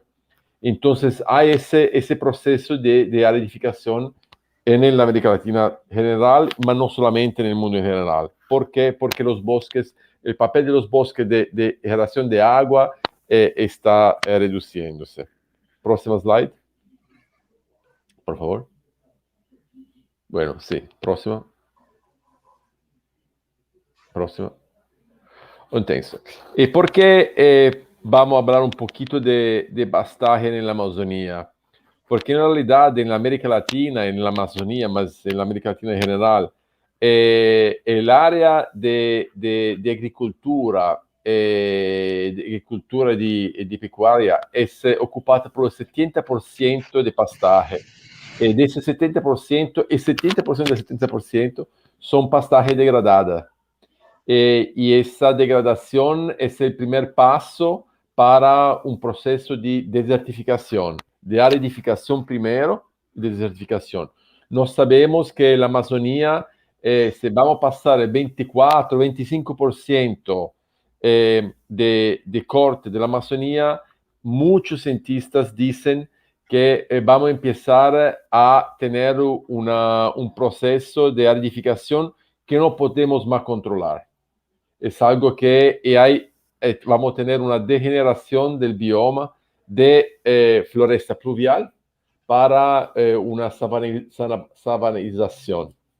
Y eso es el problema que vamos a tener con este problema, con esta aridificación del bioma amazónico. Es, por ejemplo, una reducción de la lluvia generalizada en toda la América Latina, y eso con una pérdida muy grande de producción de alimentos, de producción de soya, de maíz y de otras commodities. Hay una proyección porque eso en realidad lo que estamos entrando en nivel global. Hay muchas previsiones de cientistas que no son tal vez tan dramáticas, sí, otras que son mucho más dramáticas, pero la realidad es que no nos sabemos. No sabemos porque el clima fue muy estable por millones de años, de centenas de millares de años, y nos estamos entrando en una época donde no sabemos, no conocemos las dinámicas climáticas que se van a instaurar. Y esa es un poquito una preocupación, ¿no? Y arriba de eso, del cambio climático, hay también esa pérdida de biodiversidad que también contribuye bastante con la estabilidad hídrica. Entonces, próxima slide. Lo que pasa es que los desafíos que tenemos en el nivel de finca son desafíos que podemos categorizar en desafíos macroestructurales, que son desafíos económicos, como la dificultad de proteger el medio ambiente, la inclusión social y económica de agricultores que no tienen acceso a financiación, a tecnología y herramientas, a mecanización para tener un trabajo más productivo y más eficiente. Y también eso está también directamente relacionado al desarrollo económico. Y en el nivel microestructurales, en el nivel de finca, de producción, de productor, productora, no tenemos varios factores que dificilitan el cambio. Primero es la dificultad de tener asistencia técnica. Hay solamente una pequeña porcentaje de productores que tienen acceso a asistencia técnica, 3, 4, 5%. Esa asistencia técnica muchas veces no es calificada. Entonces no consiguen transmitir a los productores forma diferente de producción, más agroecológica, más sustentables, sin cortar los bosques, con uso productivo de los bosques. Hay un acceso difícil al crédito, entonces hay una descapitalización de los productores. Y también lo que estamos viendo es que hay una dinámica muy difícil. Hay un precio de la carne que está subiendo también los precios de las commodities, y eso es una incentivación para el desmatamiento, porque en realidad hay también una percepción de tentar ganar el máximo haciendo el menor trabajo posible. Y eso generalmente llega a tener pastajes estacionarias donde el animal está en esa pastaje sin una rotación que no permite un crecimiento del forraje adecuado, y es el primer paso para una degeneración y una degradación del suelo. Entonces es una situación bastante compleja. Próxima slide, por favor. Entonces, entonces lo que no tenemos hoy es que no tenemos un problema sistémico donde el problema no es la falta de asistencia técnica, no es la dificultad de accesar el crédito, no es el precio de las commodities, no es la falta de mecanización, no es la falta de soporte gubernamental, de programas de gobierno, no es todo eso, mas es todo eso. No es un problema singular, mas es un problema sistémico. Los problemas sistémicos requieren soluciones sistémicas. No pueden ser solucionados solamente trabajando una vertiente, solamente asistencia técnica o la financiación o lo que sea. Próxima slide. Y si no vemos las soluciones técnicas que no tenemos hoy, no ya las sabemos.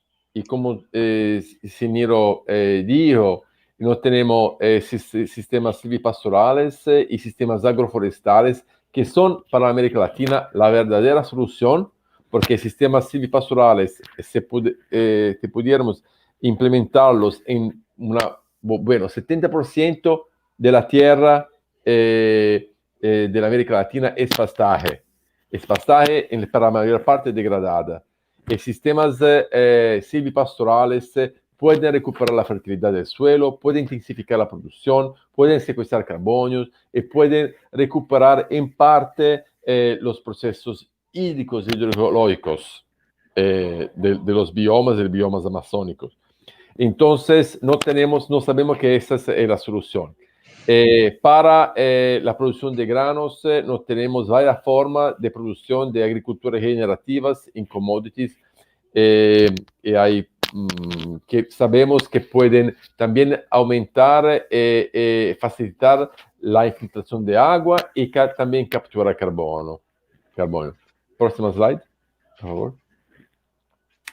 Y no tenemos muchas oportunidades de mercado porque la mayoría de las multinacionales en los últimos 5 años anunciaron varios proyectos y programas con objetivos de sustentabilidad muy ambiciosos, de reducción y de neutralidad de carbono hasta el 2050. Y no sabemos que estas multinacionales tienen hasta el 80% del control de materia prima en algunos verticales de producción agrícola. Entre el 20 y el 80%, dependiendo mucho de la región, del país y de las commodities con las cuales estamos trabajando. Entonces, es una oportunidad muy grande. Próxima slide. Entonces, Adapta desarrolló una forma de trabajo junto con estas multinacionales y también con cooperativas de agricultura familiar para tentar introducir sistemas silvipastorales agroforestales y otros sistemas de producción más sustentables en la cadena de suministro de esas organizaciones. Y lo que hacemos, empezamos con una evaluación inicial de cartera de suministros, desarrollamos un sistema de asistencia técnica, un sistema de financiación específico para los agricultores en parcería con fintechs, certificamos los impactos, rastreamos los productos y los impactos y ayudamos también a los agricultores a vender esos productos a esas empresas. Próxima slide. La forma con la cual nos trabajamos es en realidad con financiación de impacto, inversiones de impacto. Nos montamos una herramienta, un instrumento financiero junto con inversionistas de impacto. Y esos inversionistas invierten en la asistencia técnica que Adapta también fornece a los productores y también fornecemos capital a esos productores. Y a través de nuestros servicios de asistencia técnicas conseguimos producir más, ayudar a los productores a producir más, con menos costos de producción, generamos créditos de carbono, mejoramos el flujo de caza porque son un sistema de producción diversificados, mejoramos la calidad del producto, disminuimos la oscilación productiva, que es la cuestión de resiliencia climática, porque son sistemas que consiguen adaptar a los productores al impacto climático y aumentamos también el valor de la finca. Y toda esa creación de valor permite a los agricultores de repagar la inversión y pagar el costo de la asistencia técnica. Y también estamos lanzando una plataforma de trading, de análisis de datos con machine learning y inteligencia artificial y de trazabilidad de los productos. Eso es prácticamente el modelo de negocio que Adapta usa para trabajar con la cadena de suministro de esas empresas. Próximo slide. Esos son resultados de un proyecto que fue financiado por el BID junto con el Fondo Nórdico de Desarrollo, donde nos trabajamos con 100 productores y junto con una pesquisa que hicimos a través de la Universidad de California San Diego y de la Unicamp, conseguimos cuantificar el impacto que generamos en esos 100 productores. Y comparamos esos 100 productores con otros 100 productores que no participaron del proyecto de integración productiva con sustentabilidad, de la forma que yo mostré así en la slide anterior, y que tenían perfil similar a lo que con los cuales hemos trabajado. En 2 años conseguimos doblar la renta de esos productores y aumentar de 3 a 4 veces la cobertura florestal, intensificando de prácticamente 4 veces la producción animal. Lógicamente, no trabajamos con productores que tenían una dificultad de producción. Esos productores, en realidad, son siempre percibidos como productores de alto riesgo, pero en realidad, si no vemos del otro lado, son productores que tienen un potencial de intensificación muy alto. Entonces, de un lado hay un poquito de riesgo, mas de otro lado, en realidad, son los productores con los cuales podemos crear mayor impacto y una mayor intensificación productiva. Próximo slide. Por favor. Entonces, lo que tenemos que hacer es pasar de un proceso de aridificación y de desertificación para un proceso de recomposición de los bosques. Eso se hace a través de la sucesión florestal productiva, que los sistemas agroforestales y silvipastorales pueden ayudar mucho en hacer eso. Próximo slide. Eso es uno de los sistemas que montamos, por ejemplo, en la Amazonía, con cacao, por una empresa AUI, de producción de açaí. Bueno, eso es solamente el esquema de la producción, pero en ese sistema es un sistema de sucesión florestal, donde plantamos açaí, cacao, piña, yuca,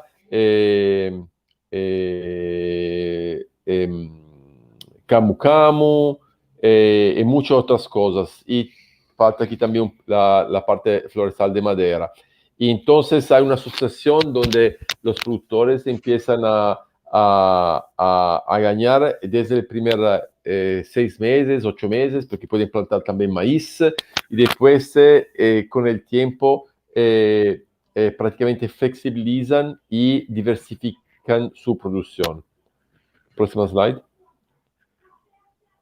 Eso es un sistema de producción que implementaron en la región semiárida, que puede ser también usado en la región de la Amazonía, con pequeños productores, donde usamos una fuente hídrica, pequeños lagos, y para la producción de piscicultura, producción de vegetales, y hacer una pequeñas irrigación de 1 a 2 hectáreas para acelerar la recuperación forestal, y después de 1 año y medio, 2 años, los animales entran en esa área y ese sistema de irrigación es reciclado para hacer más 1 o 2 hectáreas, más 1 o 2 hectáreas, más 1 o 2 hectáreas, y ese proceso de reciclaje del sistema de irrigación ayuda mucho a acelerar el proceso de la producción silvipastoral, de la arborización de las pastajes. La próxima slide, por favor, son... la próxima, por favor.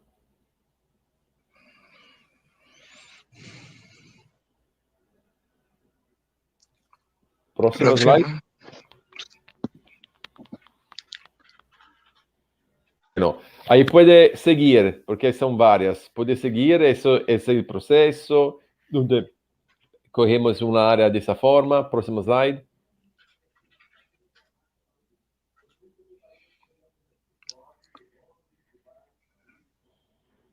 Próxima.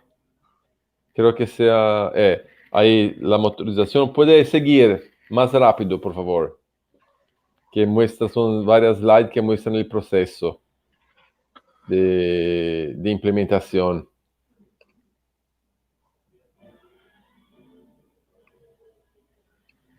Eso es la preparación de donde ponemos las plantas.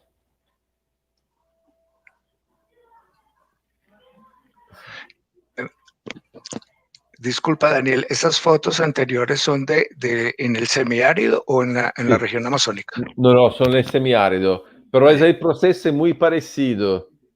Puede continuar, seguir. Es muy parecido. Ahí nos colocamos el proceso de irrigación, muy parecido. El proceso son los mismos, no cambia mucho. En la Amazonía tal vez no precisa de mucha irrigación. Puede seguir con la slide. Puede seguir. Puede seguir. Puede seguir. Puede seguir. Así. Entonces aquí empezamos, después empezamos a ver que después de la instalación empiezan a verdizar un poquito, ¿no? la línea de irrigación. La puede seguir. Ahí empiezan a crecer la yuca, la moringa, los frijoles. Próxima. Próxima. Ahí la melancía. Puede seguir. Melancía, la sandía. Sí, exactamente. Puede seguir. Puede seguir. Y así es después de 3 meses. Puede seguir. Puede seguir. Y ahí hay la cosecha, primera cosecha. El productor empieza a vender, después de 4 meses, empieza a vender algo. Puede seguir. Puede seguir. Y ahí hay el jatobá. Hay otras plantas que empiezan a crecer. Puede seguir. Y es aquí después de más o menos 8 meses. Puede seguir. Puede seguir.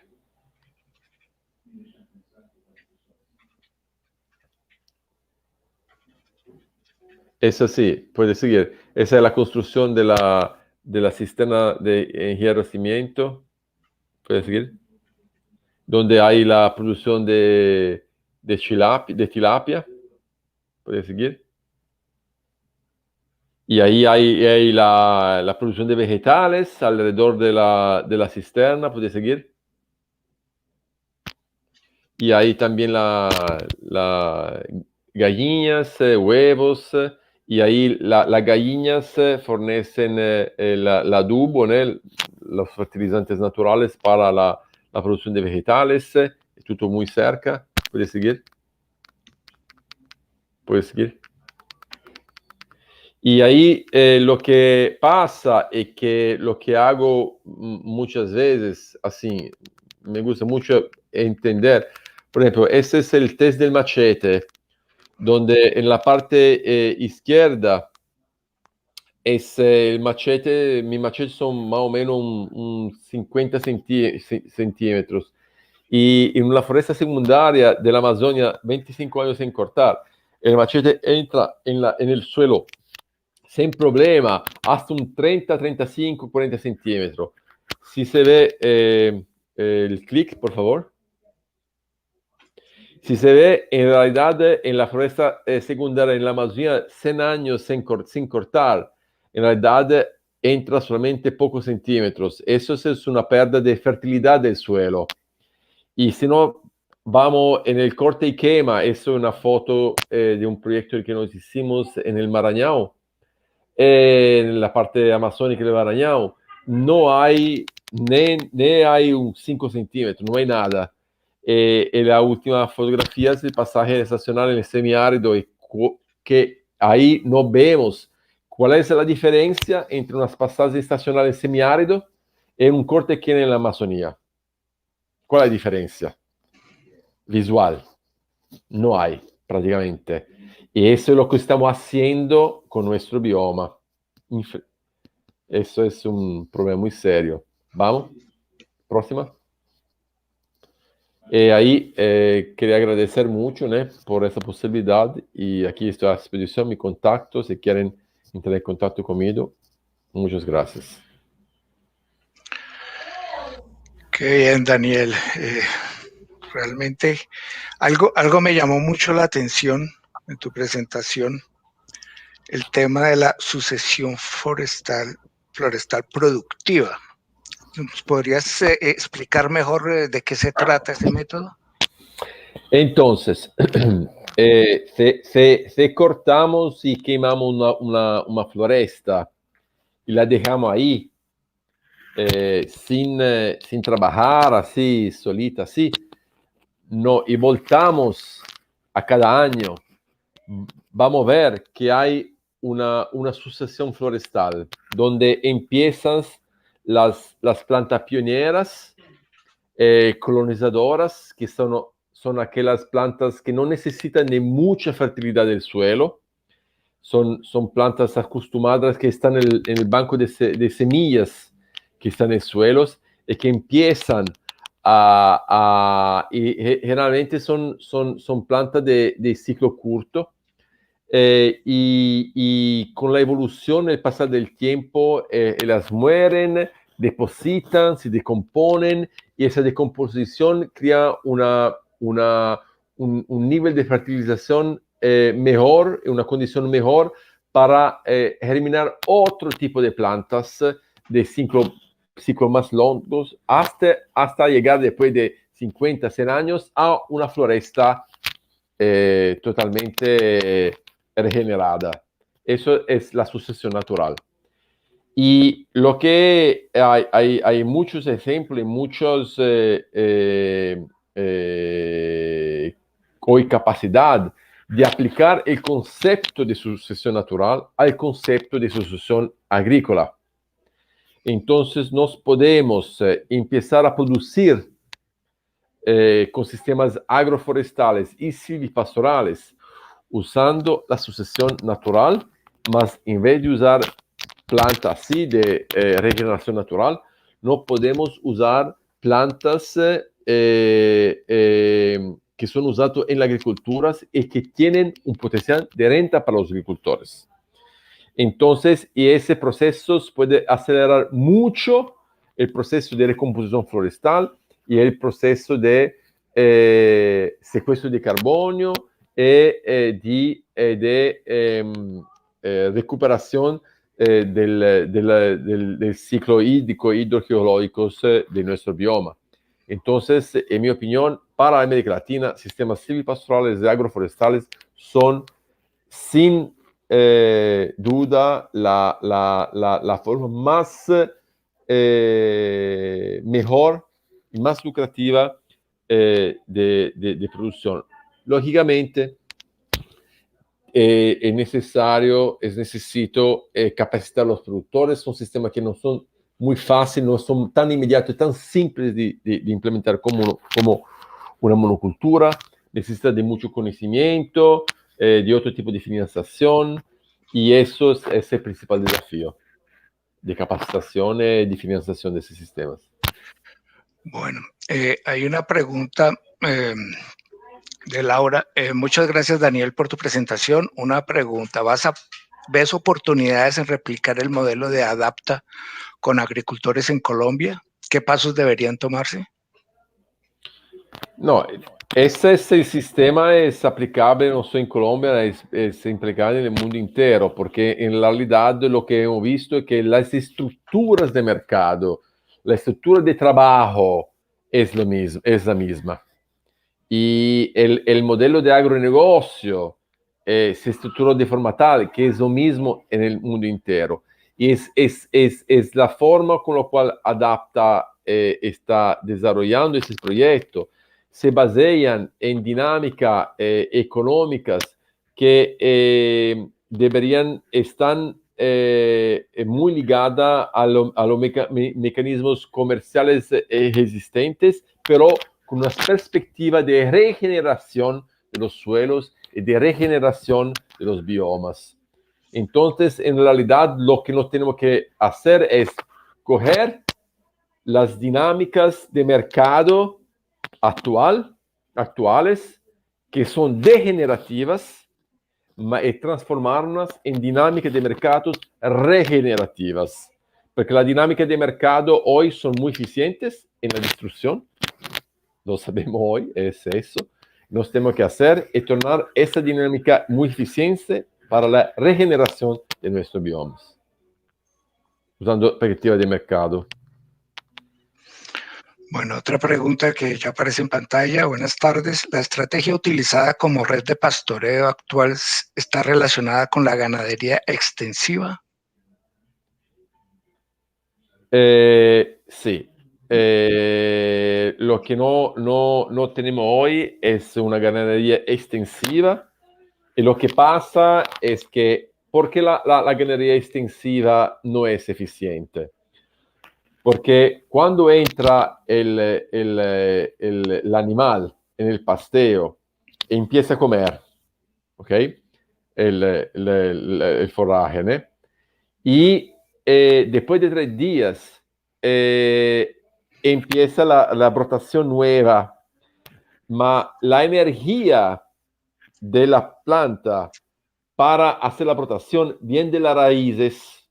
Entonces ahí coge la energía de las raíces y hay la nueva brotación. Esa brotación es la brotación más palatable, mejor, que los animales les gusta más. Entonces va y come de nuevo. Y ahí lo que pasa es la planta de nuevo va a usar la energía de las raíces para la nueva brotación. ¿Y qué pasa? Las raíces disminuyen. Y toda vez que el animal va y come, si tú ves el pastoreo extensivo, la forraje es, ¿cuánto? 5 centímetros, 10 centímetros, 15 centímetros. ¿Por qué? Porque el animal está siempre allá comiendo. Entonces, y la producción empieza a ser mucho menor y hace un desgaste ambiental del suelo muy grande, muy largo. Entonces, eso es lo que tenemos que parar de ser la pecuaria extensiva. Bien, a mí me gustaría que Siniro subiera nuevamente, porque hay preguntas que pueden responder ambos o uno de los dos. Otra pregunta de Gloria Paulina Present. ¿Es posible utilizar la captación de agua lluvia para el riego y protección del recurso natural? En ese sentido, había otra pregunta que decía, ¿sería viable buscar un tipo de cultivo que no dependa al 100% de agua, además de recurrir al reciclaje de esta? Entonces, estamos hablando de manejo de agua aquí. Exactamente. Entonces, lo que es más importante hoy es lo que se llama de agricultura y conservación. Una de las cosas principales es el cultivo en nivel. Lo que se hace es que se hacen riesgos, se hacen canales en nivel a cada 20 metros, a cada 30 metros, si hay una declividad. Canales de 50 centímetros de largura por un 50, 60, 70 centímetros de profundidad a cada 20, 30 metros, y cuando llega a agua, la agua para allá, hace una infiltración, después sube de nuevo, y se va en otro canal, y así se va. Entonces, es una forma de hacer. Hay otra forma que son el key line, el punto llave, que es otra forma de captar de agua. Entonces, lo que no tenemos que hacer, en realidad, es crear sistemas. Lo ideal es infiltrar el más posible la cantidad de agua que cae en la finca. Entonces, idealmente, 100% del agua que cae en la finca debería ser infiltrada en la tierra de la finca. Y eso, y por ejemplo, utilizar las estradas para, como fuente de captación del agua y colocar esa agua que se va por la calle de la finca, colocarla en lagos artificiales, que son vacías de infiltración. Lógicamente, todo esto tiene un coste, pero ese coste en el largo plazo se paga porque se recupera mucho la fertilidad, se disminuye la necesidad de irrigación, esas son prácticas. Y también la arborización es una forma muy, muy buena de aumentar la infiltración del agua en la tierra. Bueno, Cinero, ¿está todavía en el backstage? Ah, perfecto. Sí. Sí, hay una pregunta que quería yo hacerle a los dos. Tiene que ver con estrategias de adaptación al cambio climático. Porque hay muchos productos que ya se están volviendo no viables en virtud del cambio climático. Muchas veces tiene que ver pues con el desorden en la oferta hídrica, ¿no? O sea, donde antes teníamos estaciones, temporadas de lluvias, temporadas de seca, ahora está como mezclado, está embarajado, ¿no? Entonces, ¿cómo, o sea, cuál sería la estrategia de salida para esa adaptación en bioma bioma amazónico, obviamente? Cinero, ¿quiere empezar? Sí, pero creo que, mira, creo que los sistemas agroforestales o la diversificación de las actividades de la finca es una de las mejores prácticas que el productor puede hacer. Claro, como Daniele explicó, creo que los sistemas agroforestales son los sistemas que más se aproximan de la vegetación natural. Entonces, creo que sistemas más diversificados en sistemas agroforestales son los que más se adaptan, crían adaptación a las mudanzas climáticas en bioma amazónico. Claro que tenemos muchas alternativas en situaciones, pero creo que la clave es la diversificación. Y para solamente complementar el 100%, Cinero, estoy de acuerdo. Y también los sistemas agroforestales son una forma de mitigación y de adaptación. Eso es muy claro, ya se sabe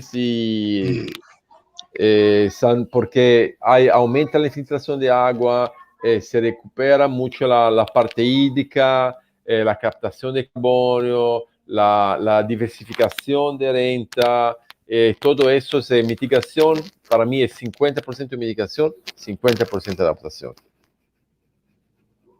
Perfecto. Una última pregunta para ambos, pues ya para cerrar. En los años 80 nosotros escuchábamos a Chico Méndez, ¿no? en su famosa intervención ante el Banco Mundial, él presentó unas cuentas muy interesantes, en donde probaba por simple matemática, por una contabilidad muy simple, que la selva en pie era mucho más rentable, ¿no?, que la selva derribada y cambiada para pasto, para cría de ganado, la famosa conexión hamburger, ¿no? Siniro mencionó pues el tema de los commodities, o sea, lo que es la carne, la soya, pues están en aumento. Hay una pues eso crea una demanda por nuevas tierras, por aumentar la frontera agrícola. Pero esa contabilidad de Chico Méndez sigue vigente. O sea, la selva es mucho más productiva en términos económicos, ¿no?, si se la sabe explotar de forma, pues dando prioridad a extractivismo, a pequeñas parcelas de cultivos, prácticas agroforestales, silvopastoriles, etcétera. ¿Cómo ustedes ven digamos, esa cuentica de Chico Méndez al día de hoy, en términos económicos? O sea, ¿hay salida para eso? Para evitar, o sea, que de pronto con instrumentos económicos podamos disminuir esa presión sobre la selva amazónica. Es una buena pregunta. Creo que rápidamente, creo que esto continúa válido, especialmente cuando pensamos en el largo plazo. En el corto plazo, ciertos cultivos o ganadería o otros sistemas productivos pueden generar retorno más rápidamente. Mas si queremos olhar a médio e longo plazo, creo que las contas de Chico continúan válidas, evidentemente. Lo creo también, pero hay un problema muy serio, que es el plazo de monetización de esos recursos. Y nuestra economía tiene una perspectiva muy de corto plazo. Entonces es mucho más fácil coger un tractor, desmatar todo, decir que esta tierra es mía y vender la tierra. En 5 años ya tengo en mi bolso el dinero. Y en vez de aprender, conocer la dinámica florestal, el manejo florestal, accesar mercado, hacer parcería, eso es una mentalidad del hombre así, del ser humano. El problema económico hoy es que no es muy de falta de visión económica. La economía hoy no da incentivo para investir, hacer inversión de largo plazo. En nuestro sistema económico es mucho focalizado en coger recursos en el corto plazo, porque quiero tener recursos en el corto plazo, porque lo puedo usar, lo puedo gastar. Ese es el problema principal, es un problema económico, de mentalidad, de forma de estructuración. Bueno, les agradezco muchísimo su participación. Gracias por haber aceptado la invitación. Creo que ya cumplimos nuestro tiempo. Entonces, no me resta nada más agradecerles Fernando, mucho. Cualquier pregunta se las hacemos remitir, se las remitimos en privado. Preguntas que han quedado por fuera. Fernando, quería agradecer a ti, a Islendi, a Ángela, a Cámara Verde de Comercio por el enlace. Muchas gracias. Gracias a ustedes. Muchas gracias. Chao. Bueno, Mauricio, chao. Entonces le damos paso ahora a Ángela o Mauricio, ¿quién va? Up. Claudia. Hola Fernando, a Claudia. Bueno, no ¿Cómo sabía estás? quién venía. Bien, gracias. Bueno, entonces yo ya me retiro como el león Melquiades. ¿Tienes el micrófono cerrado? Bueno, buenas noches. Vamos a darle la bienvenida a Luisa Costa.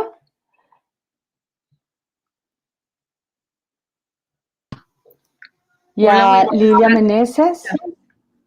Hola, buenas tardes. Hola Luisa, buenas noches, ¿cómo estás? Muy bien, aquí desde San José No del las Guaviare. escucho. ¿No nos escuchas bien? Porque yo sí te escucho. No, no las escucho. Claro. Hola, hola, hola. Hola, hola. ¿Me escuchas?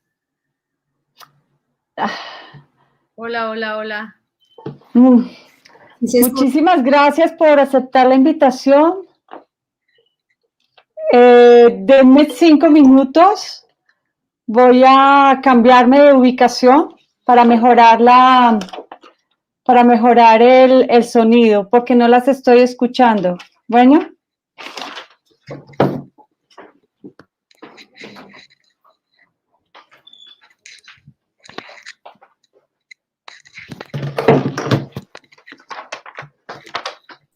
Hola Luisa, ¿me estás escuchando? Hola Mauricio, ¿cómo estás? Claro que sí, te escuchamos. Hola Mauro.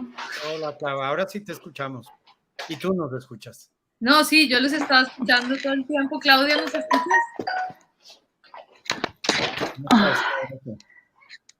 Sigo sin escucharlos. Entonces No sé qué pasa. Te sugiero que salgas de la plataforma y vuelvas a ingresar. Listo. Entonces, Luisa, tú estás con la Corporación Mundial de la Mujer en los proyectos en el Bichada, si no estoy mal.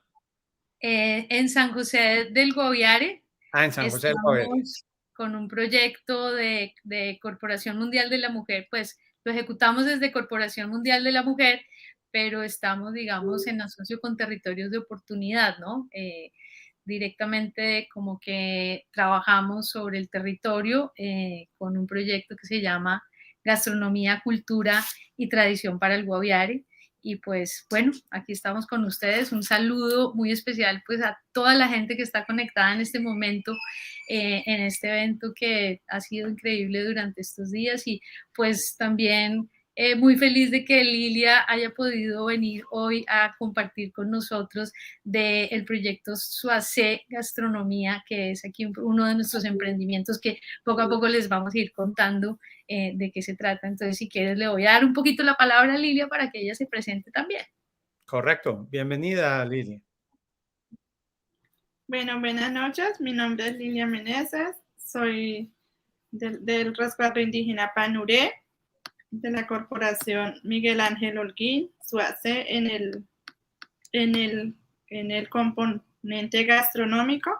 Soy la líder que estoy llevando en ese proceso con María Luisa. Igual, pues muy contenta de estar en esta invitación. Bueno, muy bienvenidas. Entiendo que hay unos videos que, Luisa, tú querías que transmitiéramos antes de ustedes desarrollar el tema, ¿es así? No se te está escuchando bien, pero Sí. podría como avanzar en contar un poco de qué se trata el proyecto, por ejemplo. Sí, por favor, adelante. Bueno, el proyecto, como te decía Mauricio al comienzo, se llama Gastronomía, Cultura y Tradición para el Guaviare, ejecutado desde Corporación Mundial de la Mujer Colombia en asocio de territorios de oportunidad. Es un proyecto que tiene un objetivo muy amplio en el cual promovemos el desarrollo de las economías creativas en el departamento del Guaviare a través del fortalecimiento de redes desde la producción, la promoción y la comercialización de productos tanto artesanales, que es una línea fuerte, digamos, del proyecto, la línea 1, y desde el componente de cocina y territorio, que es la segunda línea, digamos, que abre el proyecto, asociados, digamos, a la cadena de valor del turismo, digamos, estas dos líneas, desde los aspectos técnicos, administrativos, organizacionales, comerciales y logísticos. Es decir, nosotros además de tener estos dos componentes, digamos, el gran componente artesanal que atraviesa todo el proyecto y el componente de cocina y territorio, tenemos dos componentes que son transversales al proyecto, a la ejecución, que es un componente que es el componente socioempresarial, en donde están pues todas estas actividades que están relacionadas con la parte financiera, organizacional, contable, y adicionalmente el componente de mercadeo, pues que trabaja con ellos específicamente, digamos, como los temas de creación de las marcas, y al mismo tiempo dentro del proyecto tenemos unos componentes de gastronomía que están relacionados con varias etapas del proyecto. En el caso, por ejemplo, de nosotros tenemos 10 emprendimientos aquí en San José del Guaviare con los que venimos trabajando desde abril, que hicimos una convocatoria abierta. Se presentaron muchos emprendimientos, pero de la mano de territorios de oportunidad, con unos criterios que se establecieron, pudimos seleccionar los emprendimientos que cumplieron con estos requisitos, y uno de esos emprendimientos es lo que hoy denominamos Suace Gastronomía, que es una marca que se ha venido desarrollando con un proceso participativo con el equipo desde el equipo de mercadeo, y al mismo tiempo pues con un trabajo que hacemos nosotros que les voy a explicar un poquito más adelante en términos de el componente gastronómico. No sé si hasta aquí tienes alguna pregunta, Mauricio, o quisieras que te ilustrara sobre otros temas. No, está perfecto. Nos has aclarado en qué consiste el proyecto y nos gustaría saber también cuáles son las acciones de la línea de cocina y territorio en el proyecto.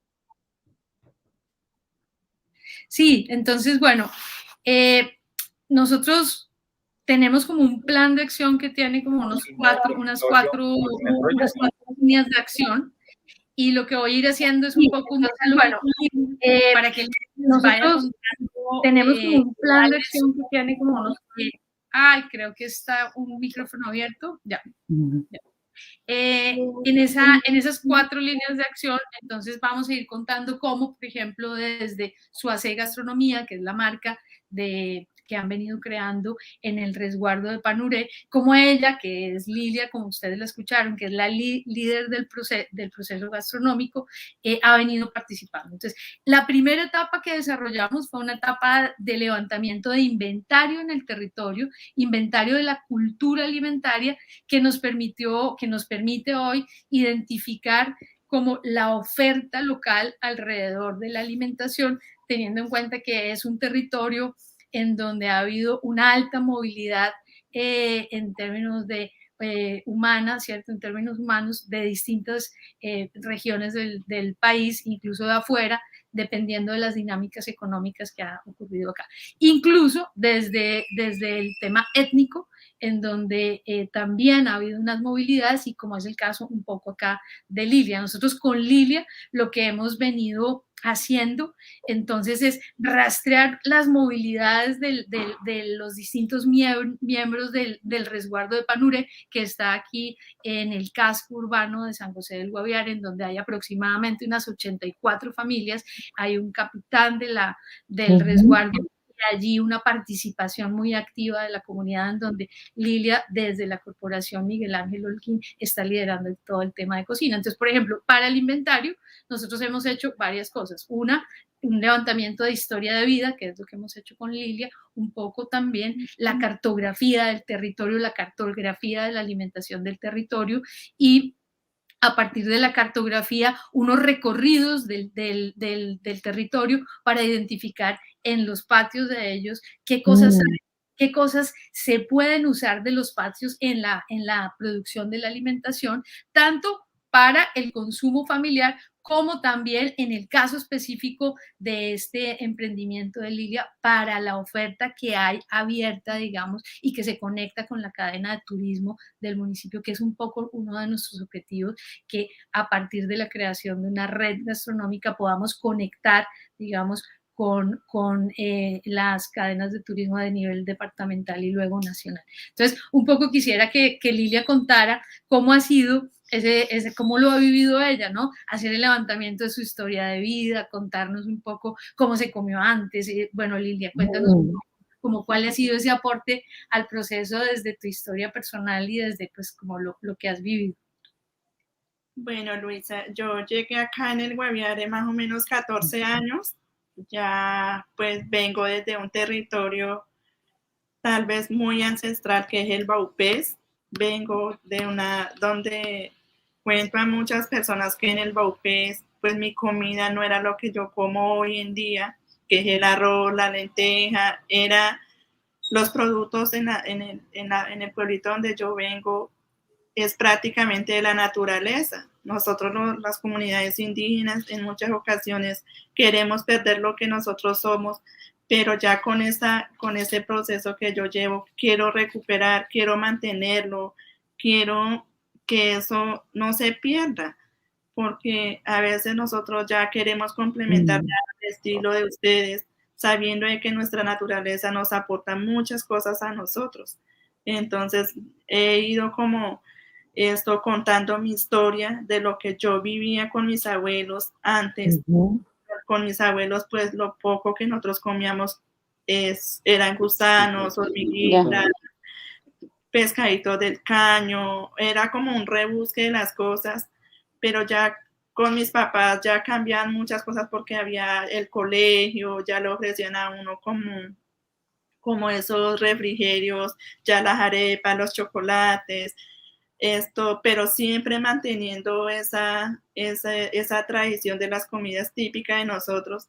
Y ya estando en este proceso, ya en la vida real mía, pues nunca he querido perder mi tradición, yo lo sigo conservando, todavía tengo en mi casa, si algún día si volveré a comer y tengo que volver a pisar a mi territorio, que es el Baupés, lo haría. Cuéntanos de qué lugar del Baupés. Yo vengo de Villa Fátima, 4 horas de Mitú, 15 minutos con la zona frontera Brasil. ¿De qué comunidad? Yo soy de la etnia guanano.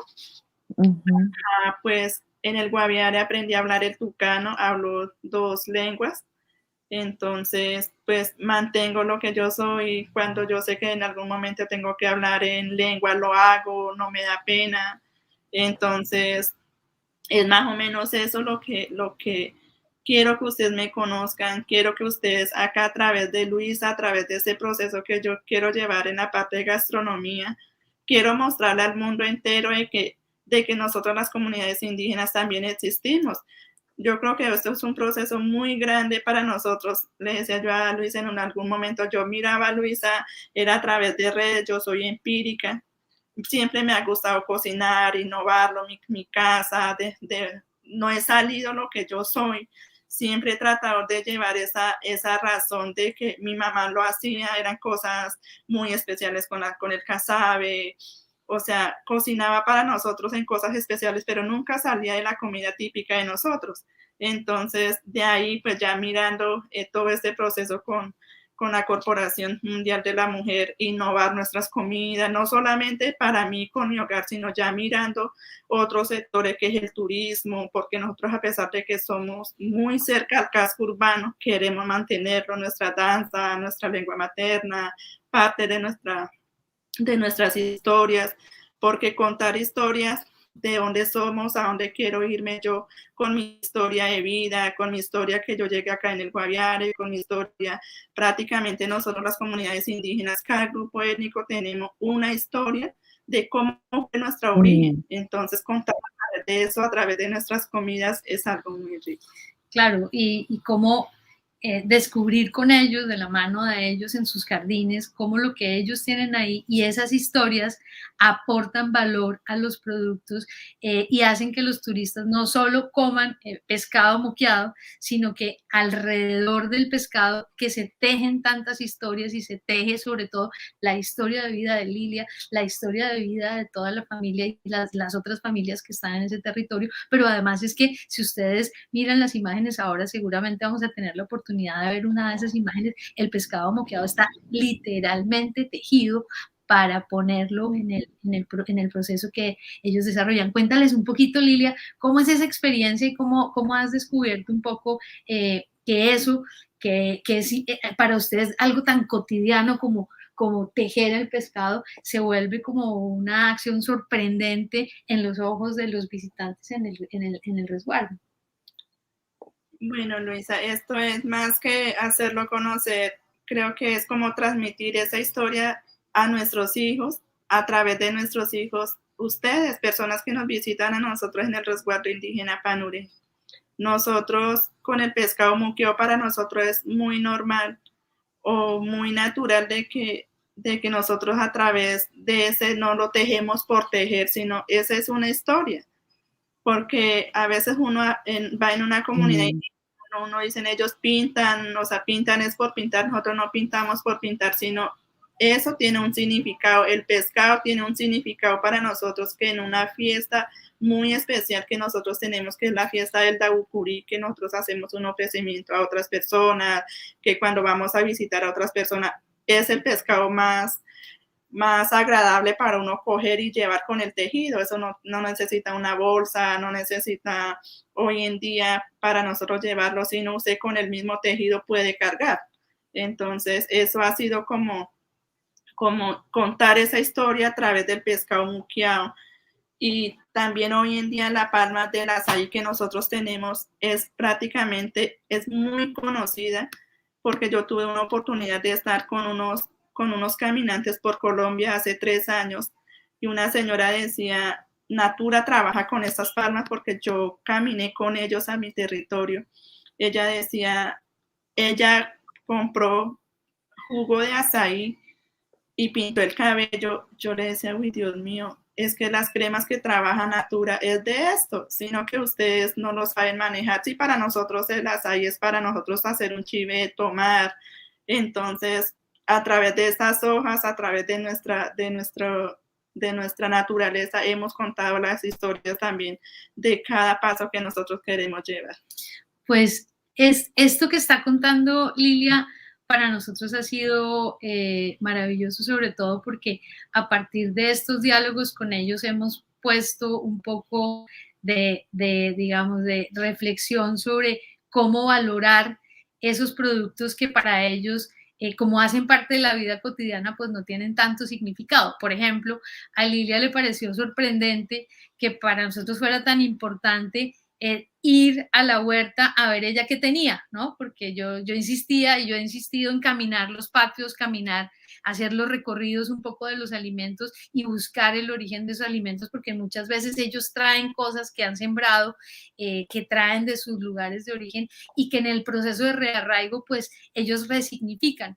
De tal manera que eso lo cogemos y lo ponemos en los ejercicios de laboratorio en cocina, que es lo que están viendo en este momento, un poco como decirles, hey, tienen un árbol de achote acá tan maravilloso, vamos a usarlo, ¿no? Vamos a usar el achote. Claro, ellos tienen unos usos del achote, pero ¿por qué no le damos unos usos que tienen que ver con el trabajo del alimento de manera natural y no con los, digamos, productos industriales ultraprocesados, ¿no? Entonces allí, en esas acciones pequeñas con ellos, empiezan a tener también una reflexión y una transformación. Cuéntanos un poco cómo ha sido esa transformación, Lili, sobre el uso de ese inventario, por ejemplo, en tu patio, ¿cómo así que esto lo podemos usar otra vez? ¿Cómo reactivarlo? Y cómo eso te hace sentir como que vale mucho lo que tú tienes y lo han ido como excluyendo de las dietas, ¿no? Sí. Bueno, Luisa, yo pues en mi lote, como usted me visitó a mí, lo tengo, pues no lo manejo pues a mi manera, como una persona indígena. El achiote, mi mamá lo manejaba y yo lo manejo, no lo utilizo color ni nada, pero el achiote a nosotros también nos ha servido para pintar las caras, o sea, es como una pintura que nosotros tenemos desde nuestro origen. Entonces, pero ya ahorita en esta época, para muchas personas eso ha servido para los colorantes, entonces para nosotros es algo muy natural. Entonces, de esa manera, pues Luisa me visitó a mí, a través de ella, pues voy ya como innovando, ya una innovación de mis cosas y algo que yo no sabía, que yo tengo en mi casa y no lo podía utilizar, pues ahora sé que lo voy a hacer. Y que claro, le da una coloración y un toque muy, digamos, ya un trabajo muy personal que se diferencia de muchos otros, pues porque en los otros colores, en los otros sabores, termina habiendo unas claves asociadas a productos industriales, ¿no? Que es un poco el trabajo que hemos venido haciendo como de, bueno, ¿cuál era la alimentación antes? ¿Cuál es la alimentación hoy? A partir también de cartografías sociales de alimentos y de historias de otros cocineros que nos permiten como piezas empezar a hacer este levantamiento muy orgánico de la cultura alimentaria y que finalmente en el proceso es en el que ellos mismos, los emprendedores, nosotros de los 10 emprendedores tenemos 2 grupos que son de origen indígena y allí en esos 2 grupos ha habido esta reflexión, como nosotros hemos dejado de comer porque privilegiamos la cocina, los productos occidentales y con desdeño vamos sacando lo otro porque los niños ya no quieren comer, ¿no? La comida que comían los abuelos. Entonces, esto es prácticamente el ejercicio que hemos hecho y a partir de ese ejercicio, pues esta es la primera etapa, como les contaba al comienzo, es la consolidación del inventario que lo hicimos desde abril hasta agosto. Igual el inventario se sigue alimentando en la medida en que estamos en el territorio porque cada día podemos encontrar cosas nuevas, porque a veces como está en el universo cotidiano, para ellos es más difícil mostrarlo o hablar de ellos porque es lo ordinario, lo de todos los días, lo común, ¿no? Entonces no quieren hablar de eso y a uno le toca ir caminando esos patios, ir caminando las casas, ir encontrando un utensilio que de pronto parece sorprendente. ¿Y esto qué es lo que es? No, eso ya no se usa, pero es que eso servía. Entonces eso va para el inventario como un objeto que finalmente le da valor y enriquece esta cultura alimentaria que se ha vuelto una cultura, pues por estar cerca del casco urbano, una cultura llena de plástico, ¿no? Llena de una cantidad de materiales que no cuentan historias, pero que como dice Lili, por ejemplo, la imagen que tienen ahí, que son los pescados trenzados, esta es la estufa de la casa de Lilia, por ejemplo, es una estufa con historia, es una estufa que cuenta un relato de movimiento cultural de un departamento a otro, de una cultura a otra, de un proceso de rearraigo que tiene también un potencial enorme para poner una narrativa con menos de producto turístico para hacer un relato que acompaña. Es decir, cuando usted va a Panuré y le sirven un plato como este, que es el tradicional, ¿no, Lili? De pescado moqueado con el casabe, ahí hay unas historias, ¿no? Aquí Lili, en esta acción también de entrar en este mundo en el que el turismo exige, digamos, también ya una formalización, unas formalidades y que exige también unas acciones de innovación para que haya también procesos también de fidelización, de recompras, que la gente vuelva, porque ellos ofrecen allí en el resguardo unas veladas étnicas en donde las veladas étnicas ofrecen una experiencia. Hablemos un poquito, Lilia, cómo estas veladas étnicas, a partir de esta valoración del territorio, del producto, de las historias de ustedes, han venido cambiando o qué potencial le ves tú, digamos ya, para la marca Suacé Gastronomía como una marca, digamos, adicional que tú puedes decir, mire, esto nos ha servido. Bueno, Luisa, esto más de contar una velada, lo voy a contar cómo empezamos nosotros las veladas étnicas a través de una agencia de turismo acá en el Guaviare. Los niños, pues a mí no puedo decir, no, ya no acá en el resguardo donde yo vivo, pues muy pocas personas manejamos una lengua materna, porque ya nuestros hijos, ya nuestra generación, pues le ha costado también, yo ya desde la casa de nosotros, pero de alguna manera, cuando nos empezaron a ofrecer en los paquetes de ellos, cuando empezamos a invitar a los niños, a los jóvenes, yo empecé en esta parte con nuestro coordinador Miguel Ángel Holguín, en la parte de gastronomía. Yo era la persona que contaba, pues como lo vieron ustedes en la foto, el casabe de almidón, tenemos variedades de casabe. Yo empezaba a contar las historias de los casabes, porque cada tipo de casabe tiene sus historias. Entonces empecé a través de eso. Ya cuando miramos de que ese era un potencial muy grande que podíamos tener como un grupo de personas, éramos solamente 3 personas. Miguel Ángel Holguín era nuestro coordinador de danza, Diana, la esposa de él, era la que manejaba pues la parte de artesanía, yo era la que manejaba la parte de gastronomía. Entonces cada uno cumplíamos un rol muy importante. Así empezamos nosotros. Ya ahorita, viendo ya de esta manera, ya tenemos nuestra marca de Suace, que es tejiendo nuestra historia, tejiendo nuestras tradiciones. Porque cuéntenles qué significa Suace, claro. Suace significa tejer historias, tejer tradiciones, de dónde venimos, a dónde queremos llegar, por qué llegamos aquí. Eso queremos contar a través de nuestras artesanías, a través de nuestra gastronomía. Ustedes nos van a conocer nuestras historias. Entonces, ya llegar en este punto con otras corporaciones que nos han ayudado a incentivar lo que nosotros tenemos, y ya tener nuestra marca para nosotros es algo Cuéntanos increíble. un poco cómo ha habido estos procesos de innovación, un poco el segundo punto en el que nosotros empezamos a trabajar después del inventario, que es el fortalecimiento de la oferta gastronómica.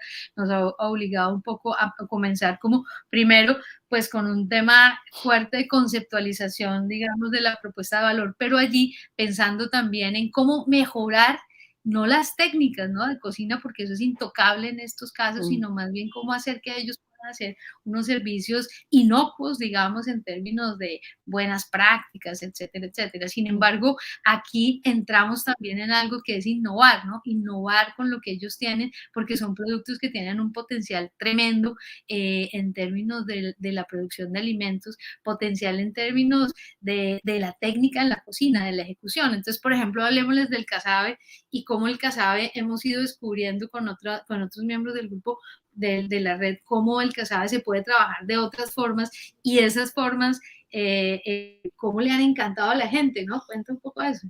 Bueno, Luisa, esto es prácticamente hacerlo conocer a ustedes la historia de nuestro casabe de almidón de yuca. Pues hace más o menos ya un mes nosotros tuvimos un evento donde recibimos embajadores, diferentes personas. Yo vengo de una comunidad indígena que donde ustedes me ven, me van a mirar, me van a conocer esta mujer en la que soy. Yo en mi cocina particularmente, cosas que yo pueda manejar en la cocina, hasta ahora estoy empezando, pero de alguna manera empezar a mostrarle lo que nosotros somos a través de nuestros casabes es algo muy bonito.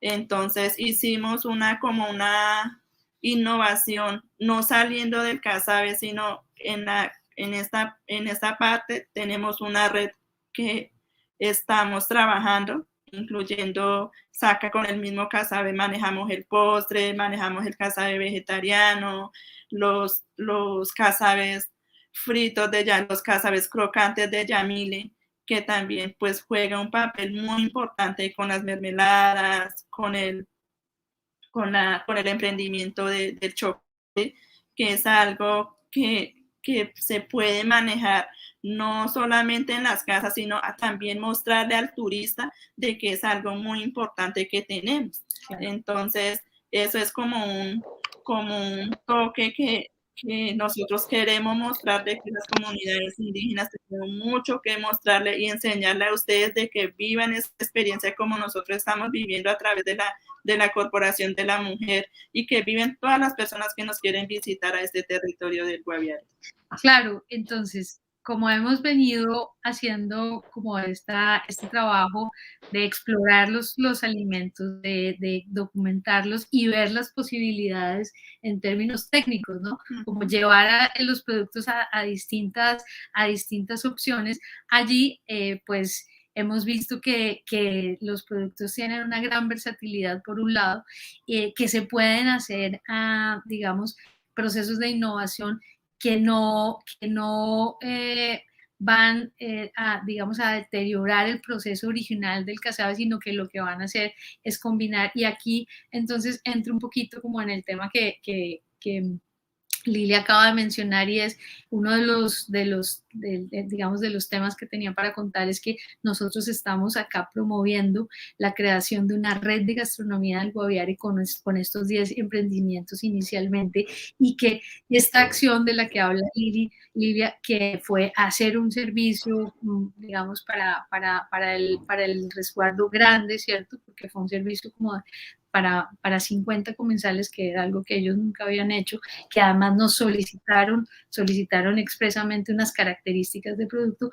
Dentro de los 10 emprendimientos hay un emprendedor que tiene una marca de chocolate, un proceso de transformación de chocolate, y hay otro emprendedor que trabaja las conservas con productos no maderables del bosque.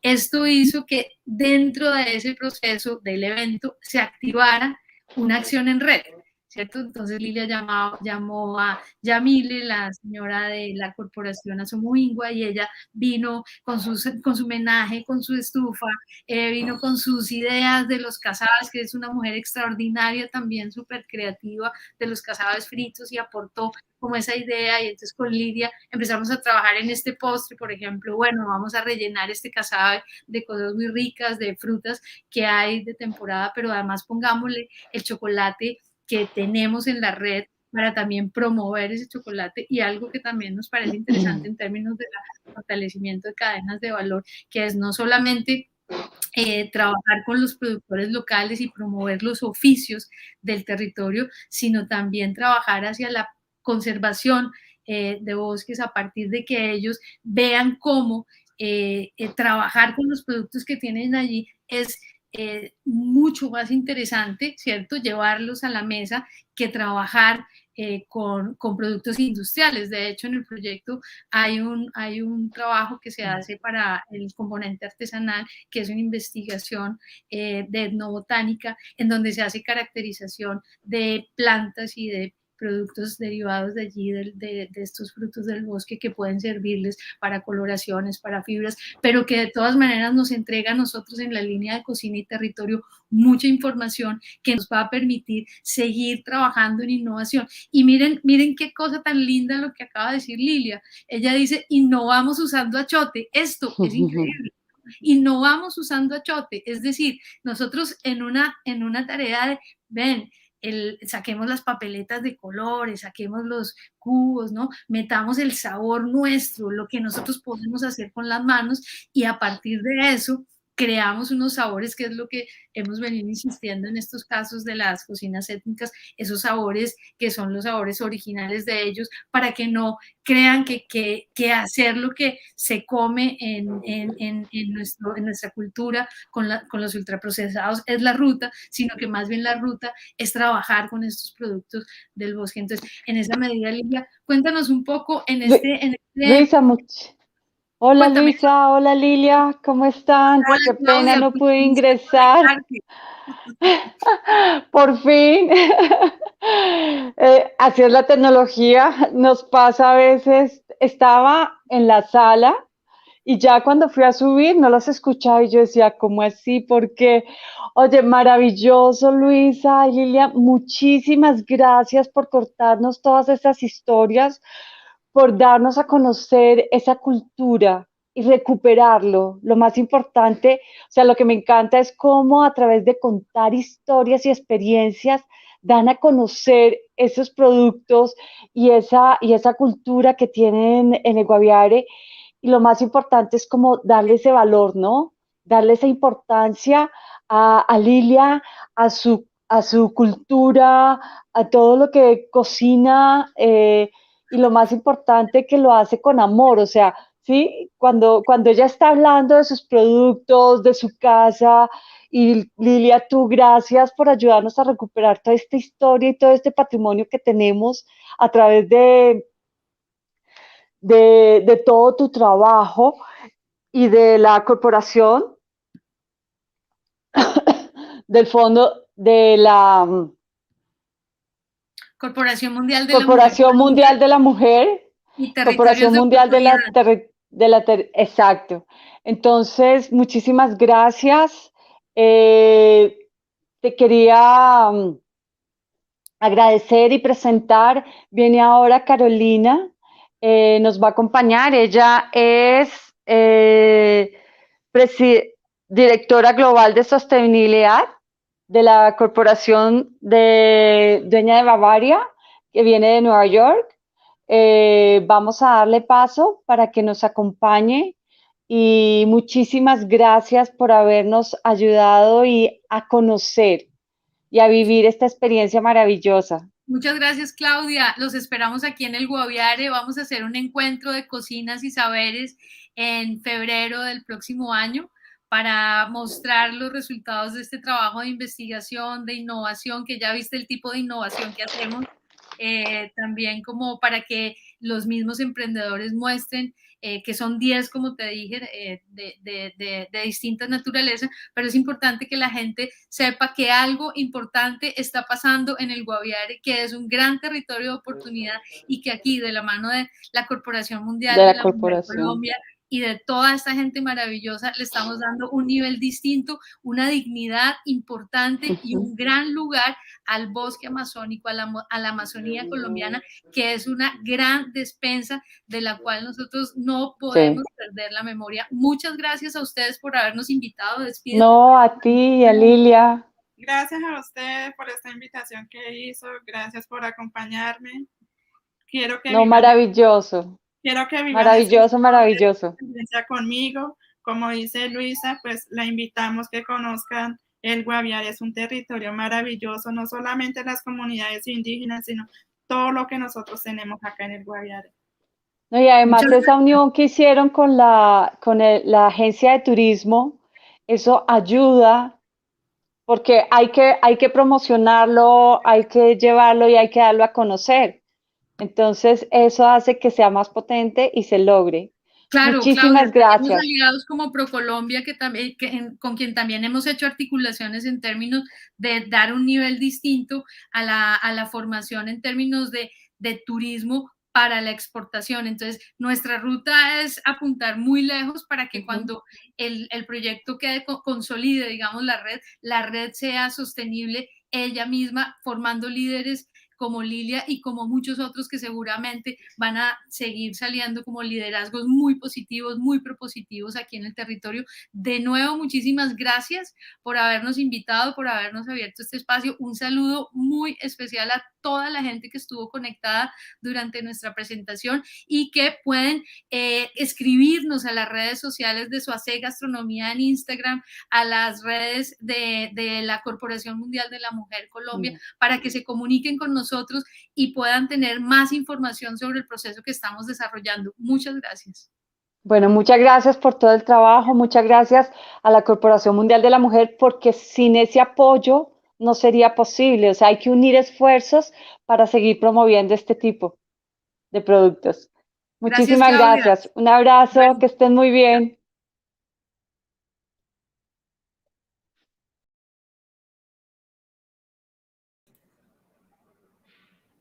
Bueno, llegamos ya al final. Muchísimas gracias a Carolina por su flexibilidad para reprogramar su intervención. Aquí te damos la bienvenida, Slendy y yo. Y manos a la obra, cuéntanos, ¿cómo te fue en tu día? Bueno, Mauro, Slendy, muchísimas gracias. Al contrario, ustedes por haber ajustado la agenda, porque no pude participar un poco antes como estaba programado. Yo lo que estoy es muy gratamente sorprendida y muy feliz de ver que tanta gente está conectada, inclusive en una noche del viernes, para poder hablar de sostenibilidad. Eso solamente demuestra como un creciente interés y una genuina pasión de muchos por seguir hablando de estos temas tan importantes, y muy inspirada, por supuesto, por la última presentación. Creo que pues Colombia, al ser un país amazónico, tiene un potencial enorme y que desafortunadamente todavía no hemos sabido cómo aprovechar al máximo la gastronomía que se puede dar ahí, pero definitivamente hay un potencial enorme también para proteger esos territorios y la biodiversidad y darlos a conocer a partir de la gastronomía. Entonces, súper interesante.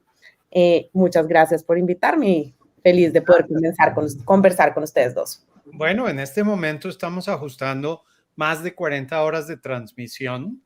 En algunos días arrancamos a las 8, en los restantes arrancamos a las 10:30, y como te comenté en los mensajes, hemos extendido estas jornadas hasta altas horas de la noche.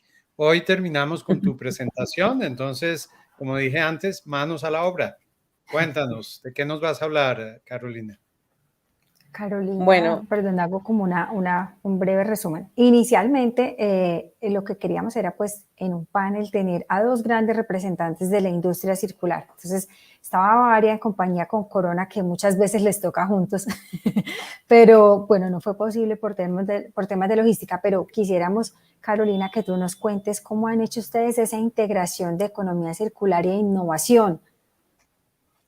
Bueno, eso es una súper buena pregunta. Creo que hoy por hoy, pues todas las empresas le están apostando a una economía circular, porque definitivamente el modelo anterior de producir, consumir y desechar no funciona, y tenemos al contrario que pasar a un modelo donde los desechos no existan, sino que el desecho es la materia prima para producir algo nuevo, digamos, donde todo se reuse, se reutilice, se recicle, además, como en último lugar, si no se pudo reutilizar anteriormente. Entonces, obviamente nosotros en Bavaria, pues al ser una compañía pues de bebidas, le estamos apostando muchísimo a la economía circular, y lo tenemos ya integrado en muchas partes del proceso.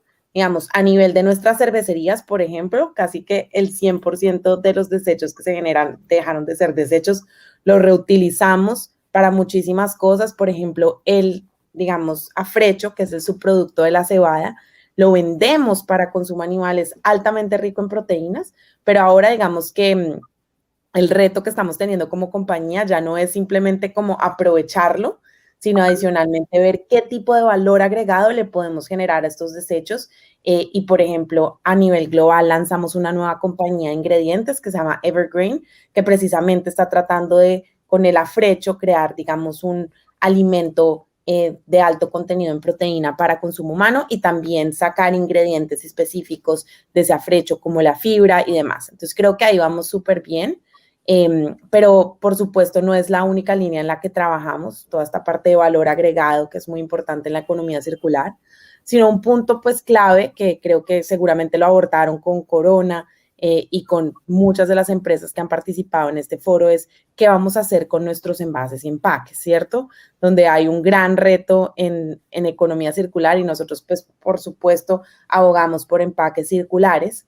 Tenemos una meta de que para 2025 el 100% de nuestros envases y empaques sean retornables o hechos en su mayoría de material reciclado. En el mundo, AB InBev, al ser la cervecera global, la cervecera líder, también es líder en retornabilidad y tiene un portafolio de cerca del 40% de sus cervezas son retornables.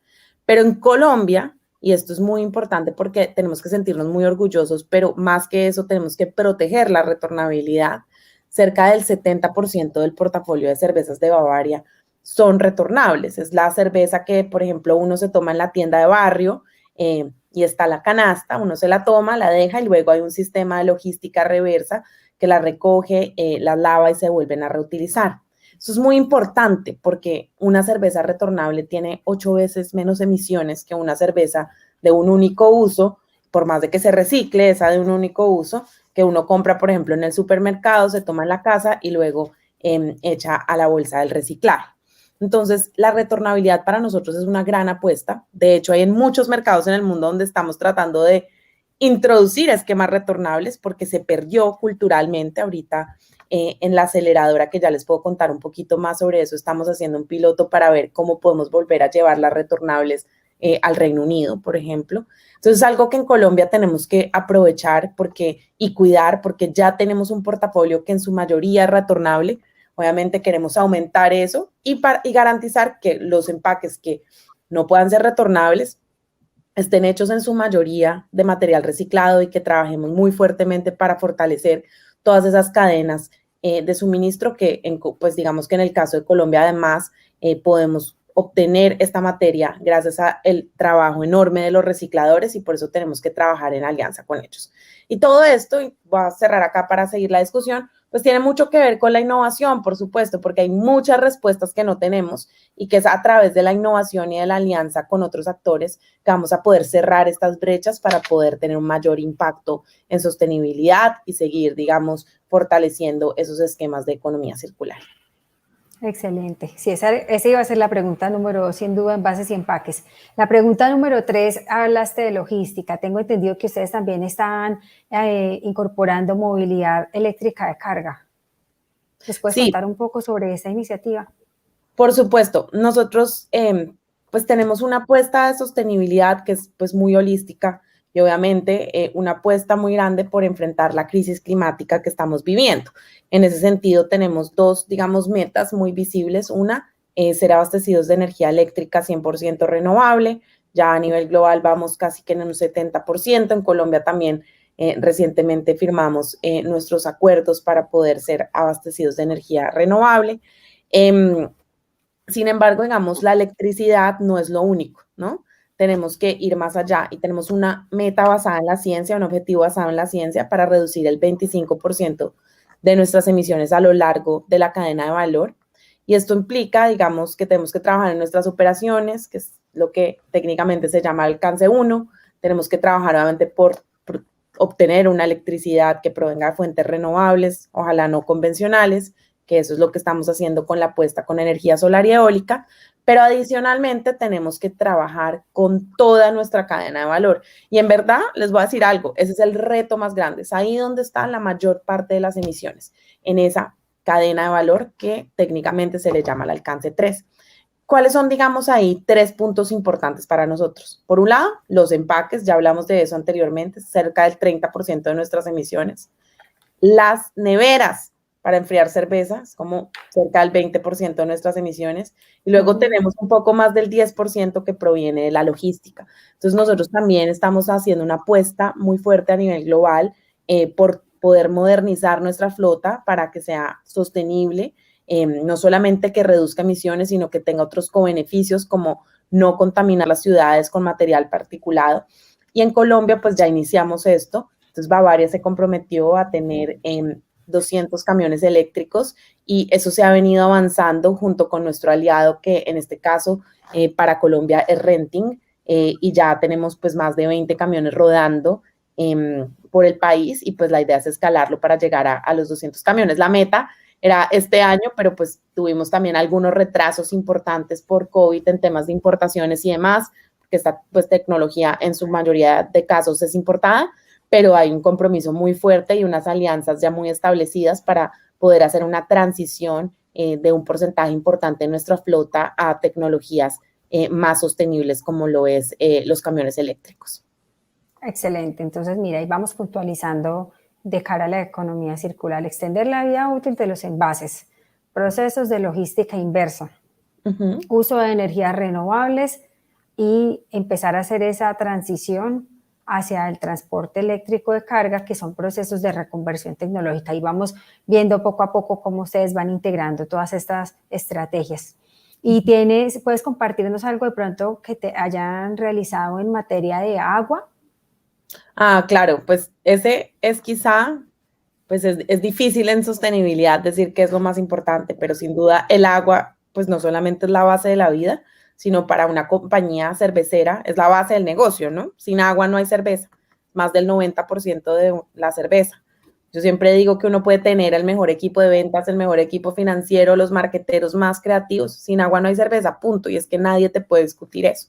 Entonces, tenemos una apuesta muy ambiciosa por proteger el agua, digamos que se divide de dos formas.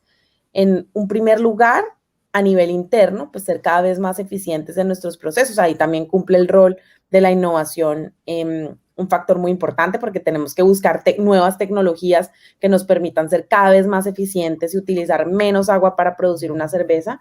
Hemos venido avanzando muchísimo en eso a nivel global.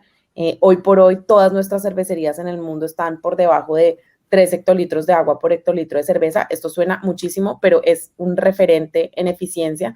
Si yo les dijera las cifras de cómo era la industria hace 10 años, se usaba en algunos casos más de 14 litros de agua por litro de cerveza producido. Obviamente esto ya no ocurre y tanto nuestra compañía como pues también nuestros pares vienen invirtiendo muy fuertemente en ser industrias cada vez más eficientes y consumir menos agua y tener las mejores prácticas y la tecnología de punta y reutilizar en el proceso lo que más se pueda.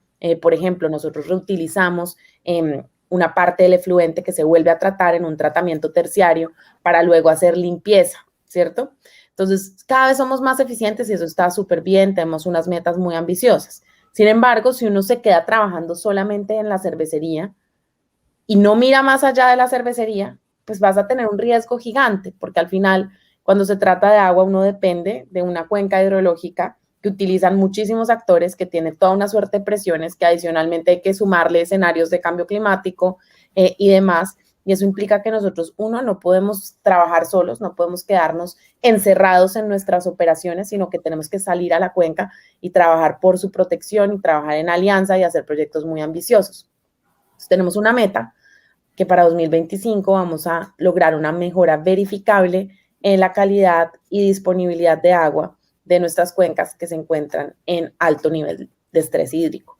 Esto es súper ambicioso porque implica que vamos a ver cada cuenca, vamos a estudiar cada una de nuestras cuencas donde operamos y vamos a hacer un plan hecho a la medida para cada una de ellas. En el caso de Colombia, nuestro enfoque ha estado en proteger el páramo de Santurbán, porque el páramo de Santurbán, que seguramente para todos los colombianos es un referente y todos, digamos, han visto en las noticias, en los periódicos, que el páramo de Santurbán es vulnerable, está en riesgo, sumado a que... Muchísimo. Exacto. Sumado a que Santander además es el departamento en Colombia que tiene más municipios con riesgo de desabastecimiento hídrico. Entonces, pues, digamos que nuestra apuesta ha estado por proteger el páramo. Está ligado a nuestra cervecería porque el río Suratá, que es el que nutre a nuestra cervecería, digamos que se nutre en gran parte del páramo. Y al final el páramo es la fuente de agua para más de 2 millones de personas. Entonces en Bavaria pues ha habido una apuesta muy robusta por proteger los páramos. Iniciamos con Santurbán, este año escalamos al páramo de Guerrero, que también es muy importante para toda la zona más cercana a Bogotá.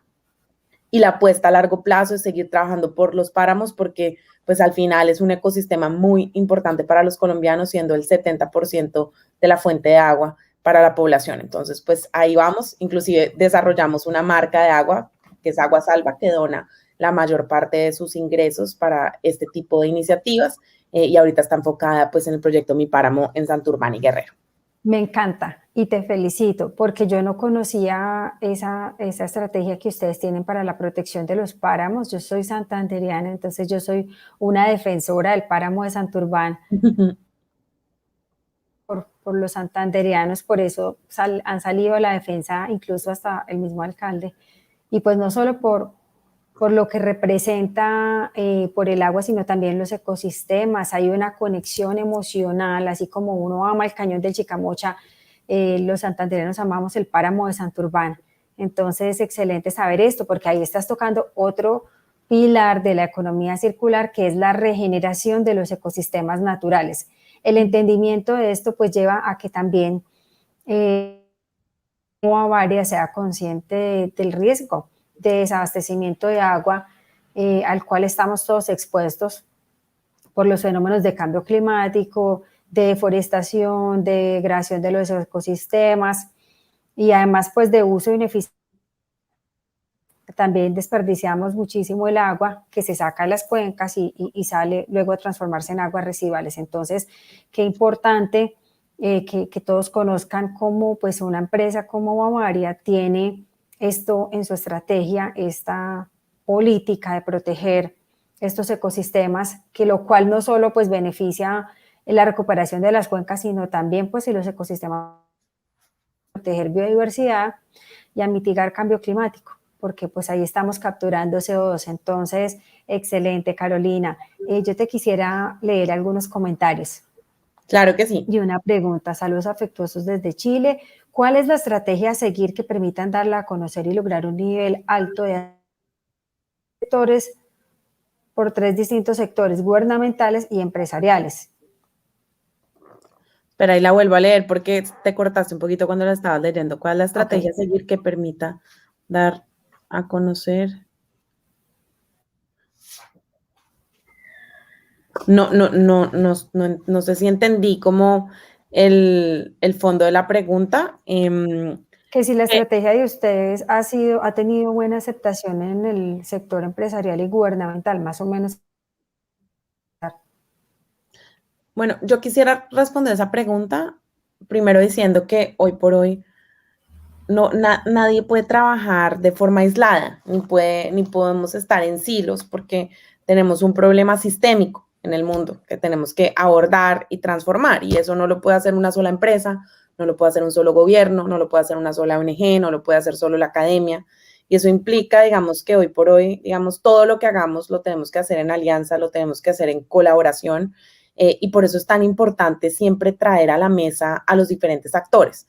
Nosotros en todos los proyectos que hacemos tratamos de incorporar a diferentes actores, e inclusive no lo hablamos en esta charla, pero nuestra plataforma de innovación en sostenibilidad, que es nuestra aceleradora 100 más, en la cual yo trabajo, estamos trabajando con 4 compañías financiando proyectos de innovación en sostenibilidad, inclusive con nuestra competencia, porque estamos sentados ahí con Coca-Cola, con Unilever, con Colgate, y Unilever y Colgate son competencia ellos también. Entonces, esto es muy importante porque cuando hablamos de sostenibilidad y hablamos del sector empresarial, no debe haber competencia. Todos tenemos que dejar, o sea, la competencia en los anaqueles, pero no a la hora de proteger una cuenca, no a la hora de unir esfuerzos para abaratar una tecnología que nos permita lograr una transición en movilidad eléctrica más rápida, ¿cierto? En eso todos tenemos que estar alineados, invertir los recursos y trabajar en colaboración, porque es la única forma de lograr escala y lograr algo significativo. Si no, los proyectos de todo el mundo se vuelven así de chiquitos porque no hay chequera que aguante si uno lo hace solo, y tampoco tenemos todo el conocimiento para hacerlo solos. Entonces, eso es muy importante. Y, por supuesto, tenemos que trabajar de forma conjunta con el gobierno, ir socializando y, digamos, lograr alinear también las prioridades. Al final, todos estamos encaminados a cumplir los ODS, el gobierno también, nosotros también. A veces tenemos idiomas diferentes, prioridades diferentes, tiempos diferentes, pero la visión general es la misma, y eso implica que tenemos que abrir las puertas para trabajar de la mano en todos los proyectos. Es vital las alianzas público-privadas. Caro, hay un comentario desde Ecuador en donde dice Carlos Emilio Valencia: tenemos un proyecto para reducir la demanda de botellas de plástico. ¿Tú podrías compartirnos la experiencia de Agua Salva? Claro. La experiencia de Agua Salva es una experiencia muy interesante porque surge, digamos, a raíz de toda esta iniciativa de protección de los páramos de Bavaria, donde Bavaria, digamos, ya venía apostándole a la protección del páramo de Santurbán, como les estaba contando, ya había invertido más de $1 millón en la protección, pero aunque el $1 millón suene muchísimo, cuando uno mira la magnitud de estos proyectos, la necesidad, pues no íbamos a lograr, girando eso anualmente, resolver esta situación. Entonces, lo primero que hicimos fue hacer muchas alianzas público-privadas y traer a muchos actores además a la mesa para sumar esfuerzos, pero adicionalmente teníamos que crear un mecanismo de financiamiento. Sumado a eso, la compañía tenía una intención en su momento de diversificar su portafolio, de ofrecer, digamos, más productos al consumidor, y se vio la oportunidad de crear una marca que naciera con un propósito en su origen, que no fuera una marca que digamos, nace con una visión diferente y de repente tiene una campaña por la protección de los páramos. No, es una marca que nace para proteger los páramos. De hecho, Salva hace, pues, digamos, referencia a salvar, y la Z de la marca viene de Soque, que es, digamos, páramo en muisca. Entonces, pues, digamos, tiene toda esa referencia. Ahora bien, cuando nosotros queríamos lanzar esta marca de agua, pues tuvimos muchas discusiones internas, y esto se los cuento porque es importante también saber que a veces lo perfecto es enemigo de lo bueno. Entonces, claro, sacar una botella de agua con propósito, de pronto en plástico, en un mundo que, digamos, cada vez quiere reducir su consumo de plástico, pues era una decisión que nosotros como compañía teníamos que ver. Sin embargo, en su momento, lo que logramos hacer, que creo que además fue un logro importante, fue, listo, vamos a sacar una botella de agua plástica, sí, pero va a ser hecha 100% de PET reciclado. Por eso es que la botella de agua salva no es del todo 100% transparente, porque como es hecha 100% de PET reciclado y la van a ver, tiene unos visos como azules, lo van a ver. Esto fue muy importante y fue algo que desde el primer momento fue un no negociable para la marca y fue decir, bueno, vamos a sacar una marca con propósito, tiene que también tener esa ancla de circularidad. Entonces va a ser hecha 100% de PET reciclado y en ese sentido va también a fortalecer la cadena de recolección de plástico y de aprovechamiento de plástico en Colombia. Esa fue la forma en la que nosotros lo hicimos. Sin duda, digamos, y esto para el comentario de Ecuador, es muy importante que no solamente se hagan campañas para reducir el consumo y la demanda de plástico, sino que en general, en todo, siempre que pensemos en un empaque o siempre que pensemos en algo, tengamos uno, desde el momento en que diseñamos algo, garanticemos que se pueda reutilizar muchas veces y que si no se puede reutilizar, sea un material que se pueda reciclar, que haya una cadena de reciclaje constituida y demás. Creo que eso es excelente. vital. Ahí destaco otros dos aspectos de la economía circular, el pensamiento de la cadena de valor, porque si uno se centra como en un aspecto va a descuidar otras oportunidades y pues también el trabajo colaborativo que se promueve, estos encadenamientos productivos, estas relaciones de mutualismo en el cual podemos ser competidores, pero podemos trabajar juntos aspectos de innovación. Esto también es promovido desde la economía circular. Entonces, Carolina, te agradecemos muchísimo porque esta mujer ha tenido una jornada de trabajo súper larga y está dedicándonos acá sus últimos minutos de energía. Pero Slendy, ella tiene pasión por un tema que nos dijo que iba a hablar y no la hemos dejado hablar. Que es la cuéntanos por favor de esa aceleradora y tú nos vas diciendo cuando quieras hacer el cierre. Bueno, muchas gracias, Slendy y Mauro. Sí, les cuento de la aceleradora entonces antes de que cerremos. Y es definitivamente para que lleguemos a un esquema de economía circular, como lo decía Gloria, que no está todavía aceptado en todas partes del mundo, pues hay muchas respuestas que hay que resolver, ¿cierto? No tenemos toda la tecnología, no sabemos cómo, por ejemplo, encontrar alternativas al plástico en muchos escenarios, no sabemos cómo hacer que el vapor a partir de energía renovable sea costo eficiente, no sabemos cómo aumentar la durabilidad de algunas baterías, o sea, tenemos miles de retos, en serio, miles de retos para que podamos ser un sistema realmente sostenible, realmente circular y regenerativo. Entonces nosotros como compañía sabíamos que teníamos esos retos y cuando lanzamos nuestras metas globales de sostenibilidad en 2018, lo primero que dijimos es, no lo podemos hacer solos. Nosotros somos 200,000 empleados en el mundo y hay talentos muy inteligentes, pero no somos el mundo entero, no tenemos todas las respuestas, no las sabemos todas y tenemos que ir afuera a buscar a todos esos expertos, innovadores que están, digamos, en la frontera de innovación, testeando nuevas tecnologías, nuevas formas, y que si nosotros trabajamos en alianza, pues por un lado les podemos ayudar a crecer y escalar su tecnología, y por otro lado nosotros podemos resolver todos esos desafíos que tenemos en sostenibilidad. Entonces lanzamos la aceleradora, tuvimos 2 cohortes con 36 startups de cerca de 16 países, algunos de ellos colombianos, y nos fue súper bien. No solamente empezamos a ver unos resultados muy tangibles en el cumplimiento de nuestras metas de sostenibilidad, sino también una oportunidad muy interesante para la compañía en términos de ahorro de costos, de nuevas formas de ingreso, porque la sostenibilidad también tiene que generar una oportunidad para la economía, por supuesto. Es buen negocio si, digamos, uno le apuesta a la sostenibilidad. Entonces, como nos fue bien y como definitivamente en este tipo de procesos hay que trabajar en colaboración, y creo que se pueden llevar un mensaje de esta charla un viernes en la noche es que no hagan nada solos, hagan todo en alianza, colaboren, porque nadie solo llega lejos, y eso está claro. Entonces, pues este año se nos sumaron Coca-Cola, Unilever y Colgate, que en vez de inventarse la rueda a ellos y decir, yo también voy a montar una aceleradora, dijeron, esto funciona, hagámoslo juntos y escalémoslo.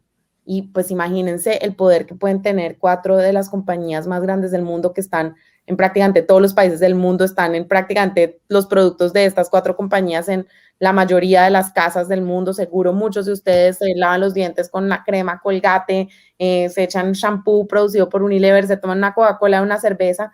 Imagínense el poder de transformación que pueden tener estas 4 empresas y que esperamos que además sean muchas más.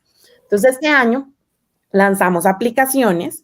Fue un proceso de selección súper duro, tuvimos cerca de 1.300 aplicaciones y recientemente anunciamos que vamos a trabajar con 35 startups y vamos a hacer pilotos e implementarlos en cerca de 20 países, y varios de esos pilotos se van a hacer en Latinoamérica. Vamos a hacer pilotos en México, en Brasil, en Honduras, en Bolivia, en Perú, en Colombia, en Ecuador vamos a hacer también 2 pilotos, de hecho. Entonces va a estar muy emocionante lo que vamos a poder hacer en América Latina, en el mundo, y la verdad es que trabajar con estos innovadores, de hecho hoy estaba conociendo a uno de estos startups israelíes y por eso no pude llegar a la sesión de la tarde, pero lo más bonito de trabajar con estos innovadores, que creo que es algo también que les dejo antes de que se vayan a comer o de fiesta o a dormir, es que es una fuente de buenas noticias, porque cuando uno está viendo todos estos problemas que tiene el mundo y los desafíos que tenemos para hacerle frente a la pérdida de la biodiversidad, a la crisis climática, a la situación tan difícil que estamos viviendo en el mundo, pues es duro ver la situación real, y cuando uno ve a estos innovadores, pues uno se llena de optimismo porque es una fuente de buenas noticias de que sí es posible generar un cambio. Y yo la verdad estoy totalmente convencida de que lo podemos lograr, pero por supuesto hay que trabajar muy duro para que nos podamos encaminar en el camino correcto, en el camino que nos va a permitir tener un futuro más sostenible. Entonces, si quieren saber un poco más de estos innovadores, se quieren llenar de buenas noticias, si quieren ver un poco lo que estamos haciendo estas 4 compañías con estos startups alrededor del mundo, pues nos pueden seguir en nuestras redes. Ahí se las dejo en el chat, es 100 Accelerator, y estamos en todas las redes sociales. Excelente. Ya saben, qué mejor manera de cerrar con estos ejemplos inspiradores.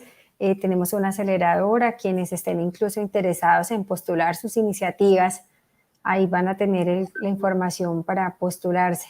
Entonces, bueno, Carolina, acá estamos felices escuchándote. Tú decides en qué momento quieres hacer tu mensaje de despedida. Bueno, muchísimas gracias. Igual ya les dejaron ahí los datos. Pues no, me despido por hoy, pero pues me encanta seguir esta conversación. Gracias a todos los que siguen conectados tan tarde, que ojalá sea un espacio más para que se sigan inspirando y llenando de energías para trabajar por la sostenibilidad.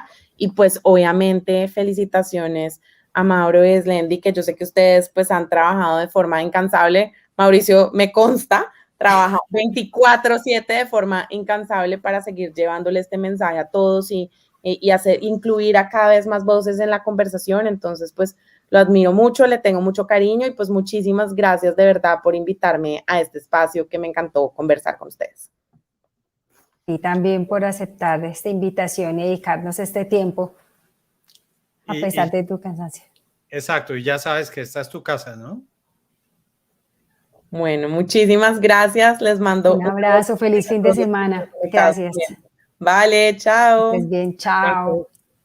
Y con esto le ponemos fin a la transmisión del día de hoy, no sin antes recordarle a quienes nos siguen o quienes van a ver este video en diferido, que este sábado vamos a arrancar a las 8 de la mañana y hasta las 11 vamos a ir con la final de los 6 finalistas de los diferentes países de Latinoamérica que van a representar a la región en la competencia global en Europa en los siguientes meses, de Climate Launchpad.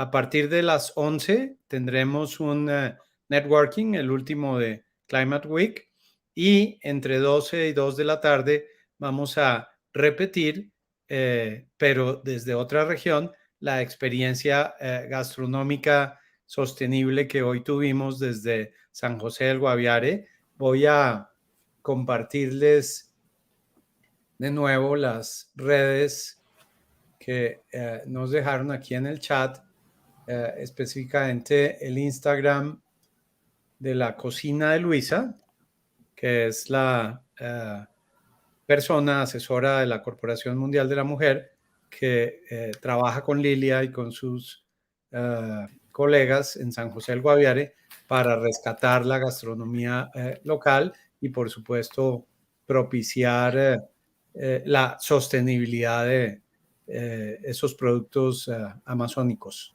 Entonces, Sí, esa muestra estuvo espectacular. Si quieres complementar con algo. No, agradecer a todos los que nos han acompañado. Pues nuestro propósito ha sido eso, poder mostrar inspiración, actualización, tratar de abordar el cambio climático desde diferentes ángulos, y creo que hoy tuvimos un complemento interesante, el tema de la ganadería sostenible, de los sistemas agrícolas resilientes a cambio climático, tecnologías.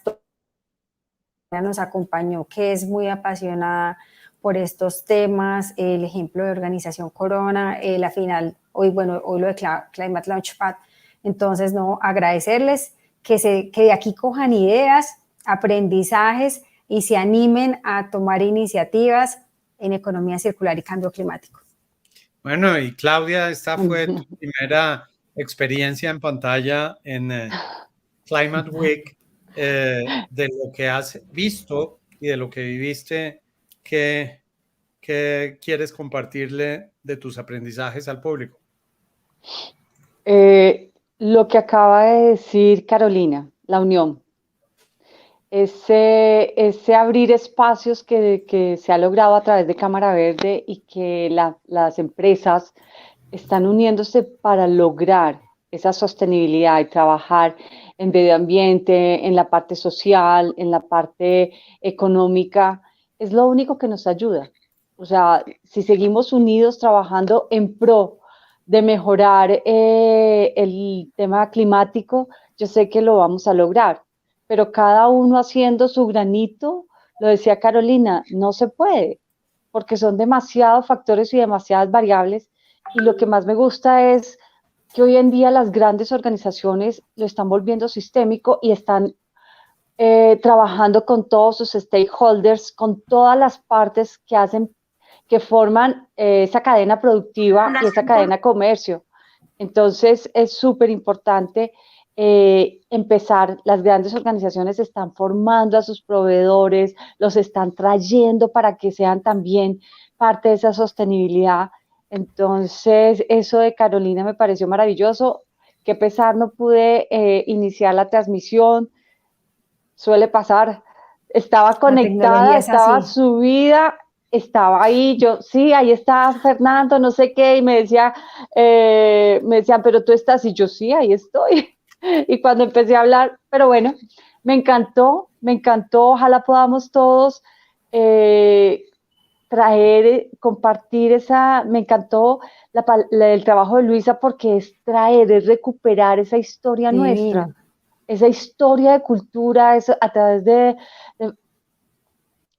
ese trabajo que ha hecho con el recuperar. No es solo cocinar a la manera antigua, es que valoremos y esas nuevas experiencias, que cuenten esas experiencias a través de la cocina. Me pareció divino, y el empoderamiento de Lilia, ¿no? O sea, ella tiene su negocio, ella tiene su cocina, o sea, está súper empoderada. Buenísimo poder empoderar más emprendimientos a través del trabajo que uno pudiera apoyar. Me encanta. Y de la recuperación de la cultura ancestral, que es el punto que en ese bloque de Amazonía y conocimiento ancestral hemos querido reforzar. Muy bien, así es. Vamos a terminar, como es costumbre, con un video de uno de nuestros patrocinadores, el grupo Comeva. Nos vemos entonces mañana a las 8 de la mañana. Muchísimas gracias. Feliz noche. Lendi. Gracias. Feliz noche. Muchas gracias. En Fundación Comeva te acompañamos en cada etapa de tu vida empresarial. Promovemos el desarrollo económico empresarial sostenible desde lo social, económico y ambiental. Por eso llega Comeva Emprende Más, un renovado modelo de acompañamiento más digital e interactivo que te permitirá conocer la etapa de desarrollo de tu negocio y hacer realidad tu sueño empresarial. Estos son los pasos.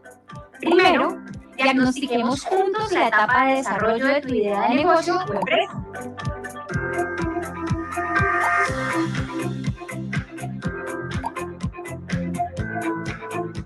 Segundo, accede a las herramientas y el acompañamiento de la mano de expertos para tu desarrollo empresarial. Comeva Emprende Más también cuenta con aliados estratégicos que te ofrecerán diferentes fuentes alternativas de financiación. Ingresa ya a fundacion.comeva.com.co/Comeva Emprende Más y crezcamos juntos en el mundo empresarial. En Fundación Comeva te acompañamos en cada etapa de tu vida empresarial.